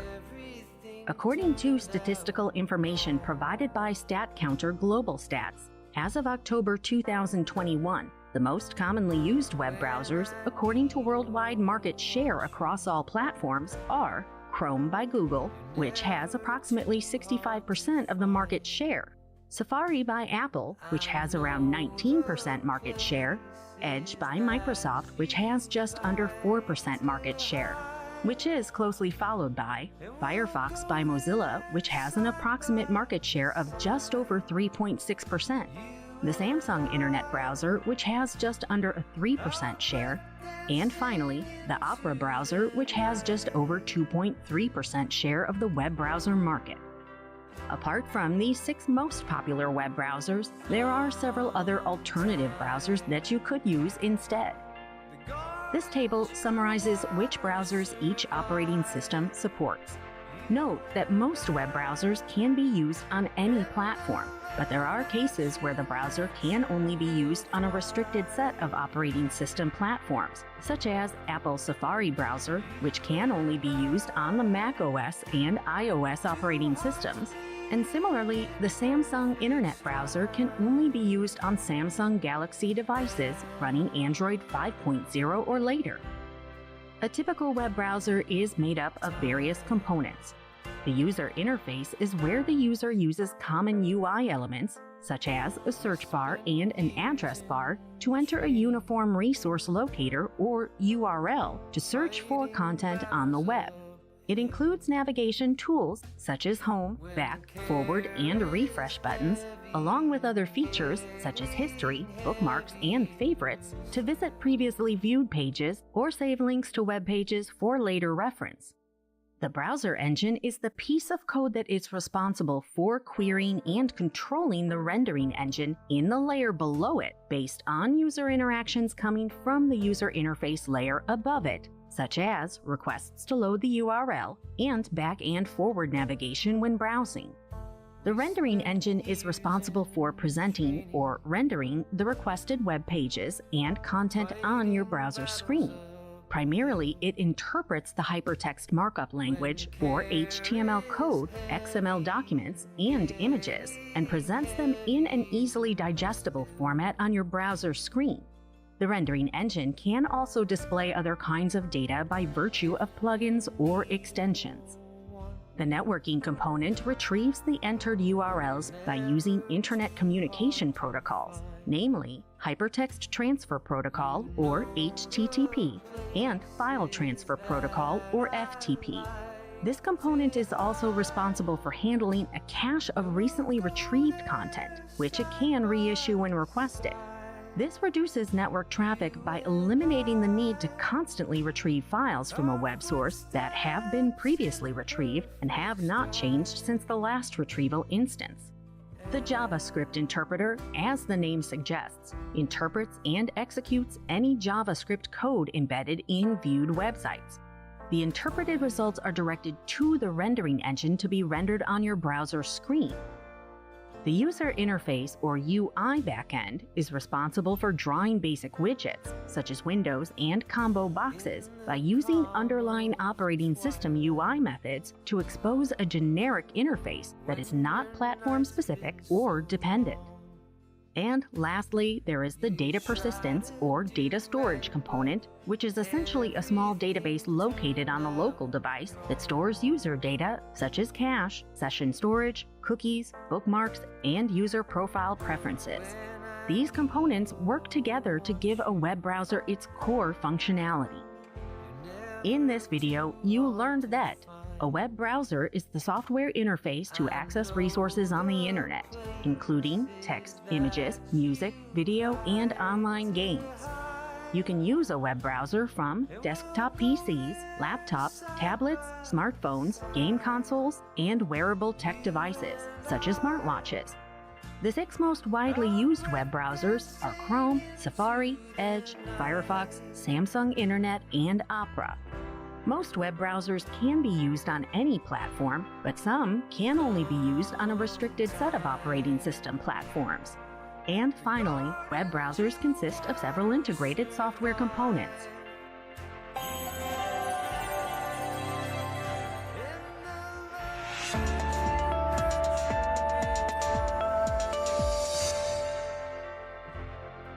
Welcome to Browser Installs and Updates. After watching this video, you will be able to identify how to obtain web browsers and understand the need for web browser updates. So, how do you obtain a web browser? Well, there are really 2 options. It will either be provided as a part of an operating system, as is the case with Microsoft Edge on the Windows operating system, Safari on Apple devices, and Samsung Internet on Android devices. Alternatively, and in addition, you can download a web browser from a vendor's website or app store, but of course, for that you will first need a web browser to initially browse to the site or store. There is a huge amount of debate about which browser is better than the other, which is more secure than the other, which performs faster than the other, and so on. But as these web browsers are all free to obtain and use, you are also free to make your own decision about which one or more best suits your needs. So, there is absolutely nothing wrong or uncommon with having several different web browsers installed and running on your device. In any case, you will likely be asked by the operating system at some point to define your default browser. And this is the one the operating system will automatically use when you click a link in an app or an email, for example. You are probably already aware that it is important to keep your operating system and software applications up to date. Well, the same is true for your web browsers too. Here are some key reasons for keeping your web browsers updated. Compatibility with websites. As new web-based technologies emerge, websites start to use them, and therefore web browsers need to be improved and updated to support those new technologies. Any older versions of browsers that have not been updated may not be able to display or use some areas or features of a website. Security. If you don't keep your web browser updated to its latest version, it can lead to security vulnerabilities that expose your browser to the possibility of being compromised by some form of malicious software attack, such as a virus, keylogger, or spyware. These attacks can lead to the leakage of personal and/or financial information. New features. As developers add new or improved features to their browser software, or just generally improve its performance, your web browsers need to be updated to gain the benefits those improvements provide. Most of the top desktop web browsers provide standard fast release updates at the same release rate, which typically releases major updates every 4 weeks, but releases minor updates such as security fixes, crash fixes, and updates to policies on an as-needed basis within the 4-week period. This is currently the case for Google Chrome, Microsoft Edge, and Mozilla Firefox browsers. Aside from the standard fast release update frequency, some vendors also offer an extended release for updates, which provides updates at a much reduced frequency to help more structured environments such as large corporations, educational establishments, and government departments maintain browser stability over a longer period.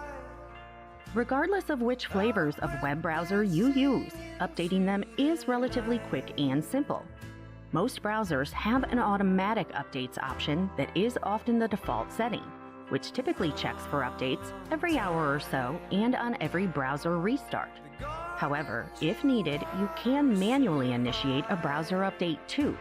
For example, in Google Chrome, you select the Customize and Control Google Chrome icon in the top right corner of the browser window, point to Help, and then select About Google Chrome.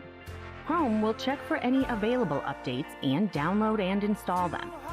In Mozilla Firefox, click the Open Application menu icon in the top right corner of the browser window, then click Help, and then click About Firefox to check for updates. Firefox will check for any available updates, and you restart the browser to install the updates. In Microsoft Edge, click the Settings and More icon in the top right corner of the browser window, then point to Help and Feedback, and then click About Microsoft Edge. Edge will check for any available updates and download and install them. Once the update has been downloaded, you will need to restart Edge in order to complete the update process. Devices that run macOS regularly and automatically check for updates to the Safari browser and any other software installed via the App Store, and will prompt you to install updates as and when they are discovered using on-screen notifications. In the App Store, you can either update Safari alongside other applications as part of a single mass update process, or you can check for Safari updates only. If you want to manually check for and install updates to Safari only, select the Apple logo icon in the top left corner of the window, point to App Store, and then select the Updates tab. On the Updates tab, next to Software Update, select the More link. This will expand the System Applications list and enable you to select Safari from the list of applications. Next to the Safari version number, select Update, and the latest available version of Safari will then download and install. In this video, you learned that web browsers can be obtained as part of an operating system or via a download. The key reasons for keeping your web browsers updated are website compatibility, security, and new features. The top desktop web browsers provide major updates every 4 weeks and minor updates on an as-needed basis within the 4 weeks. And web browsers usually update automatically, but you can also update them manually if required.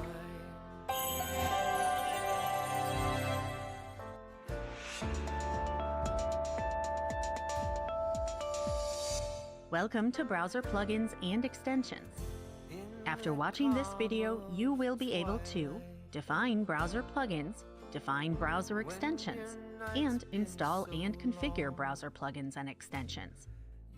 A web browser typically allows users to not only view HTML content, but also some other web-based content such as images, video, audio, and XML files. However, in most cases, to view other, more advanced types of content, you need additional software. A browser plugin, also sometimes referred to as an add-in or add-on, is essentially a small piece of software that provides some specific bit of additional functionality to a web browser. In this way, you can use plugins to customize your browser, and therefore your browser experience. So, a plugin extends the capabilities of your web browser. Common examples of a plugin are the Adobe Reader plugin that enables you to view PDF content, the Adobe Flash Player that lets you view FLV formatted videos, or the Java plugin that allows you to run applications written in the Java programming language.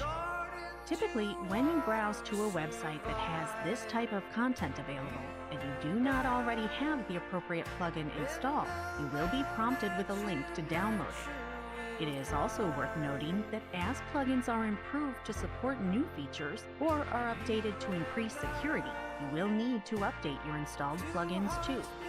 Many web browsers now update their plugins automatically, but some older browsers may not. A browser extension is an application that provides extended functionality for a web browser and allows users to customize their web browsers. Extensions and plugins may seem similar, and although they do provide seemingly similar benefits to a web browser, they actually work quite differently. A browser plugin is an executable piece of software code that gives you added functionality on a specific web page or website, whereas browser extensions typically consist of source code that is not executable, but they extend the core functionality and features of the web browser itself, hence the term extension.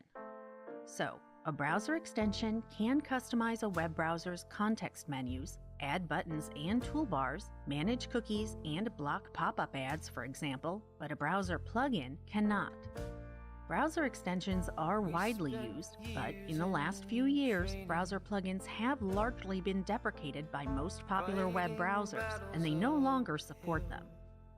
As mentioned previously, some modern browsers do not support plugins at all. So, in Google Chrome, for example, there is no longer a plugins page available to view or the option to disable installed plugins. In browsers that still provide some support for standard plugins, such as Mozilla Firefox, you can configure the plugin settings. In Firefox, you open the application menu, select add-ons and themes, and select plugins in the left menu, which then displays the installed plugins. Select the ellipsis button next to the name of the plugin and select Manage. Here, you can configure the individual plugins settings, such as allowing automatic updates. You can also configure general plugin settings in Firefox by selecting the Tools for All Add-ons button. Here you can check for updates, view recent updates, install add-ons from a file, and configure the automatic updates setting. To configure browser plugins in Internet Explorer, you open the Tools menu, then select Manage Add-ons. Select Toolbars and Extensions in the left menu, which then displays the installed plugins and extensions. By default, it shows all currently loaded add-ons, but you can change this to display all add-ons instead. Then you can configure an individual plugin, such as enabling or disabling. The method for installing browser extensions varies slightly between different web browsers. For example, to install web browser extensions in Microsoft Edge, you select the Extensions button on the toolbar, select Open Microsoft Edge add-ons, search for the extension you want to install, select Get, and then select Add Extension. Your new extensions toolbar will now be visible in your web browser.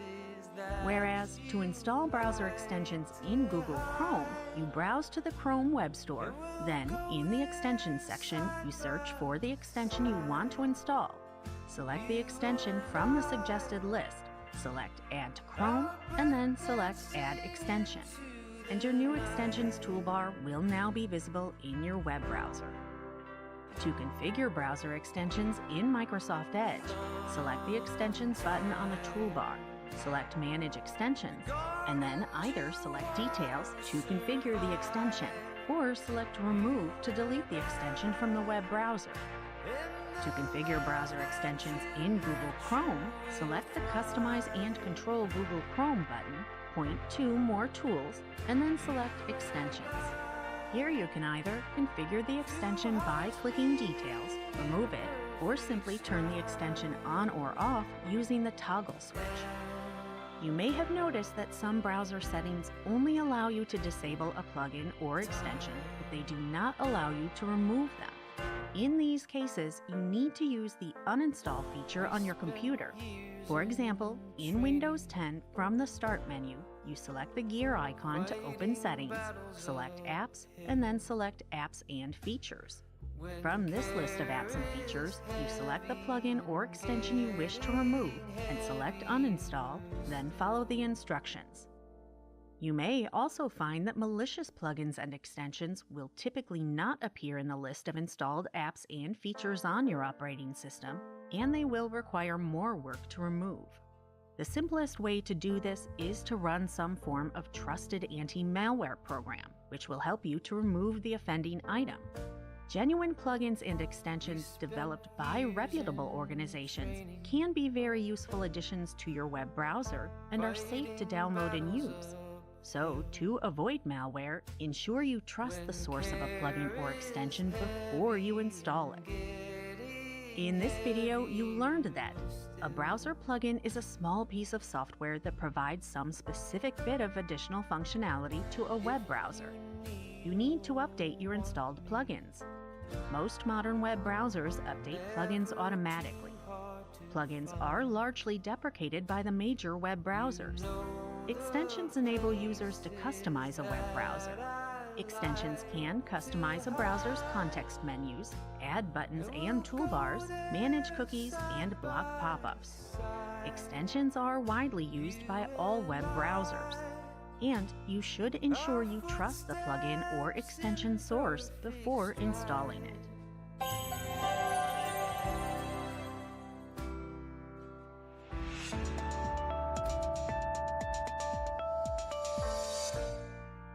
Welcome to Basic Browser Security Settings. After watching this video, you will be able to identify and access basic browser security settings, manage proxy server settings, and manage cookie and cache settings. The method for accessing security settings in each web browser is slightly different, but most of them offer similar kinds of settings to enforce security and privacy. For example, in the Google Chrome web browser, to access these settings, you select the Customize and Control Google Chrome button, that's the vertical 3 dots in the top right corner, and select Settings. Then you select Privacy and Security from the left navigation menu, and from here you can configure several settings, including clearing browsing data, configuring cookies and site data, configuring safe browsing options and managing certificates, and site permissions. You can also navigate directly to this settings page by browsing to Chrome://settings/privacy in the address bar. And in Microsoft's Edge web browser, you can access security and privacy settings by selecting the Settings and More button, that's the horizontal 3 dots in the top right corner, and select Settings. Then, for most security settings, you select Privacy, Search, and Services from the left navigation menu. Here you can configure several security settings, including tracking prevention, clearing browser data, privacy settings, managing certificates, blocking unwanted apps, secure browsing options, and services settings. You can also navigate directly to this settings page by browsing to Edge://settings/privacy in the address bar. In the left navigation menu, there is also a Cookies and Site Permissions option. Here you can manage and delete cookies and site data, as well as view and configure all your site permissions. You can also navigate directly to this settings page by browsing to Edge://settings/content in the address bar. Other security settings you need to consider are the proxy server settings. A proxy server acts as a go-between when you browse the web, so that to the websites you are browsing, the site visitor appears to be the proxy server rather than your computer. There are several advantages to using a proxy server. Firstly, it can help protect your privacy when browsing the internet or bypass certain content restrictions. It can also help organizations and educational establishments to maintain web security, web monitoring, and content filtering when their employees are browsing the internet. This helps organizations control what web content is being accessed, when it is being accessed, and by whom, typically to comply with organizational security policies. Using a proxy server can also help reduce an organization's bandwidth usage and improve the speed of web requests.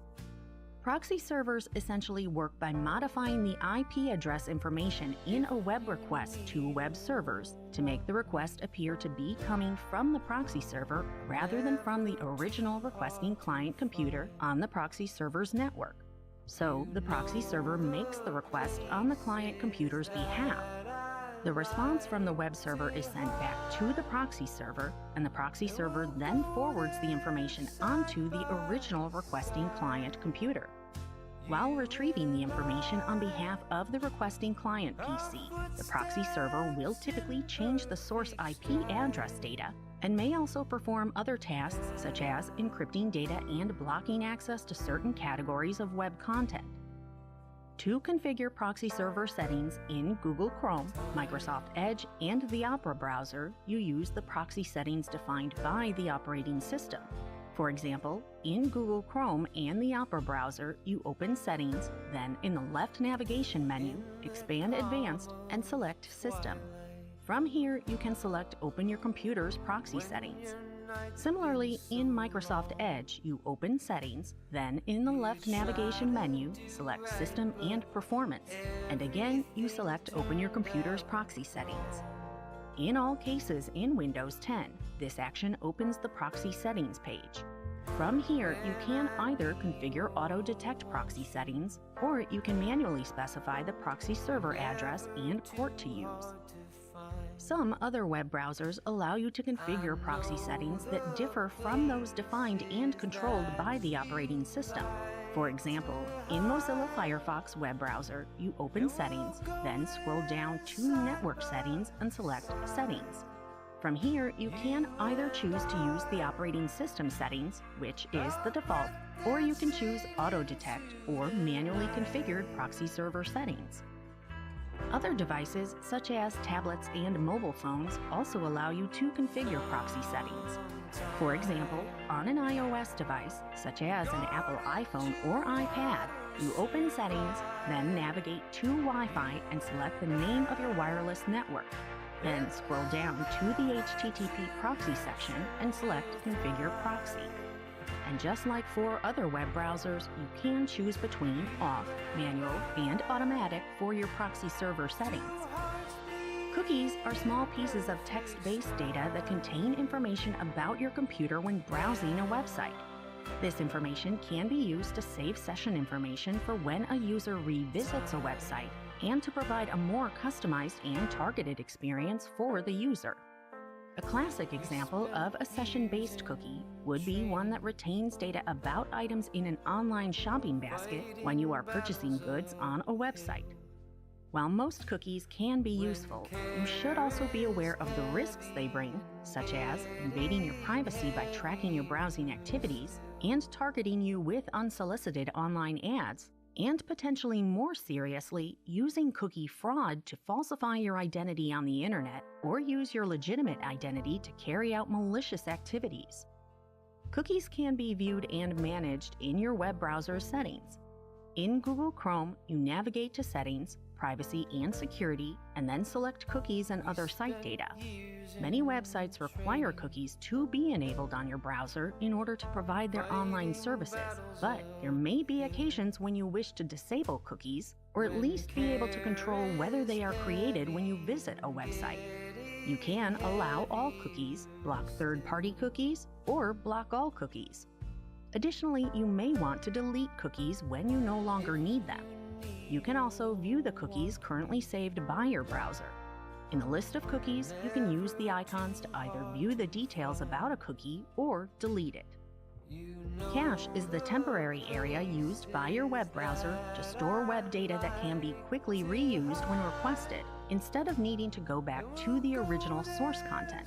So, in this situation, if the web content hasn't changed since it was last retrieved, it can be served from the local disk rather than from the internet, and in this way, the cache can vastly improve the web browser's speed and performance and can help reduce bandwidth usage.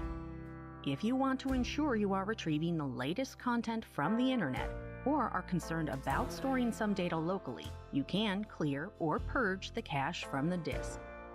To manage cache in Google Chrome, navigate to Settings, Privacy and Security, then select Clear Browsing Data. In the Clear Browsing Data dialog box, you need to select the time range, which can be from 1 hour up to all time. Then select the cached images and files checkbox and select Clear Data. In this video, you learned that a proxy server acts as a go-between when web browsing. Proxy servers help organizations reduce bandwidth usage, improve speed of web requests, and maintain security. You can configure either manual or automatic proxy server settings. Cookies are the small text-based files containing information about your computer when browsing.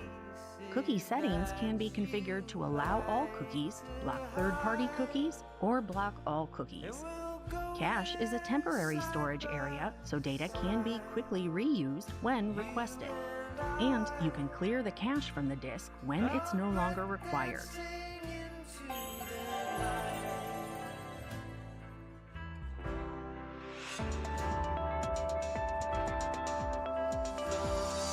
Welcome to Browser Security Certificates and Pop-up Settings. After watching this video, you will be able to identify and access advanced browser security settings, verify security certificates for websites, and configure pop-up settings. The method for accessing security settings in each web browser is slightly different, but most of them offer similar kinds of settings to enforce security and privacy. For example, in the Google Chrome web browser, to access these settings, you select the Customize and Control Google Chrome button. That's the vertical 3 dots in the top right corner, and select Settings. Then you can select Privacy and Security from the left navigation menu. And from here, you can configure several settings, including configuring safe browsing options, managing certificates, and configuring site settings such as site permissions and pop-ups. You can also navigate directly to this settings page by browsing to Chrome://settings/privacy in the address bar.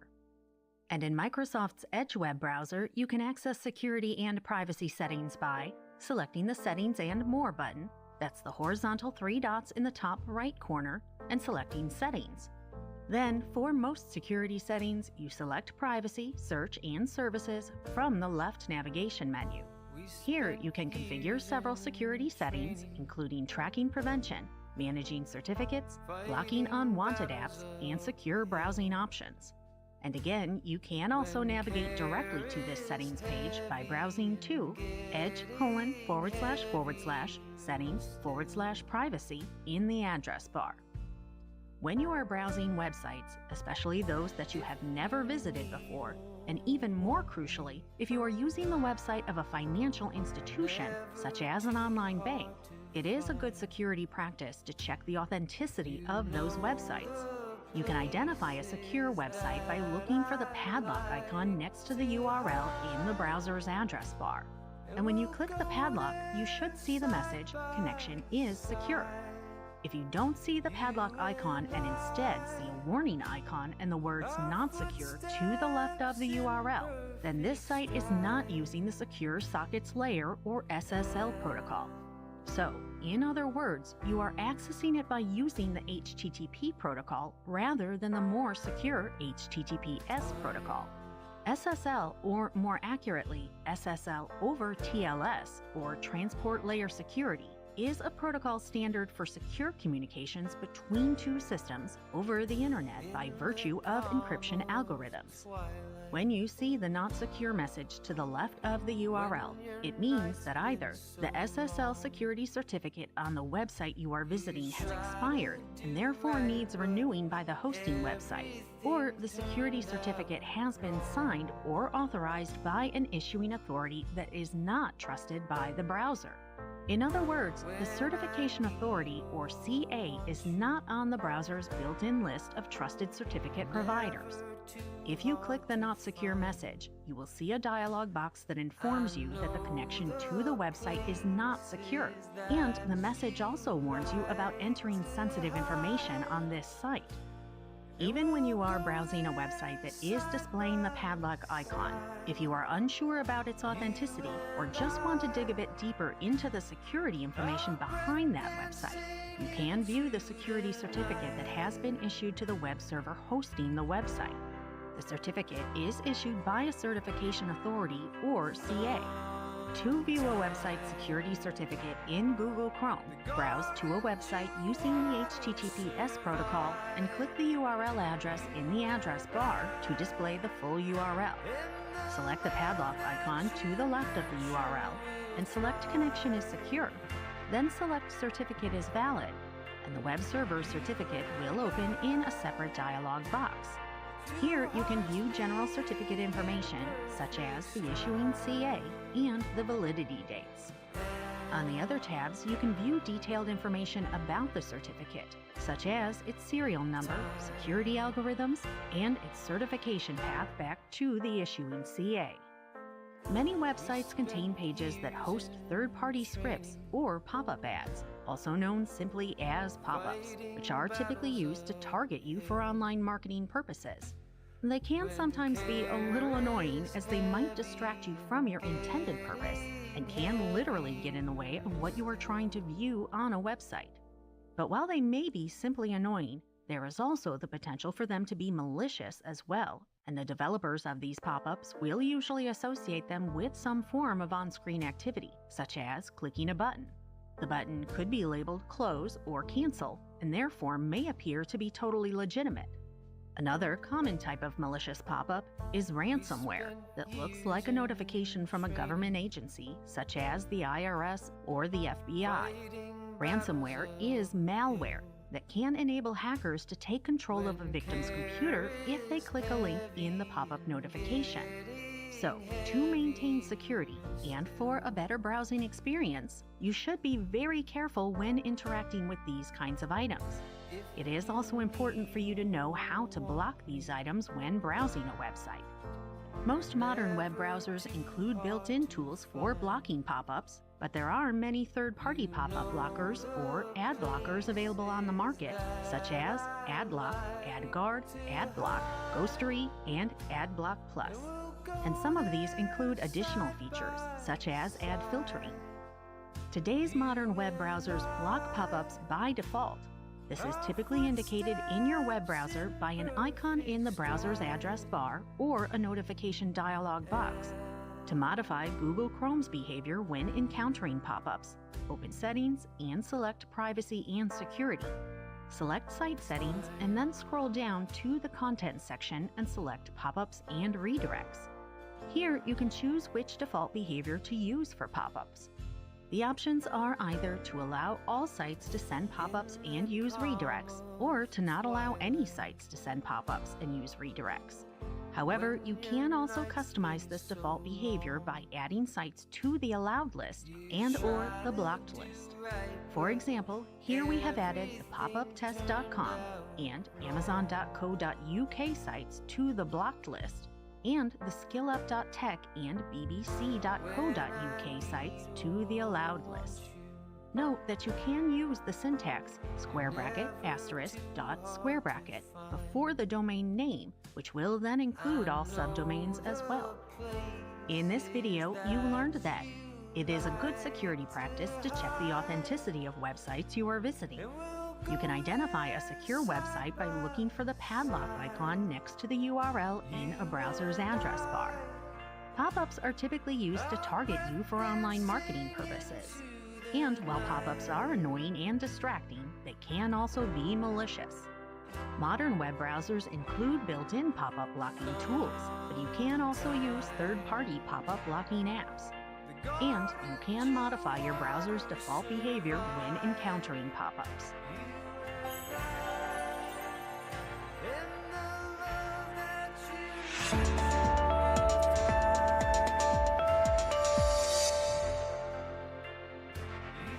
Welcome to private browsing and client-side scripting settings.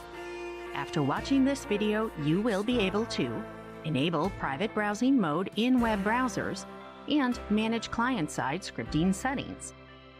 If you want to hide your browsing activity, then you can utilize private browsing, which is a web browsing mode that does not save the kinds of information about your activity that a standard browsing session would, such as the history of visited websites, passwords entered, data entered in web forms, cookies, and session cache. This data is deleted when you close the private browsing window. But please note that this only hides the information locally from people who might use the web browser on the device after you. It does not hide the information from your internet service provider or ISP, or from the websites and web servers that you visit. Additionally, your place of education or your workplace might also be able to view this data. All the major web browsers have a private browsing mode, but they refer to it by different names. For example, in Google Chrome, it is called Incognito Mode. In Microsoft Edge, it is referred to as In Private. And in Firefox and Opera browsers, it is simply called Private Browsing. In Google Chrome, you can start a private browsing session by selecting the Customize and Control Google Chrome button in the top right corner, then selecting New Incognito window. In Microsoft Edge, you select the Settings and More button in the top right corner, then select New in